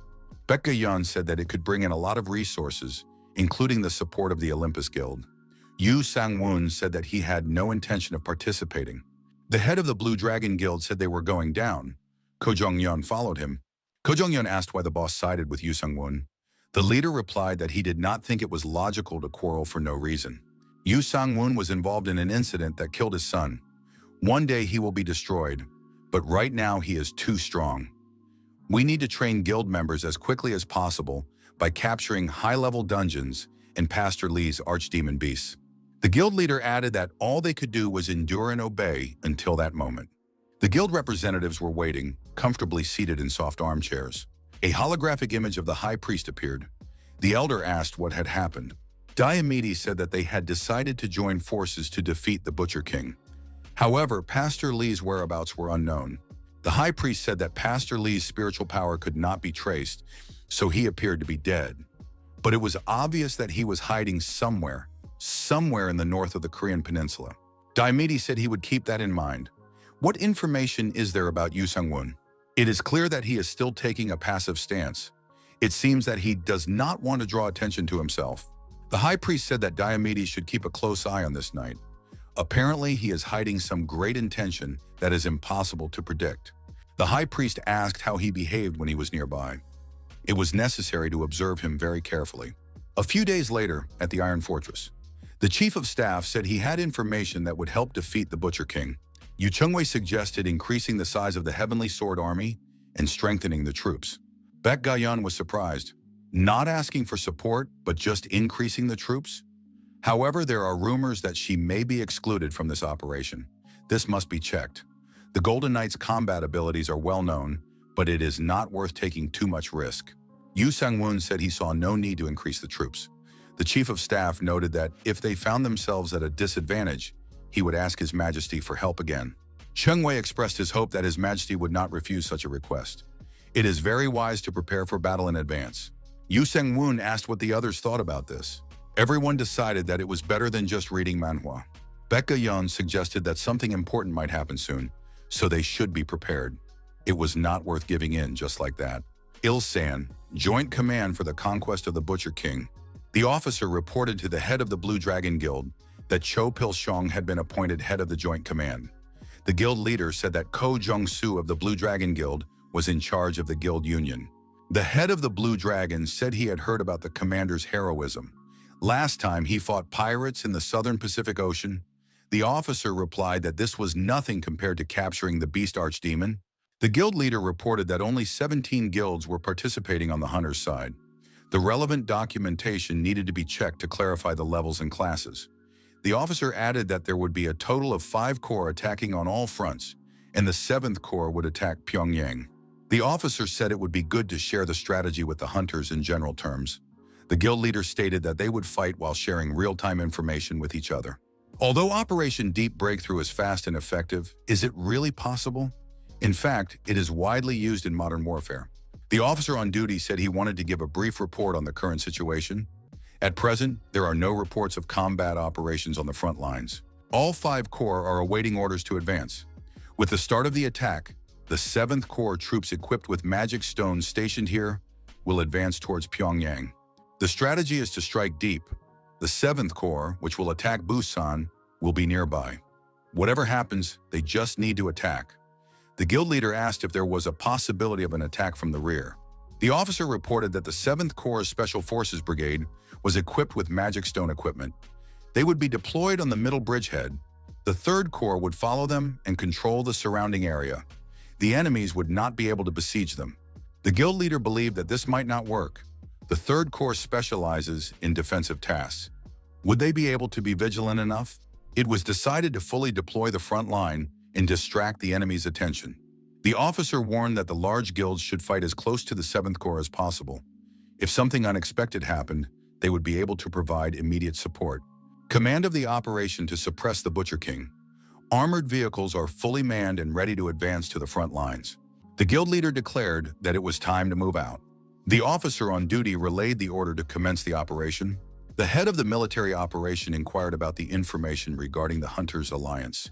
The offensive began on all fronts, with the Blue Dragon Guild advancing towards Pyongyang, led by Go Chin-sun. The officer reported that 3 minutes after the start of the operation, the first shelling began in the areas of Kaesong and others. The man said they had to drop everything. If the Butcher King caught them, he would surely wipe them out. These people were lucky to have been caught here. The air battle was in full swing. The pilot said they would continue with precision bombing to minimize civilian casualties. Within an hour of the start of the operation, infantry had been deployed across the entire front. The hunters are focused on strike positions deep inside. After clearing Kaesong, they plan to advance directly on Pyongyang. The official spokesman said that even politicians are paying close attention to this operation. If it fails, His Excellency will have serious problems. They already have enough problems with people like the Golden Knight. The officer said that his interlocutor had nothing to worry about. They would definitely accomplish their mission. The official representative stated that if everything goes well, new opportunities will open up for the general. He could receive an invitation to a position in the capital. The officer expressed confidence that the minister would be able to resolve the issue. Everything is being done for the good of the people. The interlocutors decided that after the operation was completed, they would have dinner together at a nice place. The official representative asked not to publicize this meeting because there is a lot of talk now about corruption in military recruitment. The fighting was in full swing. The City Hall building was bombed and was on fire. The resistance of the scavengers was growing stronger. The military commanders said that their unit was suffering heavy losses. The 7th Corps and the Hunter unit had to get to Pyongyang faster. They had to clear the way at any cost. The military understood that they had no choice but to hold out until the forces from the rear completed their mission. A report came in that the Hunter detachment was already approaching. However, the terrorists opened fire on the approaching trailers. A report came in that the Deep Strike unit was passing through Kaesong. The 7th Corps and the Hunter unit are passing through Kaesong. The damage is serious. The resistance was stronger than previously expected. Pastor Lee received information that the military had entered Kaesong. This means they will soon reach Pyongyang. Park Suk-ja said that advancing towards Pyongyang would allow them to catch up with them. Pastor Lee said that was obvious. As they capture areas, they will encounter difficulties. The rulers of Undercity appeared, Wonsan and Hammon, Kwak Won-ho, and Rimiju. They said they had come for an interesting job. Kwak Won-ho asked about Pastor Lee, who had previously prepared potions. He was ready to start with a few. The pastor said he didn't have time for that. Przewalski was already clad in knight's armor. Przewalski grabbed Kwak Won-ho by the shoulders and said that the Olympus Guild was moving towards Wonsan. Rimiju asked if they were definitely heading to Pyongyang. Pastor Lee said that they wanted to distract the enemy from the line of defense. Przewalski said that Iberico was there now. They would not be able to resist the ascended Iberico. The ascended archdemon Vayu prepared to battle the weakened Golden Knight. Huang, about 50 kilometers south of Pyongyang. The head of the Blue Dragon Guild was informed that an attack on Pyongyang was beginning. The guild leader replied that the report had been received and that he was continuing to monitor the situation closely. A volley of fire was fired, inflicting damage on the enemy's equipment and manpower. Pastor Lee calmly continued to await the outcome of events and enjoyed drinking his exclusive tea. Kwak Won-ho said that fighters were stationed in every bunker. They would defeat Kaesong with the help of archdemon beasts, including Przewalski. Pastor Lee acknowledged that everything was going according to plan. He suggested enjoying the entertainment. The pastor said that it was necessary to repel Kaesong and cut off the Deep Strike group's retreat. The ascended archdemon Przewalski was ready to drive a wedge into the coordinated ranks of the advancing military and hunters. The military reported to headquarters that Kaesong was being attacked by beast archdemons. The officer realized that if the archdemon beasts had appeared, the enemy had noticed their operation and was attacking. If they lost Kaesong, the Deep Strike group that had advanced to Hwangju would be isolated. The lives of the members of the Blue Dragon Guild and the entire 7th Corps were in danger. The officer wondered if Olympus could provide support. His assistant replied that it would be very difficult, as the battle in Wonsan was in full swing. The general asked which of the remaining 5 corps could provide support. The officer replied that at the moment, only the Golden Dragon could provide support. Kwok Won-ho stepped into the middle of the road and prepared to meet the approaching vehicles. The driver noticed the approaching man and slammed on the brakes. Kwok Won-ho continued toward the trailer without slowing down. Kwok Won-ho hit the car with all his might and it flew up, flipping over in the air. The head of the Blue Dragon Guild ordered all vehicles to stop. The trailer stopped on the roadway. Kwok Won-ho chose another target and moved towards it. Representatives of the Blue Dragon Guild appeared in front of Kwok Won-ho and prepared for battle. The soldiers took aim at the criminal and shouted for him not to move. Kwok Won-ho said that he was facing the Blue Dragon Guild in the military. He hoped that this time he would have an interesting confrontation. Rimiju told her rivals to give her their blood. The girl had huge swords in her hands. The head of the Blue Dragon Guild said it was just a joke. He would not let it go. The appropriate conclusions had already been made. Park Soo-ja said that she assumed they were very strong if they broke through so easily. Could it be that with this strategy, which is over 100 years old, their rivals were going to make fun of them? The head of the Blue Dragon Guild said that, judging by her appearance, it was Park Soo-ja from Pyongyang. Park Soo-ja said that she was ready to give the newcomer from the Blue Dragon Guild a choice. The first was to die quietly and painlessly. The second was to fight to the end and die a horrible death. The Beast Archdemons had already captured everything behind the Blue Dragon Guild. They had no chance of survival. The guild leader couldn't understand how this could have happened. Was there really no other hope for them besides Yu Sang-woon? At that moment, the Golden Dragon was preparing to battle a huge monster that surpassed it in strength and size. The Golden Dragon, located in the B-rank dungeon, realized that this monster was very resilient. The protagonist was in the barbarian city of Wild Dream. Shin Young, who was watching the clash, said that the boss would be twice as strong as Yu Sang-woon. The Golden Knight inquired about the location of the final boss. Shin So-mi suggested going further beyond the forest, where the final boss of the Dungeon King, would be. Shin So-mi said that Baek Ga-yeon was trying to call her. This call was definitely urgent. If it wasn't something really important, she probably wouldn't have called while the Golden Knight was in the dungeon. Could something have happened? Shin Ayan asked if they needed to leave urgently. The protagonist said he would try to clear everything as quickly as possible. The system prohibits leaving things half done. Baek Ga-yeon, who was in the Iron Fortress, said that the other person knew very well that it was difficult to abandon a cleanup halfway through. At the moment, the 7th Division and the Blue Dragon Guild were under attack on their way to Pyongyang. The captured Kaesong was also in danger of being recaptured by the Archdemon beasts. If the knight helped them buy some time, they would be able to reorganize their troops. Baek Ga-yeon said that this is very difficult. Yu Sang-woon's squad was also preparing to deal with the Butcher King and Pastor Lee. They unilaterally refused to do so and are now asking for help. What will happen to Yu Sang-woon's unit? The interlocutor said he regretted what had happened, but this was an emergency. He hoped for understanding. Baek Ga-yeon replied to the irresponsible officials that Yu Sang-woon would not listen to her. For starters, she would make an emergency call, and then she would see how things went. It was necessary to send Hunter Choi Chun-sun as soon as possible. Heavy fighting continues in Keesan. The Archdemon beasts have surrounded the area around the city hall. The officer assessed the situation and said that if this place was captured, the loss of Keesan would only be a matter of time. The commander added that Keesan was already lost. The commander reported that they would have to retreat to save the soldiers. The assistant approached the commander and said that the commander had called him on the radio and wanted to discuss reinforcements. The officer took the radio and introduced himself. He said that they were currently cut off from the forces near the city hall and that 12 soldiers needed to be evacuated urgently. The officer added that they were being attacked by several monsters. The soldier waited eagerly for news of the arrival of help, looking at the commander. The commander said that orders had been given to hold out until the 7th Division and the Blue Dragon Guild passed through Kaesong. It was necessary to defend this place until the troops that had left for Pyongyang retreated. Hwangdae District, Hwaju County. Rimiju dealt with her opponents and asked if they were really done so quickly. Ko Cheon-young understood that he was facing a very strong opponent.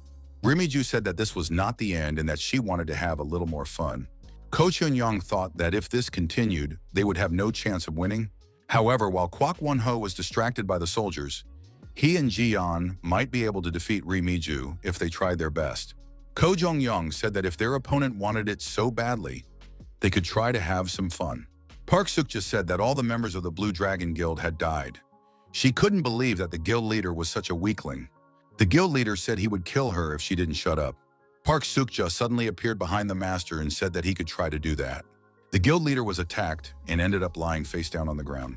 Suddenly, there was an explosion. The guild leader disappeared and reappeared on the side. He had an unnatural look in his eyes and lightning danced around him. Park Suk-ja declared that she was ready to start the second round. The Golden Knight looked up at the sky and saw a huge creature he had never seen before. The protagonist said that this was the final boss, the king of the arena. Our hero did not like long conversations, so he immediately went on the attack and struck the final boss directly in the face with a titanium crowbar. After a short but very effective series of repeated blows, the boss was defeated and fell to the ground on his back. Shin So-mi was surprised. The young man had defeated the final boss of the B-rank dungeon in just 3 blows. Shin Ayan was also impressed and couldn't contain her excitement. Yu Sang-woon suggested that there would be a good reward for this boss. He needed to add some resources for the Heavenly Sword Army. Shin So-mi suggested they return quickly. Apparently, the matter was so urgent that they kept calling from the Iron Fortress. Yu Sang-woon said he roughly understood the essence of the urgent call. The young man added that it was definitely related to the Butcher King. The protagonist and the girls returned to the Iron Fortress. Baek Ga-yeon was delighted to see them arrive. Yu Sang-woon asked if a request for help in the operation to destroy the Butcher King had been received.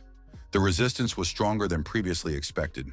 The archdemon beasts had been upgraded, so a bloody battle was unavoidable.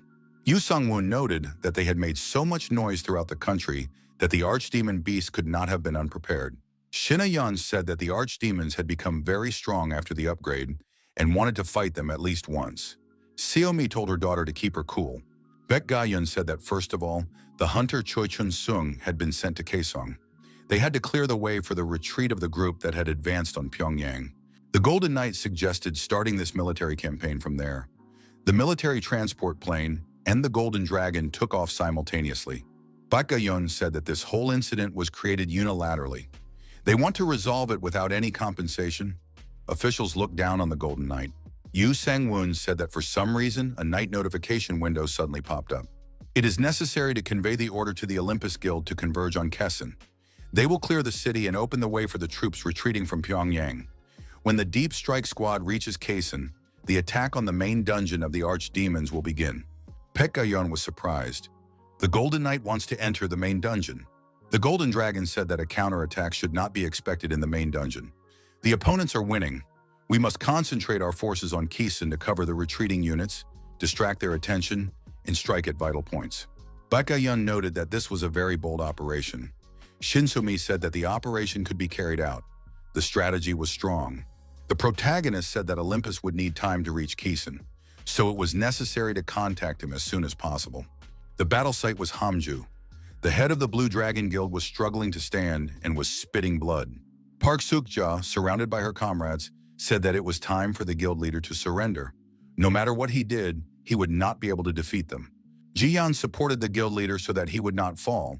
Park Suk-ja added that they were willing to spare his life if the guild leader agreed to join them. However, he would have to beg and kneel. A message arrived about the Golden Dragon Knight's appearance. The military and the Blue Dragon Guild, advancing towards Pyongyang, must immediately retreat to Keesong. The troops are being reorganized. The guild leader said that he would probably use his secret. Ji-yeon must withdraw the remaining troops. The guild leader added that while he was using his secret, Ko Cheon-young should help gather the troops. Fierce fighting continued in Keesong. Insect Knight Choi Chun-sung ordered the second platoon to attack and the third to remain in position. Chun-sung looked up and saw a dragon soaring in the sky, followed by a military transport plane. The dragon used its fiery breath to destroy a significant portion of the enemy's forces. All of our heroes' assistants arrived to liberate Keesong. Archdemon Przewalski announced that the Golden Dragon Knight had arrived. One of the archdemons said that the enemies from the Olympus Guild were moving in the same direction, so they had also arrived here. Przewalski said that he would deal with the rivals in the sky. The rest could take care of those on the ground. The protagonist realized that he would have to deal with the ascended archdemon Przewalski. Baek Ga-yeon was surprised. Was this archdemon now some kind of paladin? The Golden Knight was surprised. This paladin looks very sad. Yu Sang-woon said that he was not a paladin, but just an unfortunate pony.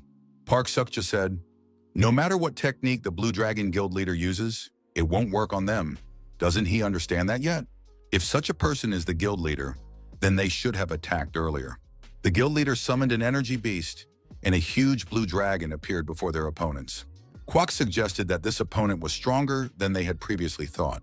Ji Yeon told the guild leader that all the troops were retreating.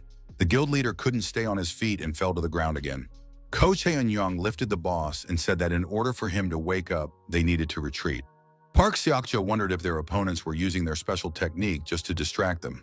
Kwok said that the opponents had fled and pointed in the direction they had gone. Park Suk-ja told Kwok to leave them alone. The Golden Knight again called Przewalski a short pony. The archdemon took offense and went on the attack. Park Ga-yeon reported that the Olympus Guild had arrived. They must immediately join the hunter Chun's son. The Olympus Guild immediately began attacking their opponents. Yu Chung-wei reported to Hunter Chung's son that the Olympus Guild had arrived as backup. The leader of the Olympus Guild ordered his warriors not to leave a single opponent alive. The archdemons determined that the army of the Golden Dragon Knight was fighting against them. They were angry and intended to eat everyone. Przewalski was surprised. Why were their minions falling en masse in a deactivated state? The Blue Dragon Guild and the soldiers who were marching on Pyongyang returned to Kesan. Yu Sang-woon's Heavenly Sword Army and the Olympus Guild attacked the south and east of Kesan. All the beast archdemons in Kesan head to the front lines. The head of the Blue Dragon Guild said that only good things happen with Yu Sang-woon and the Olympus Guild. They head north of Kesan, hunting monsters. They are not only leveling up.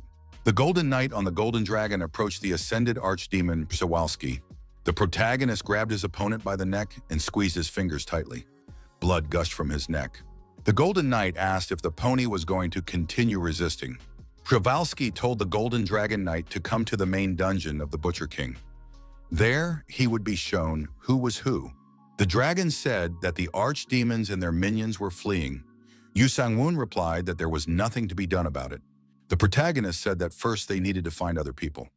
The dragon began to fly around the city, scanning the coastal area. The monsters were detected and set ablaze by the dragon's breath. Armed soldiers were ordered to destroy the retreating monsters. Not a single one of them could be allowed to escape alive. Yu Sang-woon dismounted from the Golden Dragon and surveyed the surrounding area. The monsters in the vicinity had been eliminated. The system announced that the Great Knight had won the battle against Przewalski. As a reward, he was given the spear and weapon of the ascended Przewalski. Baek Ga-yeon reported that all the beast archdemons were fleeing. Olympus and the Blue Dragon were pursuing the survivors. The Golden Knight said that they had failed to capture Pastor Lee and the Butcher King, but at least they had managed to save the lives of the soldiers. Chun Sung declared that the enemy had been defeated. The leader of Olympus said that Kesan had been liberated. The general asked, "What is the extent of the damage after this operation?" A report was received that about half of the personnel of the 7th Corps were classified as non-combat losses. The general waited for a separate report on the damage. If it weren't for the support of Yu Sang-woon, the deep strike force and the soldiers in Kesan would have been defeated. The general was informed that a message had been received from the minister. The general understood that in fact this operation had been a complete failure. The Blue Dragon Guild and the Olympus Guild participated in this operation. It was also carried out with the support of the Ministry of National Defense. The capture operations successfully expanded the line of defense. Park Ga-yeon understood that the operation had completely failed, but the news said that it had been successful. Shin So-mi said that this was wrong. Ayun noted that the news does not lie, but it does not convey accurate information either. Yu Sang-woon thought that this was the dominance of the media. Ayun added that they didn't say a word about the Golden Dragon Knight. However, in the news on the internet and on social media, he was portrayed as a hero. Baek Ga-yeon noted that it is not profitable for the government to turn a specific person into a hero. So-mi said that the Blue Dragon Guild is currently in Kesan, clearing out the remaining archdemons and scavengers. Many hunters have risen in rank. Yu Sang-woon said that those who failed to carry out the operation successfully are now eating the sweet leftovers. Baek Ga-yeon asked our hero what he thought about capturing the Butcher King. If they left things as they were, either they would attack first or the Blue Dragon would. Yu Sang-woon said that no matter what, he started it, so he had to finish it. Now that they had rested, it was time to start preparing for Pyongyang. Pyongyang, all the apostles returned to the main dungeon. Pastor Lee said that they did well to block their opponents' attacks, even though they didn't suffer much damage. Kwok said that there were no problems with the soldiers in the Blue Dragon Guild, but Yu Sang-woon suddenly intervened and ruined everything. Rimiju said that the arrival of the Olympus Guild in Kaesong had confused them. If they had continued fighting a little longer, they would have had a big advantage. The pastor asked why the apostles had returned to the main dungeon. They should have fought to the end. The pastor added that there was no reason to doubt the words and actions of the Butcher King and his apostles. It was an obvious fact. There were no winners or losers in this battle. At its center was Yu Sang-woon.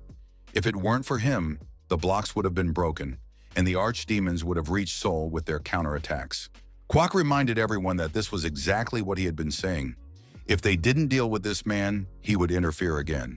Pastor Lee said that the top leadership knew about this. The Blue Dragon Guild, the Olympus Guild, the military, Seoul, the government, none of that mattered. They had to get rid of a man named Yu Sang-woon somehow. The pastor said that it would be difficult for the main army to reach Pyongyang. The goal of the Butcher King and the apostles was to lure Yu Sang-woon into the main dungeon, even if it meant borrowing power from other evil constellations. Park Sukja asked, "Is the evil constellation the frozen ruler from Siberia?" The pastor said that they had no choice but to consider all possible options. He did a little research and found out that Park Sukja came from the same orphanage as Yu Sang-woon. Park Sukja said that the orphanage was a very dirty place.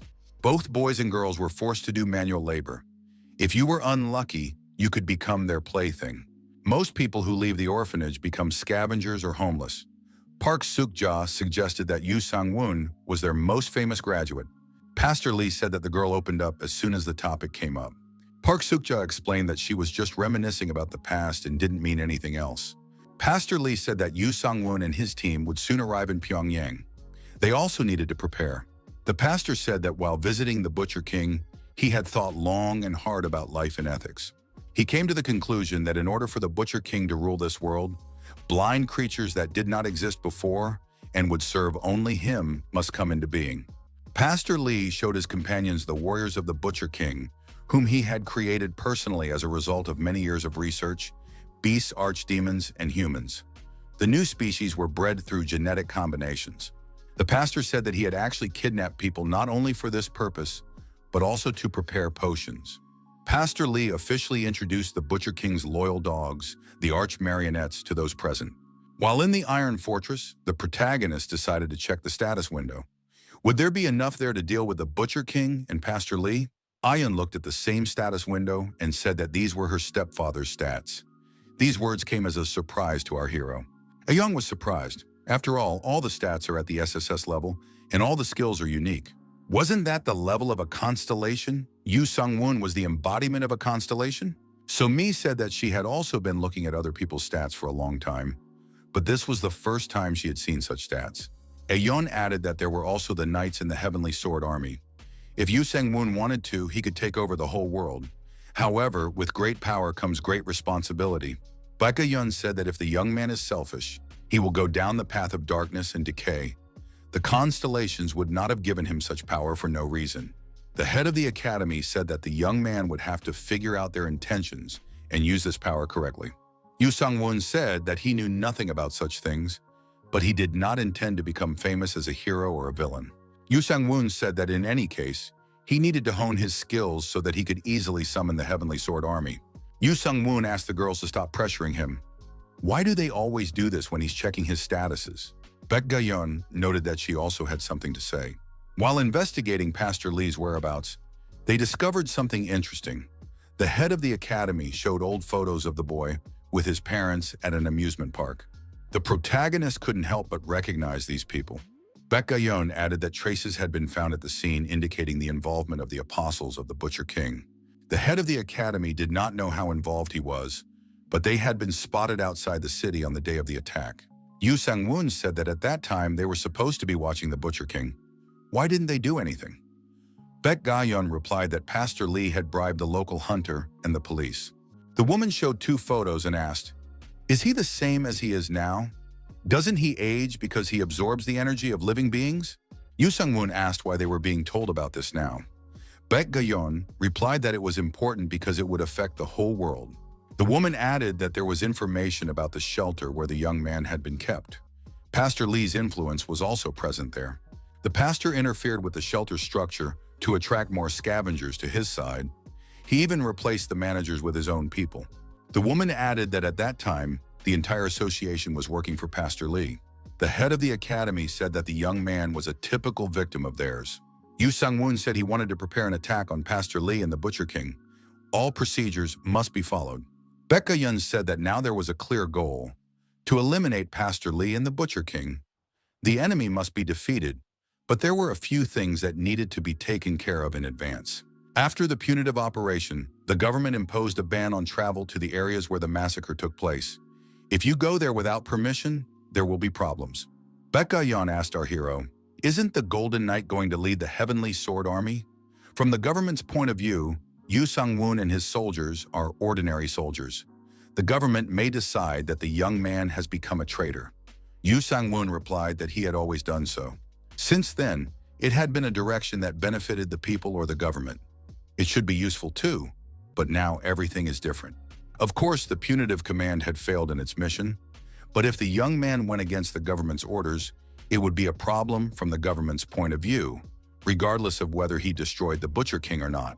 Baek Ga-yeon said that if Yu Sang-woon goes against the Butcher King, the government will naturally impose sanctions. Thus, regardless of whether Yu Sang-woon succeeds or fails, he will have to explain himself. The reason could be a decree prohibiting travel. After the failure of the punitive operation, the political situation is in chaos. The hunters of the Blue Dragon Guild are raising their level on a large scale and trying to take over the association. The opposition is launching an offensive against the ruling party, which organized these repressions. Public opinion is also leaning towards transferring power to the Blue Dragon Guild. Baek Ga-yeon said that the young man should take advantage of this opportunity to influence the association. Public opinion is on the side of the Blue Dragon, so if he appears in the association, the people will support him. Then society will unite to attack the Butcher King. The head of the academy said that they should start by strengthening internal unity. Yu Sang-woon said he didn't understand why it was so difficult to simply catch the bad guys. Baek Ga-yeon advised Yu Sang-woon not to think only of himself. He should think of those family members who trust only him and follow him. The Iron Fortress announced plans to implement social projects worth 10 trillion won in the provinces.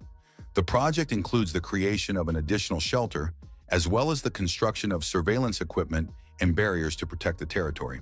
In addition, there is an intention to provide periodic financial support to the association to help fight criminal constellations. As a result, the government intends to present the Golden Knight with a letter of appreciation. The head of the Blue Dragon Guild was angry. They are hinting that the Blue Dragon has grown too big and will ignore public opinion. Ko Chung-yeon said that there must be a reason for such a change. The guild leader noted that it may seem as if he is merely expressing public discontent, but he is smarter than many think. Whatever his goal may be, he surely believes that nothing is impossible if power is backed by public opinion. Ji-yeon asked what the head was going to do.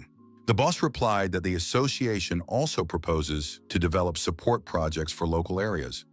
In the eyes of the people, it appears that Yu Sang-woon is not doing this alone, but in conjunction with the association. The guild leader added that they are still doing business with the guys from the Big Rats. They need them to gather information about the Iron Fortress, what their goal is, and the exact number of troops. Singyang-nam Alley. The man handed the money to his interlocutor and said that they did not want to leave any traces, so they would pay in cash. It is necessary to find out the number of troops in the Iron Fortress and the goals of the Golden Knight. The man took the money and said that they like cash, so they will do their job well. The man who handed over the money said that they must remain in the shadows. This should have nothing to do with them. The opponent noted that even though they are an information company, they have good skills. Using drones, the spies monitored the Iron Fortress.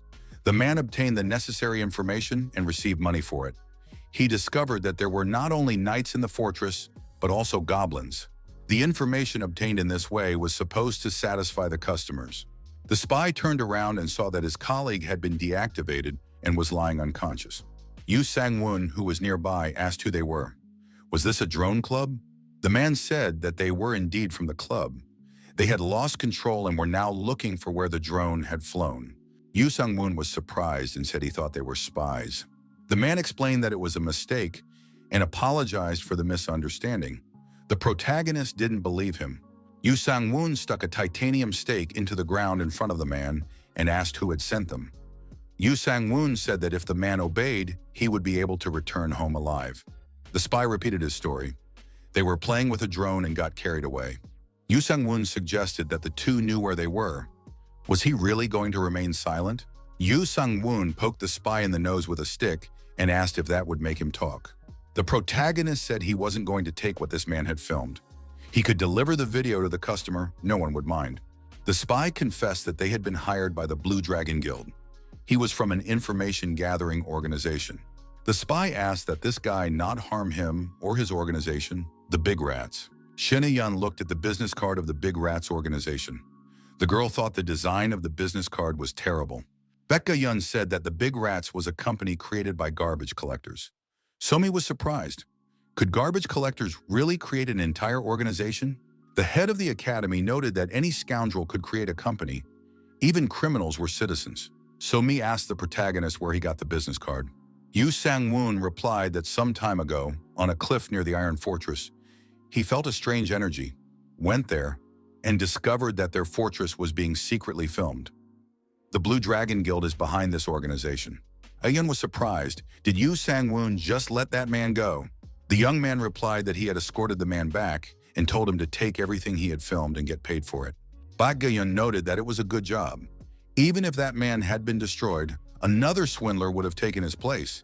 It is much more effective to find the main link and strike at it. Yu Sang-woon said that he was already at his limit because of Pastor Lee and the Butcher King, but these guys from the Blue Dragon were just mocking him. First, we need to put pressure on them with the help of the Heavenly Sword Army. If we're lucky, they'll start cleaning up themselves. The Big Rats are needed to spread rumors. This is necessary so that they know that if they cooperate with the Blue Dragon, it will all end badly in the end. The Academy presented a list of Blue Dragon Guild partners. Among them, we need to weed out companies that act as cleaners, from furniture factories to catering companies. There are all kinds of organizations there. Shin Somi said that the guild's management is like a school and a business at the same time. There is a very long list of IT companies. There is no need for so many. An order was given to gather all information about illegal activities related to the Blue Dragon Guild.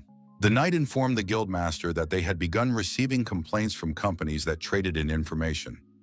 They were increasingly being attacked by unknown assailants.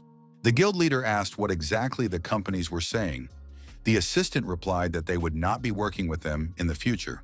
The guild leader thought that if any of them disclosed information about the deals, they could suffer. The assistant said that the situation was indeed urgent.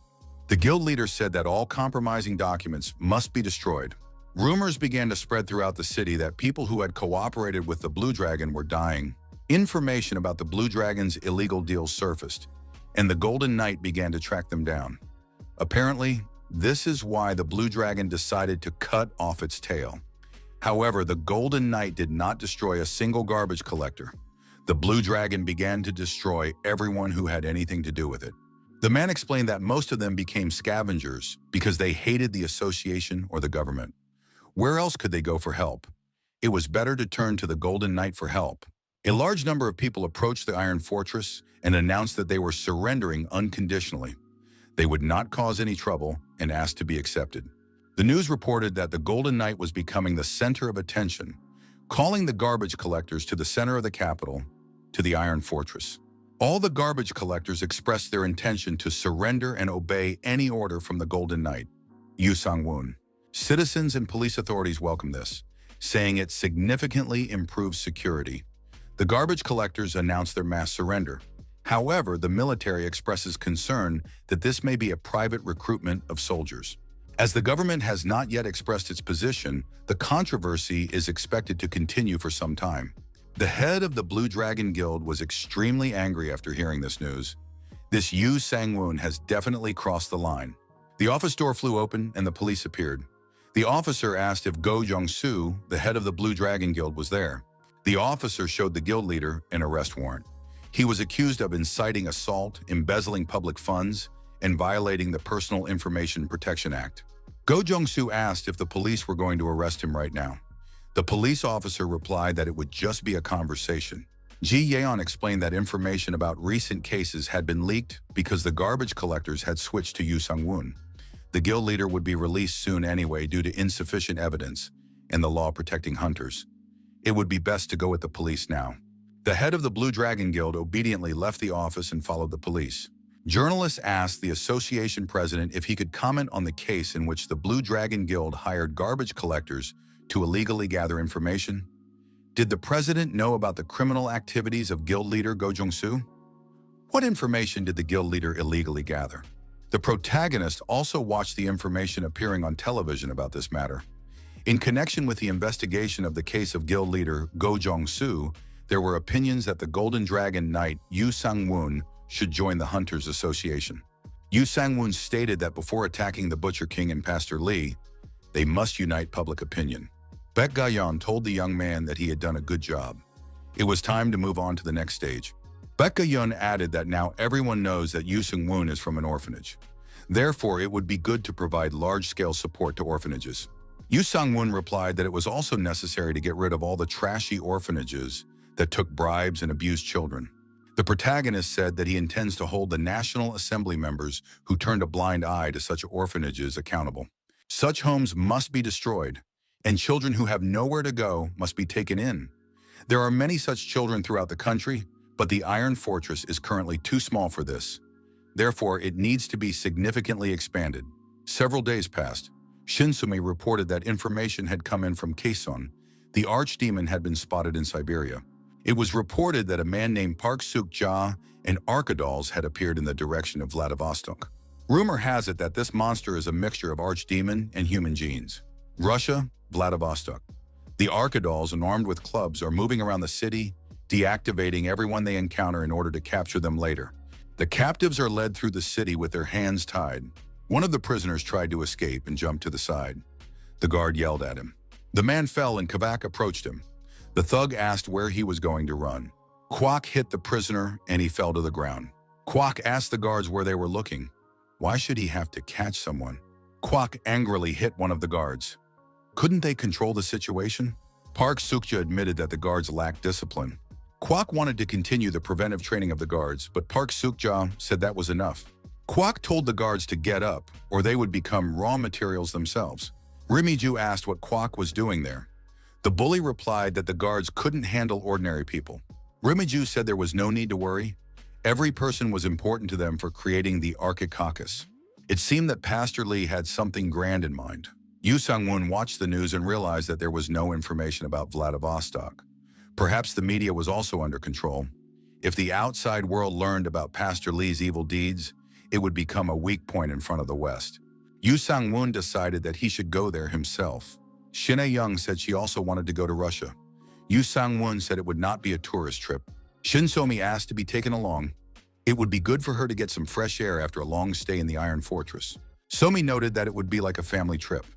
Yu Chung and Chun Sung would take care of the garrison's defense and training. Yu Sang-woon agreed, saying that they would go together, but they might have to fight. Shin A-yeon said that was even better. So-mi reminded everyone that she was the leader. The Golden Dragon took the passengers on board, and our hero and the girls set off for cold Russia. The dragon requested an increased fare, like a real taxi driver, for transporting 3 people. Yu Sang-woon said that the dragon should consider it a personal favor, because these girls were his family. Shin A-young was shivering from the cold. She didn't know it was possible to freeze. Why hadn't anyone warned her about this? Shin So-mi was surprised. Did A-young think that the flight to Russia would take place in a warm corridor? A-yeon said that if she dressed too warmly, it might hinder her during the fight. Yu Sang-woon was surprised. Why did A-yeon decide that there would definitely be a fight? A-yeon warned that if the people at the bottom didn't stop teasing her, she would start causing trouble herself, even if everything was calm. The Golden Dragon warned that they were crossing the border into Russia and needed to be prepared. The flight over the city took place at night under a full moon. The city seemed deserted. After landing, our hero suggested looking around. Yu Sang-woon said he didn't feel anything at all. Akalon reported that nothing had been detected without signals. Som Mayal warned that she sensed an enormous evil force. A-yeon saw a child's toy lying on the ground. It looked rather depressing. So Mi warned everyone that something was approaching. Akalon also warned of the approach of unknown signatures. The Golden Knight and his squad found themselves surrounded.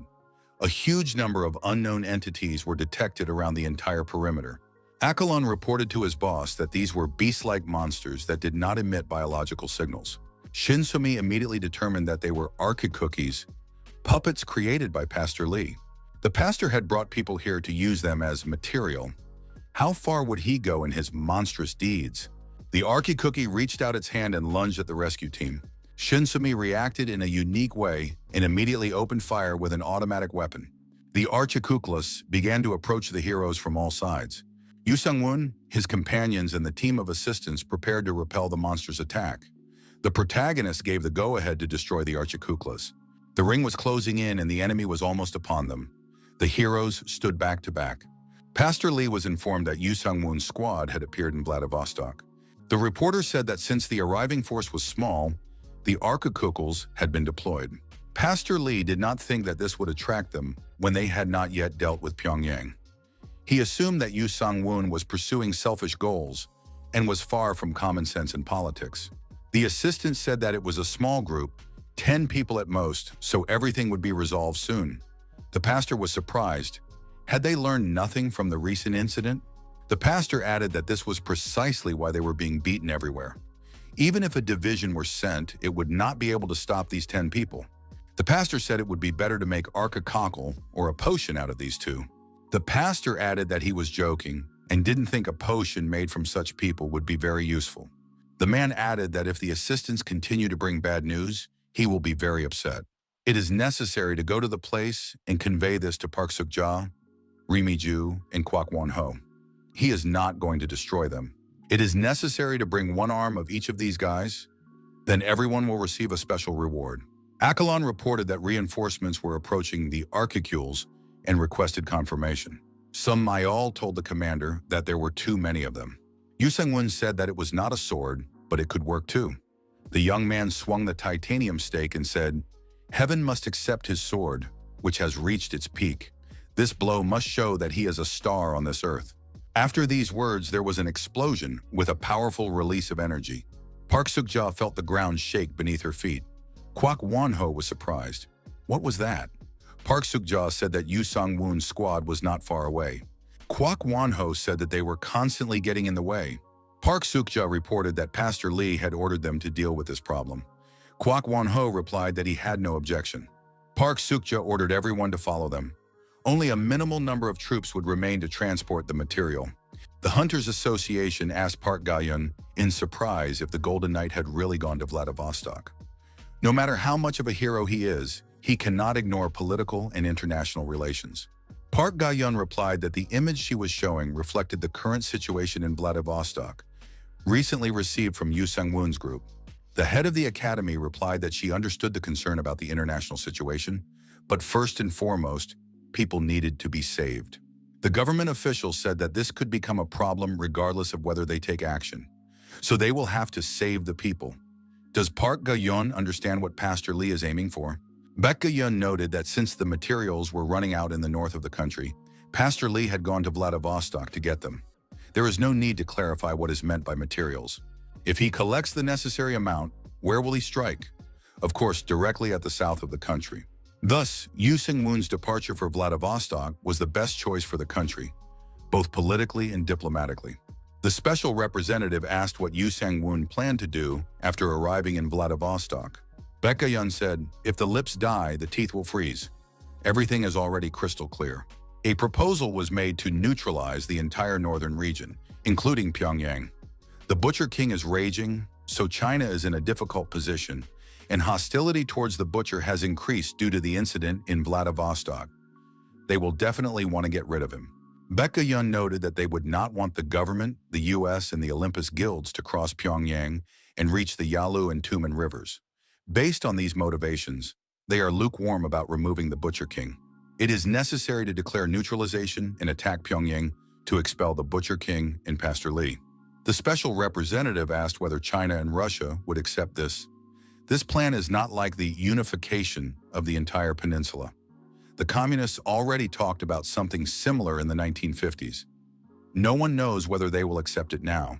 Park Ga-yeon noted that if the Butcher King and Pastor Lee are destroyed, The evil forces in China and Russia will not just sit idly by. If they flee, they will eventually go to China or Russia.